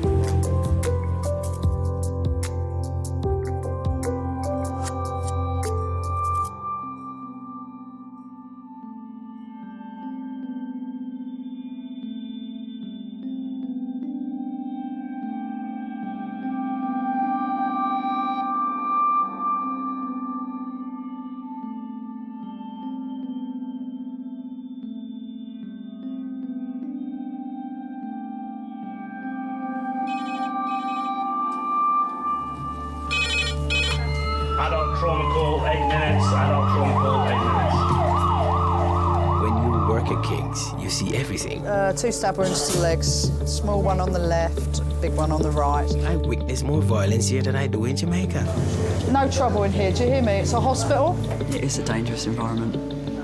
It is. What do you think? Listen to me. All right, it's a hospital, for Christ's sake. You don't have to watch the television to see what's going on in Britain. Right here at King's, it takes place right before your eyes.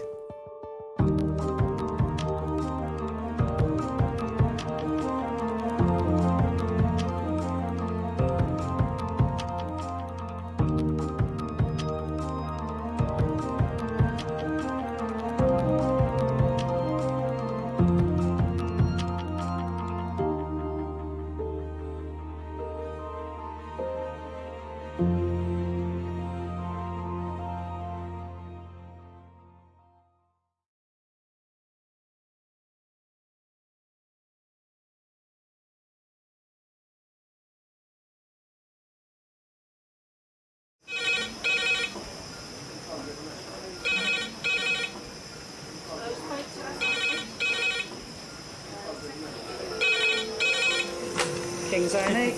Lovely. Cheers, bye. Adult trauma call, 8 minutes. Adult trauma call, 8 minutes. I've got an unconscious gentleman. He has severe traumatic brain injury. King's College Hospital, London. I think something hurt. One of the busiest A&E departments in the country. They're a bit busy right now. Yeah, 50 minutes, 30 minutes. King's is extreme, isn't it? Come on. A place where love, life, and death unfold every single day. Fall from a tree. It's probably absolutely trolleyed. I'm very drunk.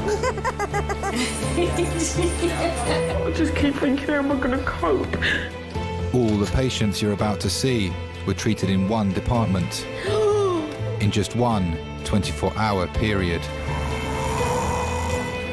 Camino.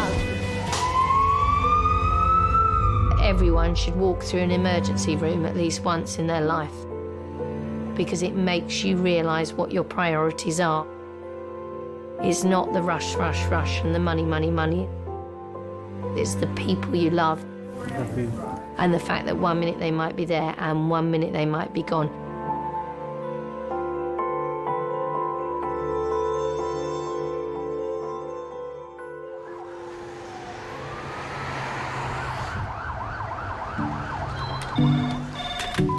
morning, Kings A&E.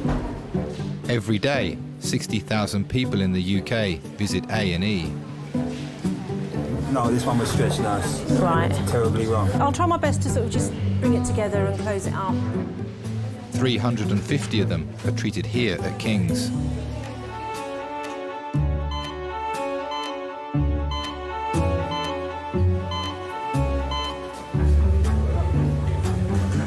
You think they'd see me pretty quick, wouldn't you? Because obviously every time I move my eye, it's scratching a little bit more. It's more like it's not painful, it's more like irritating. Yeah, like you are. Do we have a portal, please, to near CT? Thank you. Up to 140 staff work 24 hours a day. They're prepared for anything. Just to test whether the battery was working. And so the gun was loaded? Yes. And you didn't realise that the gun was loaded? Yeah, there you go. People coming in with their coughs, colds, a cut on their end of their finger, to the extreme of people being thrown out of cars in the ambulance bay who've been shot. Man with nailed hands. That's the gun. Ooh! Right result. It's not a fetish having injured people coming through the door. Well, for whatever reason, you still get a buzz from hearing the words gunshot wound. It just sounds sexy. Just take some deep breaths for me. Say 99 for me. 99. And again. 45. And again. 99. All those people that have chopped off limbs, digits, people that have fallen over and dislocated their shoulders, I salute you. Thank you so much for making my job enjoyable. Have you got glass in there? Probably. That's coming through a lot more. I wasn't there that a minute ago. I thought, oh my God, my son's going to lose his hand, or he's going to bleed to death, or things you put me through. God, he put me through earlier with the police, and then this. I mean, what are you trying to do? All right, well, the police thing's kind of died out. Yeah, no, I know. You know when my 5 months are done, my record's clean again. It gets wiped off. The yacht people told me that. You've got lovely ears. I do. Hasn't he? He has. He's got really nice ears. No, he's got real... That's you. That's about time. 19-year-old Alex Ford is being seen in minors, where non-life-threatening injuries are treated. All right, my name's Kim. I'm one of the emergency nurse practitioners. So, what happened today? I just got a bit angry and put my hand through double glazing. I'll just stand over here, mind my own beeswax. Oh, good one. Special. Oh, no, I can look at it. That we're going to have to stitch. Yeah. Tess? Do you like that one, Mum? No. That one was Hollywood for you, yeah? No. Do you know what it looks like, Mum? Do you know when the zombie bites into your hand? Yeah, it's all right, yeah. Oh, God. What I'm going to do, I'm going to send you round to X-ray. Yeah. We'll have a look, see if there's any glass in it, and that one up here is going to be stitched. Yeah. It felt quite good, actually. I know that sounds bad, but when I did it, it was like an achievement. Like, I've just broke a window, yes, with my hand. It's double glazing, wow. I think I might be stuck in the suture room for about 2 weeks trying to sew this bloke's hand up. Nice, great big laceration on the hypothenar, on the thenar eminence, right down here. Lovely. That's what you get when you lose your temper at 17 and put your hand through a glass door. Yep, right. They think that we can just put them back together brand new and that they're invincible. Can't be doing that too often, I hope. That we've got spare parts in the drawer. And we just, you know, a bit like Meccano set. I was going to stay. I was just going to stay at home in bed with the curtains drawn and just sleep it off. But obviously I ain't going to sleep off a bit of metal stuck in my eye, am I? Could Dr. Robbie contact him on 2405? I know my eye hurts, but do you get feeling in your eye? Has it got nerves like your fingers? No, I don't think it has. Like there, do you know what I mean? It's not really, you can feel it, but not really. No, but when they pop your eye out and it's hanging down, yeah. Shut up. That's what they do, seriously. Get out of here. It makes your legs go like that, straight away like that. That's why they put you in a chair, you're clamped in, they pop it out with like a silver spoon thing, and it's hanging here on a bit of tissue, yeah? Like that. And then they fiddle with it and do whatever they need to. No. Yes, they do. Not my eye, they're not. Well, what do you say? So when they take your eye out, what is behind it? What's behind your eye? It's a lot of nerve things, isn't it? I don't know, 3 tendons, isn't it? Yeah, but what is that bit there? What is behind it? Is it like skin? No, it's just hard, isn't it? It's flesh. When they pop that out. Disgusting, man.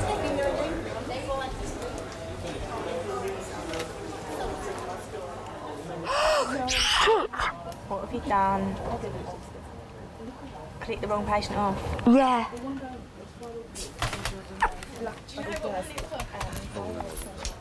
Yeah, the patient I'm about to see. And it's me. Guess what I've done? I've just discharged a patient I've not seen yet. Yeah, it will, won't it? Thanks a lot. Bye. Ah, you see, this is what happens when you make me get up in the morning to come to work. What do you want to be? What do I want to be? A legend. No, what do you want to That's be? it. I just want to be remembered. Is that a problem? You're not listening. It's the easiest. It's a job. Without no one really. I want to be remembered. Like. No. Yeah, but I want to be remembered. Like. I don't want to be a nobody. I want to be a somebody. Like Achilles. My little baby. My little baby. Your mummy's baby. Mm-hmm. Don't grow up. I have to. Don't grow up. Be mummy's baby forever. Sorry, Mum. Oh, that's all right. I ain't Just got to calm down. My little boy's growing up too fast. Did your mum and dad? Do you know what you can get me for Christmas? Do you know what you can get me for Christmas? A punching bag. Because you know that'll be the best thing for me when I get angry. Just go and work it out. Cause I was going to get you something really nice for Christmas. What a punching bag will do. Don't be silly. Anyone. Just tell anyone in the family, get Alex a little small punching bag. He's always had what he wanted, this one. I have, I'll give them that. If he wanted a flat screen telly, he got one. Think about it back in the day. A console, he got it. Right, OK. I'm going to give it a good irrigation, a good clean out. We have to develop relationships very quickly because we're about to do some horrible things to you. We're about to hurt you, basically, and it's legal. Can I hold my hand? Yeah. He puts his hand through a glass window, then he needs somebody to hold his hand while he has an injection. Sorry, darling. Sorry. I've just got a vision of Drogba scoring against Arsenal for some reason, and that really hurts.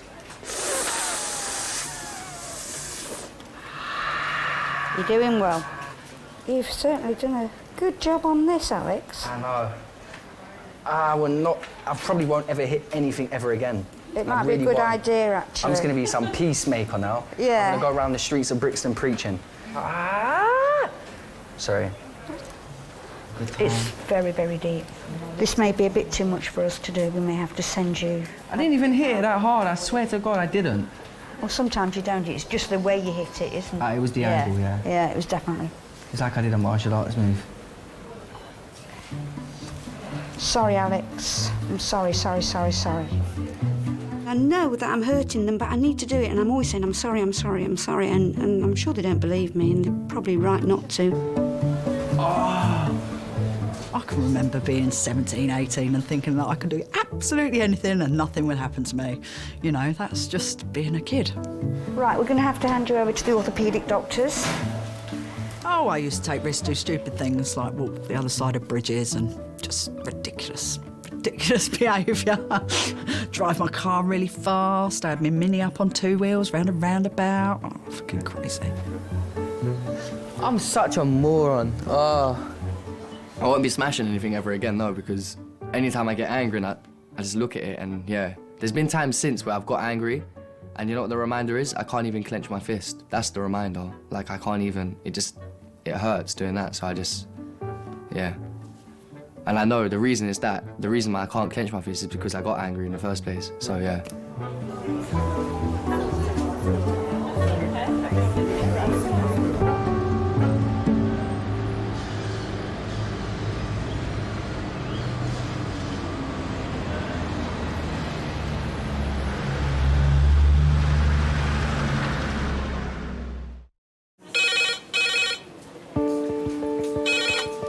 Kings A&E. The red phone. Yeah. A direct line from the ambulance service to the emergency department. When it rings, it signals the imminent arrival of a seriously ill patient. All right, thank you. Bye. Oh, how many minutes did they say?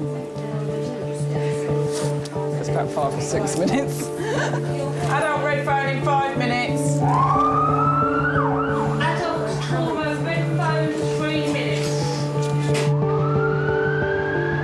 Of the 100 patients brought here by ambulance each day, on average, 10 of them are victims of road accidents.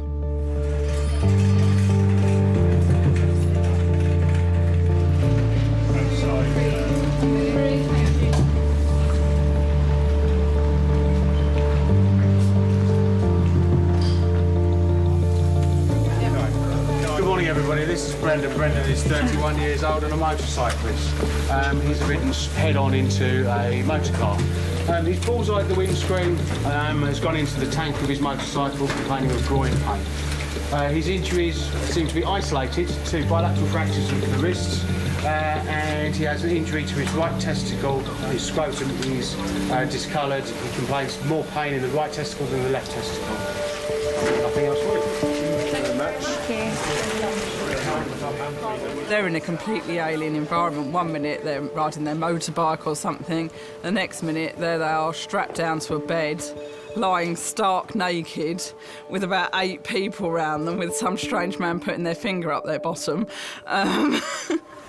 Brendan, we need to put a drip in, but because you've broken both your wrists, or you might have, I'm going to put one in your ankle, so it's going to be quite uncomfortable, OK? Just to let you know. Okay. All right. You don't mind just holding his ankle for a minute? This is going to really hurt. Sorry. You know, and they're in pain and they've got no idea what's happening. All they can see is the ceiling. You know, they've got no idea what's going on, and it must be petrifying. I'm from the waterworks side. Okay. Down below. The important. Certainly, Don't mind all this other stuff. We'll all fix, yeah. Right? Yeah. The consultant has told me that you have an injury down below. How does it feel? We just felt like we've been heavily booted in the nuts. But I think it's just the right testicle was giving me a bit of. Have you ever had any problems with your testicles before? No, not to my knowledge.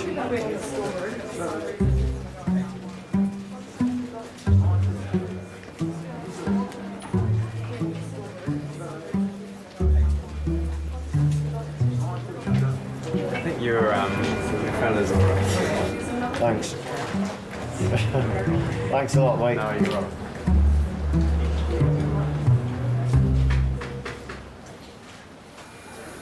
It looked like a purple carrot, I can tell you that much. I thought it was touch and go at one stage, because a couple of days when I was on the ward, going to the toilet thinking, lifeless. There's not a lot going on down there, and not even the nurses can help me out in that respect, and it's lifeless. I'm like, okay, well, hopefully when I get back home, might see some signs of improvement. But it was black and blue for a couple of weeks.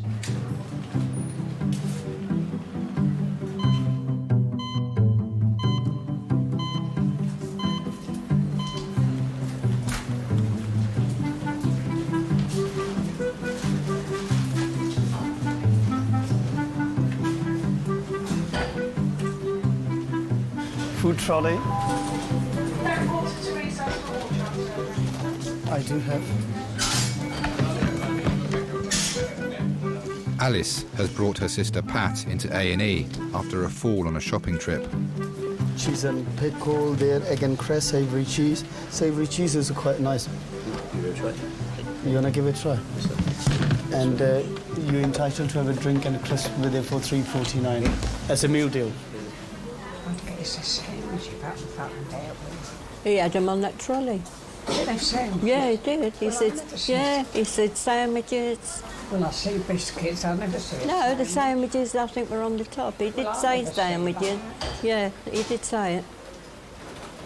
Food trolley.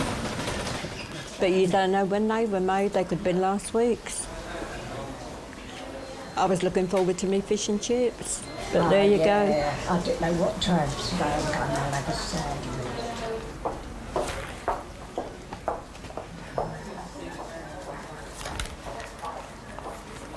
I bet it's 1 o'clock, isn't it? I don't know, I ain't got a watch.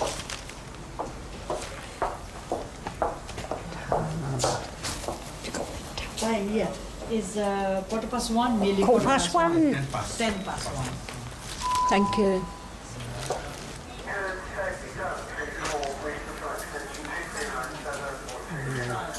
Mine just then he said, would you want to that money? It's too much. She went, you wouldn't live to spend it.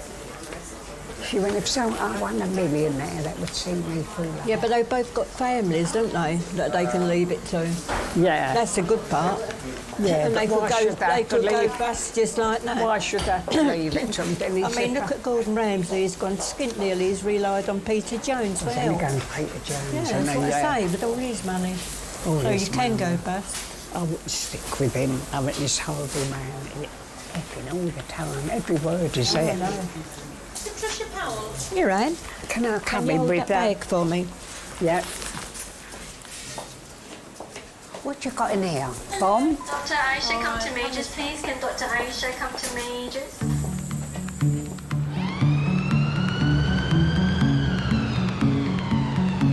Have you been a smoker in the past? Yes, up until yesterday last time. Up until yesterday, okay. Have you been smoking for a long time? Oh, say really that long. That late 70s. Okay, and how many a day? Well, John keeps it down to 20. It drives me nuts that people don't look after their health. There's only so much that we can do as doctors. We're not magicians. Do you smoke quite a lot then? Breathe in and out through your mouth for me. That's it. Can you do it again? Good, and keep going.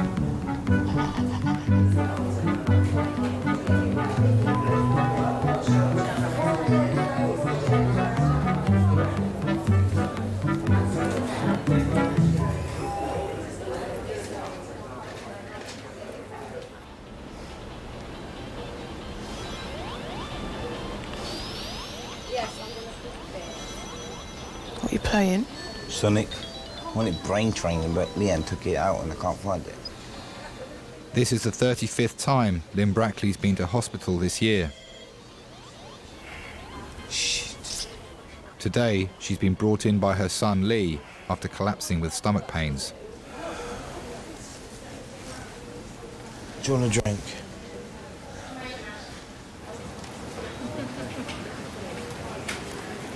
Linda Brackley. Hi. How are you feeling? Are you in a lot of pain?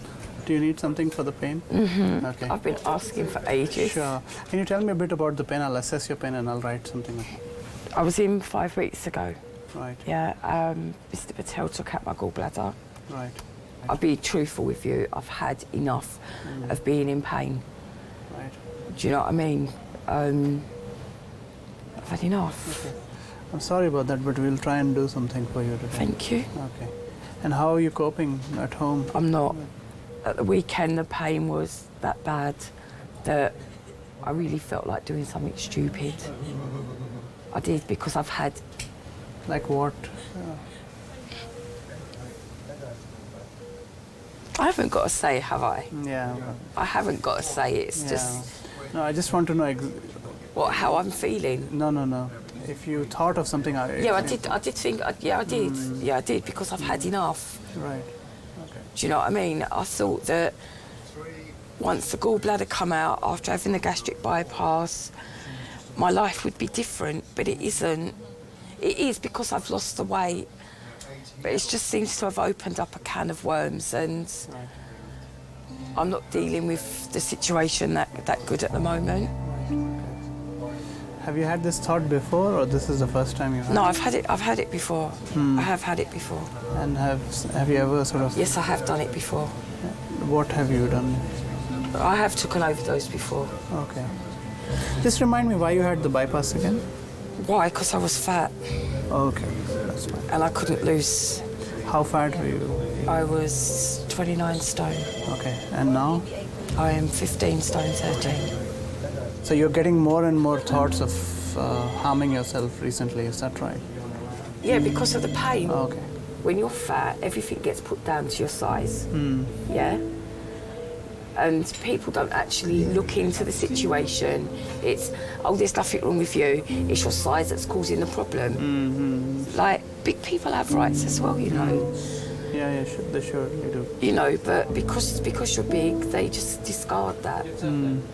But they can't do that no more because I'm still big, yeah, but I'm not as big as what I was. Yeah. So they can't do that to me no more. Sure. So I'm not going to take that. Okay, fine. I'm just tell me if it hurts a lot. I'll be gentle. Fat people have rights as well. We have feelings just as much as skinny people or anything else. Do you know what I mean? If anything, fat people might have more feelings than skinny people. To be quite honest with you, because I think that fat people are more loving.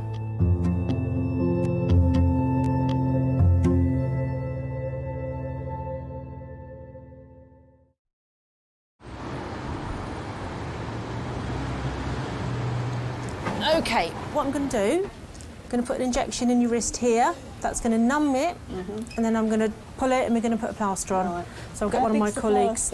It goes from here to here. Oh, right. X-rays show that 78-year-old Pat has broken her arm. Nance, do you want somebody to help you pull? Would you mind getting the plaster trolley for me? I will. If you're going to be my glamorous assistant. I have to batter her up. Take that last time, please. Take that last time, thank you. One of these days this is going to fall apart. I can see it's going to be on me.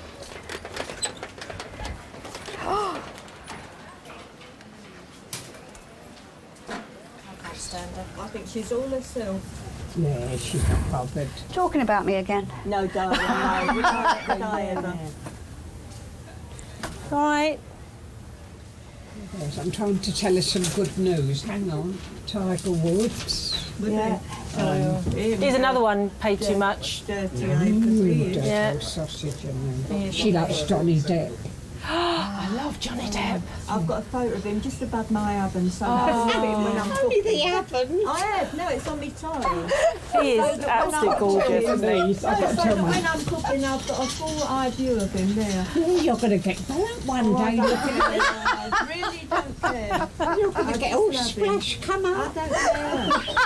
Men's going to look. If he was in here now, she'd go through torture. She'd just look at Oh dear, what you got to do is when I'm doing this, you've got to think of Johnny Depp. I'd let him pull it without doing the needle. Oh. Love him. He is gorgeous, isn't he? How come I'm doing this, by the way? Show him a glamorous assistant. Get on with it. It's going up my nose and everywhere. Think of yourself as Angelina Jolie. That's right. Oh, she's nice, Angelina. No. I've gone off Angelina. No, since she stole Brad from Jennifer. I'm not into Brad Pitt either. Right. Claire, would you both like a cup of tea? Oh, lovely. Could you? Have there any sandwiches in here? Oh, I was going to get you a sandwich, wasn't I? I will get you a sandwich as soon as I've done this, I promise you. I will get you a sandwich. Yeah. Oh, yes, yeah. once we've done this.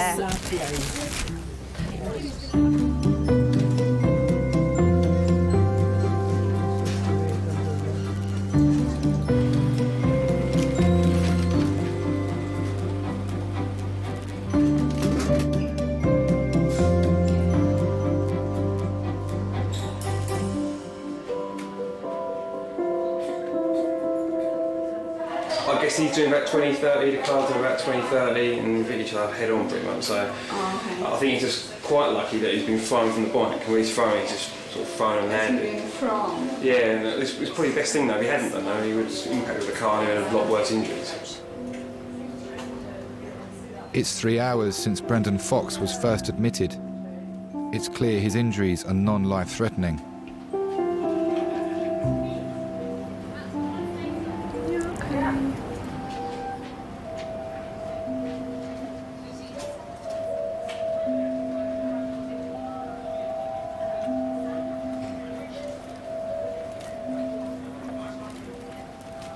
Does your job make you more aware of your own mortality and think about your own death and those that you love?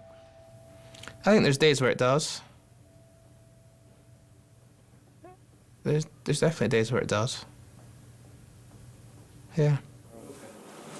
I could be brown red, so it don't really matter about 2 broken wrists. That'll heal. No, all in. Yeah, well, thank the lucky stars. Because had something been coming down the bus lane, i.e. a bus, could have been interesting. Now that I'm married and I've got a baby on the way, I'm even more aware of it. And I'm even more aware of, actually, I might be dead in 10 years, let alone 40 years. Very scary, was it? No, but I just think it's somebody trying to tell me something that there's only so many lives you've got. How many have you used up? Well, today, I reckon I've used a bloody good chunk of them, because, quite easily have been dead, so... Wasn't my time. So. Every day when you go out on the bike, there's always a nearly. You nearly got me. Got away with that one. And eventually, your luck runs out. You know, the odds are at some point you're going to get it, but how you escape or how you get away with it is it's all down to luck at the end of the day.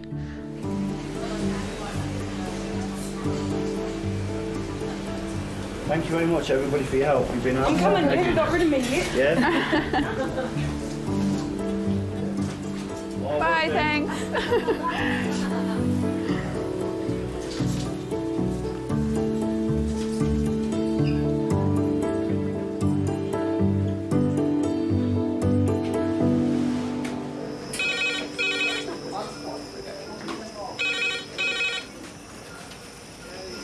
Kings A&E.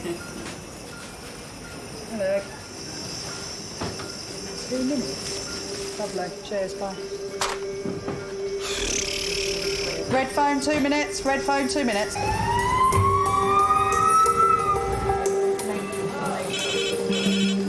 Hello, Kings. Adult trauma, red phone, 3 minutes. This is George. Called us today with a bit of difficulty in breathing. I love resus. It can be a bit stressful if we've got more than the 5 patients in there, because we've only got 5 trolleys. Okay, and how long? But head injury. But it's a buzz. The adrenaline's amazing. This is Alan. He's 50 years of age. Fell down about 7 carpeted stairs onto a carpeted floor. I've never ever had a problem with the sight of blood. The crunch of bones when I'm putting fractures back to place, I think that's great. Even seeing someone's chest being opened in resus. It's not ideal, but it doesn't faze me. Great for me personally, not for them. No, he can go. He can sit here. That's what I was thinking. This one's going to go to X-ray. That he can move there, and then. Yeah. Yeah. If we get another trauma in the next 20 minutes, I'll be upset. Absolute carnage. Right, how many red phones is this now? Because this is nearly getting close to my 15 in a bloody shift. 15, you reckon? Yeah. I only did 11 the other day. 56-year-old Michael Brown crashed his van on the way home from work. His chest on the steering wheel.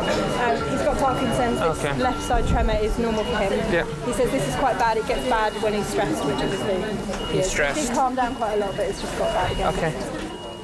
Michael, have you got any pain in your legs? Can you lift this leg up for me? Lift it up all the way. Cool. And this one? Lovely.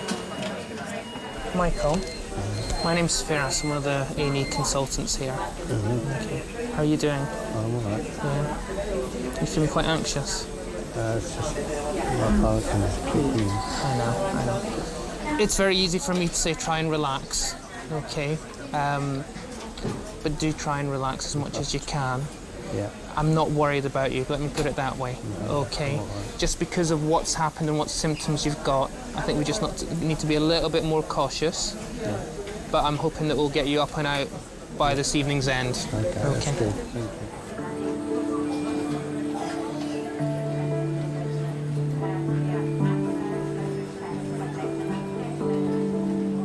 just thought I could have lost them. Could have been a lot different. That was basically the main thing that went through my head, you know. I could have lost them and he could have been a lot more seriously hurt. He's always been the strong one. He's always been there for me. It was just horrendous to see him like that, and I hope I never see him like that again. Hiya. Look at him, is he crying? So why are you upsetting him, huh? Huh? Look at him, he's smiling. Please don't upset him, he's been doing fine. He was so brave until you guys came along. I'm not worried about him. It looks scary and freaky. Okay, if I was worried, I would tell you. What we're going to do, we're going to x-ray there, we're going to x-ray there and there and down there. If those x-rays are fine, we can give them back to you. Well, good. Is that a deal? Yeah. Okay.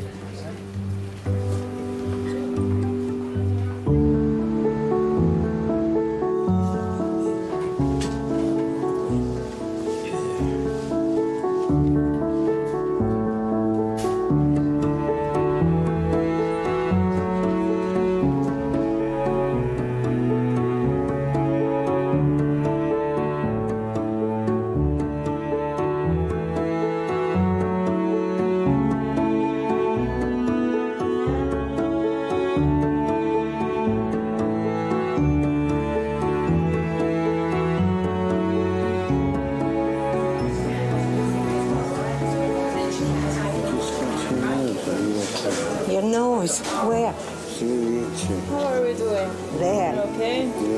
There.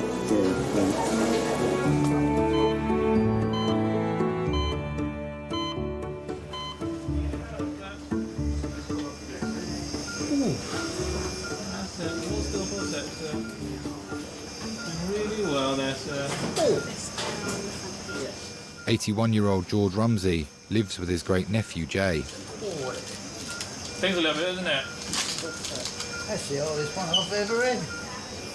George has been brought to A&E with breathing difficulties. Okay, that's all done, sir.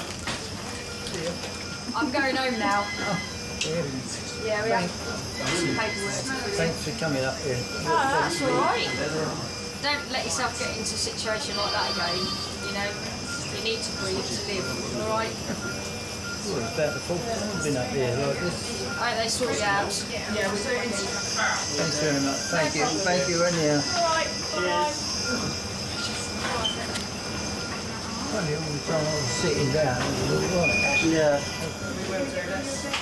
He's just really down-to-earth bloke, really lovely, heart of gold. He'd do anything for you. 12. 5 to 12, yeah.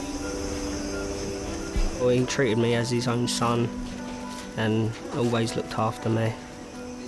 We just used to go to banger racing and go down to the Donkey Man and just used to go on the donkeys and stroke them and things like that.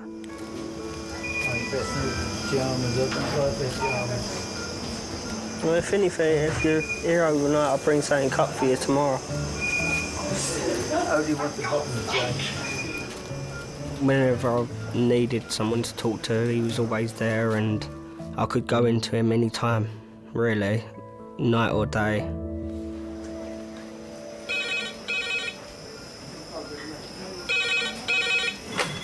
Kings A&E.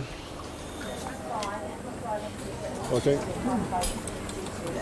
Thank you. 80-year-old cardiac arrest.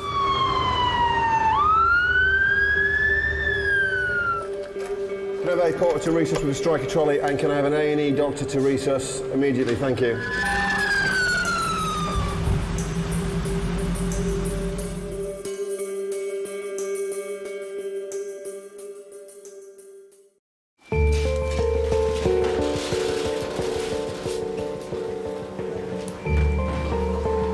Okay, number 2, please. Number 2.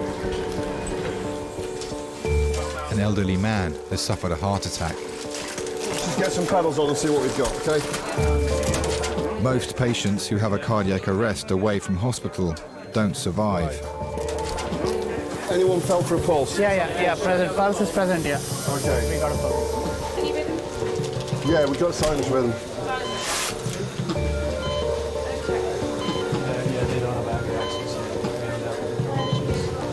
I think we've lost rhythm. We're going to start CPR again. Yeah. Sorry, where's the family?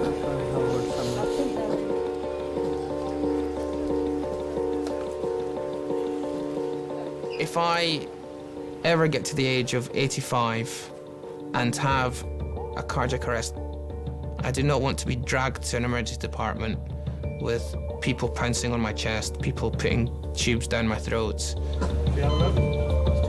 Right, okay. Somebody else do a pulse check, because I'm not going to be reliable. What's the point? If a person dies in that circumstance, it's not dignified. I just want to die at home in peace. After several attempts to resuscitate the patient, he is pronounced dead.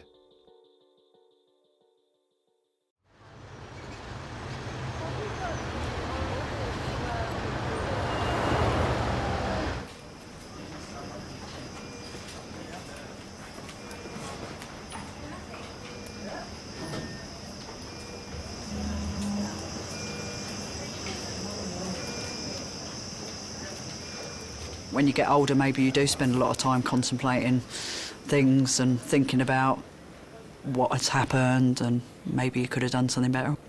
I don't know. I don't know. I've never asked anybody. Maybe it will make me, I don't know, a bit too emotional. Maybe I don't want to know those answers. Feeling better? Yeah. Basically, they just kept him in.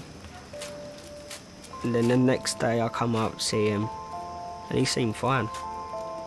So I get a phone call the following morning saying he's had 2 heart attacks. And then they've had to shock him twice. So I've come up here. I can't remember if it was that night or the day after he passed away. He had another heart attack and passed away.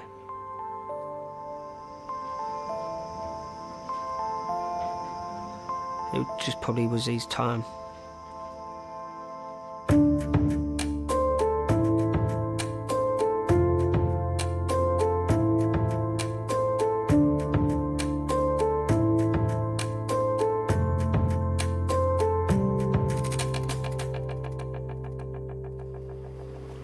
You've got to remember who to be nice to. You've got to still care about the people that actually deserve it. Like that little old man last night. Little 89-year-old who had fallen down his stairs and he had like multiple rib fractures, contusions, bilateral brain contusions, pneumothorax one side, pneumothorax the other side. I mean, he was in a sorry old state and just broke. And the vicar came and did the last rites. Well, me and the anaesthetist were nearly in tears outside here. Because he was just, you know how lovely he obviously was, and his daughter, he lived with his daughter and his son-in-law, and they just couldn't, you know, he always kept the place tidy and did the washing up and had just, you know. As soon as they die, they've gone. The person, they're just a shell. They don't look like they did. And it's funny, because even if you've only known that person, been with that person for 5 minutes, when they're dead, they don't look what they looked like when they first came in. Right, well, let's get him kind of somewhat reasonably reasonable.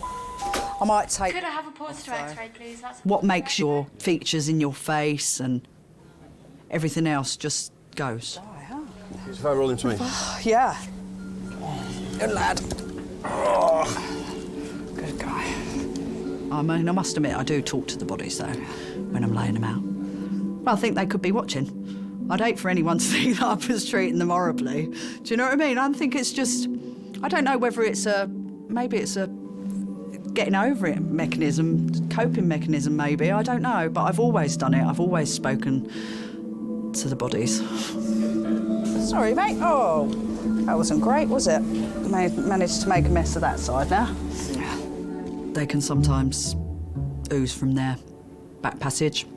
They're, you know, come out there, they can wee, and sometimes when you turn them it can all come out of their mouth as well. It depends. Sometimes you don't have any and sometimes you have a lot, and sometimes they moan when you turn them over, but that's just because there's a lot of air in the lungs. They go like that. The first time I heard it I did run out of the room, but I was only 22. I was a baby. Oh, you've got some suction. Let me just suck out what's come out.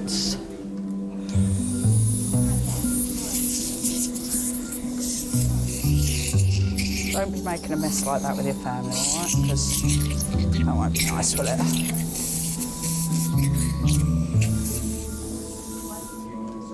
That's better, isn't it?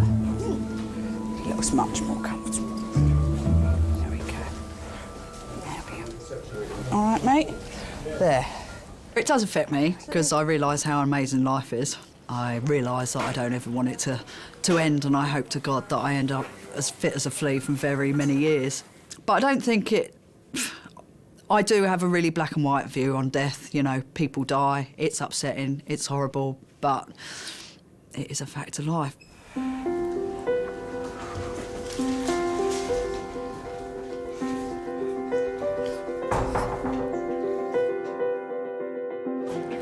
Right, anything you don't eat on your sandwiches? She likes cheese. Yeah. Cheese or ham, love. Cheese or ham. Okay. Cheese or ham. Can you remember where to go? All right, Thank you I'll so see what I can much. get.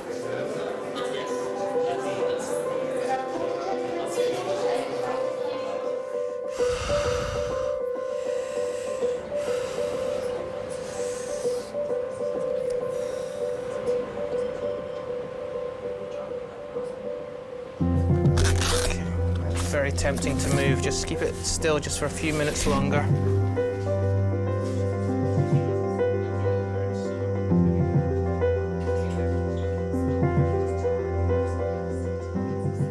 I ring him a lot more during the day to check on him and that. And I do get up and cook him his breakfast some mornings. Just basically, you know, like, don't take him so much for granted, you know? It makes you think that you should take that extra time because you never know what the outcome of the day is going to be.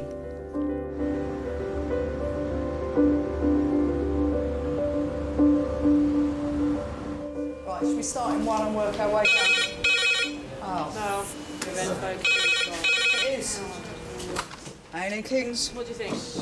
Oh, brilliant. Thanks so much. And bye. Red phone, 8 minutes, please. Yeah. 62-year-old male with chest tightness. Red phone, 8 minutes. For last hour.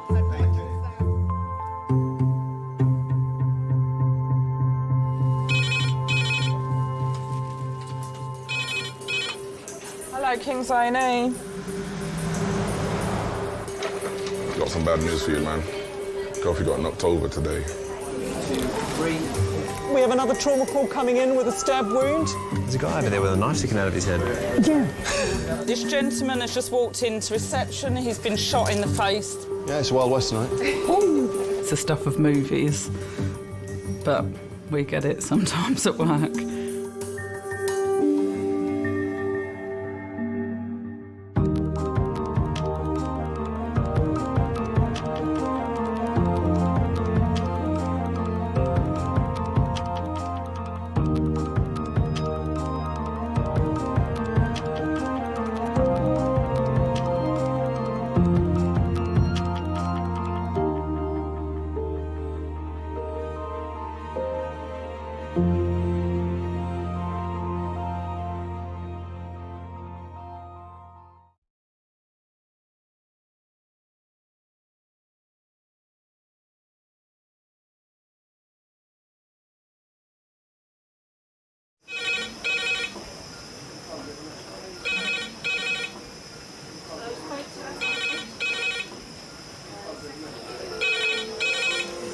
Kings A&E.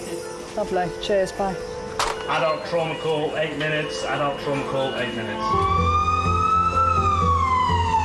I've got an unconscious gentleman he has severe traumatic brain injury. King's College Hospital, London. I think something hurt. One of the busiest A&E departments in the country. They're a bit busy right now. Maybe 20 minutes, 30 minutes. Kings is extreme, isn't it? Come on. A place where love, life, and death unfold every single day. Fall from a tree. It's probably absolutely trolleyed. I'm very drunk. I just keep thinking, how am I going to cope? All the patients you're about to see were treated in one department in just one 24-hour period. Camino. Everyone should walk through an emergency room at least once in their life, because it makes you realise what your priorities are. It's not the rush, rush, rush and the money, money, money. It's the people you love and the fact that 1 minute they might be there and 1 minute they might be gone.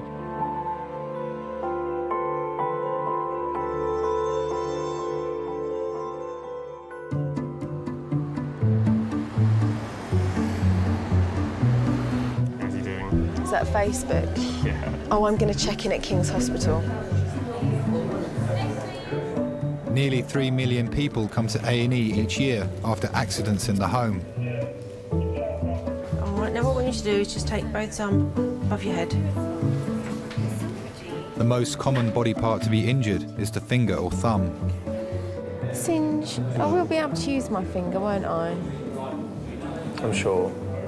Do you know, I did tell you what happened to Odette, didn't I?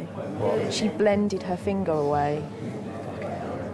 Did I not tell you that? I think you did, and I think I had that same Baby reaction. brain. So she was cleaning around the inside. Baby brain? Yeah, because she just had 2 children, baby Oh, brain. right, It's okay. like a real phenomenon.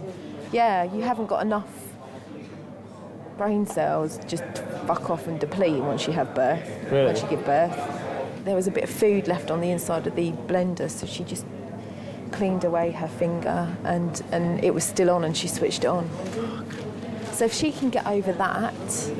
Yeah.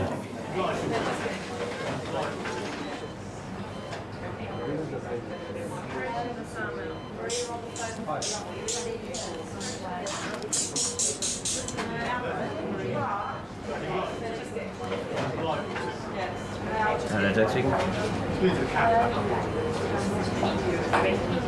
Yeah, not bad. They say I've basically damaged my spleen, so I'm in hospital at the moment.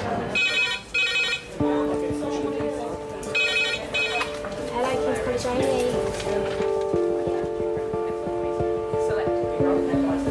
Thanks, bye-bye.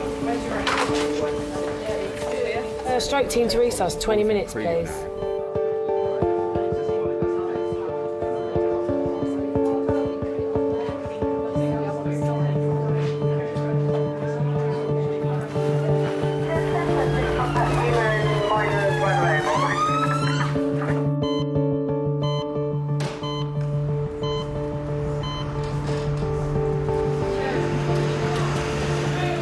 Eighty-nine-year-old Peggy is unconscious after a suspected stroke. King's is a specialist stroke centre, treating on average 3 stroke patients every day. A stroke means a blood vessel supplying a part of the brain gets blocked. As a result, that part of the brain loses its function. Okay, so Malcolm, what's the chest like? She's got some crackers on the right base, but otherwise you've got bilateral air entry. It can cause a severe disability, and if it affects a big blood vessel, it can also kill. 3. Pupils are 2 millimetres not reacting. Not making even the slightest response to pain. Suction, please, wherever Tim's put it. That's it, lovely, thank you. Hello, Tim. How's it going? Yeah, lady had all the symptoms of a stroke earlier on, but fitted in the ambulance, not maintaining her on arrival, put a Goodell in, breathing rather slowly, around 6 to 8 per minute, not particularly adequate breathing either. Yeah, pupils are fixed but very small. Yep. She hadn't been very well for a long time. We've had various troubles, and so it was not really unexpected. Of course, it's probably about the third time she'd been into hospital. What we're going to have to do, which is probably going to have to be achieved for scan, because she's not really reacting at all. One of the worst things, though, when she said to me, "I'm dying," she knew that she was going. So are you Peggy's husband? Yes. My name is Malcolm. I'm one of the A&E doctors. This is Leanne, is our sister here. My colleague, my consultant is just with... They're not very good. Okay. My consultant is just with your wife at the moment. Yes. And we just wanted to come and find out a little bit more about what had happened to her this morning. Is that okay? Yes. So what happened this morning? Well, this morning, you see, we got a routine. I get up about 9 o'clock, I go in to wake her up, then I go down and do the breakfast. Mm-hmm. Well, I go in this morning and she's plunked. Yes. Over the side of the bed. Couldn't do anything with her, so we phoned the doctor said phone the ambulance, and that was it. Okay. Was she responsive to you? Was she talking to you this morning? Inaudible.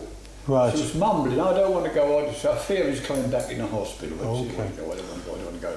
Obviously, your wife is quite unwell at the moment. Yes. Okay. She's not really responding to us. No. What we want to do is take her to the CT scan and do a scan of her head. Yes. Okay. We want to see whether or not anything has happened inside yes. to make her so drowsy. Yeah. Mm-hmm. Okay. She is very unwell, and I don't want to give you a false impression. I hope you don't mind, sir. No. We realise that. We're both of us are well past our sell-by date. There's no doubt about that. It's got to come sometime. Okay. Well, we're going to do a scan of the head, okay, and we'll see what's going on, okay? And obviously we'll get you through to see her as soon as we can, sir. Yeah. Okay? Yes, thank you.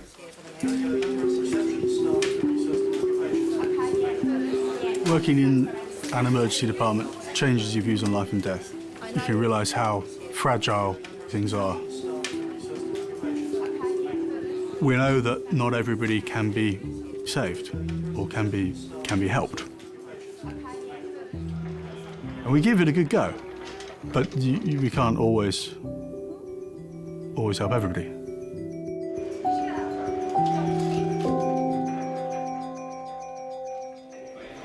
Jonathan Goodall. Ooh. No, we just hop along. Doing a good kangaroo impression there. Like everyone else is being seen before us. Well, in a way, that's probably a good thing in that it proves that yours probably isn't that serious. Sally has sliced her finger opening a jar. Her husband is away for work, so she's called on ex-boyfriend Ben for support. See you again. No, you're not. What? You're not even thinking about it. Why did? Oh my! Did I not tell you? I said, "Have you had sex? You sound in a good mood," and you said no. You dirty little bugger. It was quite good. What makes her good? It's just a bit dirty, really. And quite fun and bad. But she's quite annoying, so I think. She's quite annoying. Yeah. The propensity for men to put up with annoyingness for good sex is what most marriages are based on. Charlie Brown? I say, how the fucking laugh, a name? Charlie Brown? That's not a real name.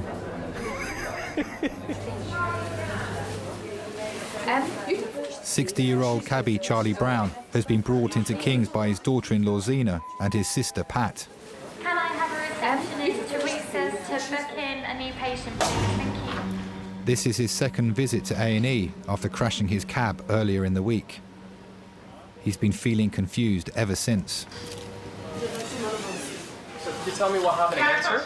I was involved in a car accident on Tuesday. Okay. And I'm a black cab driver. Right. So what happened exactly? What actually happened was Saturday evening, it was raining quite hard. Tuesday night, Charlie. Tuesday night it was raining quite hard. Yeah. What I've been told since the accident, and not the evening that it happened, when the fire brigade come, was my cab went into a crash barrier on the side of the road.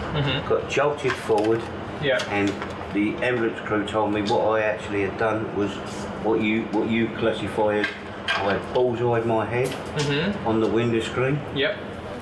Charlie Brown had been a taxi driver for many, many years and was very experienced in driving. No one quite sort of worked out why he crashed his taxi.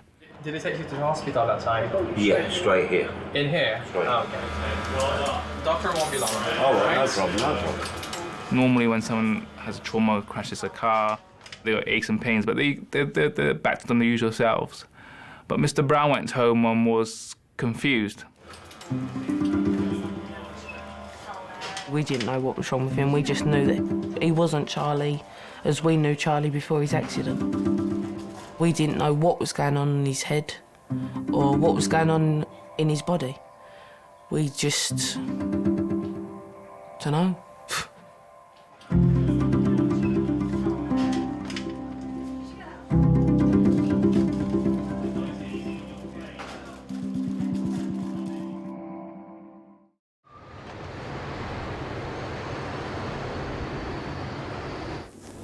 Sally is still waiting with her ex-boyfriend, Ben. Oh, I've got a mint.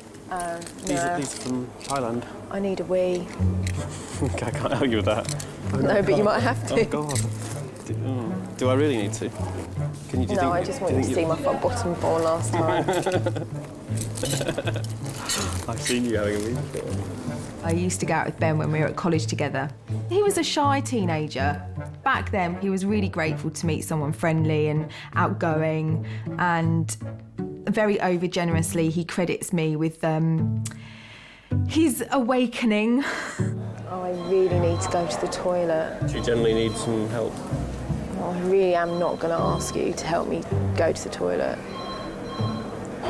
I'll just have to do it all one-handed. Can you? It's just because I've got tights on, it's just a bit of a faff. Yeah.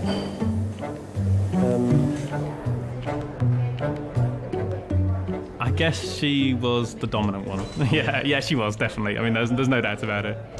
I certainly wasn't her first boyfriend, so she'd had a more varied and fun youth than I'd had.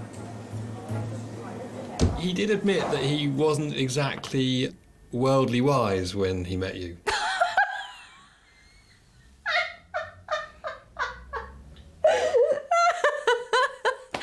Oh my goodness me. No, Ben was very naive when I met him. Yeah, I think he was very pleased to meet me. Oh, I'm feeling a bit sick. What, after that chocolate? Is there anything I can get you that would make you feel better? Like food-wise or drink-wise? Or a little hug? I just feel a bit nervous in my tummy. Yeah. Like butterflies. Awesome. Like the sort of butterflies that make you want to do a poo. Really?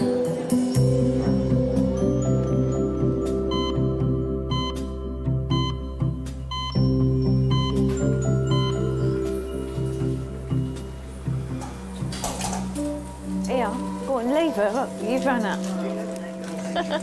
Sorry, just leave my child in the middle of recess.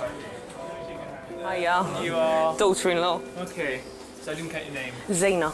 Zena, very nice to meet you. My name is Tian, one of the A&E doctors. Good morning, Olga. I know a little about you. I know that you were in a car accident. What's happened since then? My coordination has been, it seems to be going funny. He's got no coordination whatsoever. Like he does smoke, so trying to get a cigarette out of the packet, he couldn't. I was having problems. He can't get himself dressed. He can, but the clothes are around the wrong way. Yeah, well, he tries to read the paper upside down. Charlie doesn't really talk a lot, but now we can't show him up. But the things that he talks about aren't right. They are right in what I think. They're right in what he thinks, but the things that he's going on about, like, he thought my dog was a horse. Oh, no, that's a joke, though, that is, isn't it? Even today, I took him for a walk around our little block, me, him and the baby, and... I tried to go in the wrong street door. Instead of my own, I was trying to go in the next door. Do you guys live together? No, I live No, opposite. opposite. So you kept a close eye on him? Yeah. How's your vision been since you've been at home? Tell the truth. Have you been able to read things clearly, watch TV clearly, see things clearly? Well, not as it's... Not 100%, I wouldn't say, no. Okay. I'm now going to get you to take your finger Yeah? and point to your nose. Yep. Then point to my finger. Touch it. And then to your nose. Back again. And again. I'm just going to take you outside. All right, mate. Keep on doing that. To my finger, sir. Okay, keep on doing that. Okay. Look at me, sir. Yes, sir. Tell me which finger I'm moving, okay? Right.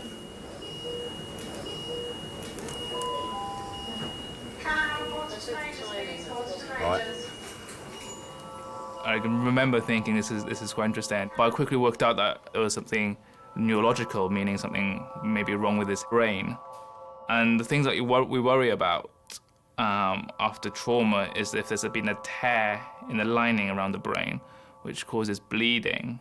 I'll have a look at the blood results, see what we've done. I'll come back and have a chat with you. Is that okay? Thanks. Sit back then, mate. Right here. All right, mate? Just Yep. going to make sure the baby's all right. Yeah, of course.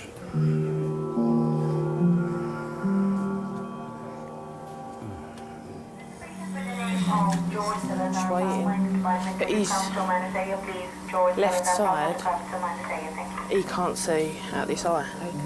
No. When he stood there and done this to him, he's saying that the right side, he's got, like his right side is going, but there's nothing on the left, and he was moving that.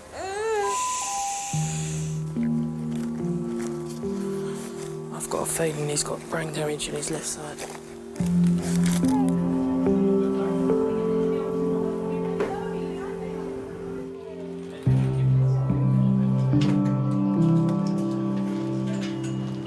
What's your speciality? Well, I'm a member of the Black Cabin Fraternity. What's that? I've done the knowledge of London. Okay. Yeah. Become a black cab driver. But in I'm my after your job next. yeah, I wouldn't mind that at all, young lady. Especially if you've got a young family. Becoming a black cab driver is an absolutely brilliant job for a person like you. As long as I can have a sat nav with me. Once you've done the knowledge, young lady, they say all cab drivers I've got a sat nav up there. are like a donkey, they never forget. I'll forget everything. No, you won't, young lady, believe you me.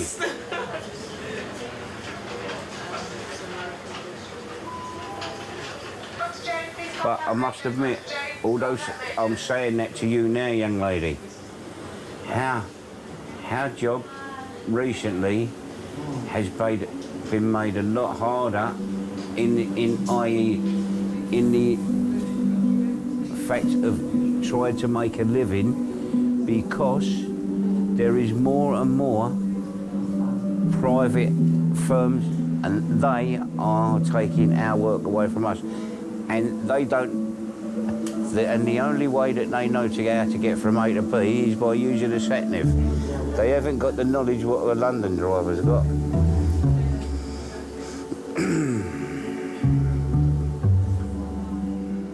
If a patient is aware of what is going on, it causes huge emotional impact. Yes, it is terrifying. It is like heart attack. It's a brain attack.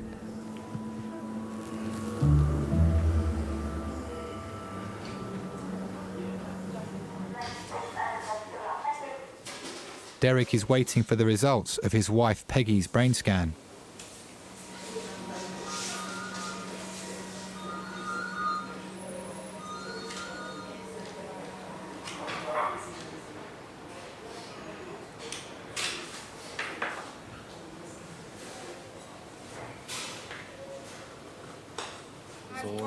Despite Peggy's symptoms, her scan is inconclusive. There's no sign of dark patches, which would suggest bleeding on her brain.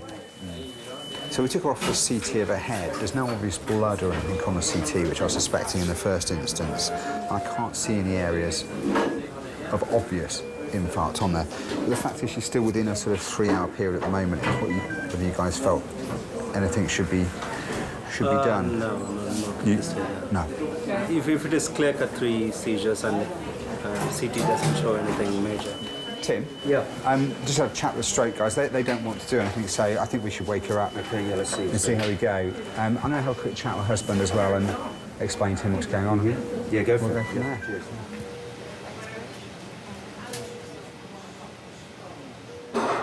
Hi, Mr. Pearce.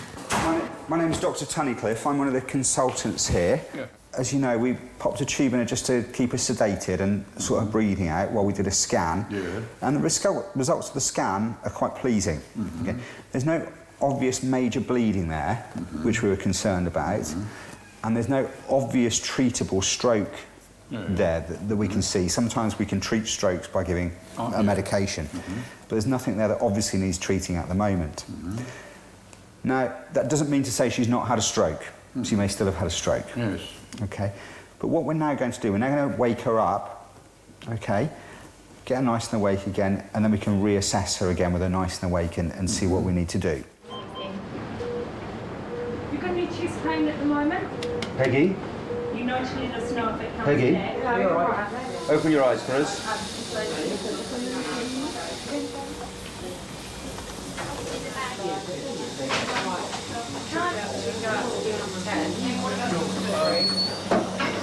Peggy. Peggy.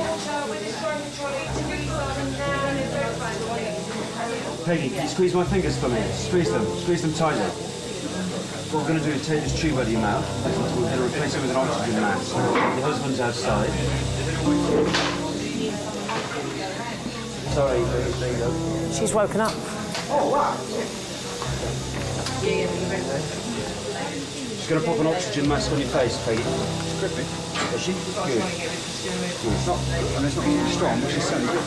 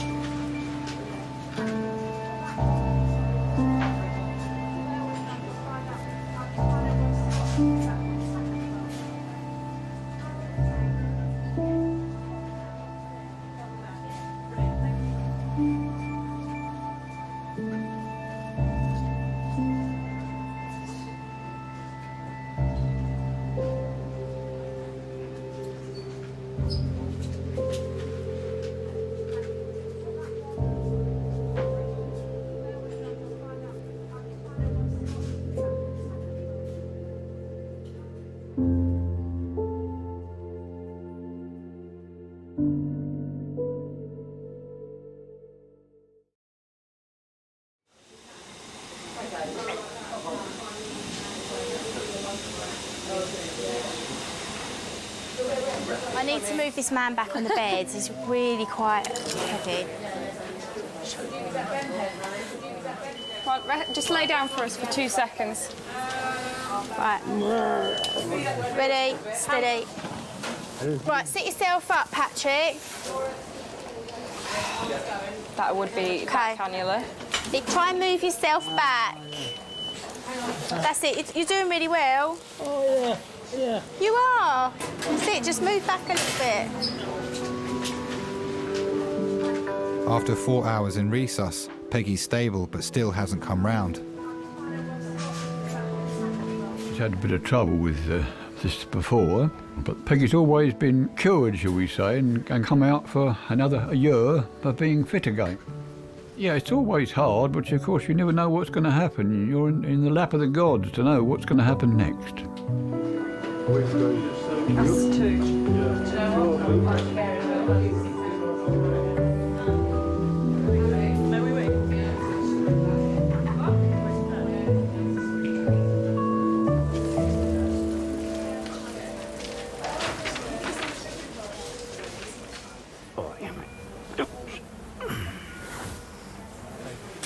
Quick. Yeah. I thought you was longer than that, Dan.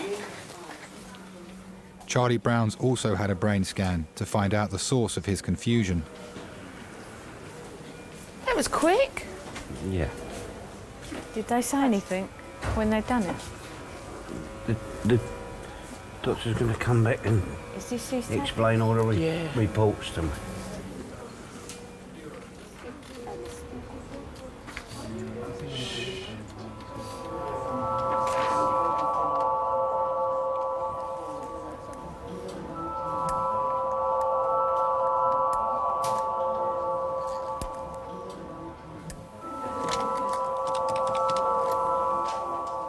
Hello there, my name is Tian, A&E S01 in Kings.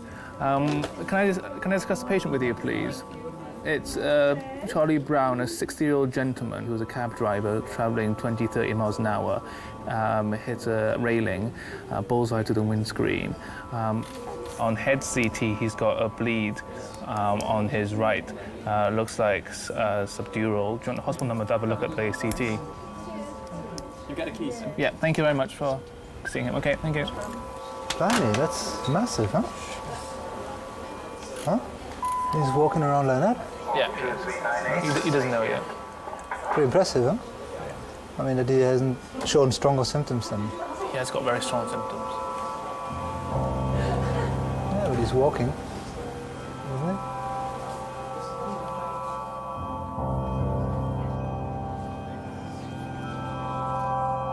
Ordered a show. Oh gosh. To X-ray, please. Thank you.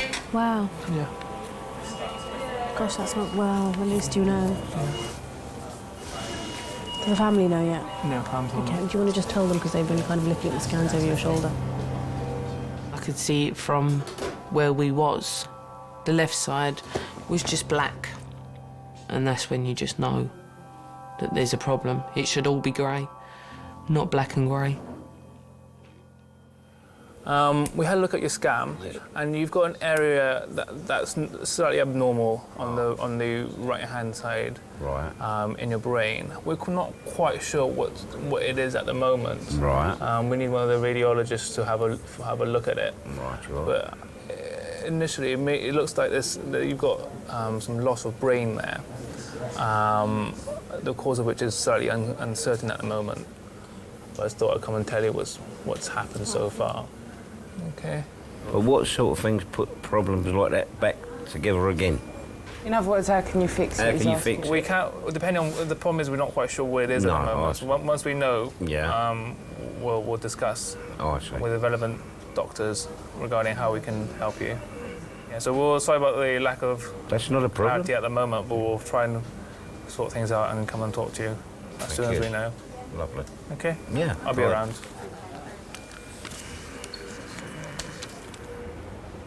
You all right, Charlie? Yeah, I'm fine.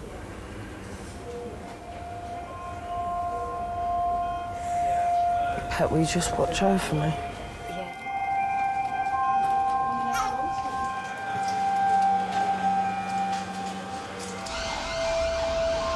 Hello? Zena phones Charlie's wife Patsy to update her. Right, his brain scan's back. On his right side of his brain, there's something severely abnormal. They don't know. The way that the doctors just described it to us is that there's a part of it missing. Yeah. This was the first time Charlie had ever been ill. Nothing had ever happened to Charlie other than an ulcer. And Charlie always said he was invincible. Nothing was ever going to happen to Charlie. I just want you to focus on you for now, right? I know it's hard, but please just focus on you. Right, I don't need you fucking going down and all. I got this cancer, keratosis, and Bowen's disease. Charlie's accident was on the 26th. On the 25th, I got told this is terminal. You just stay there, and I'll ring you as soon as I know anything. Zena was with me on that Monday when I got that news. And it was a lot for that kid to take on. And I think Zena absorbed it more than I did. But love ya. Bye. 1 minute everything's fine, family's all running smoothly, and then bang. You get told that the most precious people in a family, there's something wrong with the pair of them.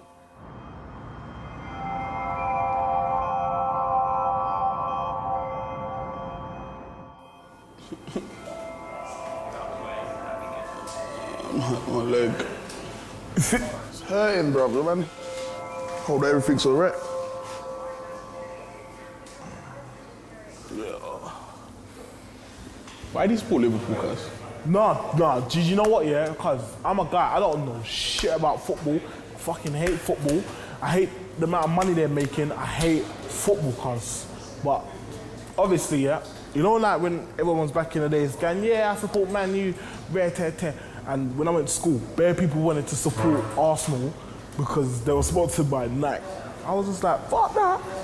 I'm gonna be versatile. I'm gonna just do whatever, do the opposite of what everyone's doing. If everyone's supporting, then you pick the rubbishest team. Fam, I was with Liverpool from day, fam. I'm with Manchester United from day. Glory hunter, fam. You mean? Yeah. How can I be a glory hunter? That's the only team I've ever supported. Told man, Liverpool's the one. Liverpool's rubbish, bro. Where are they now? Third from the bottom. I don't know what bottoms, fam. I just know because I support Liverpool. So you can't tell me about what players play. All I know is Matt Manneman. That is. He's been playing for Liverpool for years. Sally Cullen, please. Oh, that's me. Thanks. Is it all right if my friend comes? Thanks. How did you do it? I was getting a rubber stopper out of a Kilner jar, and I was like, you know, you build up quite an amount of pressure trying to get something out, and then as it came out, it cut through my knuckle. Okay. And also I've been frightened to bend it in case blood squirts out of it. Okay.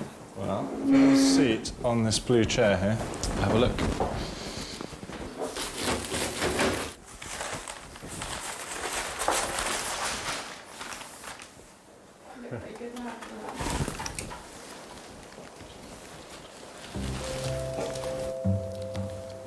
Okay.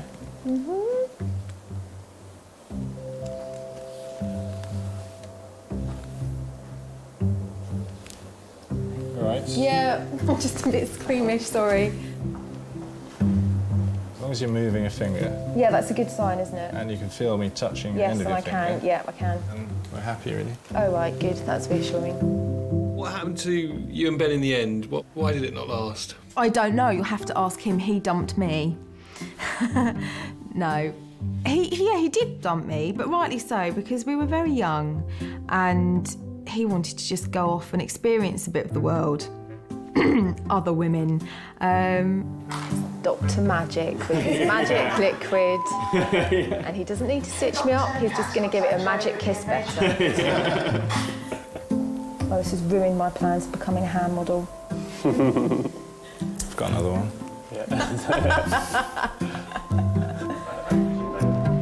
Thank you so much. Pleasure. Gorgeous. Oh my God, he was amazingly sexy.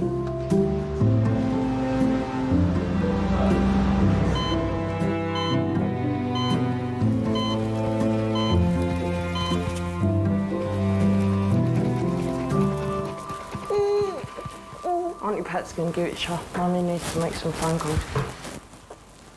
When I spoke to Patsy's sister, and that was when it hit home that it was real, that something was seriously wrong and what was going to happen to us all.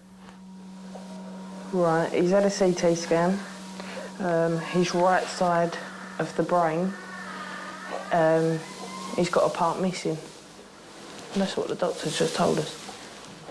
He's got a bit of his right side of his brain missing.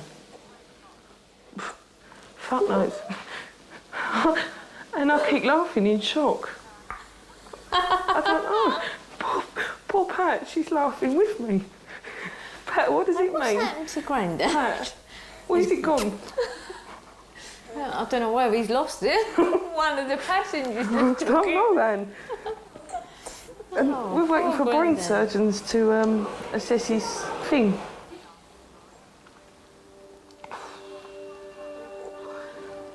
I don't.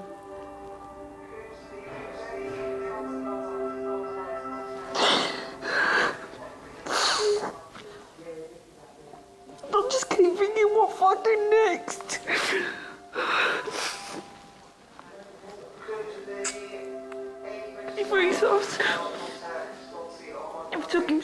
through to resus. And that's where they want him. Fucking machines keep going off, it's horrible. Just to see him laying there. And the way he keeps talking. Guess what? I hurt. As you'll know, doctor, they call it when a patient bullseyes, and he's talking so posh, and then 1 minute he's talking like that, the next minute he turns around to me and he goes, "You all right, cock?" You know, I know this sounds really horrible, but I just keep thinking, how am I going to cope with her having treatment, him being like this, looking after a baby? I can't do it all, Anne. But I don't want to let him down. But I can't let him down for pick this up for me. I can't.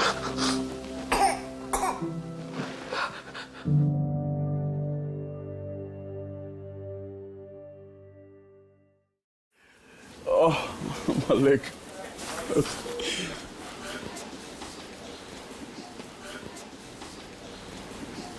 I'm punning me, cuz. Yeah, let me put you in this, John. Right, better views, mate, because the brakes are on. Yeah, thank you, boss. All right. Let's go down there and see what I got. Slow down, look. You okay, yeah? Nice, Begging it, fam. Are you still begging it like bam? Blam. Blam. Blam. Blam. Blam. Blam. Blam. Blam.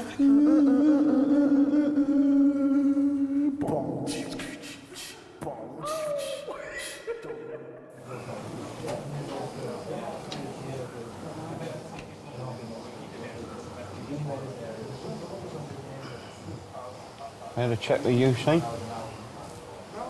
Hey, mate. Doctor's check Hey, with you. no, not yet. Not yet, mate. 2.5 hours after arriving in resus, Charlie and his family are waiting for a diagnosis. You try to think that they're just going to come in and tell you that everything's all right and that they've made a mistake. You don't think that they're going to come in and tell you bad news. The CT hedge, as you probably have got up already, shows an area of right-sided low attenuation, which is not there on Tuesday. I've spoken to the neurosurgeon, Mr. Gosh. Hello, Mabel. Rosy red cheeks. She's been screaming. Oh, not them TVs again, is it? What do you think?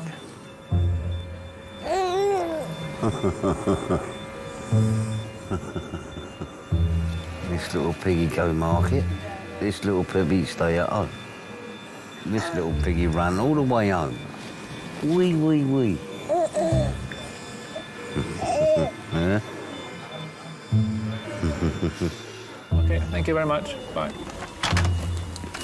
You want to come have a word with me? Mr. Brown, so I've discussed your results with various specialists. Right. And we think you've had a stroke on the right-hand side. A what? A stroke. Yeah. Do you know what a stroke is? His wife's had 15. Yeah, 15 of them. And what fixes it? Actually, the damage has already occurred, so we wouldn't do anything acutely. So he's going to have to stay in. You're in the best place. All right. It's a pretty bit of a shock to you. So do you have any questions at this moment? Is that going to stop me considering my career? Symptoms will improve with time as your brain adjusts to what's happened. Fine. Okay. Yeah. Sorry. Is that, you know when you've done this with your hands, is Yeah. that why he didn't pick this one up? Yeah, that's why. You'll be all right. But when they say stroke, is it as bad as it sounds it is?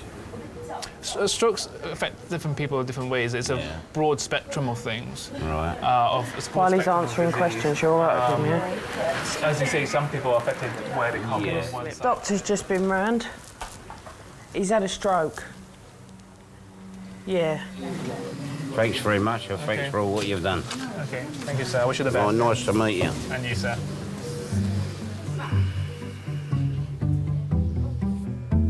I was relieved that I was alive. I couldn't face dying because I always think, if I'm not here, what are they going to do without me? Little old Charlie Brown. Charlie's wife, Patsy, comes to see him in resus. Whatever job Charlie's had, he's took to heart. He wants to take the world on. If something's not right, Charlie thinks he can fix it. And you can't get through to Charlie that you can't fix it. That's Charlie. Listen to me now, right? It's too dangerous for you to drive at the moment. Charlie, I know what I'm talking about, mate. You could get in that cab and it could happen to you again, and this time you won't come out of it. But you've got to do what they say. Look what's happened to me, Charlie. Do you think I like what's happened to me? But I've got to accept it. We've got to get our heads round it, mate. It don't matter how many knocks you get. We can all get over it because we're all together. So we're all as one. And what more can I say? What, mate? What did I say to you? What floor? Dunno. Top floor, penthouse. Yeah, you get a penthouse suite, yeah, mate. No good penthouse this weather. Get a telly, get a phone. Sunset. Oh, don't tell him that. He'll be on the phone in 5 minutes. Arseholes to you and all. The only thing that harms me is me not being able to go to bloody work. Everybody's been saying to me, why don't I get a T-bar? And if I could put it on the rank where the drivers that I've been brought up with work, there couldn't be no better thing for me. And at the moment, it ain't hard to make a cup of tea. I can still do that, and a cup of coffee. And I might even throw in a cake. I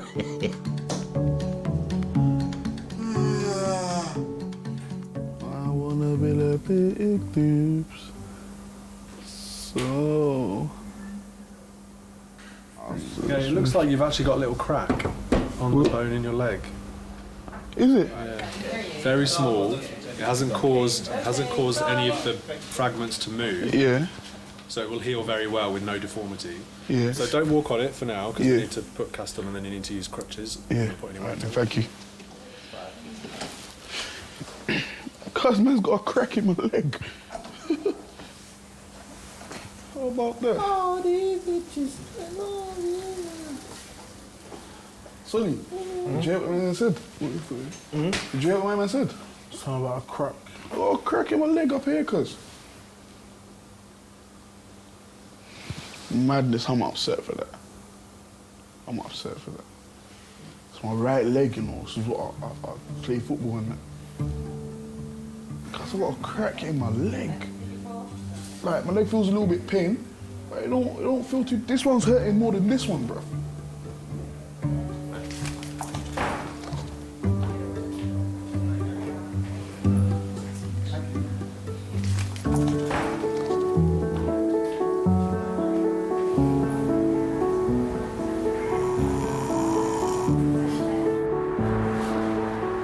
Tina? Baby. At the side of the pram, at the side of the bed. Oh, yeah. Oh, I've left it. He's going away with the doctor. Oh, you've left the baby. Pat's come out and left the baby in fucking resus. Oh, you pulled the baby out. Oh, God.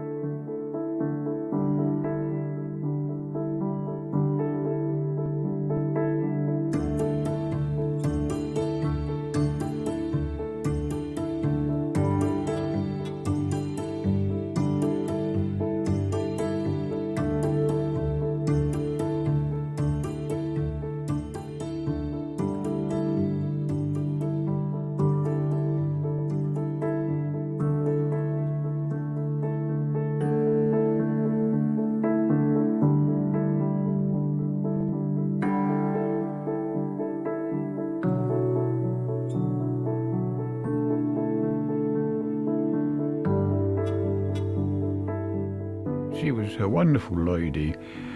She brought up two wonderful daughters. She knew what she was doing. She had a habit of losing things now and again, but apart from that, to me anyway, she was perfection.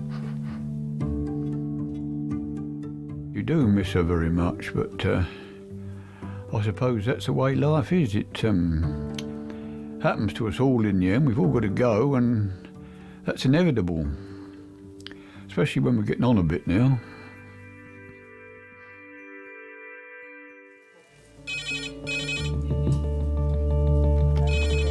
Trauma red phone 6 minutes. Trauma red phone 6 minutes. Used to be Saturday night's all right for fighting. It's obviously Thursday night's all right for stabbing. Colin is in hospital and someone broke into the house and stabbed him.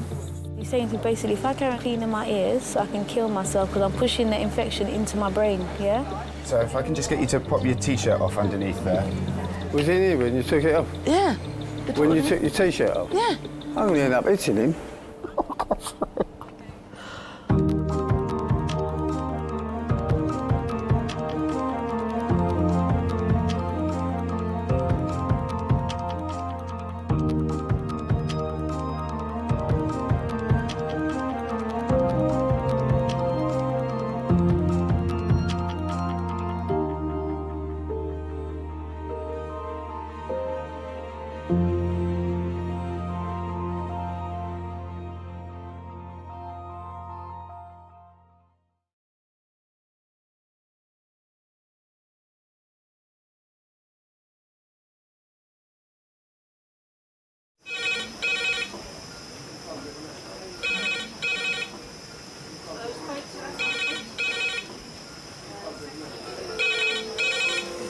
Kings A&E. Lovely. Cheers, bye. Adult trauma call, 8 minutes. Adult trauma call, 8 minutes. I've got an unconscious gentleman he has severe traumatic brain injury. King's College Hospital, London. I think something hurt. One of the busiest A&E departments in the country. They're a bit busy right now. Yeah, 15 minutes, 30 minutes. Kings is extreme, isn't it? Come on. A place where love, life, and death unfold every single day. Fall from a tree. It's probably absolutely trolleyed. I'm very drunk. I just keep thinking, how am I going to cope? All the patients you're about to see were treated in one department in just one 24-hour period. Camino. Everyone should walk through an emergency room at least once in their life because it makes you realise what your priorities are. It's not the rush, rush, rush and the money, money, money. It's the people you love and the fact that 1 minute they might be there and 1 minute they might be gone.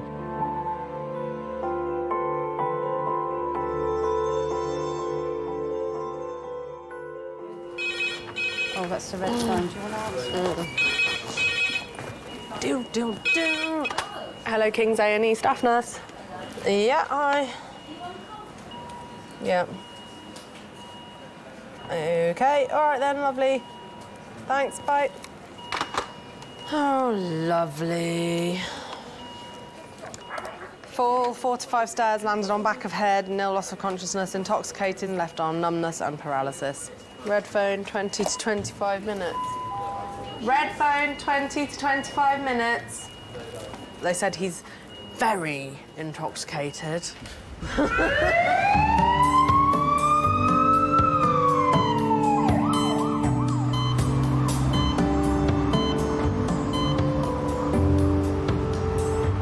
Alcohol is one of the biggest causes of injury seen by the emergency department.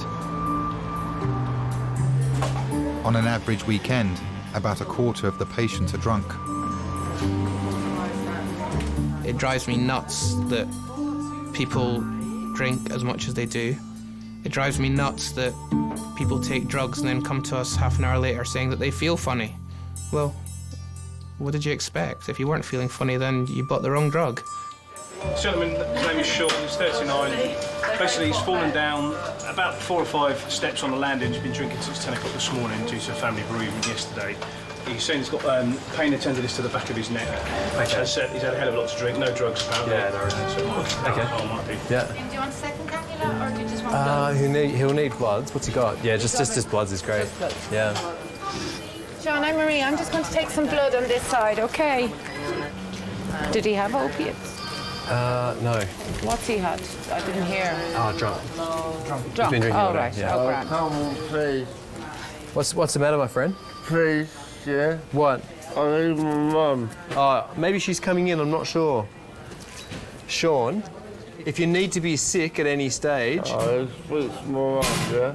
Well, we'll get her in a moment. Can you take this fucking thing off my neck, please? Well, not just yet, just because we're worried about your neck, that's all. But as soon as we can, we will. I need to speak to my mum. I don't know if she's here yet, Sean, but just wait one moment. Yes, come with me in the ambulance. Yes, Sean, can you bring her in? Is that all right? Thanks a lot. We're going to bring her in now, OK? Oh, all right. Well. Excuse Mum. Thanks. Hey there. How you going? I think he really is pretty keen to see you anyway. Do you want to pop up the end here? 16. Oh, really? OK. My name is Graham anyway. I'm one of the consultants here. Mum? Is there a reason you don't want to go up the top end of the bed? Mum? OK. Has he been abusive towards you tonight? Mum? Just say hello if you want. Who are you? I'm here. I can't look at you, right? I think I've got a problem with my neck. Yeah, I've heard. I'm just talking to the doctor about it. Just hold on, please. Hold on. I'm here. I came in, I went upstairs, and the first thing I did was laugh, because the way I see him, he looked like the Hunchback of Notre Dame. And I just laughed. And then Linda said, oh, let's get a camera. And she took a photo of him. She said, me and you will have a laugh about this tomorrow, Sean. What would be his favourite for the next guy? I don't know, Sean, nothing yet. Hello, Lisa. Yes. Thank you. So, we'll just have to work out exactly what the situation is with the neck, and then we'll go from there. Red phone, 10 minutes. That's red phone, 10 minutes. Oh, this is a trauma call. He fell down about 8 or 9 stairs at the embankment, where he lost consciousness for about a minute. A second red phone. A second patient who's fallen down the stairs drunk. A drunk fell down is a big one.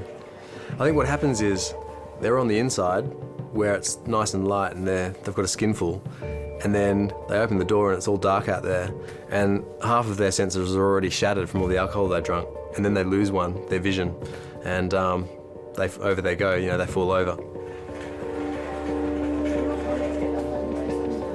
Who have we got? No one.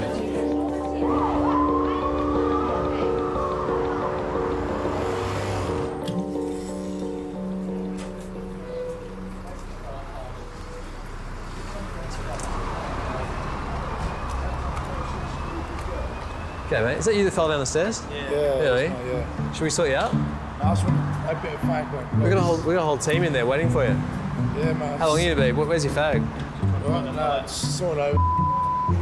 Oh, well. Come over, I've got to go. Well, yeah, there's a whole trauma team waiting for you in there because we thought you might have been unwell. He's out there having a fag.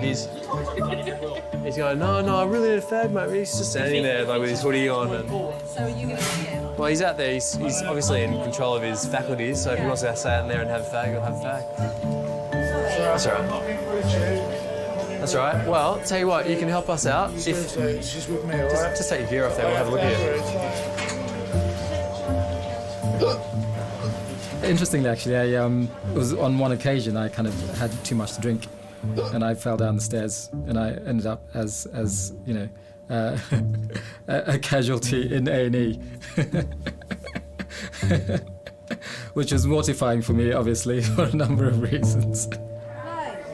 You've been drinking tonight, obviously, huh? Yeah. Yeah? How much you had to drink? I can't tell you. Just turn away from me again. My head is fucked, mate. Seriously, like, I've had a lot of fights in my life, mate. Yeah, I've had a lot of tear-ups and this and that. Take a nice big deep breath. Deep breath. And out. Go on. Don't get me wrong, bruv. Yeah, I've fallen over drunk before. Yeah. Yeah. And I've done this and I've done that. Yeah, but this is hardcore. Okay. Right? Let's have a little look. Dude, the back of my head is killing, mate. It's a fair old bump you got. when you get a bang on the head, what we're concerned about is not just the cut and the bump on the outside, it's the chance of a bruise or a bleed inside where the brain is, yeah? There's no signs of that going on at the minute, but we've always got to think ahead, you know, what chances are you developing that, yeah? I've had some tears in my life, I've never had that. Okay. Well, I'll just put this round. Lump like that, mate. We'll put a drip in so we can take some blood, yeah? No, mate, no, I'm not having no drips. Are you sure? Don't have needles, mate. Is that right? Yeah. I think we need to watch you for a while. It's probably going to be an overnight stay, to be honest. My birthday, mate. She can't.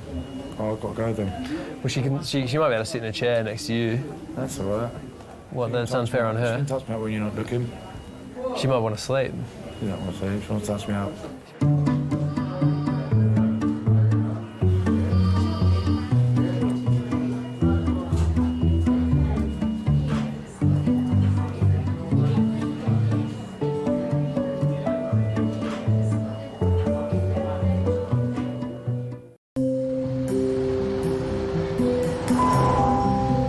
Is anyone in the department who speaks Spanish? Could they come to the front reception, please? Anyone who speaks Spanish? Anybody who speaks Spanish? Yeah. Ayala. I was feeling drunk like maybe 3 hours ago, but now I could do anything right now, speak to anyone and do anything, and I don't feel drunk. I'm not drunk. I don't feel like I did yesterday. No. Because I sobered up. I feel quite Because of weird, what happened. Do you want some water? No. Here, I'll just.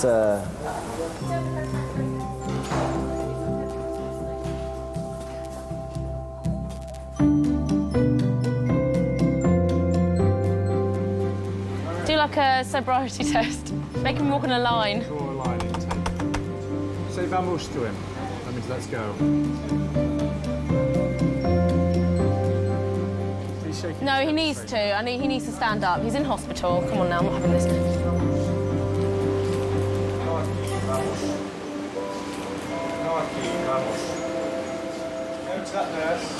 Oh, flipping out. I do feel like Mrs. Mop sometimes.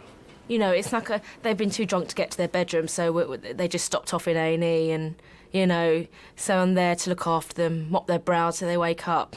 And then, you know, kind of feed the hangover with a couple of packets of crisps and a can of Coke and some coffee. Oh, I have to keep him up here. He's in a real state, isn't he? Oh, for goodness sake, come on now. Right, we might as well walk him into a cubicle now, after all this kerfuffle. It'll have to be number 11. We might as well just keep the drunks together. Goodness me. You've had a good night, haven't you? Did you go out? Have a drink? Did you have a good night? Did you dance? Woohoo! I like it. Brilliant.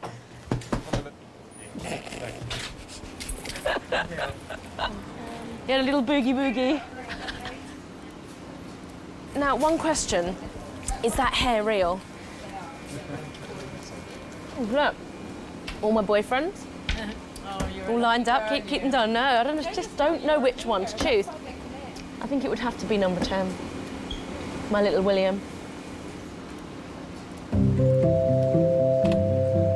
couple of years ago, this very posh boy came in and he'd had a bottle of whiskey. We'd go to take his blood pressure and he'd be like, "Oh, girls, come and get me." And, oh, Jesus, now how much of this can we actually take? And he was saying, "Where's my girlfriend? Where's my girlfriend?" So we're like, "Oh, she's up there in that trolley there. That's not my girlfriend." "Oh, that's the girl you were kissing when you got out of the ambulance."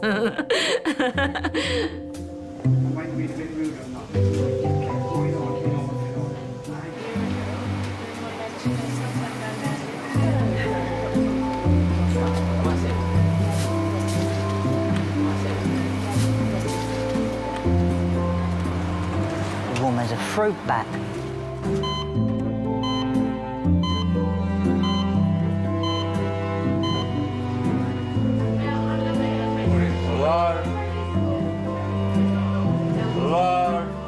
Some people expect McDonald's treatment Fuck's sake. to be in, not wait and go. Oi!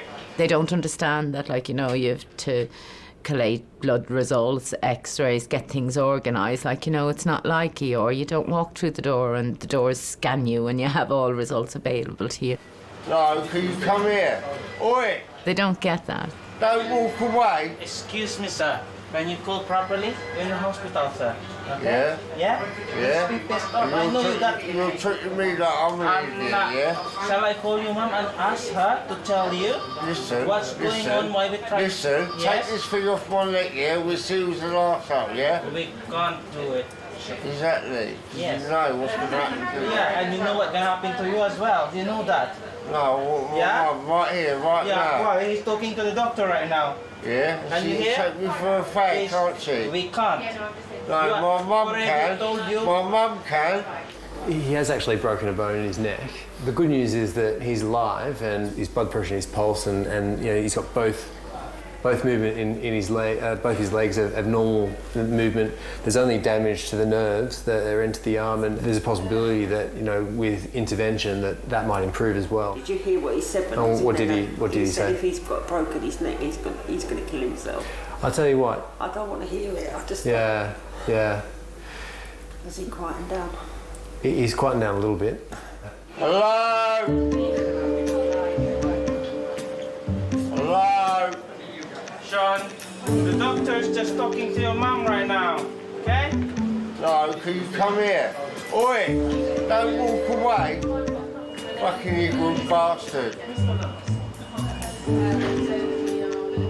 I had one too many maybe, tripped over the closels, went down the stairs head first, broke my neck. Hello?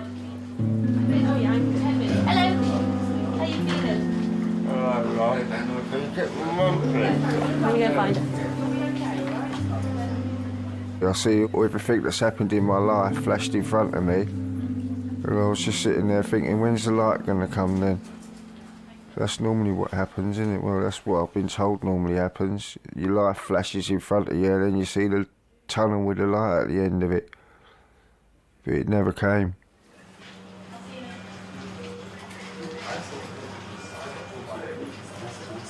I broke my hip now. I hope you're happy, yeah? Stay still. Why have we got to be happy? We're not Hopefully, happy. I hope you're happy. You might keep still, bro. It's nice to know. We're going to go home and we'll be back tomorrow. Don't worry about me, mate. I ain't talking to you when you're like this, Sean. There we go. Sean's been through a hell of a lot in his life, through beatings and everything else.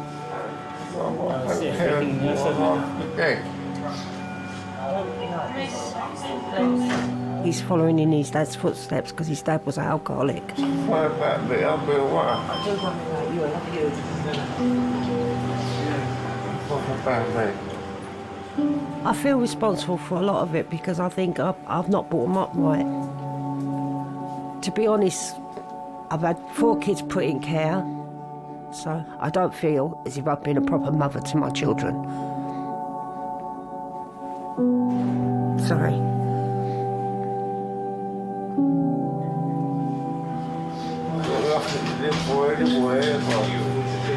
I family give up on me. I didn't give up on you, I'm here. I came with you, didn't I? No. I just don't like hearing the way you talk, when you abuse people. Don't worry about me, mate. Take this thing off. Take this fucking thing off of me and I'll get out of this fucking hospital right now. Right? I'll fucking show you what you can do. Sean, stop. Put that back on your finger. Sean. Show you what you can do. Sean, stop.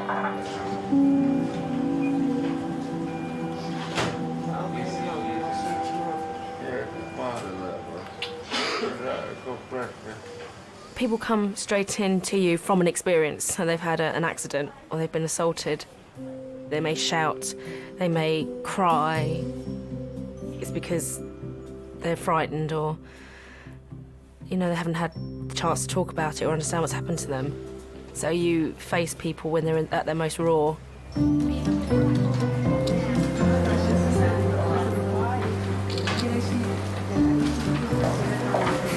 Which one's the best, you think? That one? Or?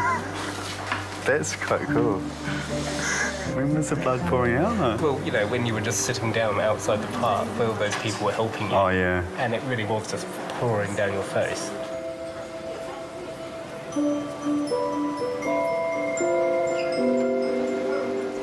He claims to have been assaulted. He says he lives on the streets and a passerby assaulted him and he's got a bit of a hematoma, but apparently no loss of consciousness. He's going to knock out any doctor that goes to see him and he's going to kick off when he gets to the cells. I don't know what he's going to do to the nurses that assess him. Cute police officer though, so it's okay. All right, we'll leave. Quite sweet. We'll let you sort him out. Yeah, they do. He seems he's got a sweet face, isn't he? Hello, Majors. A man that can't handle his drink is just horrible. You know, you can see the most loveliest man, comes into A&E, you can see that he's taken such pride in his appearance before he went out, and then he's just awful. Babe, I'm so sorry. Yeah, I can't find my phone. I think they took my phone. I don't know where it's gone. It might be in my pocket. Look in my pocket. 26-year-old Andrew has been arrested after a day of heavy drinking. Who took the fucking phone? You stop. You let go of me, and you let go of me. Andrew, let the fuck go of me. Andrew, listen to me, okay? They're pissing me off. Listen to me. Because I ain't been arrested. Right, that's it. I've been arrested for... You want, yeah, go, will you bend me over? You like it that way, do you? You fucking knob. Go on, I fucking can't. To be honest with you, I can't remember too much about it.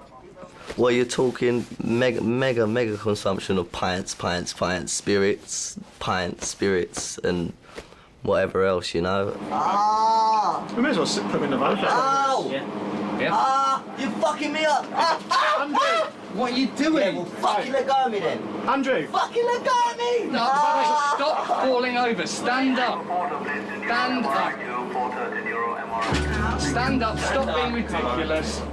Yeah, the van hasn't been cleaned, so you may as well put him in the van. All right, we'll go. I remember putting my hand through a window, not intentionally, but yeah, that was the way it happened. Andrew! The police come, I start getting a little bit rude to him, he started getting a little bit rude back, and I ended up spitting on the floor, and that's what he arrested me for. He was going to take me straight to the station because of my hand was in such a bad way. That's why I had to come in here first. Fuck off! Fuck off! Fuck off! Fuck off! I'm just stepping on my fucking boat too far. Fuck off!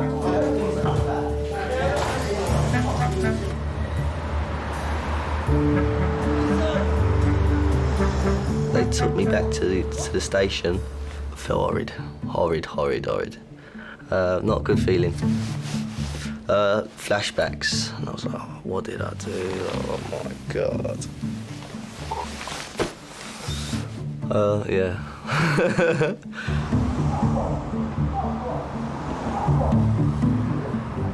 You know, I'm genuinely sorry about what happened that night. If I could take it all back, I would, definitely, 100,000%.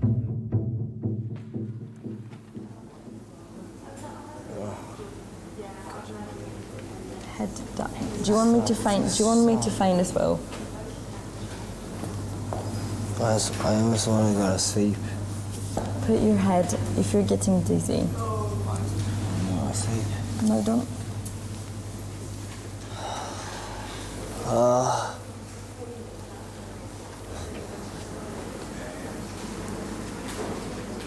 dear. I fucking hate hospitals. Everyone hates hospitals. It's fine.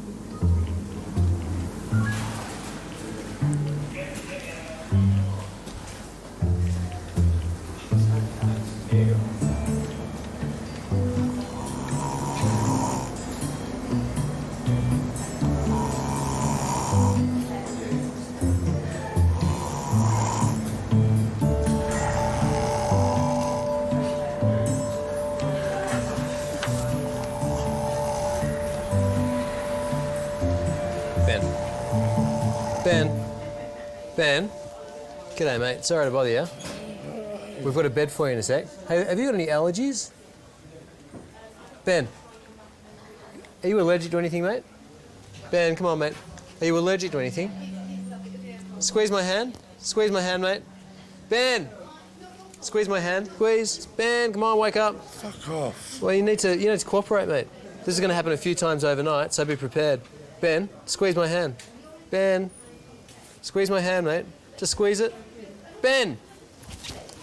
Wake up and... Don't talk to me like I'm a fucking mug, all right? Well, wake up and cooperate. Squeeze my hand, mate. If I talk to you like that, well, I'll be sitting here right now. Listen, if you talk to me like that, I'll kick you out on the street, right? It's easy as that. Don't talk to you like I'm a mug then. Well, cooperate with me. It's simple as that. Fucking hell, mate, all right? Just cooperate with me. It's as simple as that, yeah? If you cooperate with me, then I walk away and sit down again. Squeeze my hand. Good man. Now listen, are you allergic to anything? I have asthma. So you can't have pills that affect your asthma. You allergic to anything else? No. Give people warnings, and if they're not going to toe the line, then we don't. You know, we're not punching bags for them. That piece of work over there is for CDU. There's nothing you're worried about, is there? No. No. A bit worried he might survive.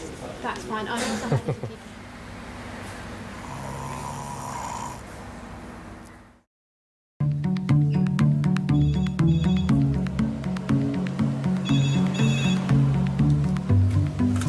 Hello, Major Staff Nurse. I mean, you can call the out-of-hours service for the GP. It might be better to do that, and then they'll figure out whether you need to come to A&E or not. You'll go to triage, you'll be assessed. They'll decide which bit of A&E to go to. You'll probably have a long wait. And then the doctor will see you. All right. Okay, bye. Have you ever in your life phoned A&E for advice? Hello, I was wondering if you could help me. I think I've got tonsillitis. Just do your temperature quickly on under your mouth, please. Right, thank you. Close your mouth. That's it.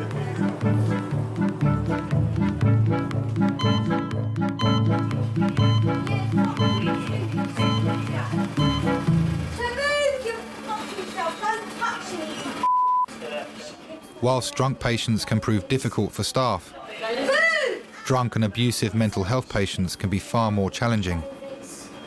I think she's called saying she's taken an overdose of 3/4 of a bottle of vodka or a bottle of vodka, and apparently 10, 15, 20, maybe 50 paracetamols. They're her words. About trying to grab a girl. She has got mental health issues. She's on medication. I've known her for quite a few years and dealt with situations like this all the time. I don't believe... Okay, I'm not a medical person. I know nothing about the overdose thing. I don't believe she's taken that many tablets. She's attention-seeking. Don't start about trying to grab a girl. Having brought the patient to Kings, the police are now keen to leave her there. No, I'm going to toilet. Truth of the matter is, I'm not willing to stay here with her all night on a Saturday night when I've got people. I know it sounds really, and I know your face is looking, well, it's our job. What but she's also a danger to herself and other people, the way she's behaving. She's unmanageable here. What are you doing? Why are you a man grabbing a girl? We've had occasions where the person has been brought in, decuffed and they've gone, and they've literally, I remember a guy, he went absolutely crazy and it was frightening. I was petrified. There was minimal staff in the department at that time because it was a night shift, so it had quietened down a bit, and he'd picked up the big metal bins and he was throwing them around the department, and it was really frightening. No, I'm going to go piss, yeah? And Mum and Dad, oh, fuck, that's what you say, silly. She will calm down. She normally does. She doesn't like the blokes, which doesn't help. How come I've got lumbered here? My only other issue is I have no way of getting back because I was the only driver and I didn't leave my car here. My concern is that I've got 1,000,001 other patients here. I have to ensure staff and patient safety, and the way she is at the moment, she's quite unmanageable. She's quite at risk of going off and hurting herself. There are sharps everywhere. There are cannulas everywhere. She's being aggressive with you guys. She's at risk of hurting herself. Sorry, excuse me. No, it's okay. She's refusing treatment at the moment and just being a total nightmare. Excuse me, hi. Can I have a quick word? Claire, number 6 under surgeons now. Yeah. They've just looked up. She's a risk to hurting other people as well. It's such a risky place. I've got so many vulnerable people here. I can't afford to be hit. I can't afford other patients to be hit and other members of staff. She is very volatile. The way I've been trained, right, as a police officer... Our security won't stop her walking out. OK, I'm just saying from our side, from the police side, the way we've been trained... She's not manageable in this situation, and so...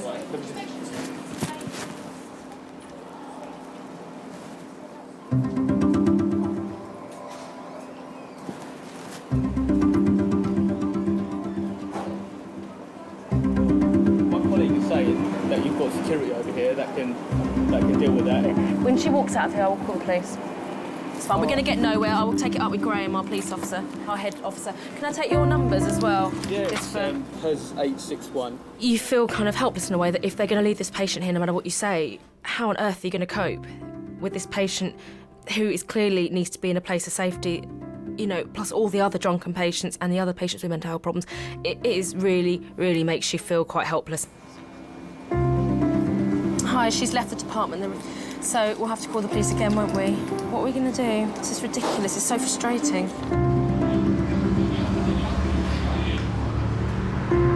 Kevin, I had CT on the phone. They said you brought somebody to neuro CT that should have gone to general CT. So we've got somebody here that needs to go to neuro CT. So when you take them to neuro CT, if you transfer the other one back to general CT. Yeah. Thank you, Kevin. Are you free, Nikki?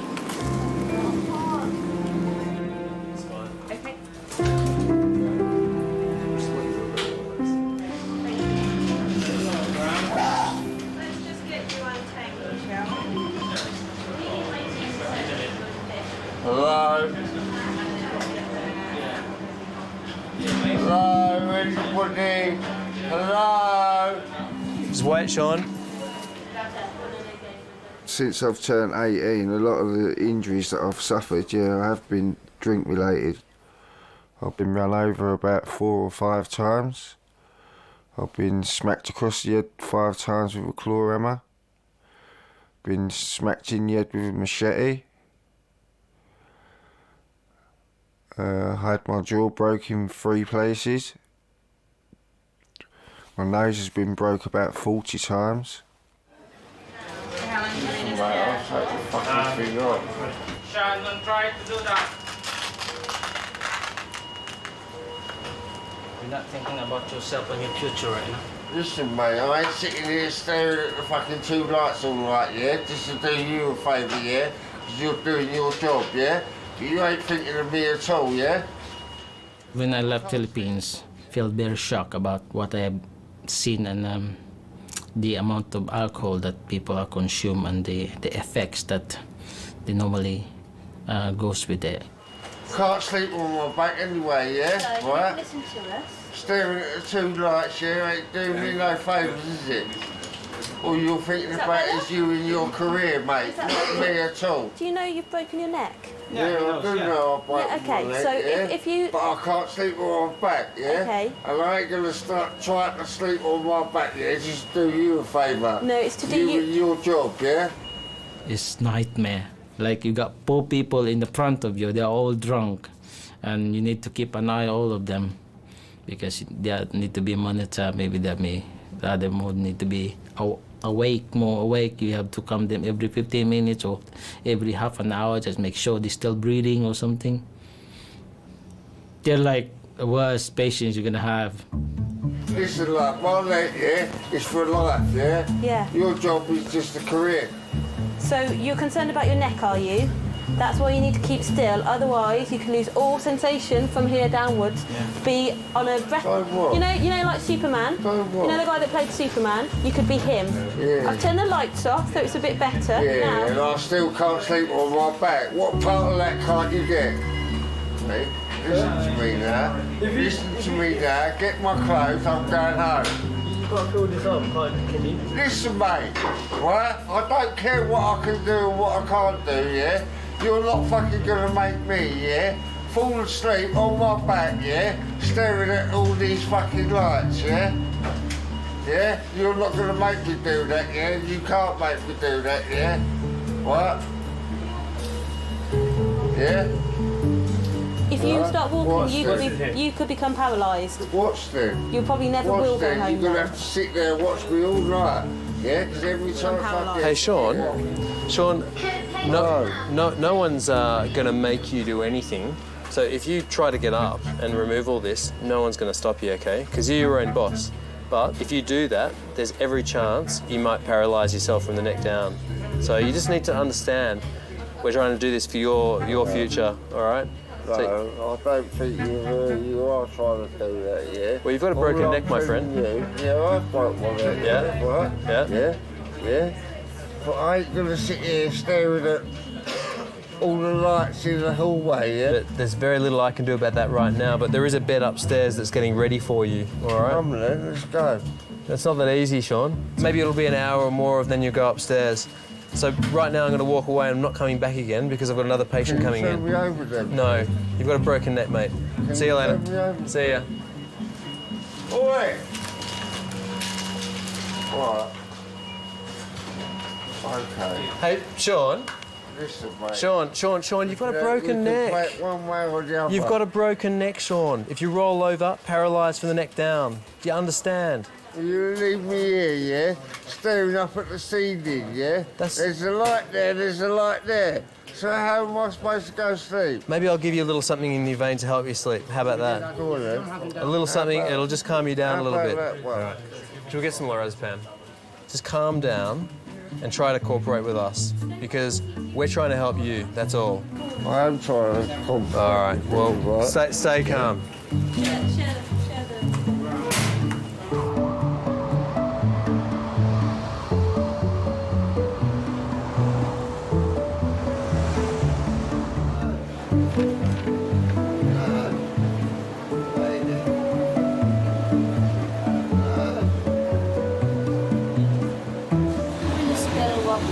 Wobbly.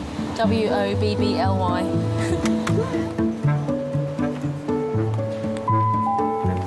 If anybody can speak Russian, please come to Majors. If anybody in the department can speak Russian, please come to Majors.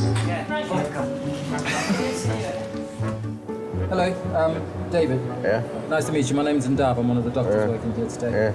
Okay. I was just walking up, I was at church. Okay. I went and got myself a cigar, to cheer myself up. I was just about to smoke it and I suddenly felt strange, all cold and everything. And then I just collapsed on the floor, just fell down and bashed my head. There was nothing to grab hold of. How long were you on the floor for, do you think? Like a minute. About a minute? Yeah. 56-year-old David collapsed in the street. This is the third time he's been to A&E after blacking out. Well, I'll clean it out first, and It's nothing, isn't it? It is fairly deep, actually. Yeah. Quite often in A&E, the presenting complaint is just one factor in a lot of factors that have brought the patient in, and so usually sometimes you have to dig beneath the surface to get down to the real problem.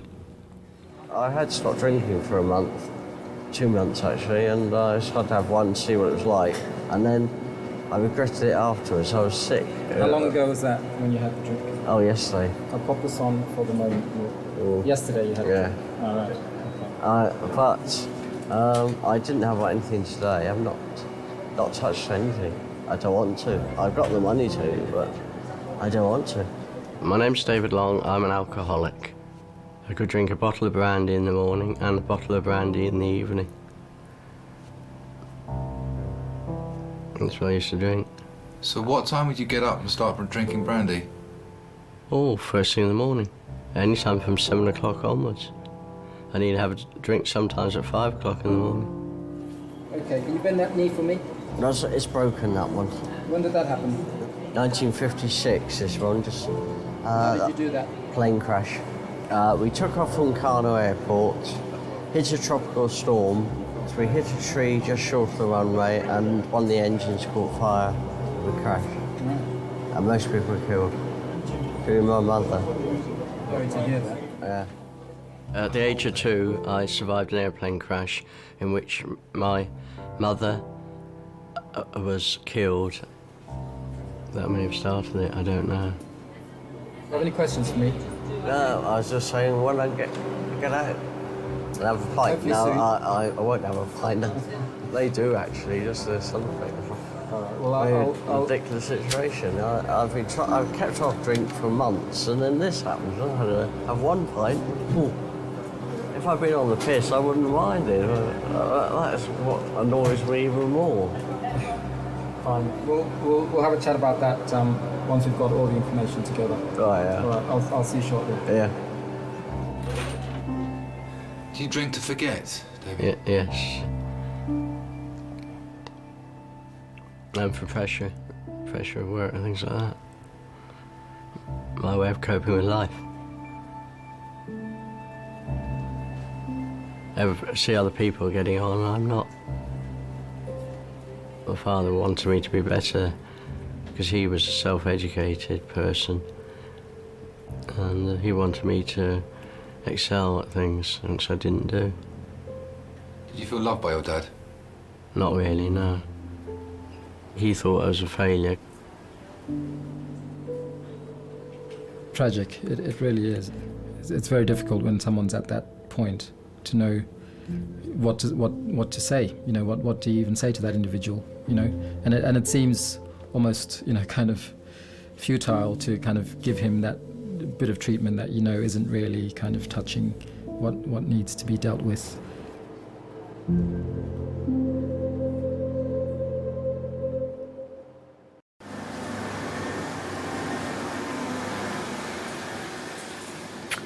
Egg, bacon and sausage tomorrow morning, man, in the cafe before I go home. Might even treat myself to a can of beer. It's supposed to be good, you know, it helps you sleep.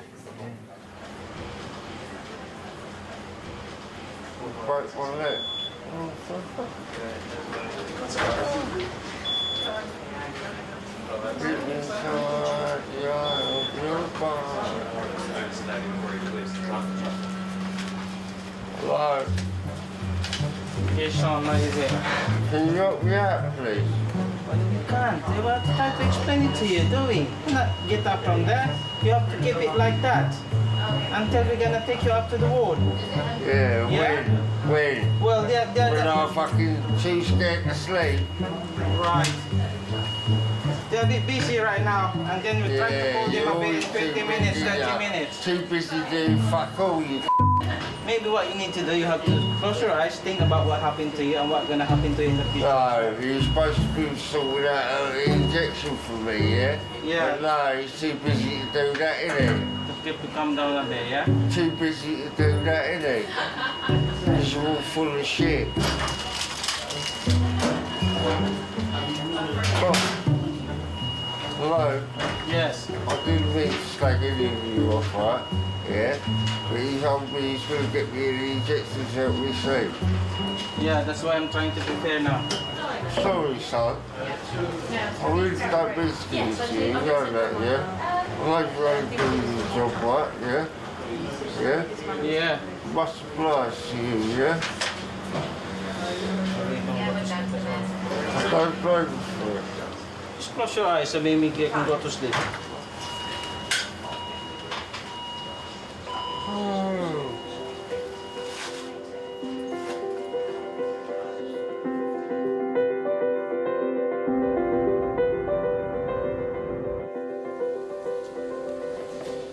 Sean underwent 3 hours of surgery to repair his broken neck. My GP said to me that I was very, very, very lucky. And I said to her, why is that then? And she said to me, because you was within an inch of being paralysed from the neck down.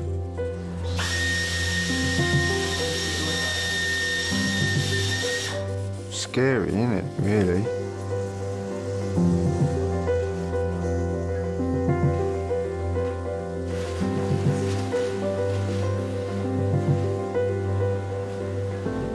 Since I've come out of hospital, I have maybe 1 or 2 cans, that's it. And that's not like every day, that's like when I can be bothered to go to the shop and buy them. Most of the time I just sit in my bedroom now, watching telly. Can't hurt myself in there laying on my bed, can I? Alcohol's so readily available. You know, I've seen what it can do. I've seen the long-term damage. And I've seen where a glass of wine at dinner can end up killing somebody. I've looked after somebody that has drunk so much, he actually bled to death in front of me. And, you know, it goes from having this nice bottle of wine at dinner to losing your life because of alcohol.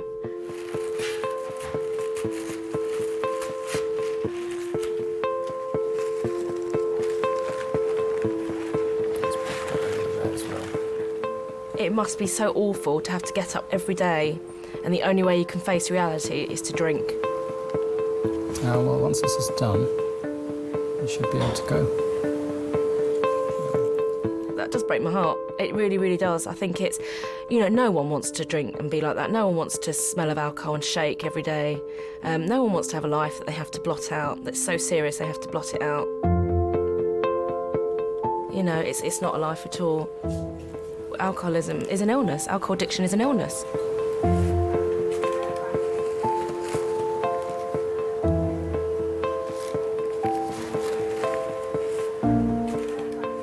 I still occasionally binge drink, but I'm trying. As it's Lent, I'm trying to give it up. Okay, we're all done.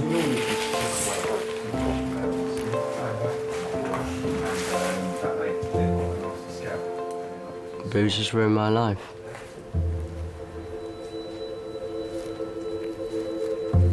I've basically wasted my life. Will it kill you? Eventually it will, yes, because of the cirrhosis of the liver.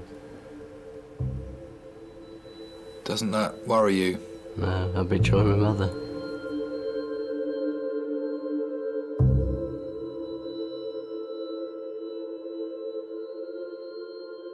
You know, in A&E, it generally is a patch up, put a plaster on it, because I think that's all we are able to do.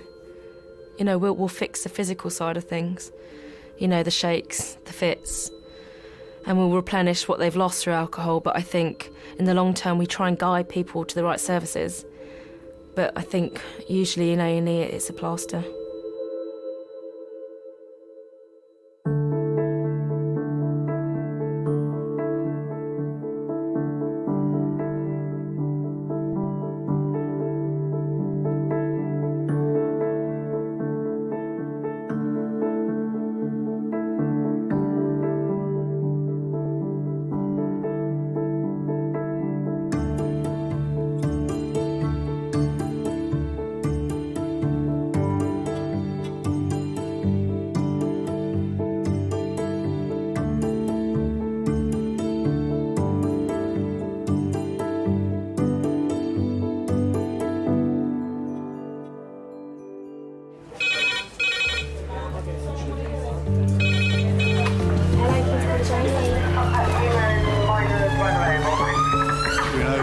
Everybody can be saved.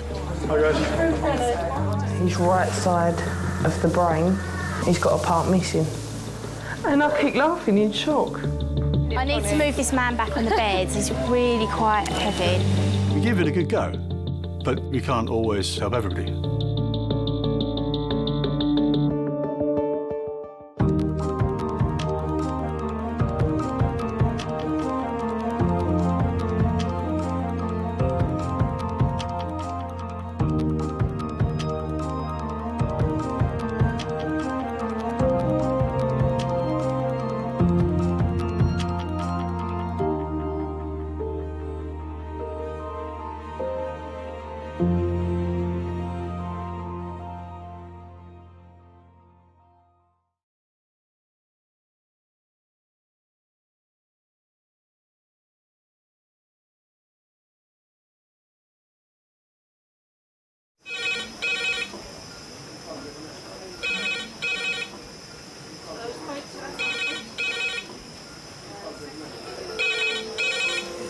Kings A&E. Lovely. Cheers, bye. Adult trauma call, 8 minutes. Adult trauma call, 8 minutes. I've got an unconscious gentleman. He has severe traumatic brain injury. King's College Hospital, London. I think something hurt. One of the busiest A&E departments in the country. They're a bit busy right now. Try to call them a bit, 20 minutes, 30 minutes. King's is extreme, isn't it? Come on. A place where love, life, and death unfold every single day. Fall from a tree. It's probably absolutely trolleyed. I'm very drunk. I just keep thinking, how am I going to cope? All the patients you're about to see were treated in one department in just one 24-hour period. Camino. Everyone should walk through an emergency room at least once in their life. because it makes you realise what your priorities are. It's not the rush, rush, rush and the money, money, money. It's the people you love. And the fact that 1 minute they might be there and 1 minute they might be gone.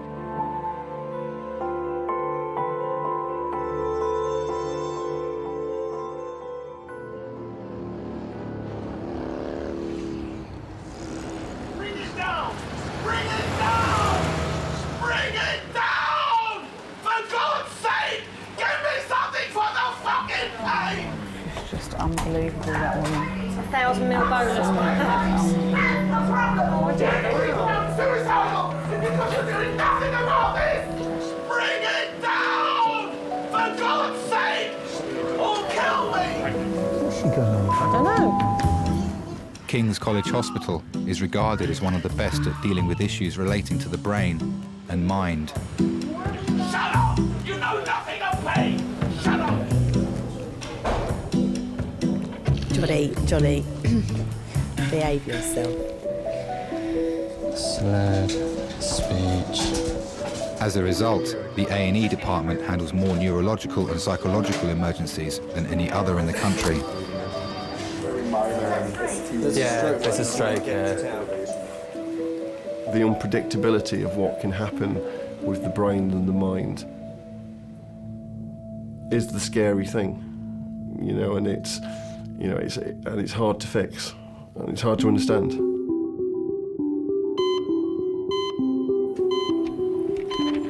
All right. Hello, Mr. Thomas, is it? What is it that's brought you to hospital? I did this morning call Dora telephone. Sorry, excuse me. All right. I'm just going to go and answer that. Let's just pop you up on this bed. Are you right if just I give you a hand to stand up? Okay, my nickname used to be called the Memory Man. You're right. I've always had the ability to remember, you know, Grand National winners, Derby winners. As another one for you on your list, the gentleman in 11. He's actually a query stroke. Oh, okay, thanks. 61-year-old Clive is a former betting shop manager. Somebody the other day asked me, what was the name of the horse that won the 1961 Grand National? I can't remember. I said it was Nicholas Silver, which was a grey horse, and that won the Grand National in 1961. Hold your hands out nice and high for me and just keep them up like that. And then just stop me pushing them down. Okay, that's good. All right, that's fine. Just relax, give my fingers a really big squeeze. Good, relax and just look at me. On the particular day, I woke up very, very confused. Raise your eyebrows up. Like this? No. When my wife woke up and we started speaking, she said to me, "What's the matter with your voice?" Good, big smile, show me your teeth. And she said, "It sounds like you've been drinking," which I hadn't. That's it. Can you feel me touching? Yeah. Does it feel the same on both sides? Yes. All right then.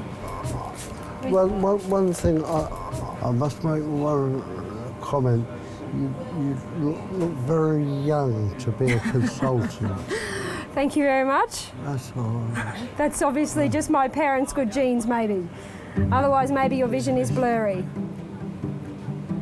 I'm going to leave you in the hands of the nurse. We're going to put a drip in your hand, and I'm going to come back, and I'll probably bring one of our stroke doctors back as well to have a chat to you and organise a scan and a few other tests, okay? Okay, Jackie. We get an ECG and stuff as well. Thank you very much. My name is Tammy.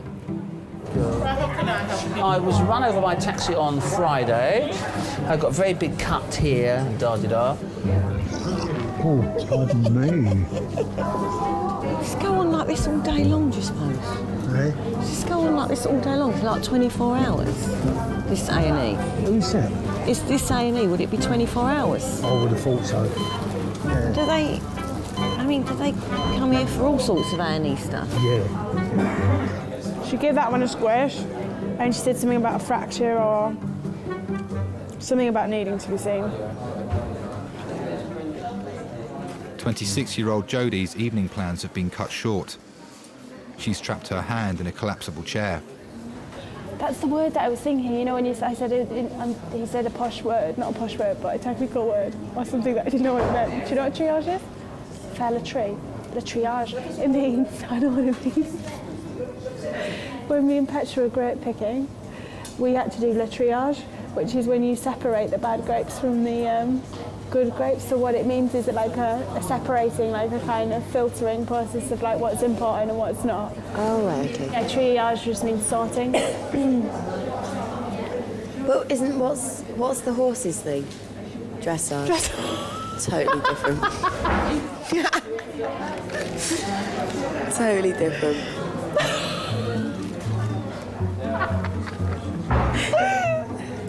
Triage, dressage. Oh, I can't believe I'm missing this concert. I thought I would have got there. Have you ever been to A&E before? Yeah. They won't let us out for a while, though. When you're in A&E, you don't know who your patients are going to, you know, who they're going to be today. Kings A&E, can I help you? You've just got to be prepared for anything. All right, bye-bye.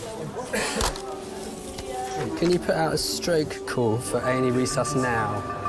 A 16-year-old query stroke. 16-year-old query stroke? Yeah, this chap here. 16? 1-6, impressions stroke.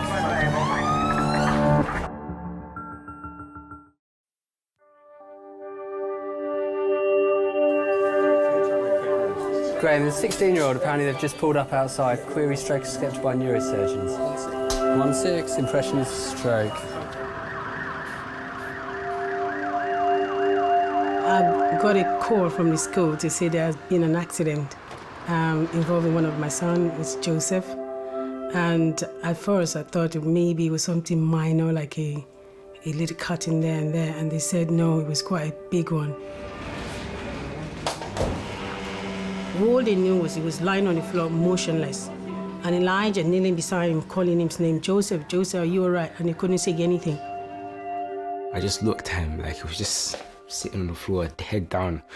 And I was just mad, man. I was just angry. I just didn't know what to think. Just didn't know how to feel. I was just bare talking. Nobody could talk to me. And like, yeah, I just couldn't explain it. Like, just couldn't, you know, put myself together, like, to see what happened. I was just concerned about him, like, it's just a hard time. It's a hard time.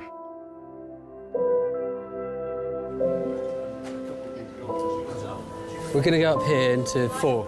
I think he must have regained his consciousness in the ambulance. As he said, the first thing he saw when he came around was the inside of the ambulance and some men talking over him. You need to find out exactly what happened. Where were you? What was your last subject? Where were you going?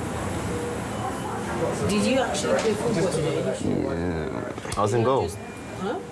I don't know, you wasn't playing with me though. I was playing football today.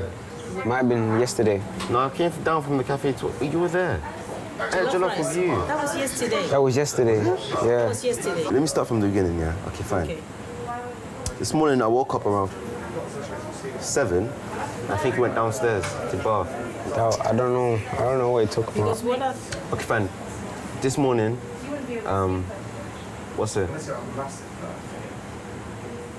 You took my laces, right? The black ones, my black shoes. And That was yesterday. Joseph, I think you're talking about yesterday, not today. Because today you actually woke up late. So you were talking about yesterday, Joe. Oh. You talk about yesterday. So maybe yesterday. Did you remember playing football with him yesterday? Yeah, I was playing football with you yesterday. Football yesterday. So maybe. I think I am talking about yesterday. You talk about yesterday. You were talking about yesterday. Because I don't remember putting on my white cardigan. You didn't remember putting on what? My white cardigan. My white jumper. White cardigan. Oh, the jumper. You didn't. I don't remember putting that on. So I don't remember what happened today. Yes, you need to find out exactly what happened. Where were you? What was your last subject? Where were you going?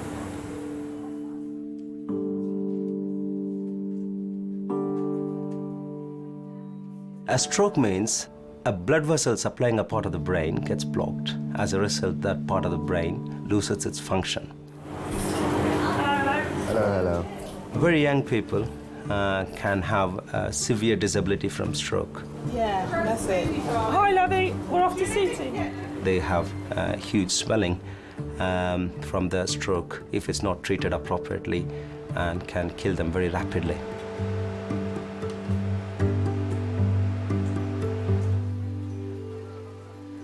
Having been assessed, Clive is waiting to find out the cause of his speech problems. It's going to sting a bit, but try and keep your arm nice and still for me if you can. Okay. We don't want you to escape. We put on your name tag quite tight. As long as it escape, I wouldn't try and do that. Do you ever get people leave here during examinations? Yes, you do from time to time. I don't see the point in that. Sometimes people get a bit scared. Do they? Yeah. Oh. They feel they don't want to stay and find out what was wrong with them. Really? Well, if anything's wrong with me, I'm one of those who doesn't want to know. I'd like to know. Yeah, it's best to know. I've known people that have had strokes and the quality of life just goes out the window and they become very reliant on having to have constant help. How does that make you feel when you... Very annoyed. You like to be in control? Absolutely, yeah. Sorry, I'm just putting this back up again. Okay. Thank you, Charmin. Yeah, no problem. Thank you very much. I become very anxious and depressed when things don't go, right for me. I am on antidepressants. I've been on 5 or 6 years. I've been using those. I'm not the same person. People have said that I'm not the same person that I was sort of 10 years ago when I was full of confidence and but it's this depression is pretty bad. It's something that some days are worse than others. You get the occasional good day, but you get more bad days than good days.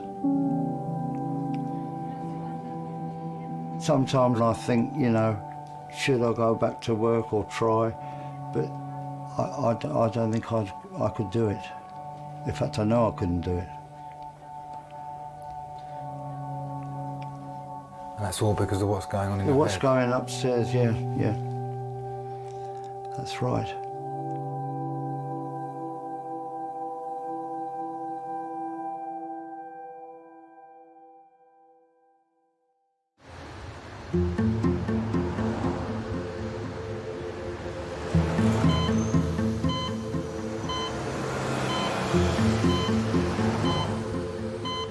Well, she's got this incredibly pert type of, and literally, you'll be in like a queue for a pizza in a pizza takeaway shop, and you'll suddenly realise, like, you'll look at all the men, and they're all staring at her. and you don't realise the power of a bum, really. Like, I'm thinking sometimes, they must be looking at something else, but they quite literally are. Or you'll be in a bar, because obviously when you're drinking with someone, you're face to face, so all you can see is all of these eyes behind her. You're talking to her, and all you can see is all of these eyes. Looking at her bum. And her bum. And you would never know that people were so obsessed with them.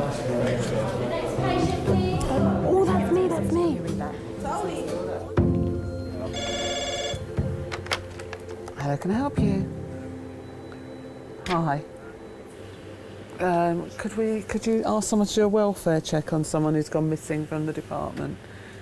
She's not under any section. She's an informal person who says she's suicidal, and she has a history of 74 previous suicide attempts.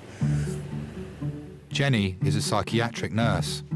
She's worked at Kings for 3 years. I started off as a police officer, and then I went into a women's prison and worked with drug rehabilitation. Hello Kirsty, it's Jenny here. I'm one of the psychiatric nurses in A&E at Kings. I'm trying to find your mum because your mum was brought in, but I went out to see her and she'd already disappeared. Also been a dirty phone line operator, so I don't think you can look at someone and see the whole package. And that's a big learning curve as to what men and the world's all about, I can assure you. Different ends of the spectrum, I suppose. It's still all human behaviour. I know, you've had to put up with a lot over the years, haven't you? How many mental health patients do you see a month at King's? I think it's about 300 in a month. We see more people with mental health needs than any other A&E department throughout the UK. All right, my dear, try not to worry too much. Bye-bye, love. Did you see that when they brought me a cup of tea at about 5 o'clock in the morning, she got up to try and go, and I said to her, look, I've sat with you all night now. Would you just let me have this cup of tea before you try and gouge your eyes out or run away again? So she sat down and let me drink my cup of tea, and then she started gouging her eyes out as soon as I'd finished it. I was quite grateful to her, though. A lot of people would love to come into the care of mental health services by being in hospital. It's certainly very busy at night time. Very, very busy, and I think sometimes that's because there is nowhere else to go. It can seem an awful long time between drawing the curtains at 5 o'clock when it gets dark to waking up the next morning. A regular visitor to King's has arrived. He has schizophrenia and is well known to the mental health team. This time his problem is a medical one. He hasn't taken his diabetes medicine for the last 4 days. Yeah, I think it's... So have you not been taking your insulin, huh? For 4 days, why is that? I don't know, I haven't had time. You haven't had time? No. You need to make the time for that kind of thing. It's really, really important. He was recently discharged on the 11th of November, admitted then for chest pain and hypoglycemia, poor compliance. He's coming with the same thing again today. Excuse me. Hello. When you're going for a cigarette? When? Oh, not for a little while, unfortunately. A couple of hours? Yeah, at least. If not a lot longer than that, maybe not even overnight. Because we need to get your sugar down, and we're worried about your heart at the moment. I know, but we're worried about your heart as well. I know. I don't doubt it, but it's more about we need to keep a good close eye on you, and having a cigarette ain't going to help. We see a lot of people who have schizophrenia.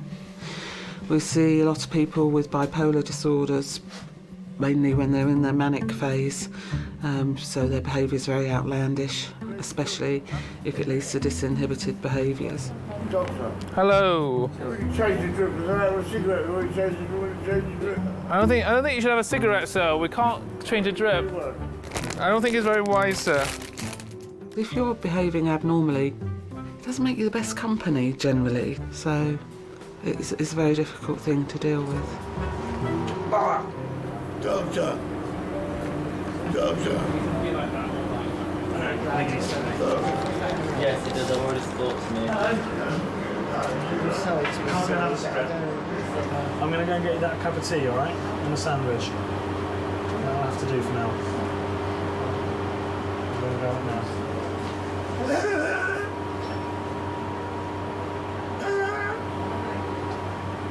Please. Doctor. Doctor. Doctor. What's the matter? You can't go out for a cigarette just yet. You're having some medication which you need to have, okay? You're too sick to go out for a cigarette at the moment. And there's no one to take you out for a cigarette. My colleague's already told you. Have this instead, right? You got it? 2 of them there, yeah? And don't forget the cheese there as well.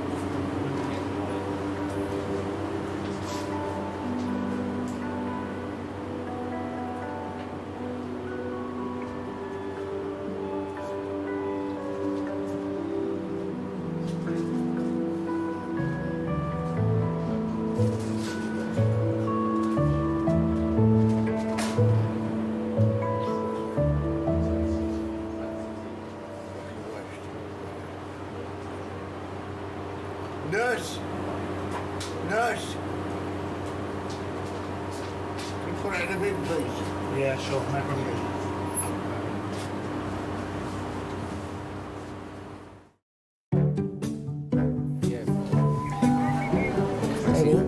Your letter is going to be the letter B. On your marks, get set, go. Burger.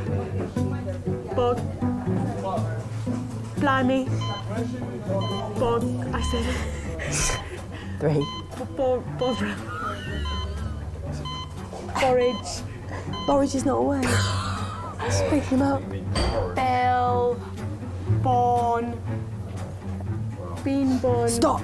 That is 25. Jodie, you've got 25.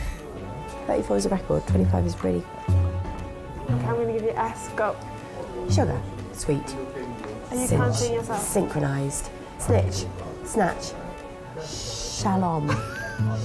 I think an A&E department deals with people in every aspect, not only with the broken bones and the cut finger and the dodgy ticker. I think that it's a place that people see as safe. I haven't received the scan results yet. That's the machine, the machinery. It's a place where they can come when things are out of control and they need somebody to look after them.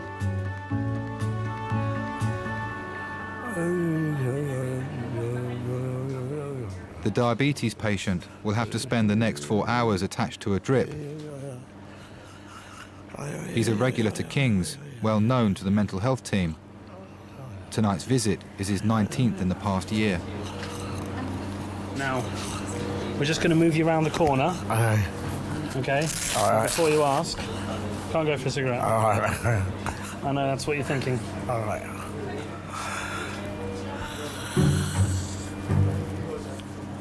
Let's go for a cigarette. Okay there? No.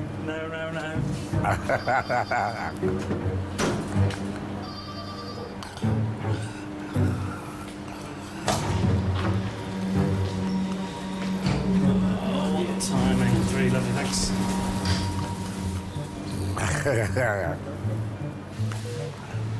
No, I will show my bag, please. Yep. He lives in a council property with support from regular carers. He challenges this by some of his behaviour. He can not be very welcoming at times, let's say. I've got your clothes in there anyway. I've got my money, my phone. I'll have a look, what's that? Fuck's sake. There are times when he can't contain life at home like that anymore. Come on. Blue plastic bags in there. The basis of that is loneliness. Some of that loneliness may be caused by that behaviour which challenges social relationships. Come on, hurry up. Hurry up. Oh, fucking hell. Oh, fucking hell. Nurse. Nurse. Nurse.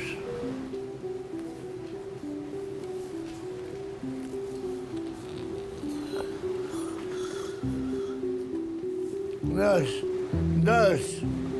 Nurse. Nurse. Nurse. Nurse. Nurse.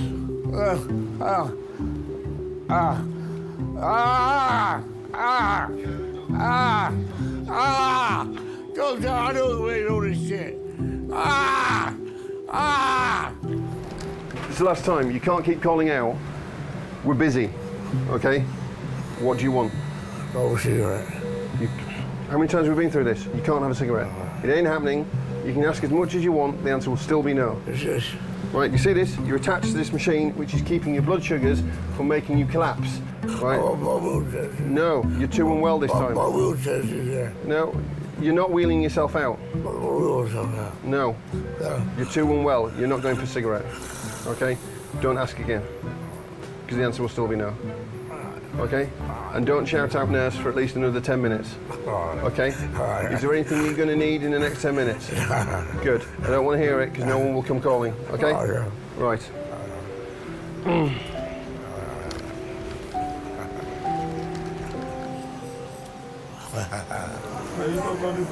Yeah.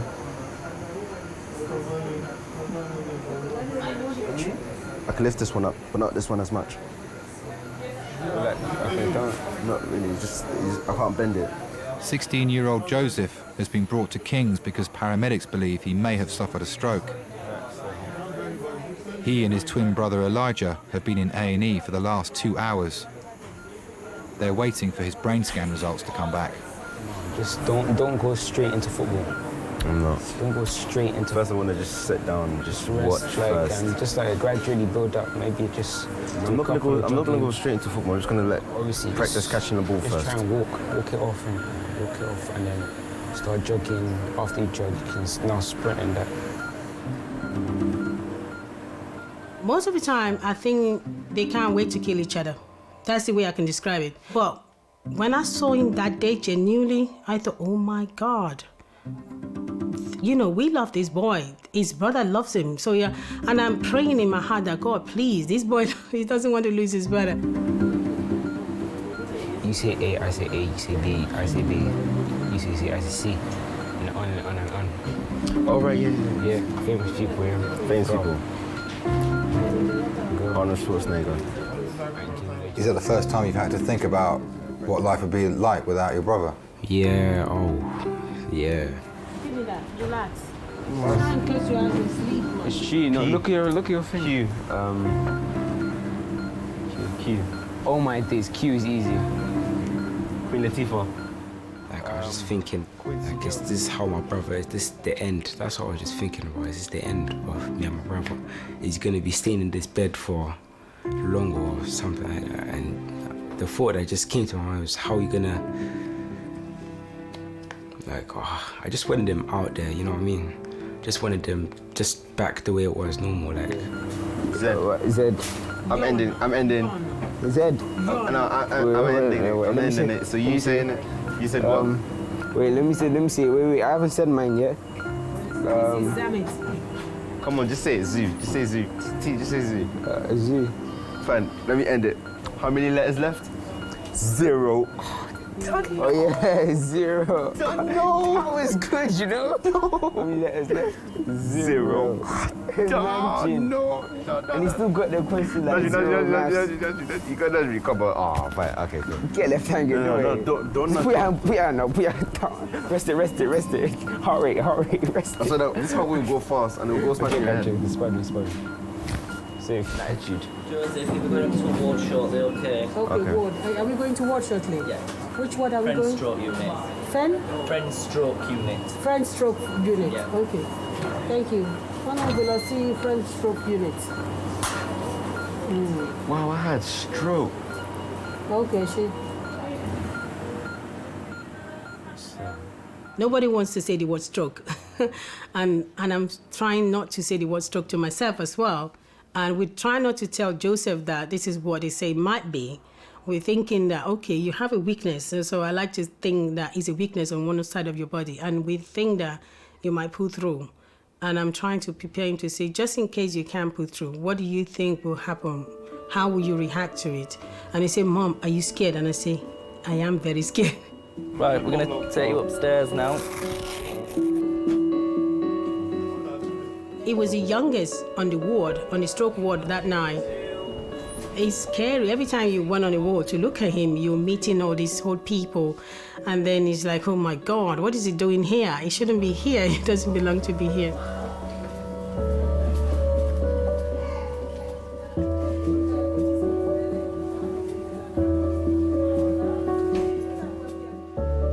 "61-year-old Clive is also waiting to find out whether he's had a stroke. Hello, my name is Kumar, one of the registrars. How are you? I'm all right. My wife noticed this morning. I'm not as articulate word-wise. And how long do you think this has been going on? This is since last night. Last night. Okay, look at me. Look at this. Can you follow this for me? Yeah, man. Look at me. Tell me which finger moves. Keep looking at my eyes. Yeah, tell me which finger moves. Can you see this finger moving? Yeah, which one? Okay. Point with your hand. Which fingers are moving? The Yeah, four, now? 3. Okay. Can you feel me touching here? Yes. Is it equal both sides? Yeah. Can you raise your eyebrows? Close your eyes very tight. Tight, tight, tight. Keep your lips very tight. Can you turn your head that side for me? So what other medical problem do you have? I'm an alcoholic. I've been abstinent 3 weeks today. Okay. Can you put your hand out straight for me? Open your eyes for me. Put your hand out straight. Good. Now close your eyes. Good. When did you start drinking?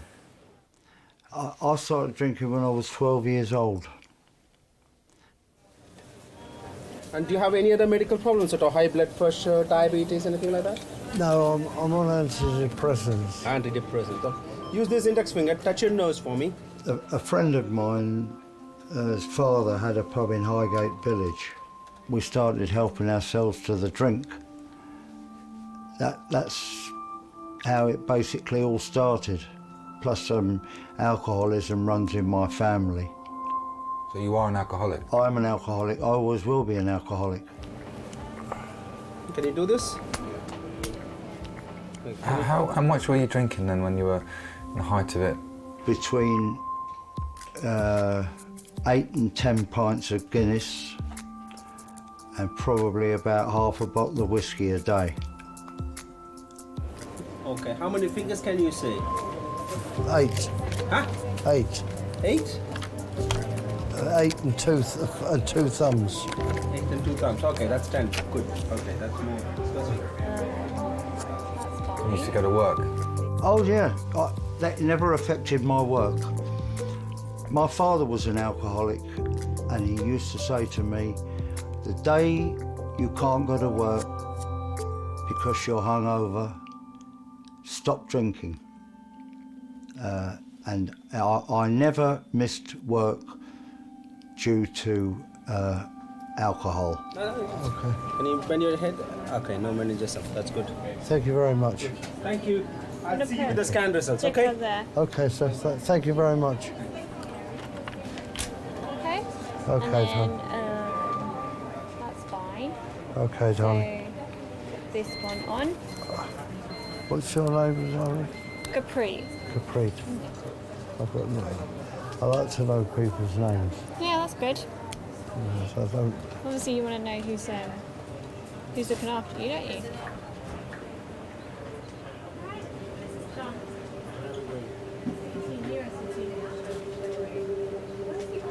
Alcoholics are susceptible to stroke by various risks. They can have very high blood pressure, high cholesterol, and also they might have the medical illness like alcoholic cardiomyopathy, where that they might develop irregular heartbeat. As a result of it, they throw up clots to the brain. So we have a very close eye on people with alcohol overusage when they come into a hospital with a stroke. Is it fair to say your brain is now kind of your enemy? Oh, you could say that, yeah. Yeah, you could say that. Because, and then the brain triggers you, says go to the pub. That's what triggers it all.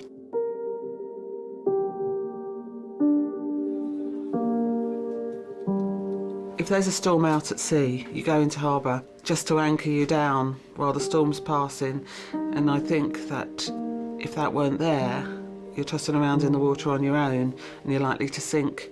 And so we just have to be that hard place you can tie yourself onto for a little bit so you can get to the other side.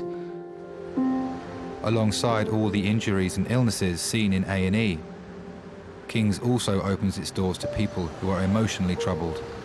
I'm Jenny, I'm one of the psychiatric nurses in the team. A young girl has arrived, in crisis and struggling to cope. Before we go any further, where's baby?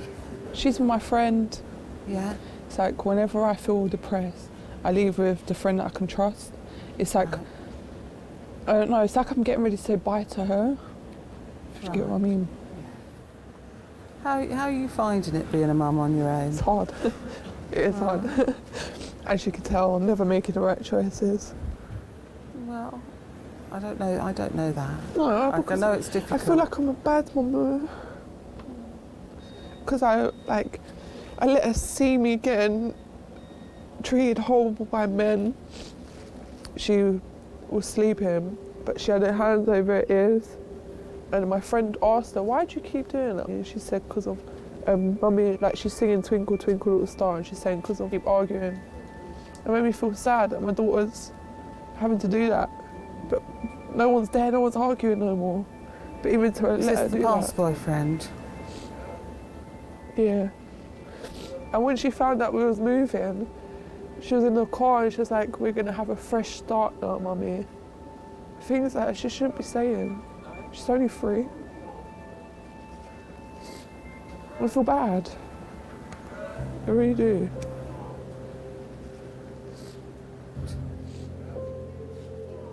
Some nights we see 1 or 2, but it's not unusual to see somebody most nights of the week now, children. And I'm talking about children, I'm not talking about teenagers. Suicide attempts, all sorts of things. So how old is the youngest suicide or suicide attempt or someone with suicide tendencies that you've heard of? In the department, about 7, I think. Yeah.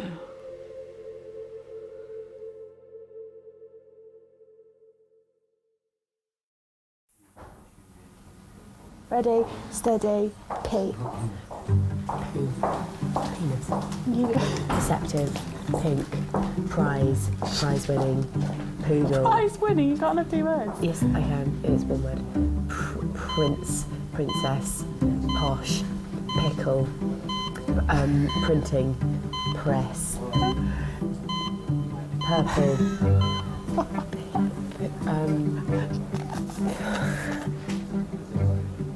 Porthole. Paddle. Oh! Parrot. 1 more minute. Stop. Pashmina. Stop. How many? 25. Sorry, mate, put you to post by 1. Did I not get 25? You got 24. I give I'm you going to this, really concentrate this time. I'm not even going to look at you. This is going to be like... This is going to be it. This is my big time. Miss Garrod. Oh, God. Miss Garrod? Judy. Yeah. Yes. Hello, come here. Come with me. Right. So I can do your dressing so you can go home. What you done? I trapped my finger. Oh, my goodness. In a collapsible stool. Oh, dear. Rest your hands on mine. It can be very addictive receiving care. I've had a problem with my heart at one stage, and you get taken into a hospital and there are nurses who talk kindly to you. They give you their full attention. They look after you and they get you to a better place where your heart's okay and you can go home. But if you need to do that because it's about your personality or your mental health or your mood, you become a revolving door patient because it's actually quite nice to come and receive some care. Number 3. I'm just going to go in.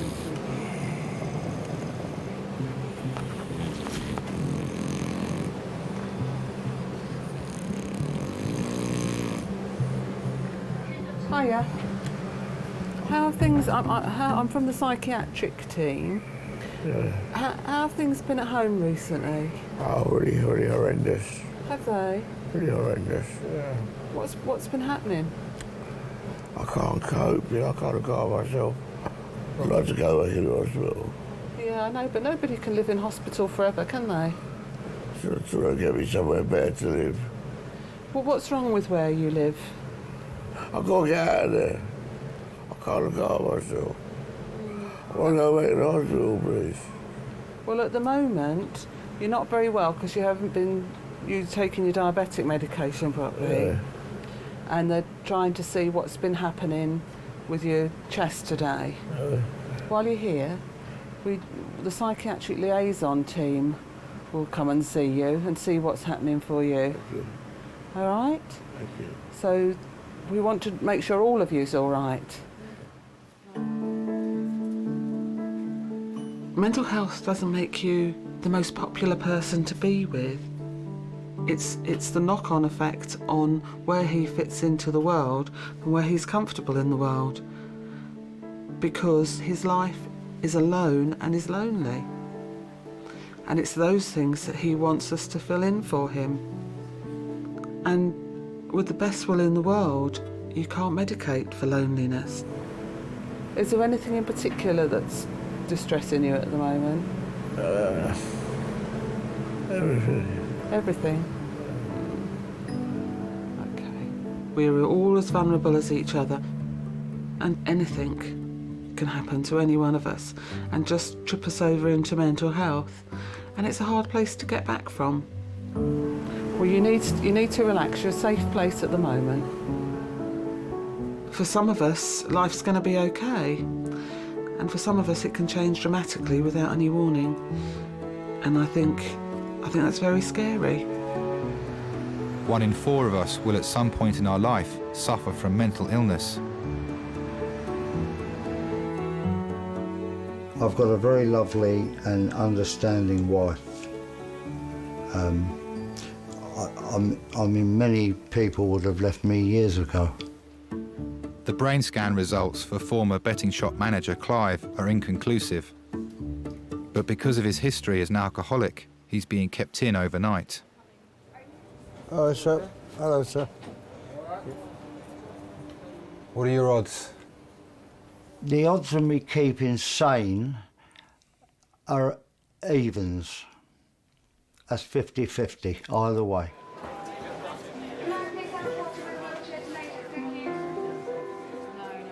What about your odds of staying dry?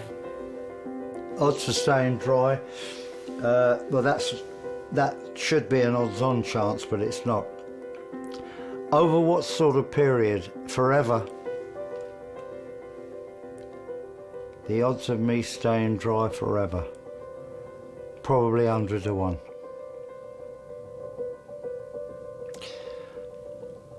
Probably.